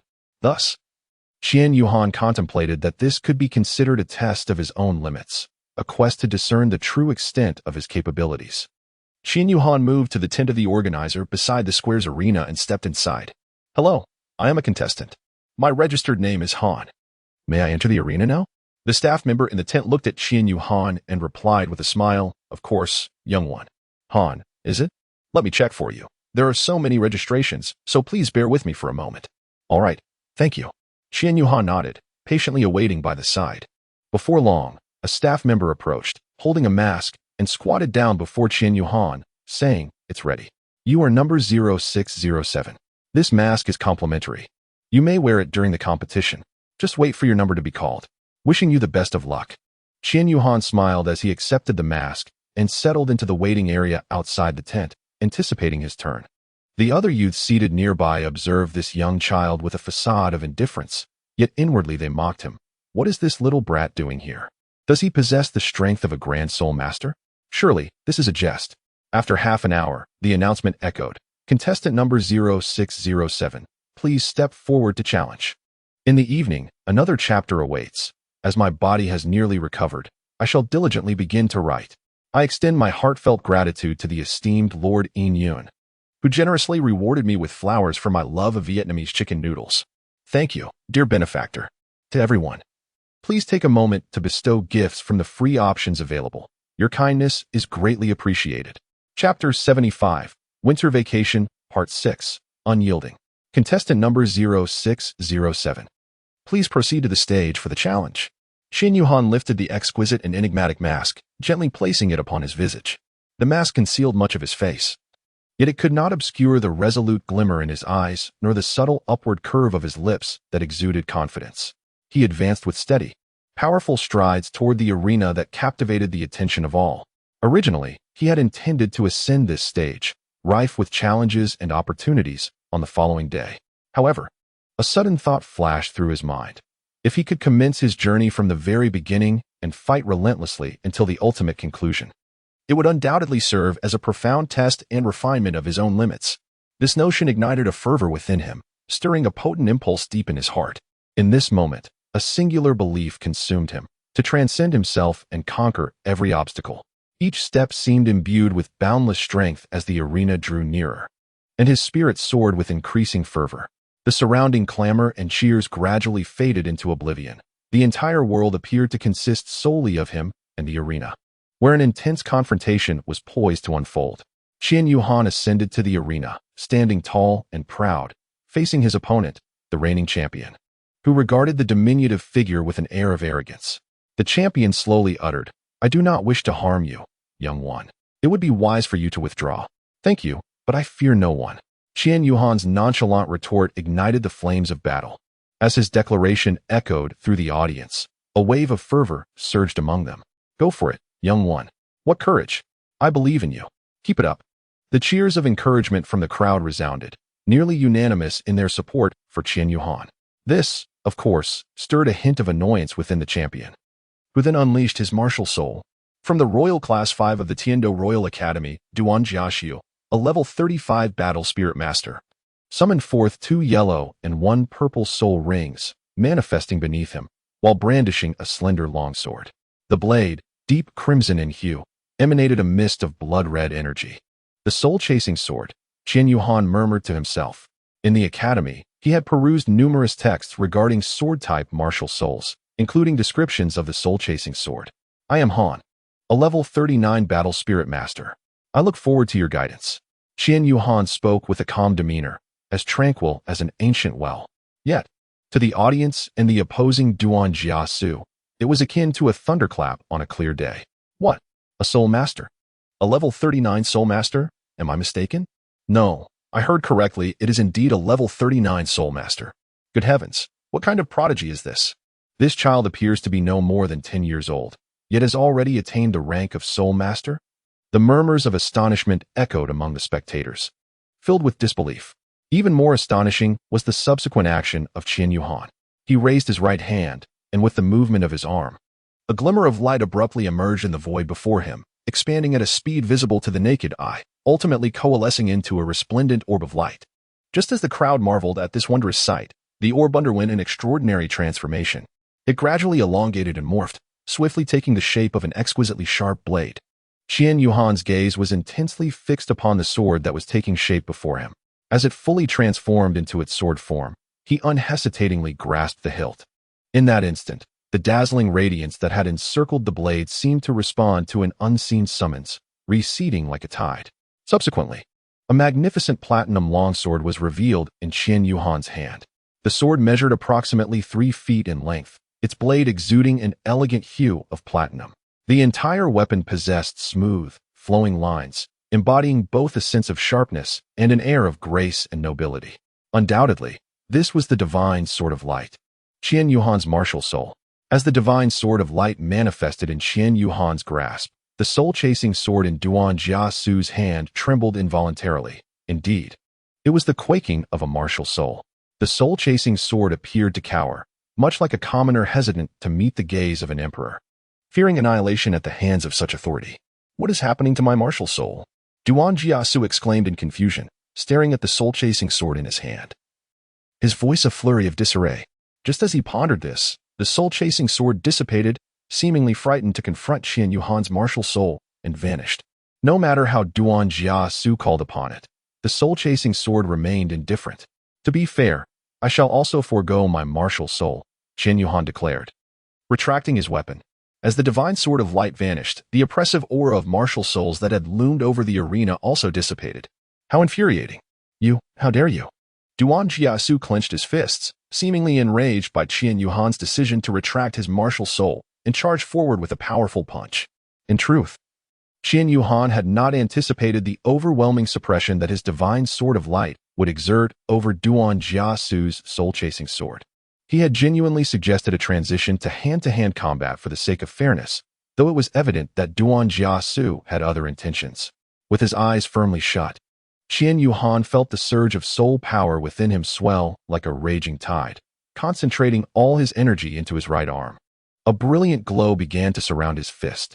As the radiance intensified, Qian Yuhan suddenly opened his eyes, unleashing a powerful shout as his right fist, imbued with unparalleled strength, hurtled toward Duan Jiasu. The burly Duan Jiasu, towering over Qian Yuhan by at least 2 heads and possessing strength that was more than double, met the attack without hesitation, raising his own robust fist to counter.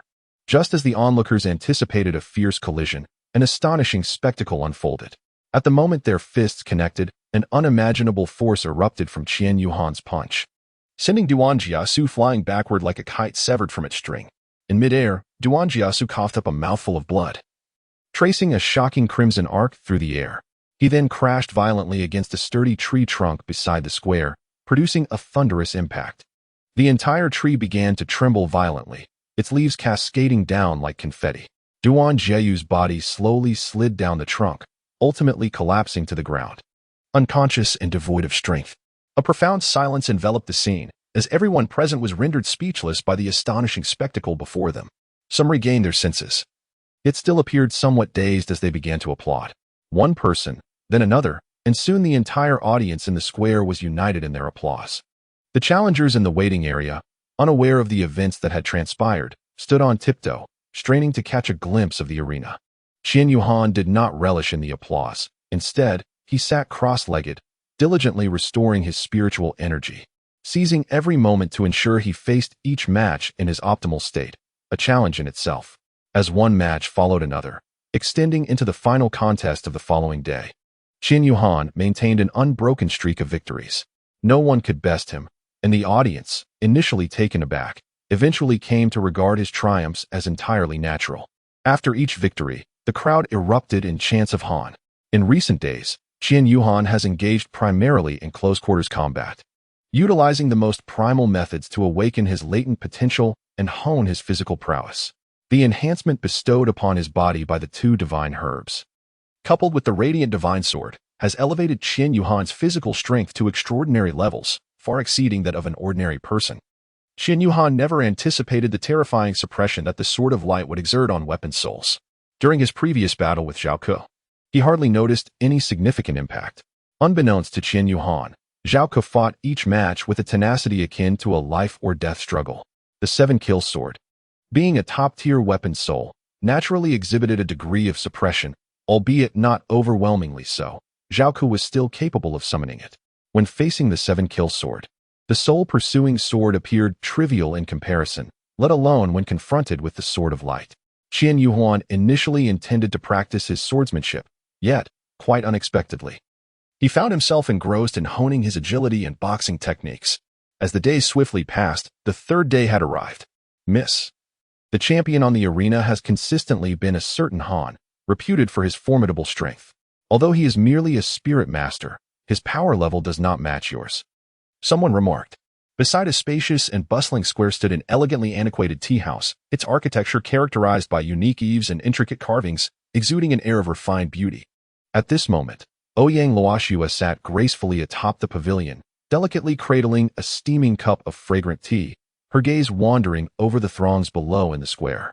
Her silken hair cascaded casually over her shoulders, while her snow-white gown fluttered gently in the breeze, resembling an ethereal fairy descended from the heavens.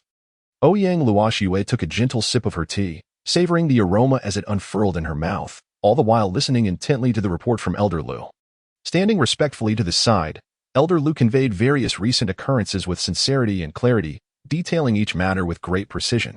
Ouyang Luoxue occasionally nodded thoughtfully, at times lost in contemplation, and would interject a question or two to delve deeper into the details. Once Elder Lu concluded his report, Ouyang Luoxue parted her lips slightly and said with a melodious tone, "I understand. Thank you for your hard work, Elder Lu." Her voice was as delightful as a songbird's, enchanting all who heard it. Afterward, she gently set her teacup down and resumed her appreciation of the picturesque scenery in the square.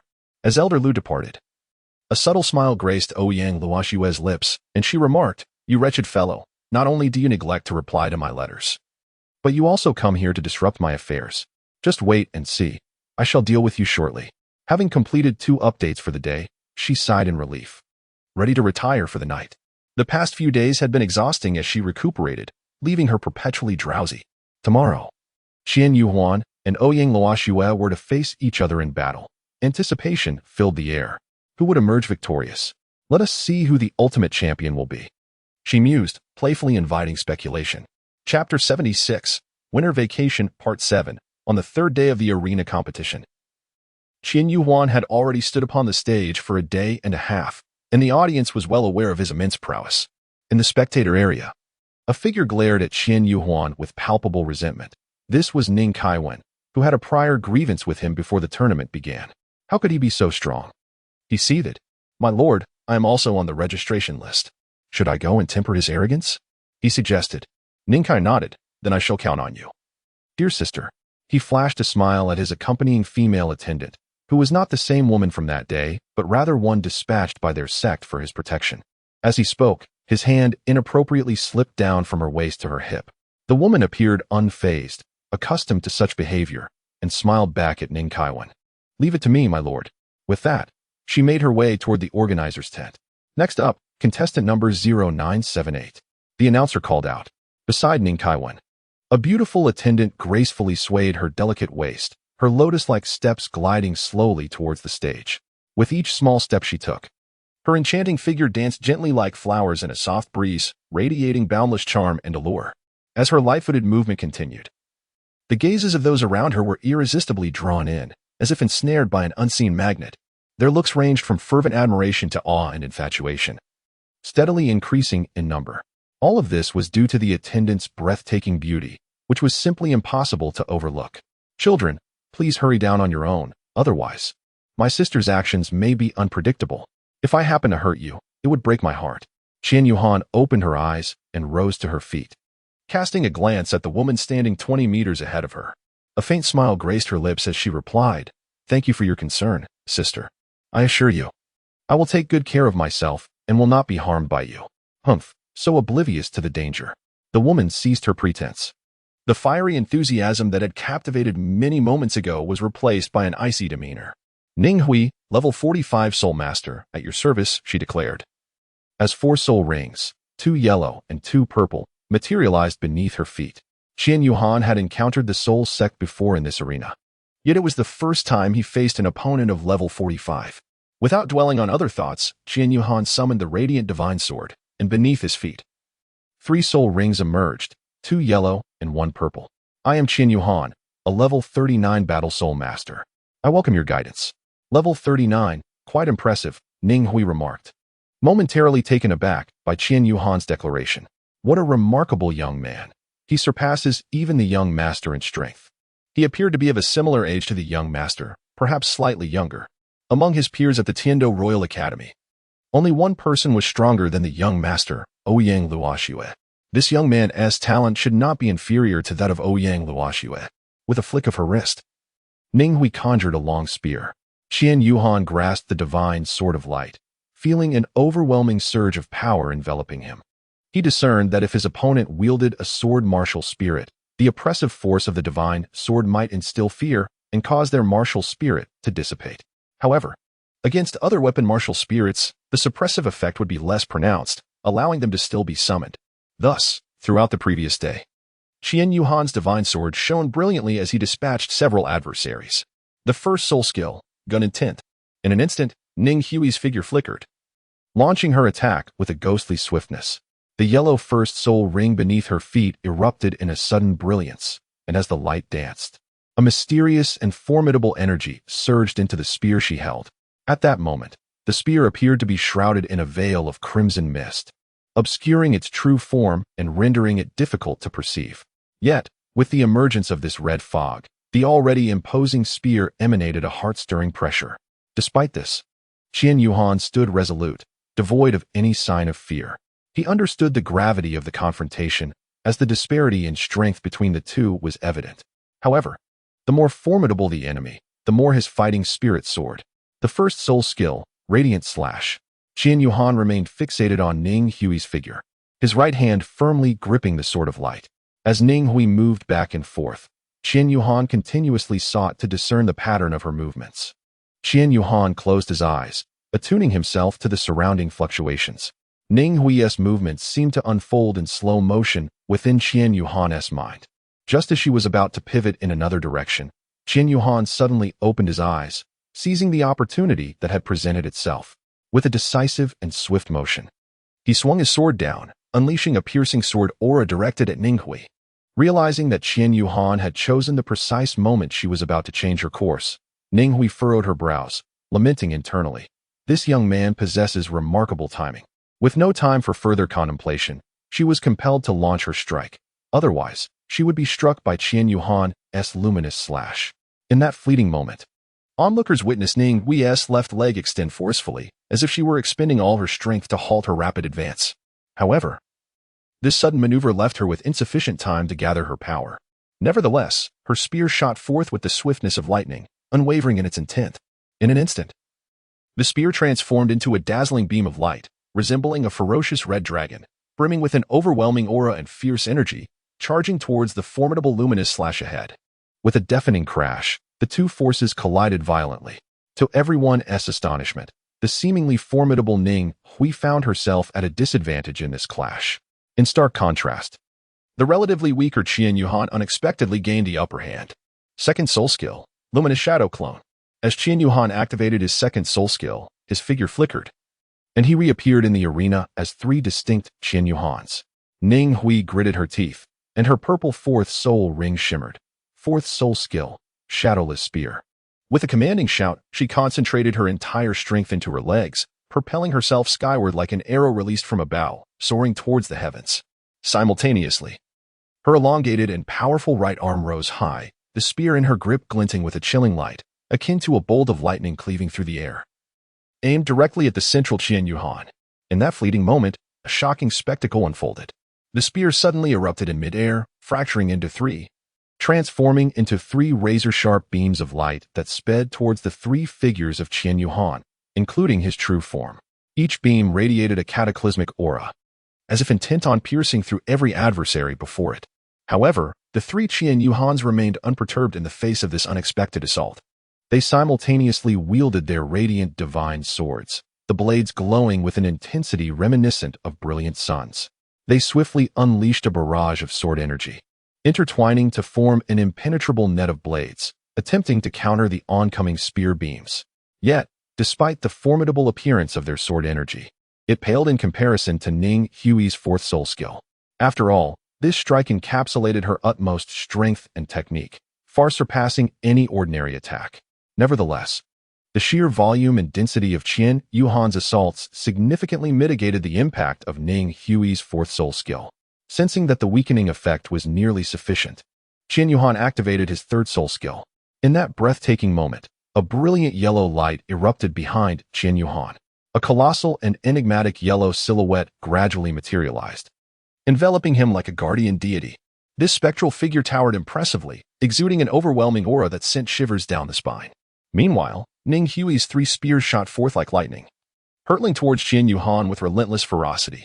With a resounding crash, the spears collided violently with the luminous shield surrounding Qian Yuhan, igniting a cascade of sparks and intense energy waves. In an instant, the entire arena was shrouded in thick smoke, resembling a chaotic world yet to be born. The audience below widened their eyes, straining to discern the unfolding scenario, yet the dense fog obscured their vision. They could only anxiously await the dispersal of the smoke to grasp the ultimate outcome of this fierce battle. Indeed, even after being diminished, the full-force strike from the Soul Sect caused Qian Yuhan to stagger backward repeatedly. Qian Yuhan had indeed underestimated the formidable power of Ning Hui's strike. Moreover, in his current state of bright shadow clone, he could not fully unleash his true strength, which ultimately led to Ning Hui injuring him. As the dense smoke dissipated, Ning Hui looked incredulously at Qian Yuhan, who was merely hunched over, gasping for breath. The sensation of the impact reverberating in his chest left him feeling quite uncomfortable and slightly breathless. Yet, Ning Hui was astonished that her full-force attack had been thwarted, and that Qian Yuhan still stood before her unscathed. It turned out that her 4th soul skill had once inflicted damage upon a Soul King. Ning Hui knew she was unable to continue the fight, as she had exhausted all her soul power to unleash her 4th soul skill, believing it could secure a decisive victory. However, reality proved otherwise. She fixed her gaze intently on Qian Yuhan, acutely aware of the continuous waves of soul power emanating from his being. That potent and enigmatic force seemed to proclaim its owner's triumph to the surroundings. Ning Hui's eyes gradually dimmed, and she slowly lowered her head, her voice heavy with resignation as she uttered, "I have lost." These 3 words struck her heart like a hammer, enveloping her in an indescribable sense of loss and defeat. The Soul Sect could not overcome the Soul Sovereign. Such a realization weighed heavily on anyone's heart. Had Han won again? Han! My heavens! The audience erupted in excitement, as Qian Yuhan's might had utterly captivated everyone present, save for the somber-faced Ning Kaiwan. "Please, contestant number 0001, take the stage for the challenge." Those in close proximity to the stage, upon witnessing the upcoming challenger, wore expressions filled with eager anticipation and fervor. Qian Yuhan fixed her gaze upon the challenger ascending the stage, utterly astonished. "It's you?" The first update arrives, with the second to follow in the afternoon. The male lead is set to confront the female lead. Grateful thanks to Zhang Laoda for the generous support. Chapter 77, Winter Vacation, Part 8, 2 Exceptional Talents. Qian Yuhan gazed at the girl who ascended the stage and slowly uttered, "Is it truly you?" How could Qian Yuhan possibly fail to recognize her? Is she not the very woman he encountered in the Starry Forest? Recalling their first meeting, Qian Yuhan was utterly captivated by her unparalleled beauty. Her skin was as delicate and smooth as mutton-fat jade, seemingly flawless. Her eyes resembled profound lakes, clear and enchanting, imbued with boundless tenderness and vitality. Her straight, elegant nose complemented her cherry blossom lips, which appeared naturally rosy, with the corners of her mouth curving upward in a subtle smile, reminiscent of peach blossoms blooming in spring. Resplendent and intoxicating, though she may not yet have shed the innocence of her youth, her beauty remains as dazzling as the brightest stars in the night sky. Qian Yuhan could not help but ponder in silence. At present, she is already so resplendent and captivating.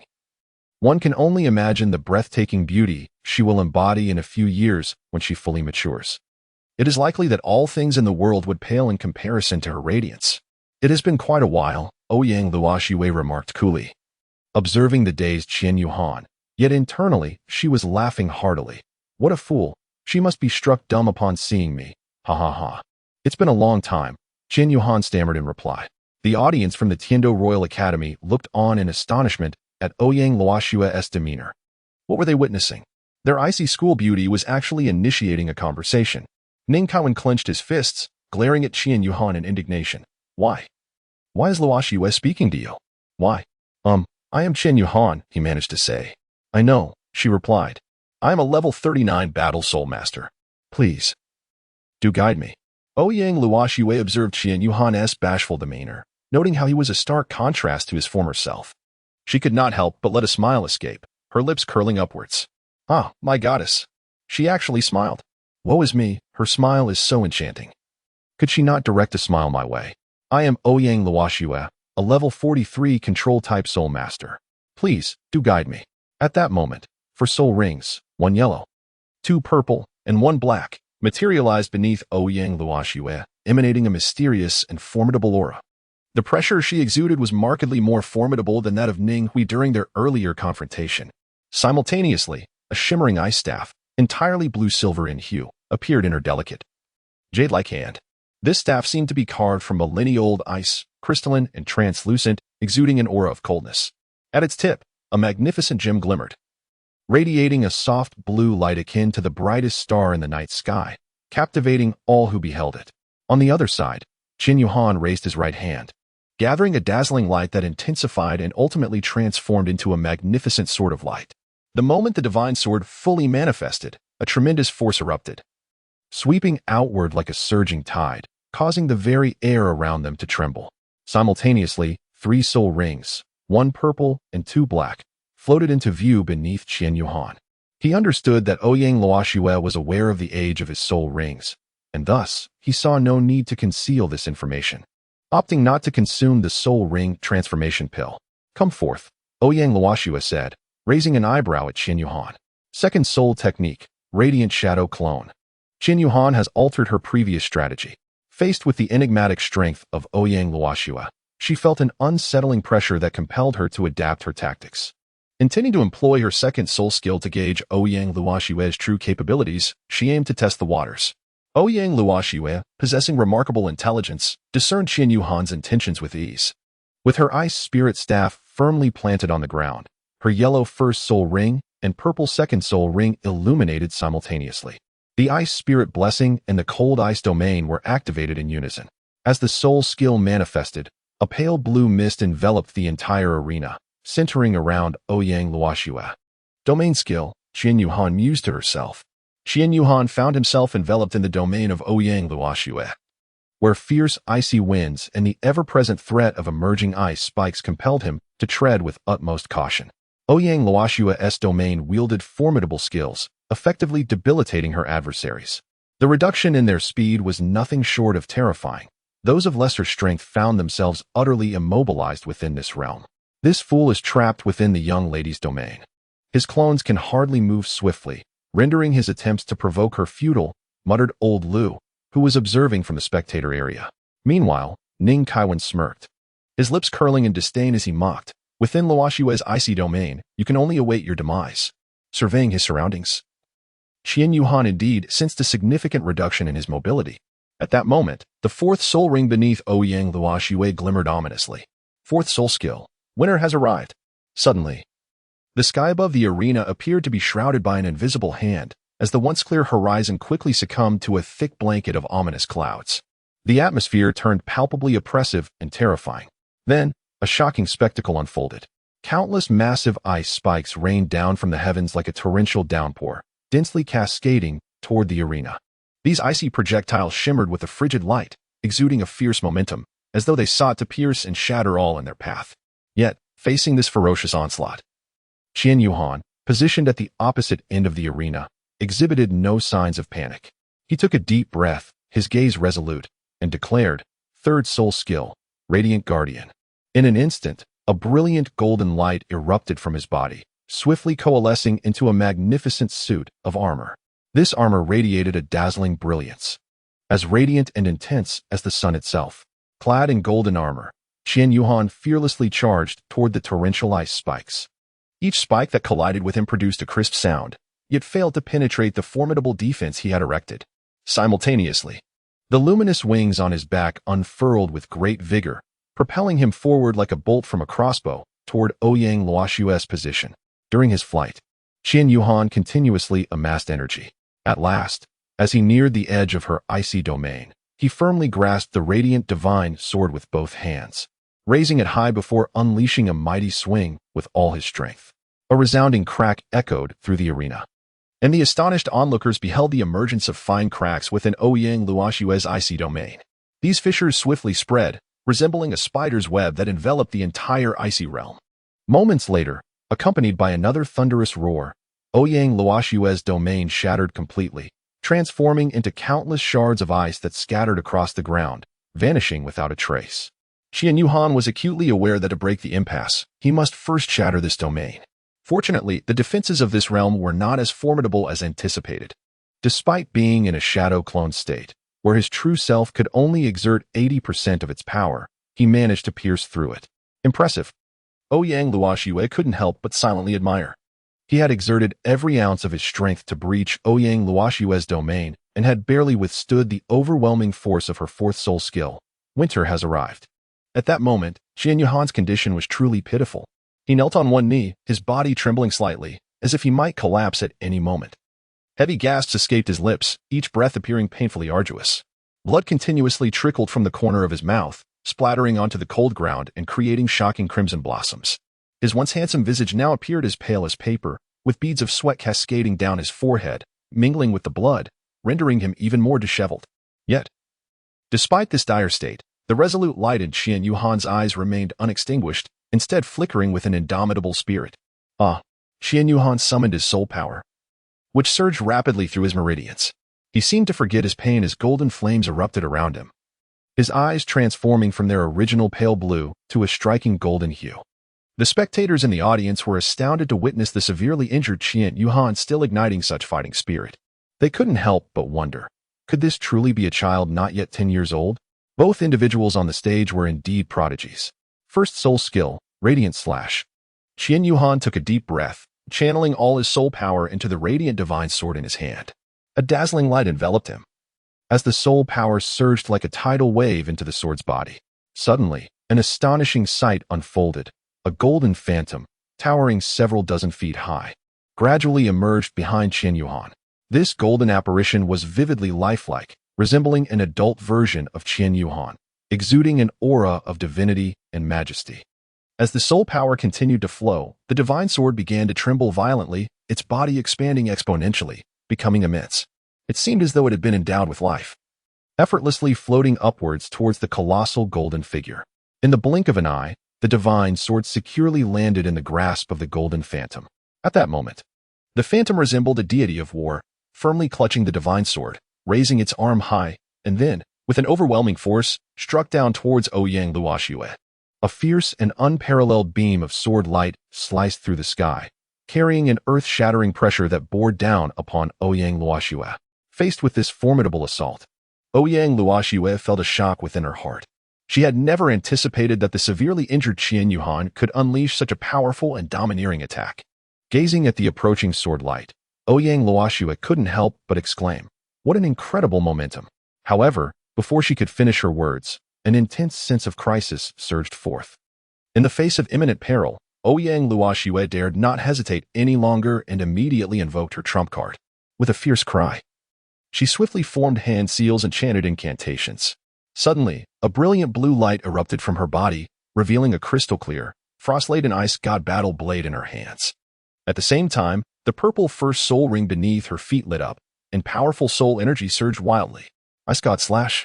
Ouyang Luoshue shouted, gripping the ice god battle blade tightly, channeling all her strength to counter Qian Yuhan's unleashed divine slash with a mighty swing.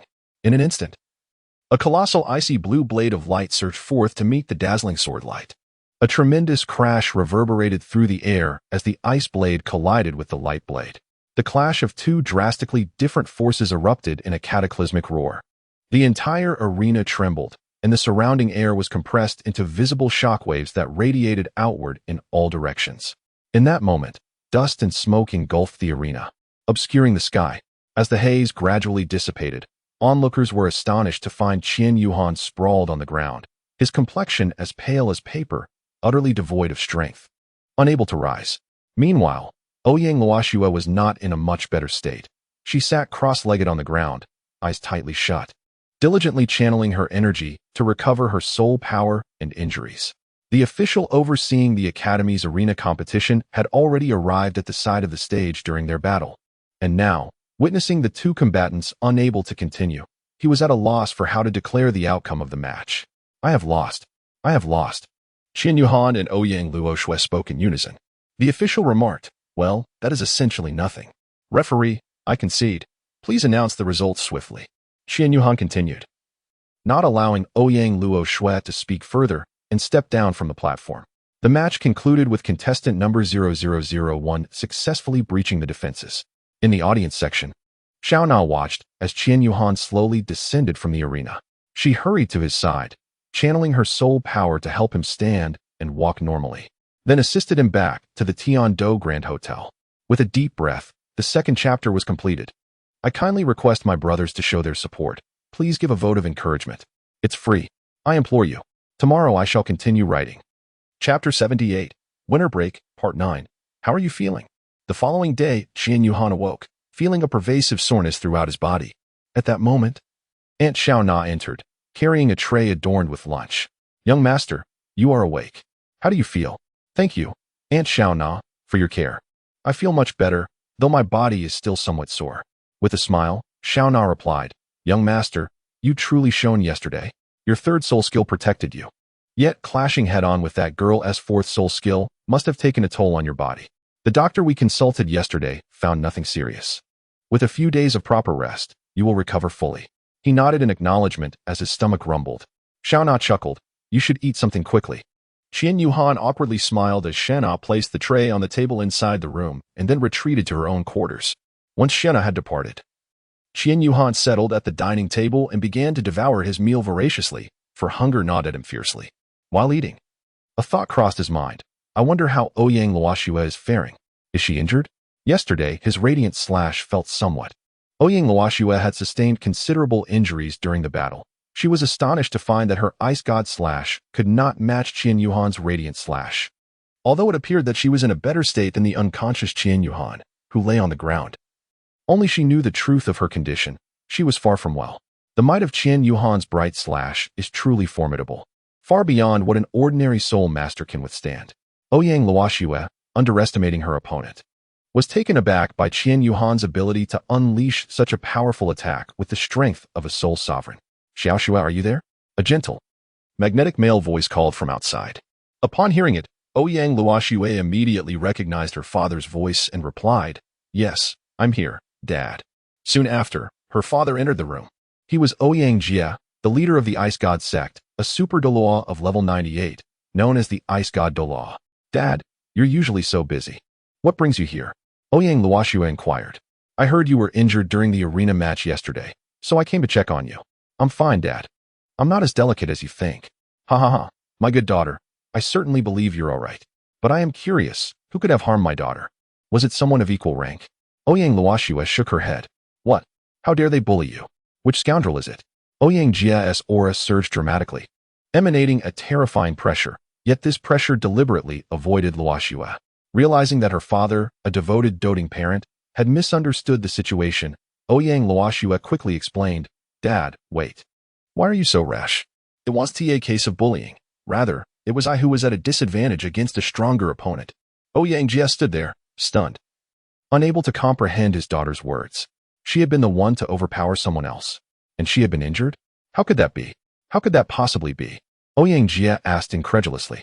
Even after nearly a century of life, he had never encountered such an absurd situation.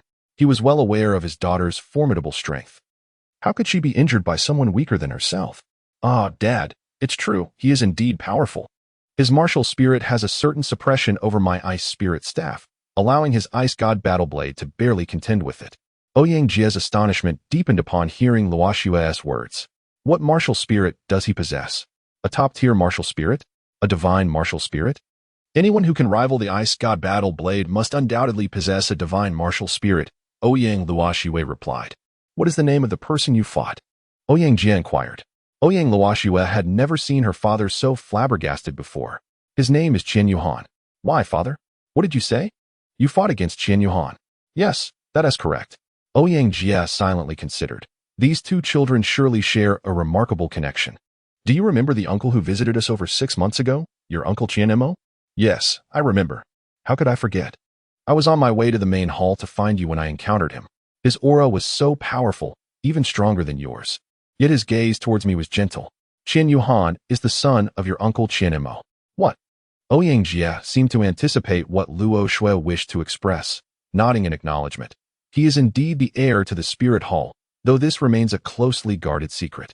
Initially, he was slated to attend the Tiando Royal Academy this semester, but the higher-ups at the Spirit Hall have opted for him to study at the Spirit Hall Academy instead.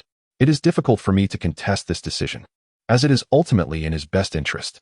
However, I have heard whispers of interactions between the Spirit Hall and Tiando, particularly in the realm of education. It appears he will join as an exchange student in his second academic year, spending 3 years at the Tiando Royal Academy. Oh, I see. But how do you know this, my dear? Ouyang Jie pondered, inquiring of Luo Shui. Realizing she had let slip too much, Luo Shui contemplated how to rectify her misstep, only to find Ouyang Jie seemingly seeing through her thoughts, chuckling lightly. Never mind. It's of little consequence, ha ha ha. As Ouyang Jie exited Luo Shui's room, he silently mused. Ha ha ha. Brother, it seems we are to become in-laws, ha ha ha. After a moment of silence following her father's departure, Luo Shui gently spoke. Old Lu, I am here. Old Lu, do you know where that young man I battled yesterday is now? After a brief contemplation, Old Lu replied. Miss, I only know that he departed yesterday for the Tiando Grand Hotel. Beyond that, I cannot say if he has left today. Then he must still be there. Thank you, Old Lu. Qian Yuhan was leisurely reclining on the bed, engrossed in a book when suddenly, a knock resonated from the door. Who is it? Qian Yuhan inquired, a hint of curiosity lacing his voice. He pondered the identity of the visitor, wondering who it could possibly be. It now possessed a soul guiding key that allowed her direct entry, so it likely wasn't her. But then, who could it be? As Qian Yuhan pondered who it might be, a knock resounded at the door once more. Rising from his bed, he approached the entrance and inquired, Who are you? A familiar feminine voice replied, I sound somewhat familiar. Qian Yuhan opened the door, and before him stood none other than Ouyang Luoxue. You, what brings you here? He stammered. Is it not permissible for me to come and see you? Ouyang Luoxue replied with a smile. Am I to be left standing out here in the cold? Qian Yuhan gazed in a daze at Ouyang Luoxue, who smiled warmly at him. Ouyang Luoxue, covering her mouth, playfully remarked, What are you staring at? You silly? Qian Yuhan finally regained his senses, stepping aside to allow Ouyang Luoxue to enter the room. Once inside, Ouyang Luoxue settled onto the sofa, her gaze fixed on the limping Qian Yuhan. A wave of concern washed over her, and her cheeks flushed as she inquired, Are you all right? I'm fine.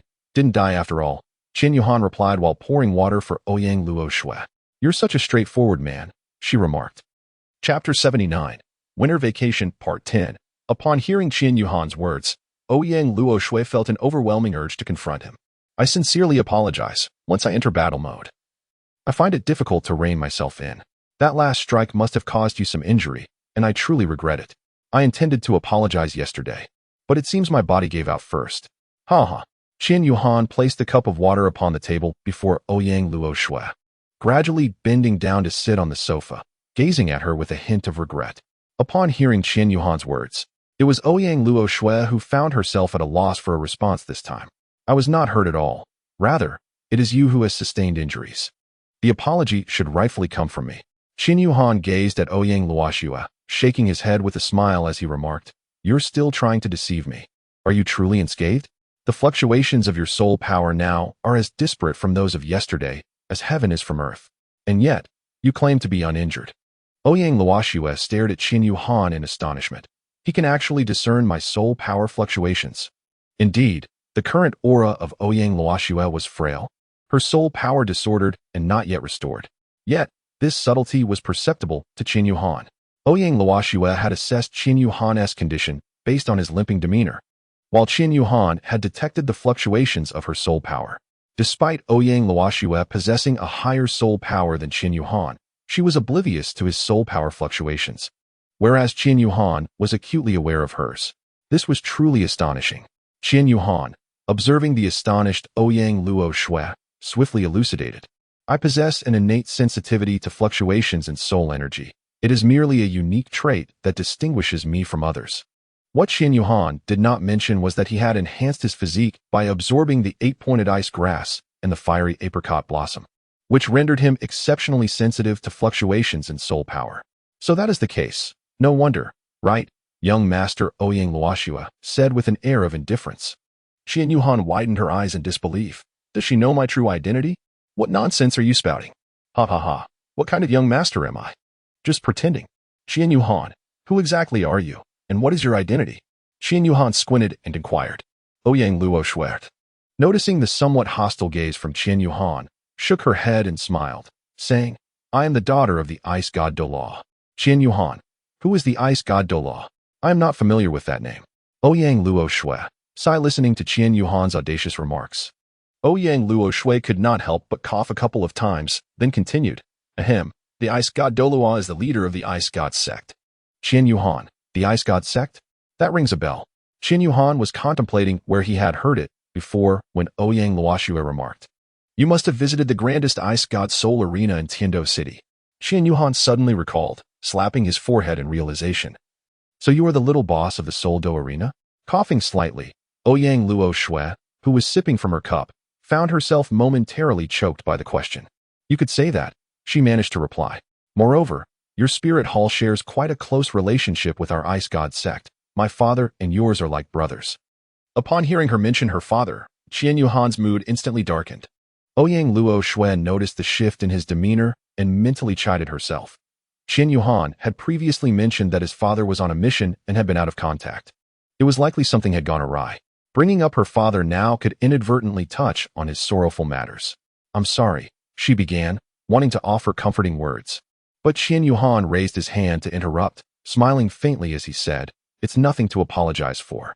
The uncles at home have reassured me that my father is certainly fine.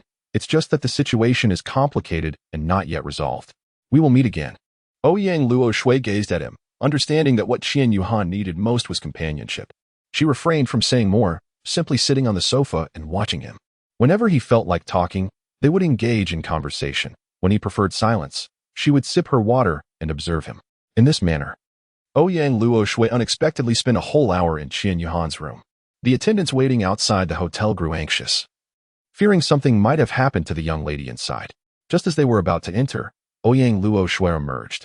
She was lost in thought, reflecting on Qian Yuhan's earlier words. You are from the Heavendo Royal Academy? When the second academic year begins, I should come to your academy for an exchange program. We can spar again, as I am quite competitive. I have a good friend studying at the Heavendo Royal Academy, though I do not know her name. She must be a girl, right? Hee, my pen pal. This pen pal of mine is quite amusing, always teasing me about things at your academy. She seems like a nice person, but we have yet to meet. I was thinking of asking to see her when the exchange program takes place. Smiling to herself, Ouyang Luo Shui muttered, Silly, we have already met, you know? Big fool. The attendants observed Ouyang Luo Shui's demeanor, noting how she resembled a youthful girl in the bloom of adolescence, wondering where the icy elegance of their cold, refined young lady had vanished to. Qian Yuhan informed Ouyang Luo Shui that he intended to return to Wuhan City that very evening, and they would meet again during their future exchanges. Upon returning to her chamber at the Ice God sect, Ouyang Luo Shui picked up a pen and began composing a letter. Half an hour later, she had filled an entire page with her thoughts, recounting the events of the past few days, concluding with a playful remark. You should now know who Shui is, right? If not, I truly must question what your mind is made of. The following evening, after a day and night of arduous travel, Qian Yuhan finally arrived back at the Mingwei Villa.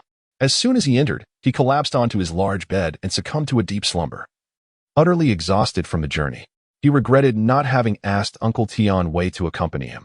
At that moment, the doorbell rang at the villa entrance. Dragging his weary body, Qian Yuhan made his way to the door. Upon opening it, he was greeted by the smiling faces of Uncle Xiao Hui and Uncle Tian Wei. Welcome back, Xiao Han. We hope we haven't disturbed your rest, they said. Uncles, what are you saying? Please come in. Qian Yuhan gestured for them to enter, leading Xiao Hui and Tian Wei to the living room. After briefly rinsing the kettle, he prepared some fine tea left by his father and poured it for his guests before seating himself beside them. What brings you here, dear uncles? Exchanging glances. The two Douluo nodded, and Xiao Hui spoke. The exchange program we discussed earlier may need to be expedited. We are set to depart before the next semester begins. The selected participants are you, Mu Chun, Tang Xian, Tang Chun, Fang Ya, and Zhao Ku, 6 new students in total, along with 4 second-year students, making 10 in all, heading to the Tiando Royal Academy. Has something occurred? Why the sudden change? Tiando proposed moving it up a semester to allow the students to acclimate to the teaching environment. Otherwise, they would likely struggle in the following years, causing delays in their educational progress. I found this reasoning somewhat valid and agreed to the proposal. Is that so? Qian Yuhan nodded in understanding. Uncle, there is one more thing I would like to discuss with you. Chapter 80, Correspondence, a familiar feeling upon returning from Tiando City. Qian Yuhan decided to write a letter to Shui, sharing the events that had transpired during his time there. He also intended to provide her with his home address, suggesting that she send her letters to Mingwei Villa during the holidays, as the daily detour to the academy was quite time-consuming. When Qian Yuhan went to the school mailbox to check for any correspondence, she happened to encounter Fang Ye at the entrance of the academy. Fang Ye informed Qian Yuhan that the grade director, Han Shui, was looking for her, stating that she had been selected for an exchange program at the Heavenly Do Royal Academy. Qian Yuhan was indeed aware of this. Having learned from Uncle Xiao Hui that the communication had been advanced, Han Shui summoned Fang Ye to the academy to formally notify her, and then instructed her to return home to discuss with her parents whether she could attend, asking her to come back with the outcome. Qian Yuhan engaged in a conversation with Fang Ye and was astonished to discover that Fang Ye had achieved a breakthrough to the rank of sole sovereign. You have made a breakthrough? Qian Yuhan inquired. Fang Ye nodded with a smile and replied, Indeed. I made the breakthrough a few days ago, and I just returned from the Star Do Forest yesterday after slaying a 3,000-year-old Earth King. Qian Yuhan pondered. The King of the Earth. Could it be that he has acquired the soul skill of the Phoenix's cry that shakes the heavens? Qian Yuhan gently patted Fang Ye's shoulder and said, Congratulations. Thank you. I must be on my way now. I need to discuss this matter with my parents, as it has come rather unexpectedly. Goodbye. Goodbye. After bidding farewell to Fang Ye, Qian Yuhan retrieved a letter from Shui from the mailbox.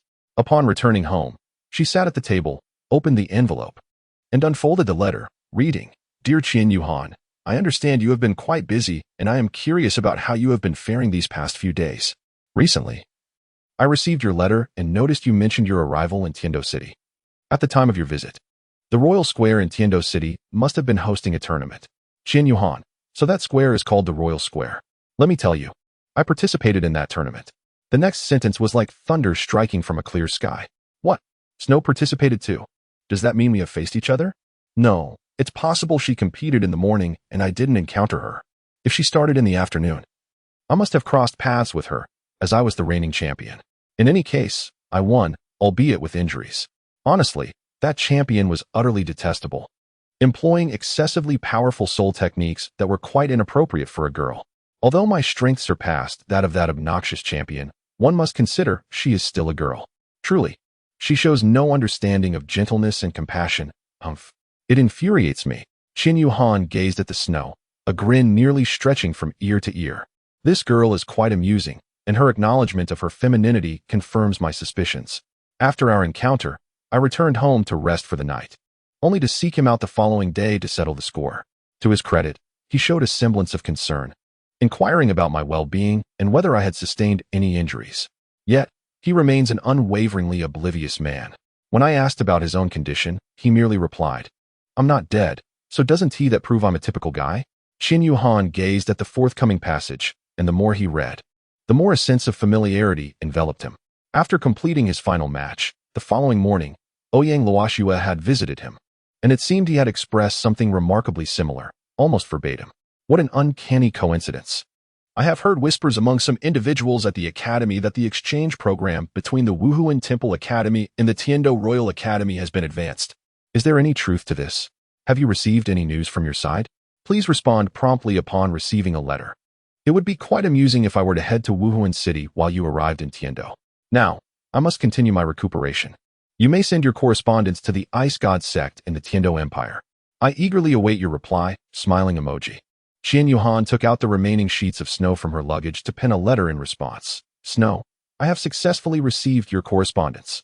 I must share with you that I have been thoroughly enjoying my time in Heavendo City these past few days. The arena competition, in particular, has captivated me, and I have signed up to participate.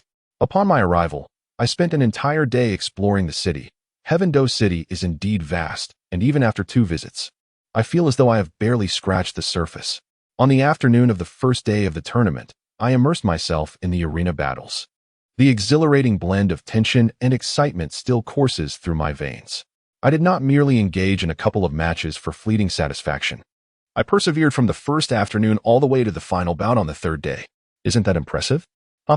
Speaking of which, I wonder if you encountered me in the arena? If not, fret not.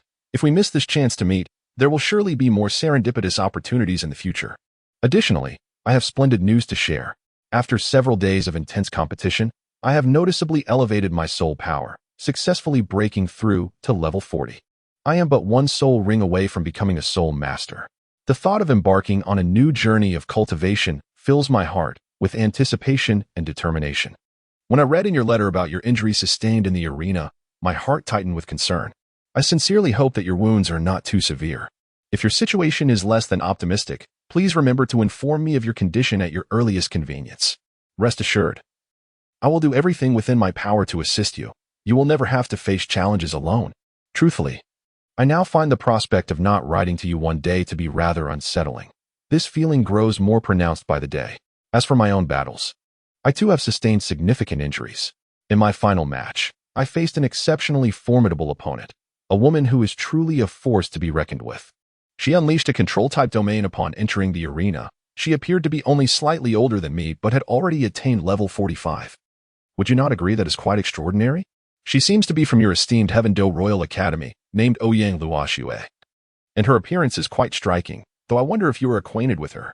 It took me considerable effort to break free from her domain, for she was merciless, directly assaulting me with her fourth soul skill, showing no semblance of humanity, which was quite incongruous with her beauty. I managed to withstand her attack using my defensive soul skill, yet I still sustained injuries. However, I must say, that woman did not escape unscathed either. My radiant slice inflicted considerable damage upon her as well. Oh, do you think I may have been a bit harsh? After all, she is a young lady.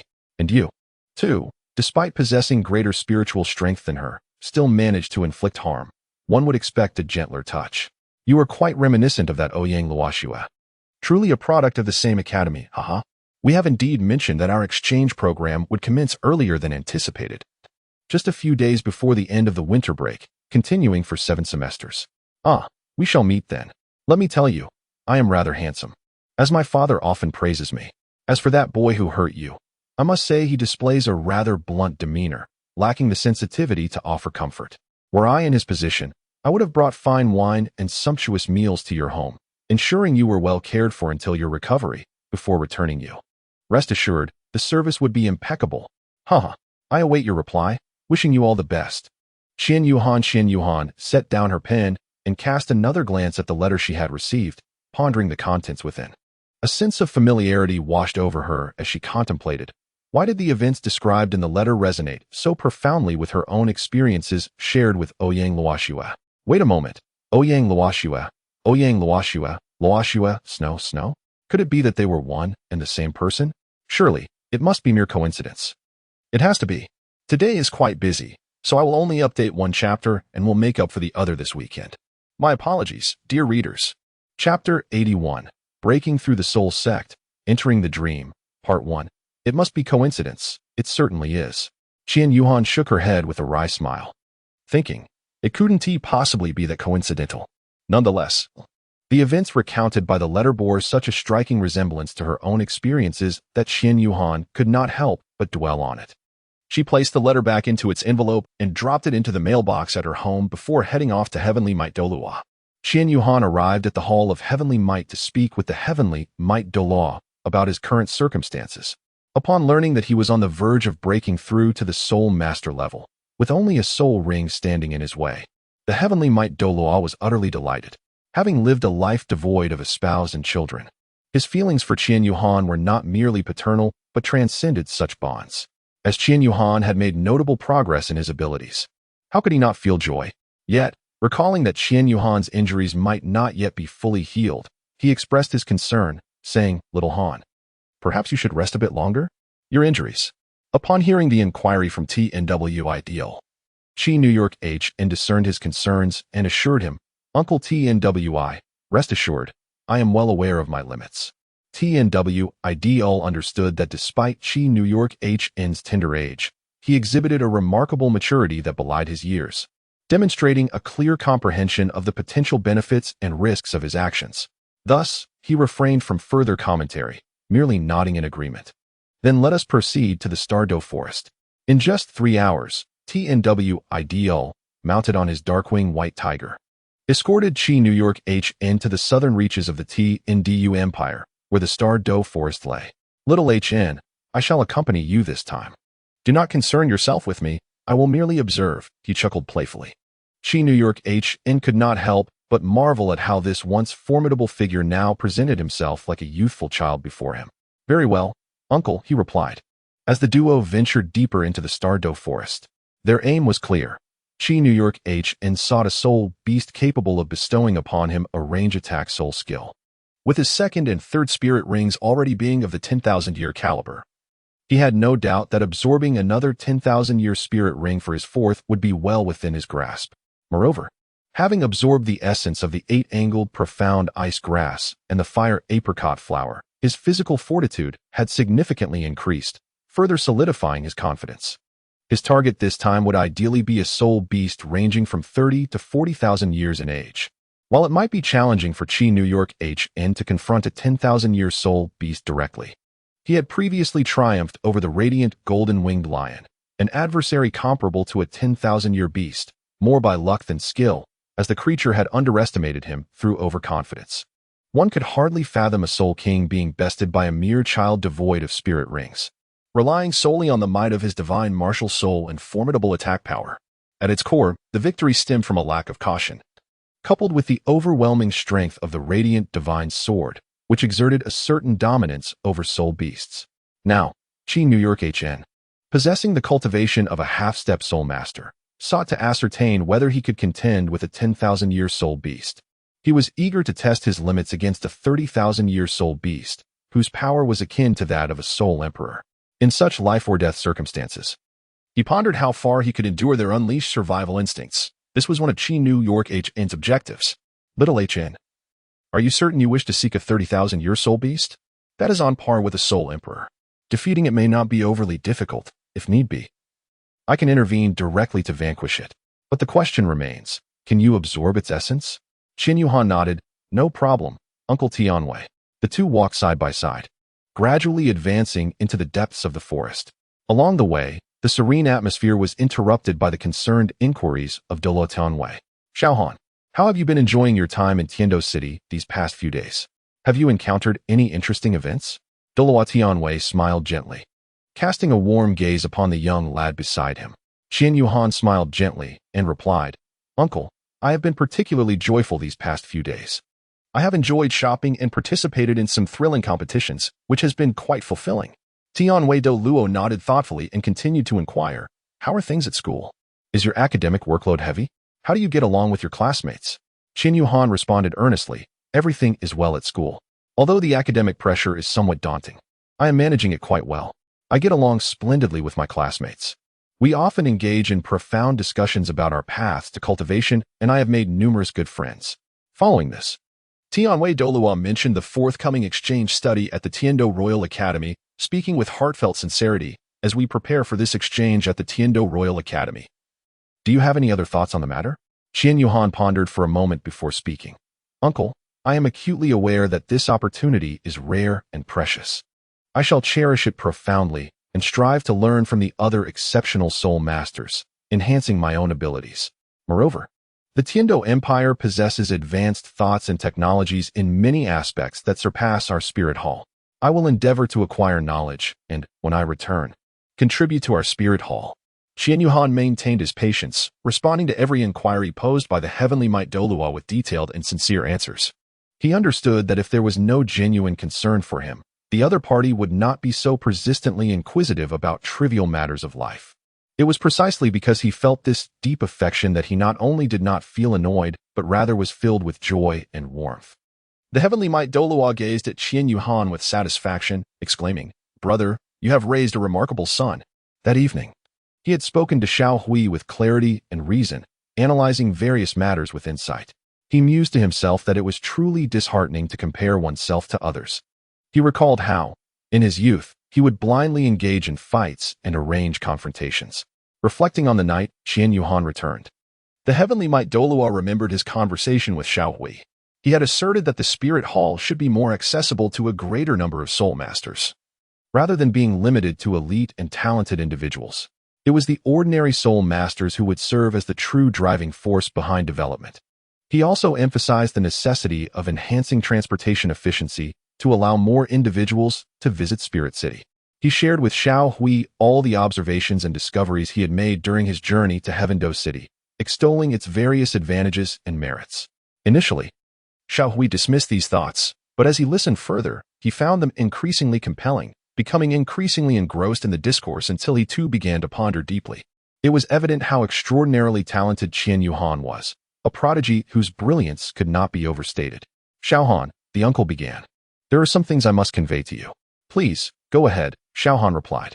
You are indeed quite intelligent, a remarkable being. When you are out in the world, you must learn to conceal your true self, especially when you arrive in Heavendo City. Exercise utmost caution, for you never know the background of those around you. Provoking someone might seem trivial, but it could awaken certain powers lurking in the shadows, potentially sending formidable adversaries to pursue you. We will not be by your side. Unable to come to your aid immediately. I understand. Thank you for the warning, uncle. As Qian Yuhan was about to speak, a sudden noise echoed from afar. Be cautious, Xiao Han. It may be a soul beast. The battlefield is entrusted to you, proclaimed the heavenly might Douluo, patting Qian Yuhan's shoulder. In the nearby woods, a pair of crimson eyes opened, fixated intently on Qian Yuhan. The heavenly might Douluo concealed his aura and vanished. Yet those eyes remained locked onto Qian Yuhan, and the moment the Douluo disappeared, they surged forth.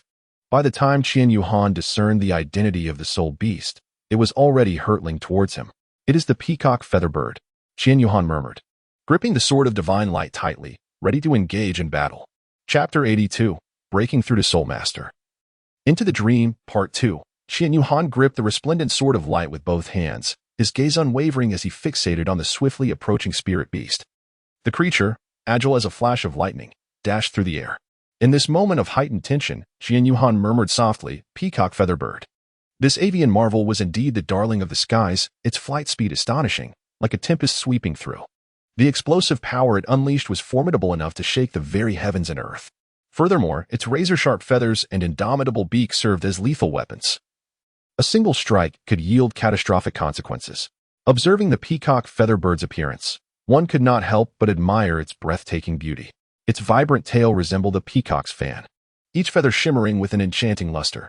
Atop its head, fan-like plumes reminiscent of a peacockess adorned it, fluttering gracefully in the breeze.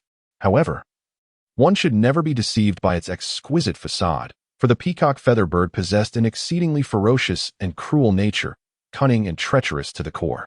A moment's carelessness could lead one into its meticulously crafted traps, ultimately becoming its prey. Utilizing his second soul skill, Light Shadow Clone. The black second soul ring beneath Qian Yuhan flickered, enveloping him in radiant light as it split into 3 luminous figures, each mirroring his form. Darting in 3 different directions, the peacock feather bird remained unperturbed, ceasing its movement. With a piercing cry, it unleashed its sharp feathers towards the 3 Qian Yuhans. Infuriatingly, it could disperse its attacks. Gritting his teeth, Qian Yuhan occasionally glanced back at the relentless feathers pursuing him. If struck, he would certainly suffer grievous wounds.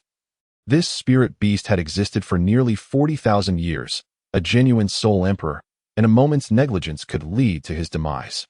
As Qian Yuhan focused intently on evading the onslaught of feathers reminiscent of a tempest, the unfortunate fate of his 2 clones unfolded as they were struck by several razor-sharp feathers.